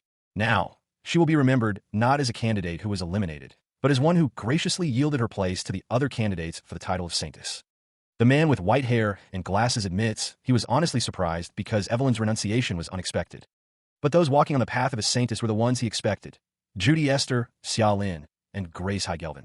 Everil Barnett stands bathed in light, a gentle smile gracing her lips. The 14:1 probability has decreased to 4:1 as the saintess candidates stand ready. All you who have been granted permission to embark on this path. Everil Barnett prays to the goddess Sepia, her expression serene and hopeful. A golden path stretches upwards, beckoning towards an unknown destination. Everil Barnett is surrounded by golden light and feathers, her face filled with determination. The man with white hair and glasses clenches his fist, sensing a shift in the atmosphere. What's this energy? A pair of legs, adorned with celestial patterns, descend from above. Could it be? A figure stands before a golden archway, radiating power and grace. A radiant figure descends, its presence heralded by an ethereal glow. Is this an advent? Those gathered offer their greetings to the being, acknowledging its supreme status with reverence. Whispers fill the air as the observers acknowledge the goddess's arrival, their voices hushed with awe and anticipation. The saintess candidate reflects on the goddess's advent, realizing it was more than just conveying intentions. The celestial being contemplates its descent, suggesting someone has captured its attention to an extraordinary degree. It declares, "I shall make my choice." A close-up reveals the celestial being's radiant face, its expression unreadable yet undeniably powerful. A man with white hair looks on, a question forming in his mind as he observes the unfolding events. The boy Jihad is mentioned, his significance in these events yet to be revealed. A divine hand points towards Everil Barnett, marking her as the chosen one. The celestial being's presence looms large, its form shimmering with cosmic energy. Two figures discuss the never-ending chaos and warn of the fall of the Black Star, hinting at impending doom. The celestial scene unfolds, a panorama of light and shadow, hinting at the grand scale of events to come. A golden light shines, illuminating the space with divine energy. Everil lies on the ground, seemingly stunned by the goddess's selection. Adrian and another girl look on, concerned. The pink-haired girl wonders if this is a warning about the end of the world. Everil thanks Adrian for his time. Adrian stands with a man in a suit and a woman with brown hair. He tells Lady Everil that she has worked hard. Adrian offers his help to Everil, who wonders if they can still meet after she becomes the saintess. Everil responds, "Of course." The text explains that Everil, selected by the goddess, will assist Saintess Sylvester for a year to learn the duties before inheriting the title. While the story of the goddess Sepia overshadowed the selection competition, the text notes that excessive attention would have burdened Everil, who comes from a commoner background. Meanwhile, a warning appears. With the chaos in the world never-ending, be wary of the fall of the Black Star. The Holy Land and major nations investigated the goddess's oracle, but found no clues. Adrian felt like his eyes met someone else's. A voice snapped him back to attention. He was warned not to get distracted, as a monstrous figure loomed in the background. A trap waited on the ceiling, 30 meters ahead. Two dragon demons approached, ready to strike. Bug declared that virtual reality was their home ground, ready to dominate the battlefield. The smug expression on Bug's face made it clear. This was like shooting fish in a barrel for them. Bug praised the Lord, calling their enemies insects. The sounds of battle echoed around them. Adrian considered the situation. Bug stated that they definitely leveled up faster because they had a healer. All the events Adrian experienced in reality had made his growth remarkable. But was he getting enough sleep? Adrian admitted that, to be honest, it was hard to get proper sleep with everything going on. An old man stated that Adrian was certainly an impressive man. He added that even if he tried to flatter him, nothing would come of it. Adrian considered the old man's words. He thought to himself that this wasn't flattery. There was no need to compare himself to him because he possessed magical abilities as an ordinary person. He considered the truth of the matter. Archduke Lucas was born with a natural affinity for magic. The young master decided there was no particular reason to keep a secret. The image of a wizened wizard appeared, confirming that Archduke Lucas was a magician from the very beginning. Adrian's eyes widened, his expression shifting to one of utter surprise. The revelation struck him, leaving him utterly speechless and questioning what he had just learned. Archduke Lucas was a magician from the very beginning, sparks dancing at his fingertips. No, wait. Archduke Lucas was from Earth, but he was a magician from the beginning. Archduke Lucas was the eldest son of a declining family of magicians. He dedicated himself to researching mana amplification in hopes of reviving his family. Was it not a simple coincidence he went over to this side? That's correct. Did you really think he might have been hit by a passing truck or something? He was the one who got transmigrated with the help of Truckcoin. In the end, he did get caught up in an accident and ended up here too. But unlike you, who was reincarnated after death, he was transported to this world. By being swept into a powerful magic explosion that tore through space itself, Archduke Lucas accumulated mana within himself at the level of an archmage. It's how you gain the fate in return for being thrown into another world. Unlike you, who survived life or death situations with nothing but his bare fists, he began with power comparable to an archmage from the start, making this simple comparison meaningless. I guess I understand now why Archduke Lucas was so fixated on returning. Unlike me, who forcibly met his end and experienced death once. Gained abilities might allow him to return, but Adrian would never give up so easily. Duke Francis is believed to be the best, so he has every reason to feel proud. Adrian offers a simple thank you. Bug wonders if Archduke Lucas could have returned to his home, the Earth, instead of passing away. There was one final research he was working on. Bug shouts, demanding to know how long Adrian is going to slack off, and if he's ever going to level up. Bug corrects Adrian, telling him it's not, hey you there, but Sir Adrian. Bug exclaims, upset that Adrian hit her with his shield, and asks if he prefers the sword then. She thinks that Brat can't shut up for even a second.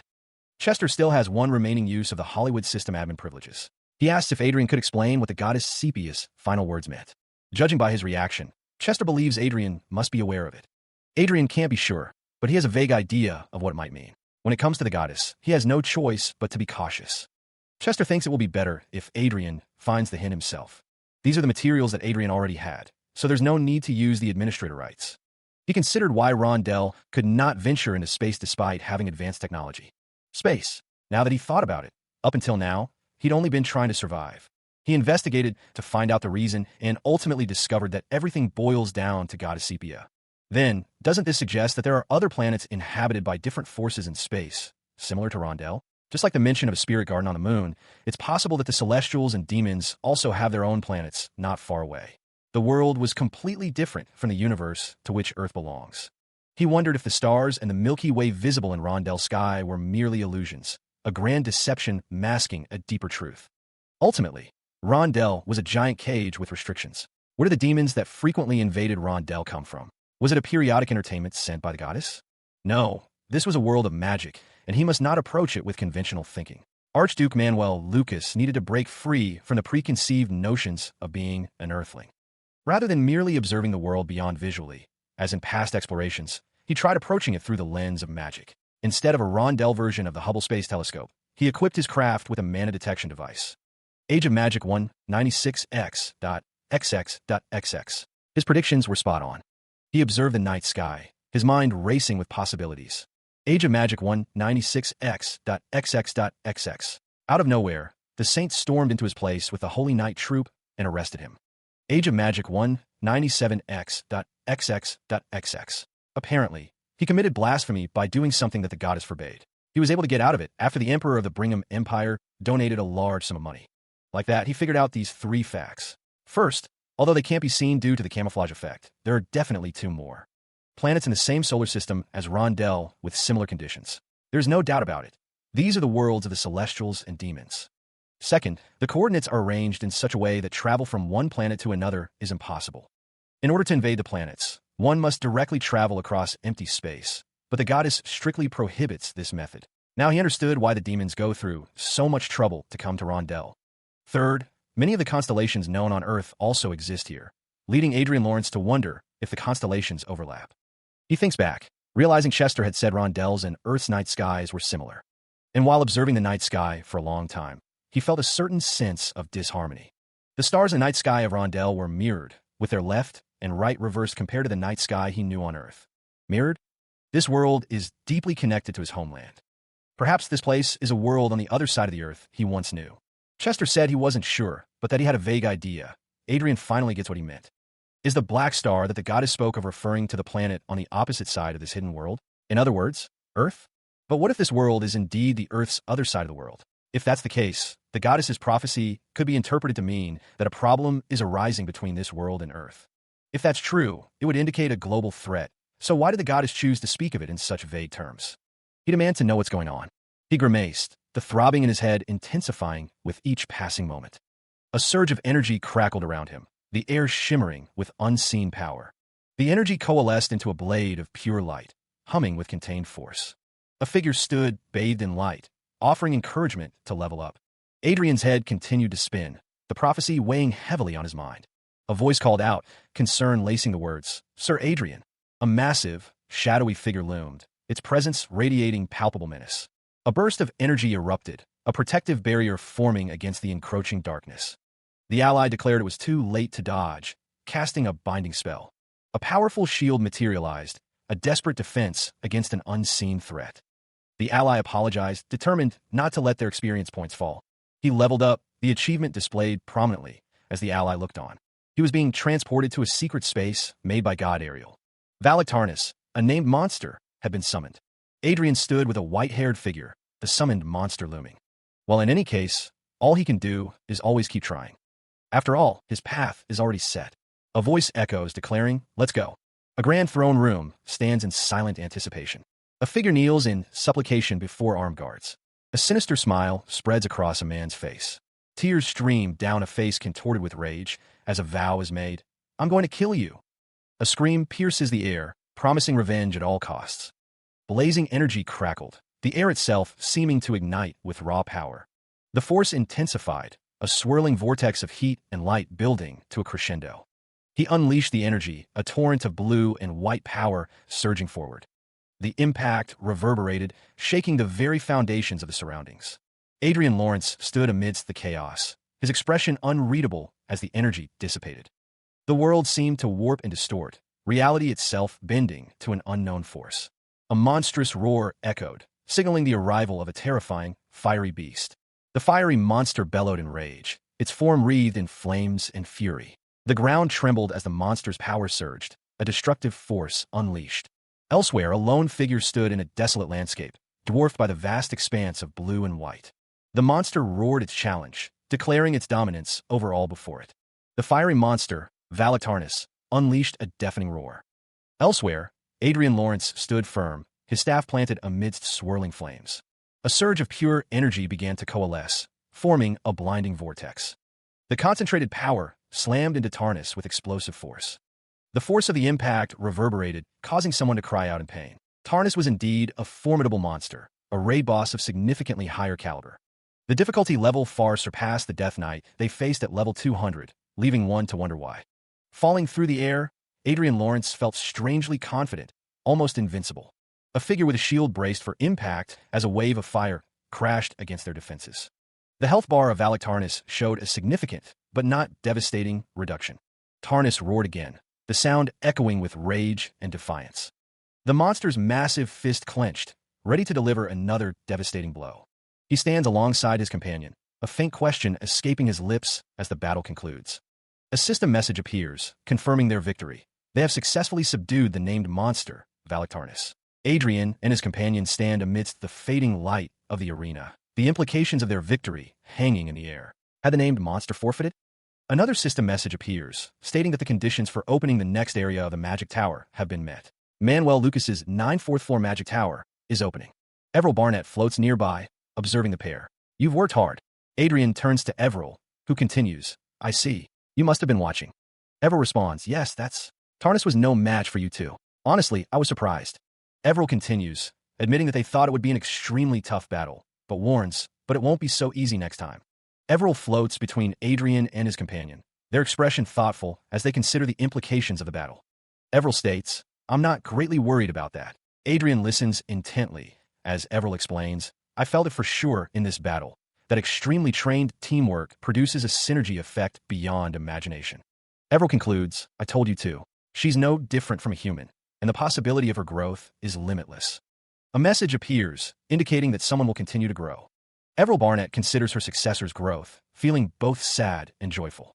The system grants 5 access rights to the Hollywood System Administrator, as expected of Archduke Lucas's successor. 200 trillion loots have also been acquired.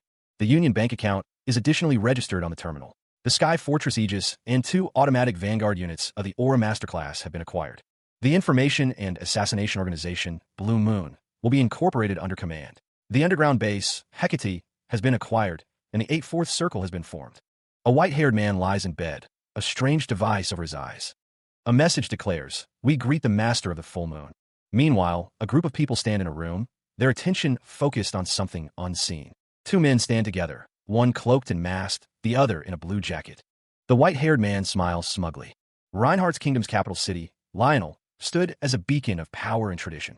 A voice declared it an honor to meet Duke Lawrence and Marchioness Klein.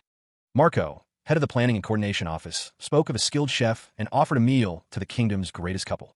A man in a suit, standing among the group, seemed confused by the offer. The man mused about being suddenly pulled into the spotlight. He was told he'd have to get used to it, as one reason for his presence was to give him an official position. A voice from behind the ornate doors granted the requested audience. The assembled group greeted the Golden Lion of the Reinhardt's kingdom. The Crown Prince Michael was being too harsh, according to the man beside him. One man thought to himself that he must report the birth of a new Aura Master of their kingdom. At the kingdom's emergency teleportation gate, a surge of energy crackled. The complex array of runes glowed with an ethereal light, signaling an arrival. A figure turned sharply, reacting to the sudden appearance at the gate. The force of the arrival sent a shockwave rippling outwards. Attendants stood frozen, witnessing the arrival of someone important. It was Princess Xiaolin of the Roberto Kingdom, greatly injured at the kingdom's emergency teleportation gate. Figures rushed forward, converging on the fallen princess to offer aid. Blood trickled from her mouth, a testament to the severity of her wounds. She coughed, a weak, rattling sound that spoke of internal damage. Duke Francis pushed forward, shouting for everyone to step aside so he could help. A surge of energy enveloped the princess as someone initiated a recovery spell. He looked on, his expression a mix of concern and grim determination, wondering who could do such a terrible thing. Half of her internal organs were gone, and healing magic alone was proving insufficient to mend the princess's grievous wounds. At this rate, healing magic wouldn't be enough to save her. Neutral Duke Francis's expression hardened with grim resolve. Neutral Duke Francis leaned closer, his voice laced with concern. "Princess, are you awake?" he asked, his gaze intense. Neutral Xi Lin's lips parted, blood trickling down her chin as she struggled to speak. "PL," she managed, her voice a mere whisper. Her plea echoed weakly in the grand hall, surrounded by silent figures. "Please, help me," she begged, her life hanging by a thread. Neutral Duke Francis's expression remained unreadable, his thoughts hidden behind a veil of stoicism. With swift, decisive action, Neutral Duke Francis scooped Neutral Xi Lin into his arms, cradling her gently against his chest. Neutral Duke Francis declared, his voice ringing with authority, "I'll be taking Princess Xiaolin with me." A man in a green uniform responded, his tone laced with disbelief. "Pardon?" he questioned, stepping forward. Another man interjected, his expression shifting. "Wait, what are you?" "Now that I think about it, she's your guest after all," he conceded. Neutral Duke Francis acknowledged the concession with a curt nod. "I understand. Please do as you wish," he stated, his intentions unwavering. As Neutral Duke Francis carried Neutral Xi Lin away, a faint "thank you" could be heard, a testament to the direness of her situation. He moved with purpose, the 2 figures in suits trailing behind him. A faint, green glow emanated from his hand. The Duke gently lowered Xiaolin to the floor, kneeling beside her. This wasn't simple healing magic, but an 8/4-star resurrection magic. Bathed in emerald light, Xiaolin's expression remained peaceful, her dark hair fanned out around her head. The green energy intensified, swirling around her body. A single word echoed with power: revive. Duke Francis extended his hand, the green light pulsing from his palm. He focused his power, determined to restore her life. She was sinking, the viscous fluid enveloping her, pulling her deeper into the crimson abyss. The red liquid pressed in, a suffocating embrace that threatened to consume her entirely. Tears streamed down Xiaolin's face as she desperately called out, her voice barely a whisper in the oppressive silence. Her vision blurred. Xiaolin's pleas echoed in the void as she struggled against the crushing weight. Xiaolin gasped, bolting upright in bed, her eyes wide with terror as she realized it had all been a dream. Her mind raced, flashing images of her father and mother, the central city of Marinkov, a distant memory. A man stood in a grand hall, declaring the space as his territory, the princess a mere pawn in his game. The Roberto Kingdom, conqueror of the eastern lands, was a force to be reckoned with. The map revealed the Roberto Kingdom's vast reach across the Triton continent of Rondel. After the allied Prius Republic collapsed due to revolution, cracks appeared in the barrier protecting the royal family. This soon led to the usurpation of the throne by Emperor De, marking a significant shift in power. The Roberto Kingdom's nobility council had always been larger than the royal family, hinting at a potential power dynamic. Adrian Lawrence muses that the council must have been inadequate to stop the rebellion. Was the desperate effort to win the Saintes contest also to restore the weakened royal family? The woman with long dark hair agrees to help take the kingdom back. Adrian Lawrence apologizes for inconveniencing her, but clarifies that he is not helping her for free either. He asks if she knows Ophelia, the small island in the Sea of Storms. Adrian Lawrence states that if she leases that island to him free of charge for 50 years, he will end the rebellion without inciting a major war. The woman acknowledges that tourmaline, which is embedded on that island, is said to boast the world's largest deposit, but is a mineral that doesn't hold much value. Adrian Lawrence says that's all the price he will pay. Moreover, Adrian Lawrence wants a much larger quantity than what is distributed on the market. He asks the woman if she would agree to his offer. He wondered if they could truly wrap up this incident without inciting a major war. It would be less burdensome for him, too. The deal was struck. If he truly did that, he could rent it to him as he wished. The terms were agreeable. A woman, seated regally, pleaded for help. Her expression was desperate, her voice filled with urgency. The young master understood, promising to do his best. He crossed his arms, a small smile playing on his lips. Lying in bed, the woman asked about the plan he spoke of. She wanted to know the details of their arrangement. The leader of the rebellion army, Emperor De Lien, was mentioned. The man with white hair listened intently. A figure in dark clothing declared it was time to start by giving that old man a scare. Their intentions were clear. It was said that Duke Lawrence seemed to be very interested in the affairs of other countries. His influence was spreading. The man holding a mug stated that after them, it was the Prius Republic, and now it seemed to be the Roberto Kingdom. Someone offered congratulations on becoming the official president, not just acting president. The group shared a moment of acknowledgement. The woman in the blue dress mentioned that someone had ripped off a large tourmaline mine from her through a 50-year lease. She also noted that their mine produced expensive opals. The man with white hair was asked where he was planning to use those tourmalines. He replied that it was a secret, just as a knock echoed at the door. He learns that a military representative of the Roberto Kingdom is requesting an audience. It is considered an honor to meet President Azriel. The man in the red robes thinks to himself. The man introduces himself as the great feudal lord Wenduin, the minister of military of the Roberto Kingdom. A woman in a blue dress sits quietly, seemingly surprised by the introduction. Wenduin's name is questioned, and he clears his throat, reasserting that he is the Great One. Wenduin is told that he must be meeting Duke Lawrence of the Reinhardt's kingdom. He wonders if the princess is trying to use foreign powers. Wenduin is seen in profile as the woman in blue listens intently. Lord Wen is told that what he is saying is inappropriate. The conversation takes an uncertain turn. Adrian Lawrence wonders what would have brought the man all the way here, referring to President Azriel. President Azriel is unsure what to think about the situation. The question is posed. Is Duke Lawrence of the Reinhardt's kingdom here to pick a fight? Adrian Lawrence states that they stand firm in their determination to resist and will never forgive foreign invasion, but it's nothing like that. A request is made for support of the new royal authority of the Roberto Kingdom. A scroll is presented, a letter from His Majesty Emperor De Lien to Your Excellency. Kim Minji holds the scroll, relaying that Emperor De Lien is offering 500 trillion loots to stay out of matter. The man in traditional clothing notes that this amount is almost equivalent to a national budget, but an inevitable expense. Adrian Lawrence drinks from a cup, remarking how foolish this all is. Adrian Lawrence accepts the offer, knowing money can't solve everything. The man in the suit states that the money belongs to the Prius Republic, but it's up to Adrian Lawrence how he uses it. Kim Minji is told to wire the money to Princess Yaolin's account once it leaves their hands. The man in traditional clothing asks for clarification. Adrian Lawrence asks if he didn't hear, instructing that the 500 trillion loots be wired to Princess Yaolin. The man in traditional clothing thinks this is a groundbreaking way of bullying someone. The man in traditional clothing and the woman with red hair walk away. The second young master almost misunderstood the situation, his expression unreadable as he listened intently. Adrian Lawrence declared he'd decided to live for his people, unwilling to leech off another nation's nobleman. Kim Min-ji questioned if Adrian was going to get into action immediately, his arms crossed as he waited for an answer. The man with black hair affirmed that Adrian Lawrence looked useful in a lot of ways, calling him a typhoon.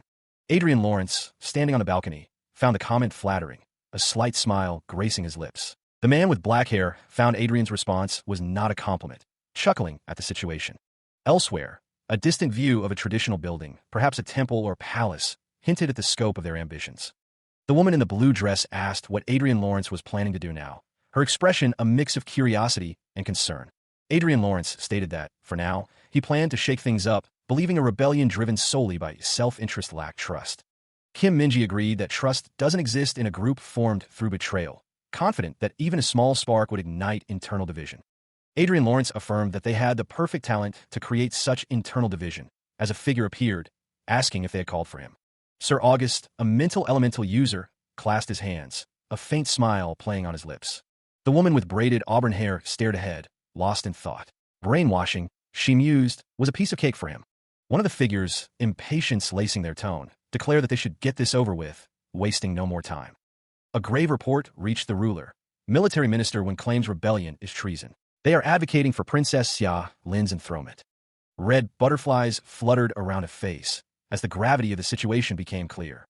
A figure at a podium declared that 9 of the feudal houses were supporting this, using the media to incite the people. The man clenched his fist, questioning if they were out of their minds. The scene shifted, revealing the ruler and advisors discussing the situation. Perhaps they truly desired independence, and the money to pacify the Prius Republic ultimately went to them. The man grimaced, wondering who was negotiating with that money. There's no need to overthink it. Another advisor suggested they could just execute the traitor, as commoners have no choice but to follow the powerful authority anyway. The man with glasses stood confidently, a subtle smirk playing on his lips. The man in panel 7 sighed, noting that there happens to be a technology he'd like to test out, and offered his support. It was as expected from Sir Michael. The man with glasses smirked, his eyes gleaming with a sinister intent. The document displays a picture of a man, along with the name Michael Gale. The man in the blue robe observes, noting that Michael Gale doesn't seem to be from the Roberto Kingdom. Another voice chimes in, mentioning that he is a magician from the Rizith Island. The text elaborates that he's a 6/4 circle magician with a talent for artifact creation. Within 2 years of taking charge of Emperor Da, he has already begun independently producing Vanguard equipment. Adrian Lawrence, wearing glasses, considers the implications. An unknown magician coming out of nowhere and producing Vanguard equipment. The woman in black states that he's extremely suspicious. Adrian Lawrence listens intently to her assessment. Adrian Lawrence hums in thought, while the woman mentions Duke Lawrence. He thinks to himself, contemplating giving Emperor De Lien's punishment of execution himself. The woman in black simply agrees, her expression serious. Adrian Lawrence understands, stating that they will do that, a sinister smile playing on his lips. The man in the blue robe stands nearby as Adrian Lawrence declares that they'll create chaos and confusion and take advantage of it to strike at the top. The woman asks if he's going to strike his throat with his own hands, adding that depending on the situation, there might come a time when the princess herself will need to step forward. The woman in traditional clothing steels herself, preparing for what she must do. The man with light hair questions the cloaked figure, who demands an end to the persecution. A massive crowd chants in unison, declaring that the Xia family is the only true royal family, rallying behind Princess Xia Lin. A stern man in royal garb orders the elimination of all those who wish to enthrone Princess Xia Lin, branding them as rebels. Chaos erupts as a group of people engage in fierce combat, cries of warning echoing amidst the fray. A figure stands tall before a line of soldiers, the tension palpable as they await their orders. The woman in traditional clothing questions how those who swore to protect the nation could turn their swords against their own people. The message is clear. Princess Xia Lin is the target, and capturing her is the key to victory. The attack commences, a swift and decisive strike aimed at an unseen foe. A figure questions the identity of the armored warrior, a dragon looming in the background. The armored figure stands ready, their sword gleaming, prepared for the coming battle. The man with light hair expresses disbelief that the cloaked figure would consider staying by Princess Xia Lin's side, looking like a villain. She stood defiantly before the palace, an unexpected challenge to the established order. News of Princess Xia Lin's brazen act reached Duke Francis, who demanded her immediate capture. The emperor, visibly agitated, granted his soldiers permission to use any means necessary. An attendant reported an intrusion, further fueling the emperor's mounting frustration. The palace shook, a symbol of the chaos that was about to unfold. The emperor's advisors reacted with shock as an explosion rocked the palace grounds. A blinding flash consumed the area, the force of the blast undeniable. The explosion's source remained hidden, but its impact was clear. The villain had made their move. Meanwhile, Adrian Lawrence was observed, his presence adding another layer of intrigue to the unfolding events. Duke Francis, from within the palace, declared his authority, unaware of the forces gathering against him. The emperor smirked, confident in his ability to suppress any resistance. Adrian Lawrence stood among soldiers, a silent observer of the escalating conflict. He shouts a command as he unleashes a torrent of flame blasts toward his unseen enemies. Adrian Lawrence pauses, momentarily distracted, before refocusing on the task at hand. The silver-haired man declares that the fight was already over the moment they stepped into this place. Xiaolin is mentioned as the man with the beard expresses his intent to reward anyone who kills the bastards. The woman with red hair accent states that she told them that she'd be on their side. Adrian Lawrence's forces receive their command to ensure no one escapes, as every noble here is an enemy. One of the men with headbands questions why General Qi Yi is not attacking them. The man with the beard reiterates his promise to reward anyone who kills those bastards, even offering a feudal lord position. The man with glasses orders others to ignore a pig and surrender their weapons if they want to live.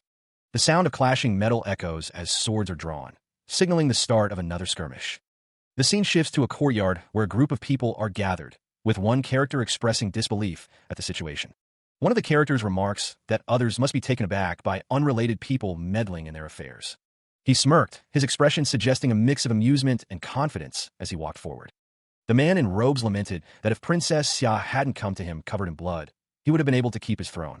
Adrian, staff in hand, looked at the person in front of him, confused. Princess Xiaolin stood behind him, sword drawn. The man with glasses questioned who they were, stating he didn't know what they were referring to, a smug look on his face. The man in robes was being attacked by a magical force, screaming in pain as he was engulfed in light. A surge of blue energy crackled across a grid-like surface, the air shimmering with raw power. The magical energy intensified, swirling and crackling with destructive force. Adrian, staff raised, expressed his surprise at being attacked so abruptly. The man with glasses, looking distressed, wondered how they found out. Adrian realized that they were dealing with a black magician. Adrian Lawrence focused his energy, a complex array of magic circles forming around the staff in his hands. That's certainly something that happens often in games, but there's a limit to everything. This is Michael Gale, a 7/4 circle black magician. To think a black magician is coming out of nowhere, Adrian thought, his expression unreadable. I thought he was just a one-time mob character, but he turned. Michael Gale grinned, a manic glint in his eyes. How did you know? I'd be stripped of my title as an archmage if I couldn't sense that ominous dark magic. A black magician? My energy. That's because I'm in a different league. Black magicians are completely uncharted territory, Adrian thought. Arcia. Footsteps echoed in the distance. He moved with blinding speed, intent on ending this swiftly and without delay. Michael Gale prepared to meet the attack head-on, a sinister aura emanating from him. The chains lashed out, a flurry of blows aimed at the black magician. The chains tightened, but Michael Gale seemed unfazed, a dark energy crackling around him.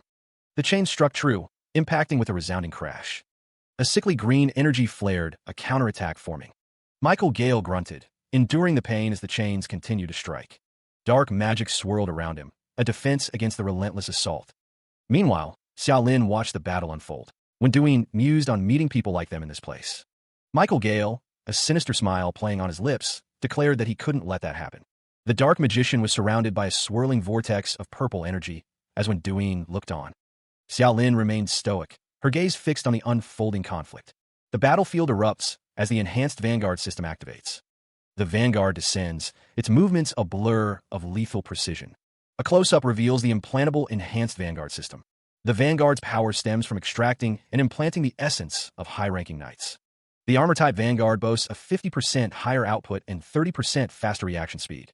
Michael Gale observes, impressed. He notes Adrian Lawrence's sharp-sightedness. The Vanguard's integration is truly remarkable, unlike armor worn over a human body. Michael Gale believes that with just two of these guys, one could easily overpower an Aura Master. Adrian Lawrence understands why they must kill a dark magician like him. Michael Gale is already looking forward to the masterpiece created from the brain and spine of an Archmage and an Aura Master. The Vanguard unleashes a devastating attack. Adrian Lawrence cries out in pain as he is struck by the Vanguard's attack. He is struck by a powerful, dark purple energy, the force of the blow eliciting a pained cry. The impact shatters the surrounding area, sending debris flying in all directions from the concentrated blast. A figure clad in red armor cries out in agony as Adrian Lawrence, his glasses glinting, utters a single word, bind. Another attack slams into Adrian Lawrence, eliciting a grunt of pain as he admits he doesn't care if he dies, but he made a promise to the princess. The vanguard stands, wreathed in green energy, a silent promise echoing in the air, a promise to the princess. Green energy lashes out, striking another figure, the attack swift and merciless. Adrian Lawrence observes the enhanced vanguard, realizing they're definitely stronger and quicker than normal vanguards. He continues his analysis, noting the almost complete lack of irregular movements unique to humans and the simplistic responses. Adrian Lawrence wonders if this thing is expected to replace humans. A figure in a blue cloak stands amidst swirling blue energy, a beacon of power against the encroaching darkness. The figure with long brown hair looks down, stating that there is not a single chance. The figure in white is once again assaulted by dark energy, the attack leaving them vulnerable and exposed. He grits his teeth, dark energy swirling around him, a visible strain etched on his face. A flurry of blows rain down as the battle intensifies, figures clashing in a chaotic dance of destruction. A warrior coughs up blood, the force of the impact sending droplets flying through the air. A chilling smile spreads across his face, the words going berserk flashing before his eyes. Adrian Lawrence's expression hardens as he mutters, "Mana berserk," a surge of power coursing through him. A voice booms, declaring, "Now that we're at this point, let's just all go down together." The sinister grin widens, revealing sharp teeth and a predatory glint in his eyes. The battle rages on, a figure clad in white armor locked in a fierce struggle against a dark-haired opponent. Two figures in traditional attire observe the unfolding events, their expressions unreadable. Adrian Lawrence stands with a glowing sword, a woman with long brown hair standing beside him. His eyes wide with disbelief, he whispers, "There's no way." He had deployed the shield in reverse, suppressing the explosion's full force. His opponent seethed, struggling to comprehend how Adrian Lawrence suppressed the explosion. Adrian Lawrence, unfazed, spoke with a calm demeanor, "Don't tell me." The protagonist faced his opponent amidst the flames, remarking, "You really like to talk." Two figures in traditional clothing expressed relief, one saying, "I survived." One of the figures in traditional clothing realized, "I must run away." A figure with a sword prepared to strike, muttering, "Oh." The figure with the sword cried out as they brought their weapon down. The figures in traditional clothing trembled in fear. The figures in traditional clothing kneeled, begging for mercy. A woman declared, "You'd better brace yourselves because you'll live a life worse than death." The figures stood with their sword, ready to deliver a grim fate. Adrian Lawrence offered his gratitude, the sunlight glinting off his white hair as he spoke. A voice mused that without someone's help, a black magician might have taken over the nation. The speaker also admitted to gaining something out of it anyway. Princess Xia Lin expressed relief that no traces of other black magicians were found besides Michael Gale. Adrian listened intently.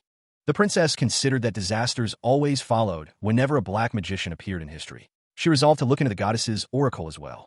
Xia Lin was asked if she was returning to the Reinhardt's kingdom. She confirmed her plans to look around Ophelia Island and return immediately afterward. The world was in chaos, trying to uncover the faction the black magician belonged to. Princess Xia Lin's grace seemed just as full of secrets as she was. Adrian stood with two others, as one of them expressed their trust that he would keep their secret. Princess Xia Lin agreed, her expression unreadable.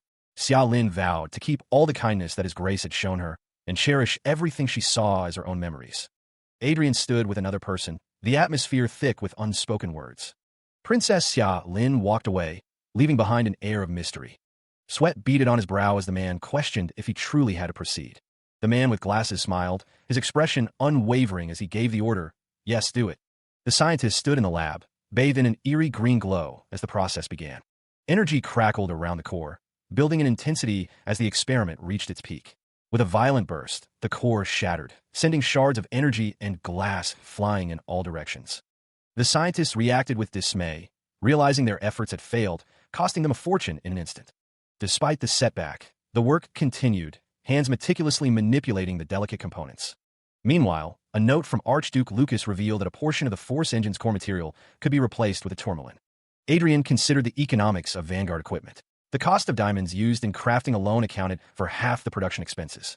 A scientist addressed someone of high status, perhaps a noble. The experiment was underway, its success hanging in the balance.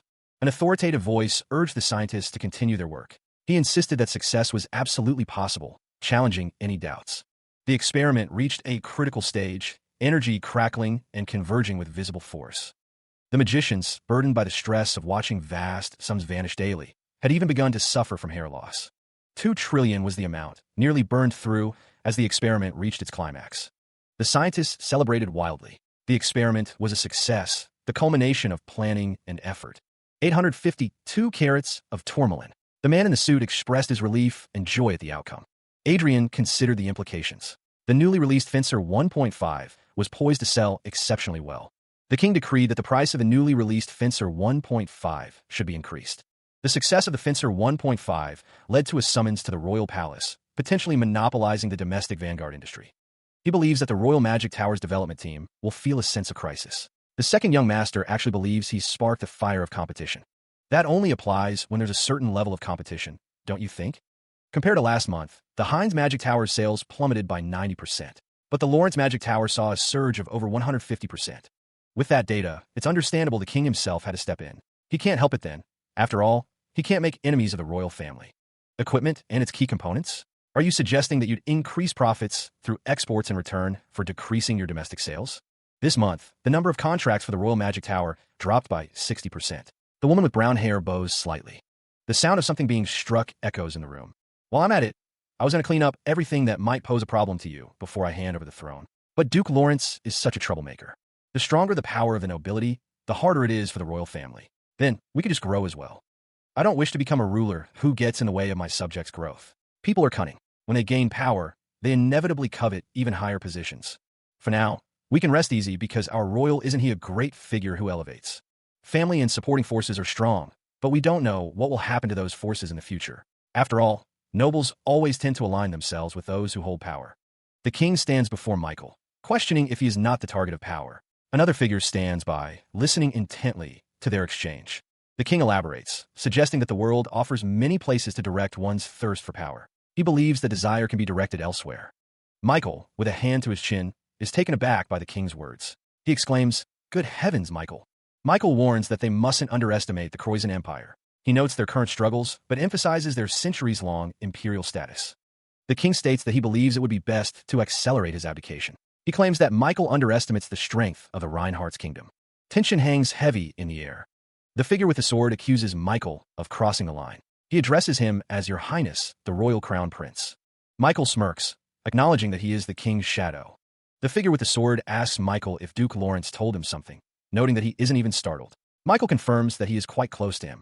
The king, with a pained expression, tells both of them to stop. He seems weary of their conflict. Michael states that he finally gets it now. The king looks down, seemingly defeated by the situation. The figure with the sword states that if Michael wishes to carry out his plans, he must first intervene. The second young master spoke of the need to overcome internal opposition. A voice belonging to an unseen figure confirmed that his assessment was correct. Adrian Lawrence requested that the other party cease provoking Duke Lawrence more than necessary. He asked that the future of the kingdom be left to the younger generation. The second young master declared his ambition to raise the kingdom into an empire.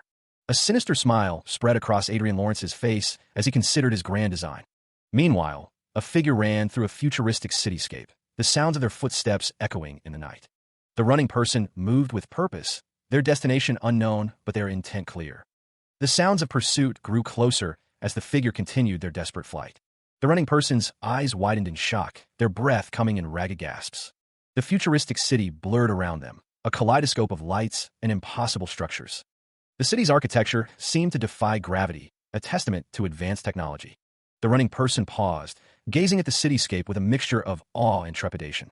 He stared at the phone in his hand, a growing sense of unease washing over him. The screen flashed a stark message: "You are not in a service area," confirming his worst fears. A figure stands in the center of a glowing platform. Around him, holographic projections flicker to life, each representing a distant participant in this virtual gathering. One of the holographic figures argues that the amount of Force engines being sold is more than the entire international order quantity from last year. He insists that sanctions must be imposed.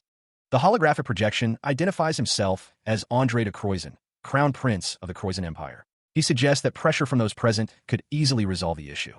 Another holographic figure suggests imposing anti-dumping tariffs to solve the issue. A footnote explains that these tariffs protect domestic markets from unfairly low prices.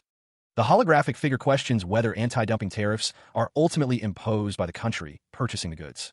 He argues that buying Force equipment at a low price benefits them.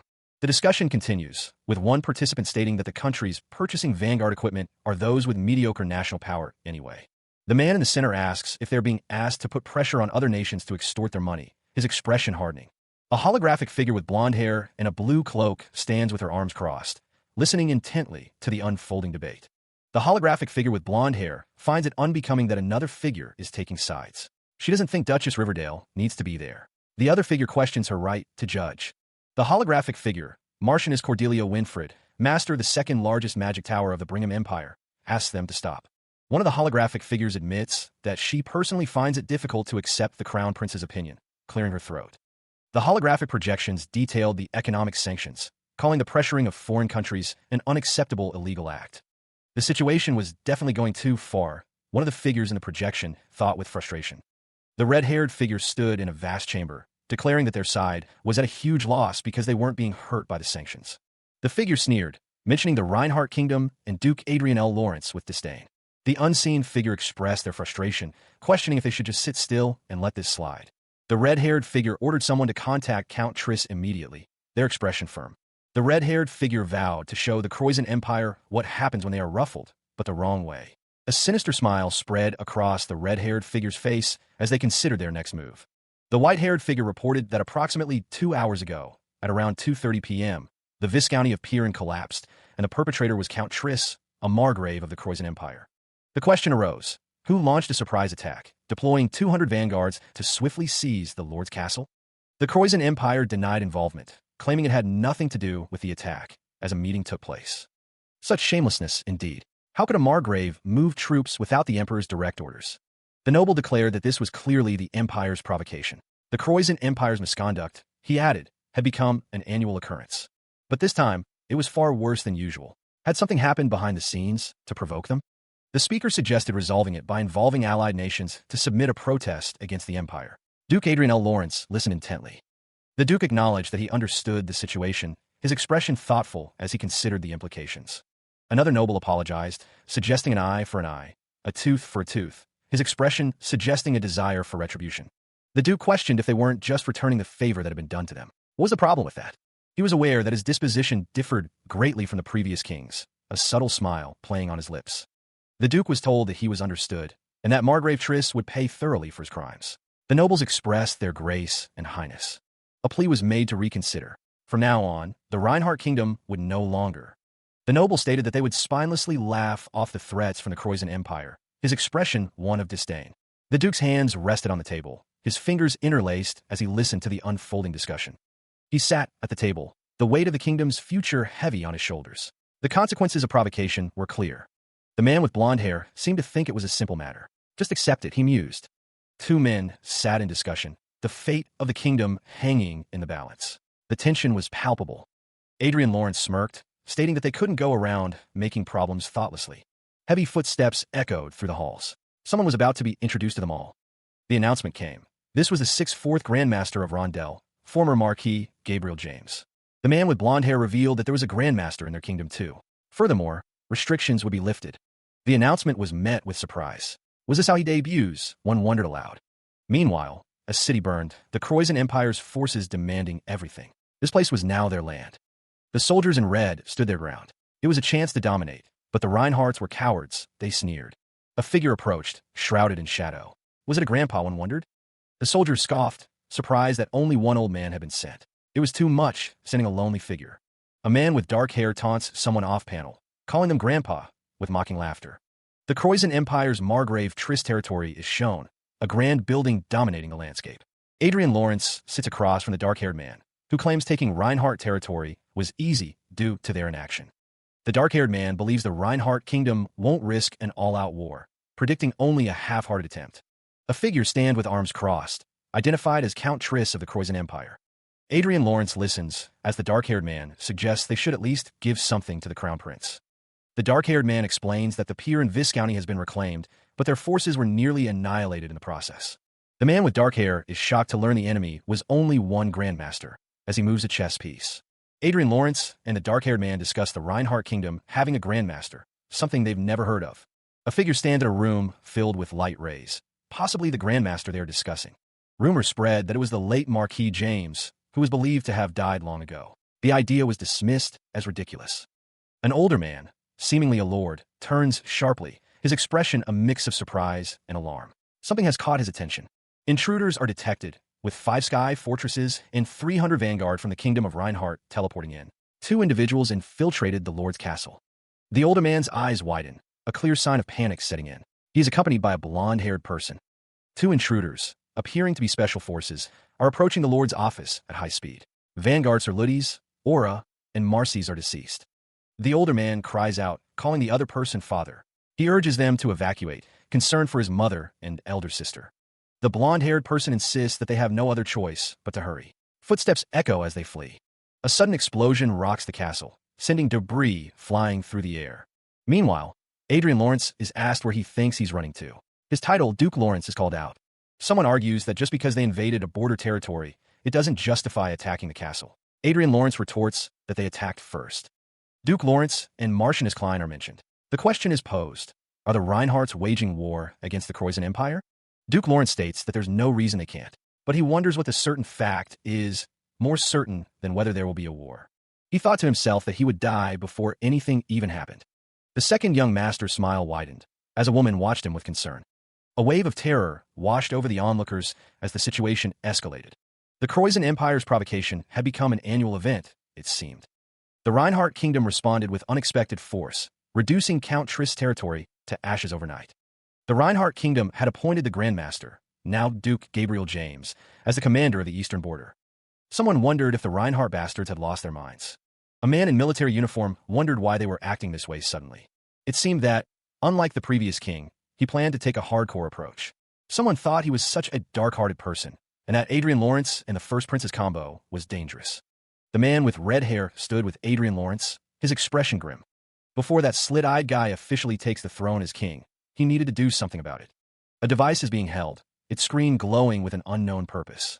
As time passes, the relationship with the Croatian Empire grows increasingly strained, seemingly due to recent events. The man with blonde hair contemplates the situation, noting that the recent events seem like an interesting move. The man raises his arms, a wide smile across his face as he exclaims his surprise. Adrian Lawrence and the woman with brown hair stand together, announcing that they are getting married. Adrian Lawrence looks ahead, a question mark floating above his head, his expression unreadable. The man with blonde hair questions the marriage announcement, noting that Adrian Lawrence had previously denied planning to marry. He states that they have a reason to do it now. Adrian Lawrence and the woman with brown hair are surrounded by light, their expressions serious as they face an unseen challenge. The realm of the telekinetic sword was mentioned, its power seemingly a key factor. He mused that he couldn't easily reveal his 8th circle status because of Archduke Lucas, but Arcia was different. He needed to get what he needed quickly. The man with white hair and glasses planned to marry as soon as the dukedom was given to Arcia. Otherwise, ignorant fools would try to sow discord, a blonde man agreed, seeing it as a way to solidify power. The woman with brown hair looked displeased, while the blonde man laughed, seemingly amused by the conversation. Arcia was asked what was wrong and what about the proposal, but she remained silent, seemingly troubled. The woman with brown hair affirmed that they had to do it. The plan was already in motion. The man with white hair and glasses was preparing a proposal with great ambition. It must be really extravagant. The blonde man clapped his hands, thinking about this man, while the woman with brown hair looked on with a displeased expression. The blonde man stated that he would officiate the ceremony, and by that time, he should have already received the throne, so it would honor both of them. He also added that it would be good if Lady Everil could give the blessings. The woman with brown hair looked on, seemingly impressed by the man with white hair and glasses. The man with white hair and glasses looked thoughtful, scratching his cheek as he considered the situation. It was stated that His Highness would be busy with preparations for the upcoming coronation, so would it be all right? He considered the upcoming coronation, thinking he should attend, even if he's short on time. He wouldn't want to miss such a spectacle. Adrian sat at the table, a butler standing nearby. He knew he wouldn't let the other person have a last word. One man asked when the other planned to deal with the infiltrating earthworms. The blonde man responded that he planned to just observe for a clean eradication. The blonde man smirked, thinking it would be rude to ruin the surprise they'd carefully prepared for him. Adrian stood with a woman, both raising their glasses in a toast. The clinking of glass could be heard. The glasses clinked together as someone looked forward to the coronation ceremony. A man in a green outfit stood, his expression unreadable. Meanwhile, a car arrived at a grand building, likely the location of the coronation. It was the day of the crown prince's coronation, and the crowd celebrated. The halls of power stood silent, save for the footsteps of the guards. A lone guard stood watch, his expression unreadable beneath the brim of his helmet. Within the shadows, a figure considered the odds. What was the probability of eliminating Crown Prince Michael van Reinhardt? The hooded figure decided that success was enough. Even in failure, fear would be instilled. The Emperor declared that an attack towards the Croatian Empire was an attack on him. He would cut down anything that stood in his way. The order was given, get rid of them. A figure plummeted downwards. A surprise cry escaped as the figure fell, the world a blur of motion and impending impact. The attacker moved with deadly precision, a blur of green against the chaos. A voice declared the attack a success, the words echoing with chilling satisfaction. A man smiled, his eyes gleaming with a sinister light as the plan unfolded. The fabric of a green garment shifted, concealing the deadly intent beneath. Blades flashed, and a figure fell, the attack swift and merciless. The soldiers moved with practiced precision, their weapons raised and ready to strike. But the ambushers were ready, striking first with a burst of unexpected force. One of the soldiers fell, wondering how he could be defeated so suddenly. The fallen soldier's eyes widened in disbelief as his vision blurred. Elsewhere, Adrian extended his hand, a sinister smile playing on his lips. The name Lawrence was written in blood, a grim testament to the assassination's failure. The aftermath of the failed assassination was a scene of carnage and despair. The woman with red hair expressed her frustration, her face contorted in anger. She questioned the man in uniform, demanding to know why the probability of success was only 50%. The woman's anger was palpable as she realized their infiltration had been anticipated. The woman with red hair was furious that the unit was wiped out by Duke Lawrence. The man in uniform suggested that she stay in the royal palace and lay low for a while. A voice questioned the meaning behind recent actions, seeking clarification. Adrian Lawrence listened intently, his expression a mask of concern. Another voice weighed in, considering Duke Lawrence's unpredictable nature. The woman with red hair scoffed, her eyes blazing with anger. From the shadows, she vowed to eliminate Duke Lawrence in the upcoming war. The woman with red hair declared she had no intention of dying quietly. Her eyes widened as she heard someone address her as Your Highness. Suddenly, soldiers attacked, their blades flashing in the dim light. The woman cried out in pain as the soldiers' weapons found their mark. She collapsed to the ground, overwhelmed by the sudden assault. Surrounded by her attackers, the woman with red hair faced grim odds. A disembodied voice warned that it would be wise to always watch one's back. A strange energy crackles in the air above the city skyline. The man with red hair is told to hurry and evacuate. He looks shocked. His eyes widen, a bead of sweat trickling down his pale face. A deafening roar echoes through the environment. Meanwhile, Adrian Lawrence sits calmly in a chair, seemingly unfazed by the chaos. A faint smile plays on his lips as he observes the unfolding events.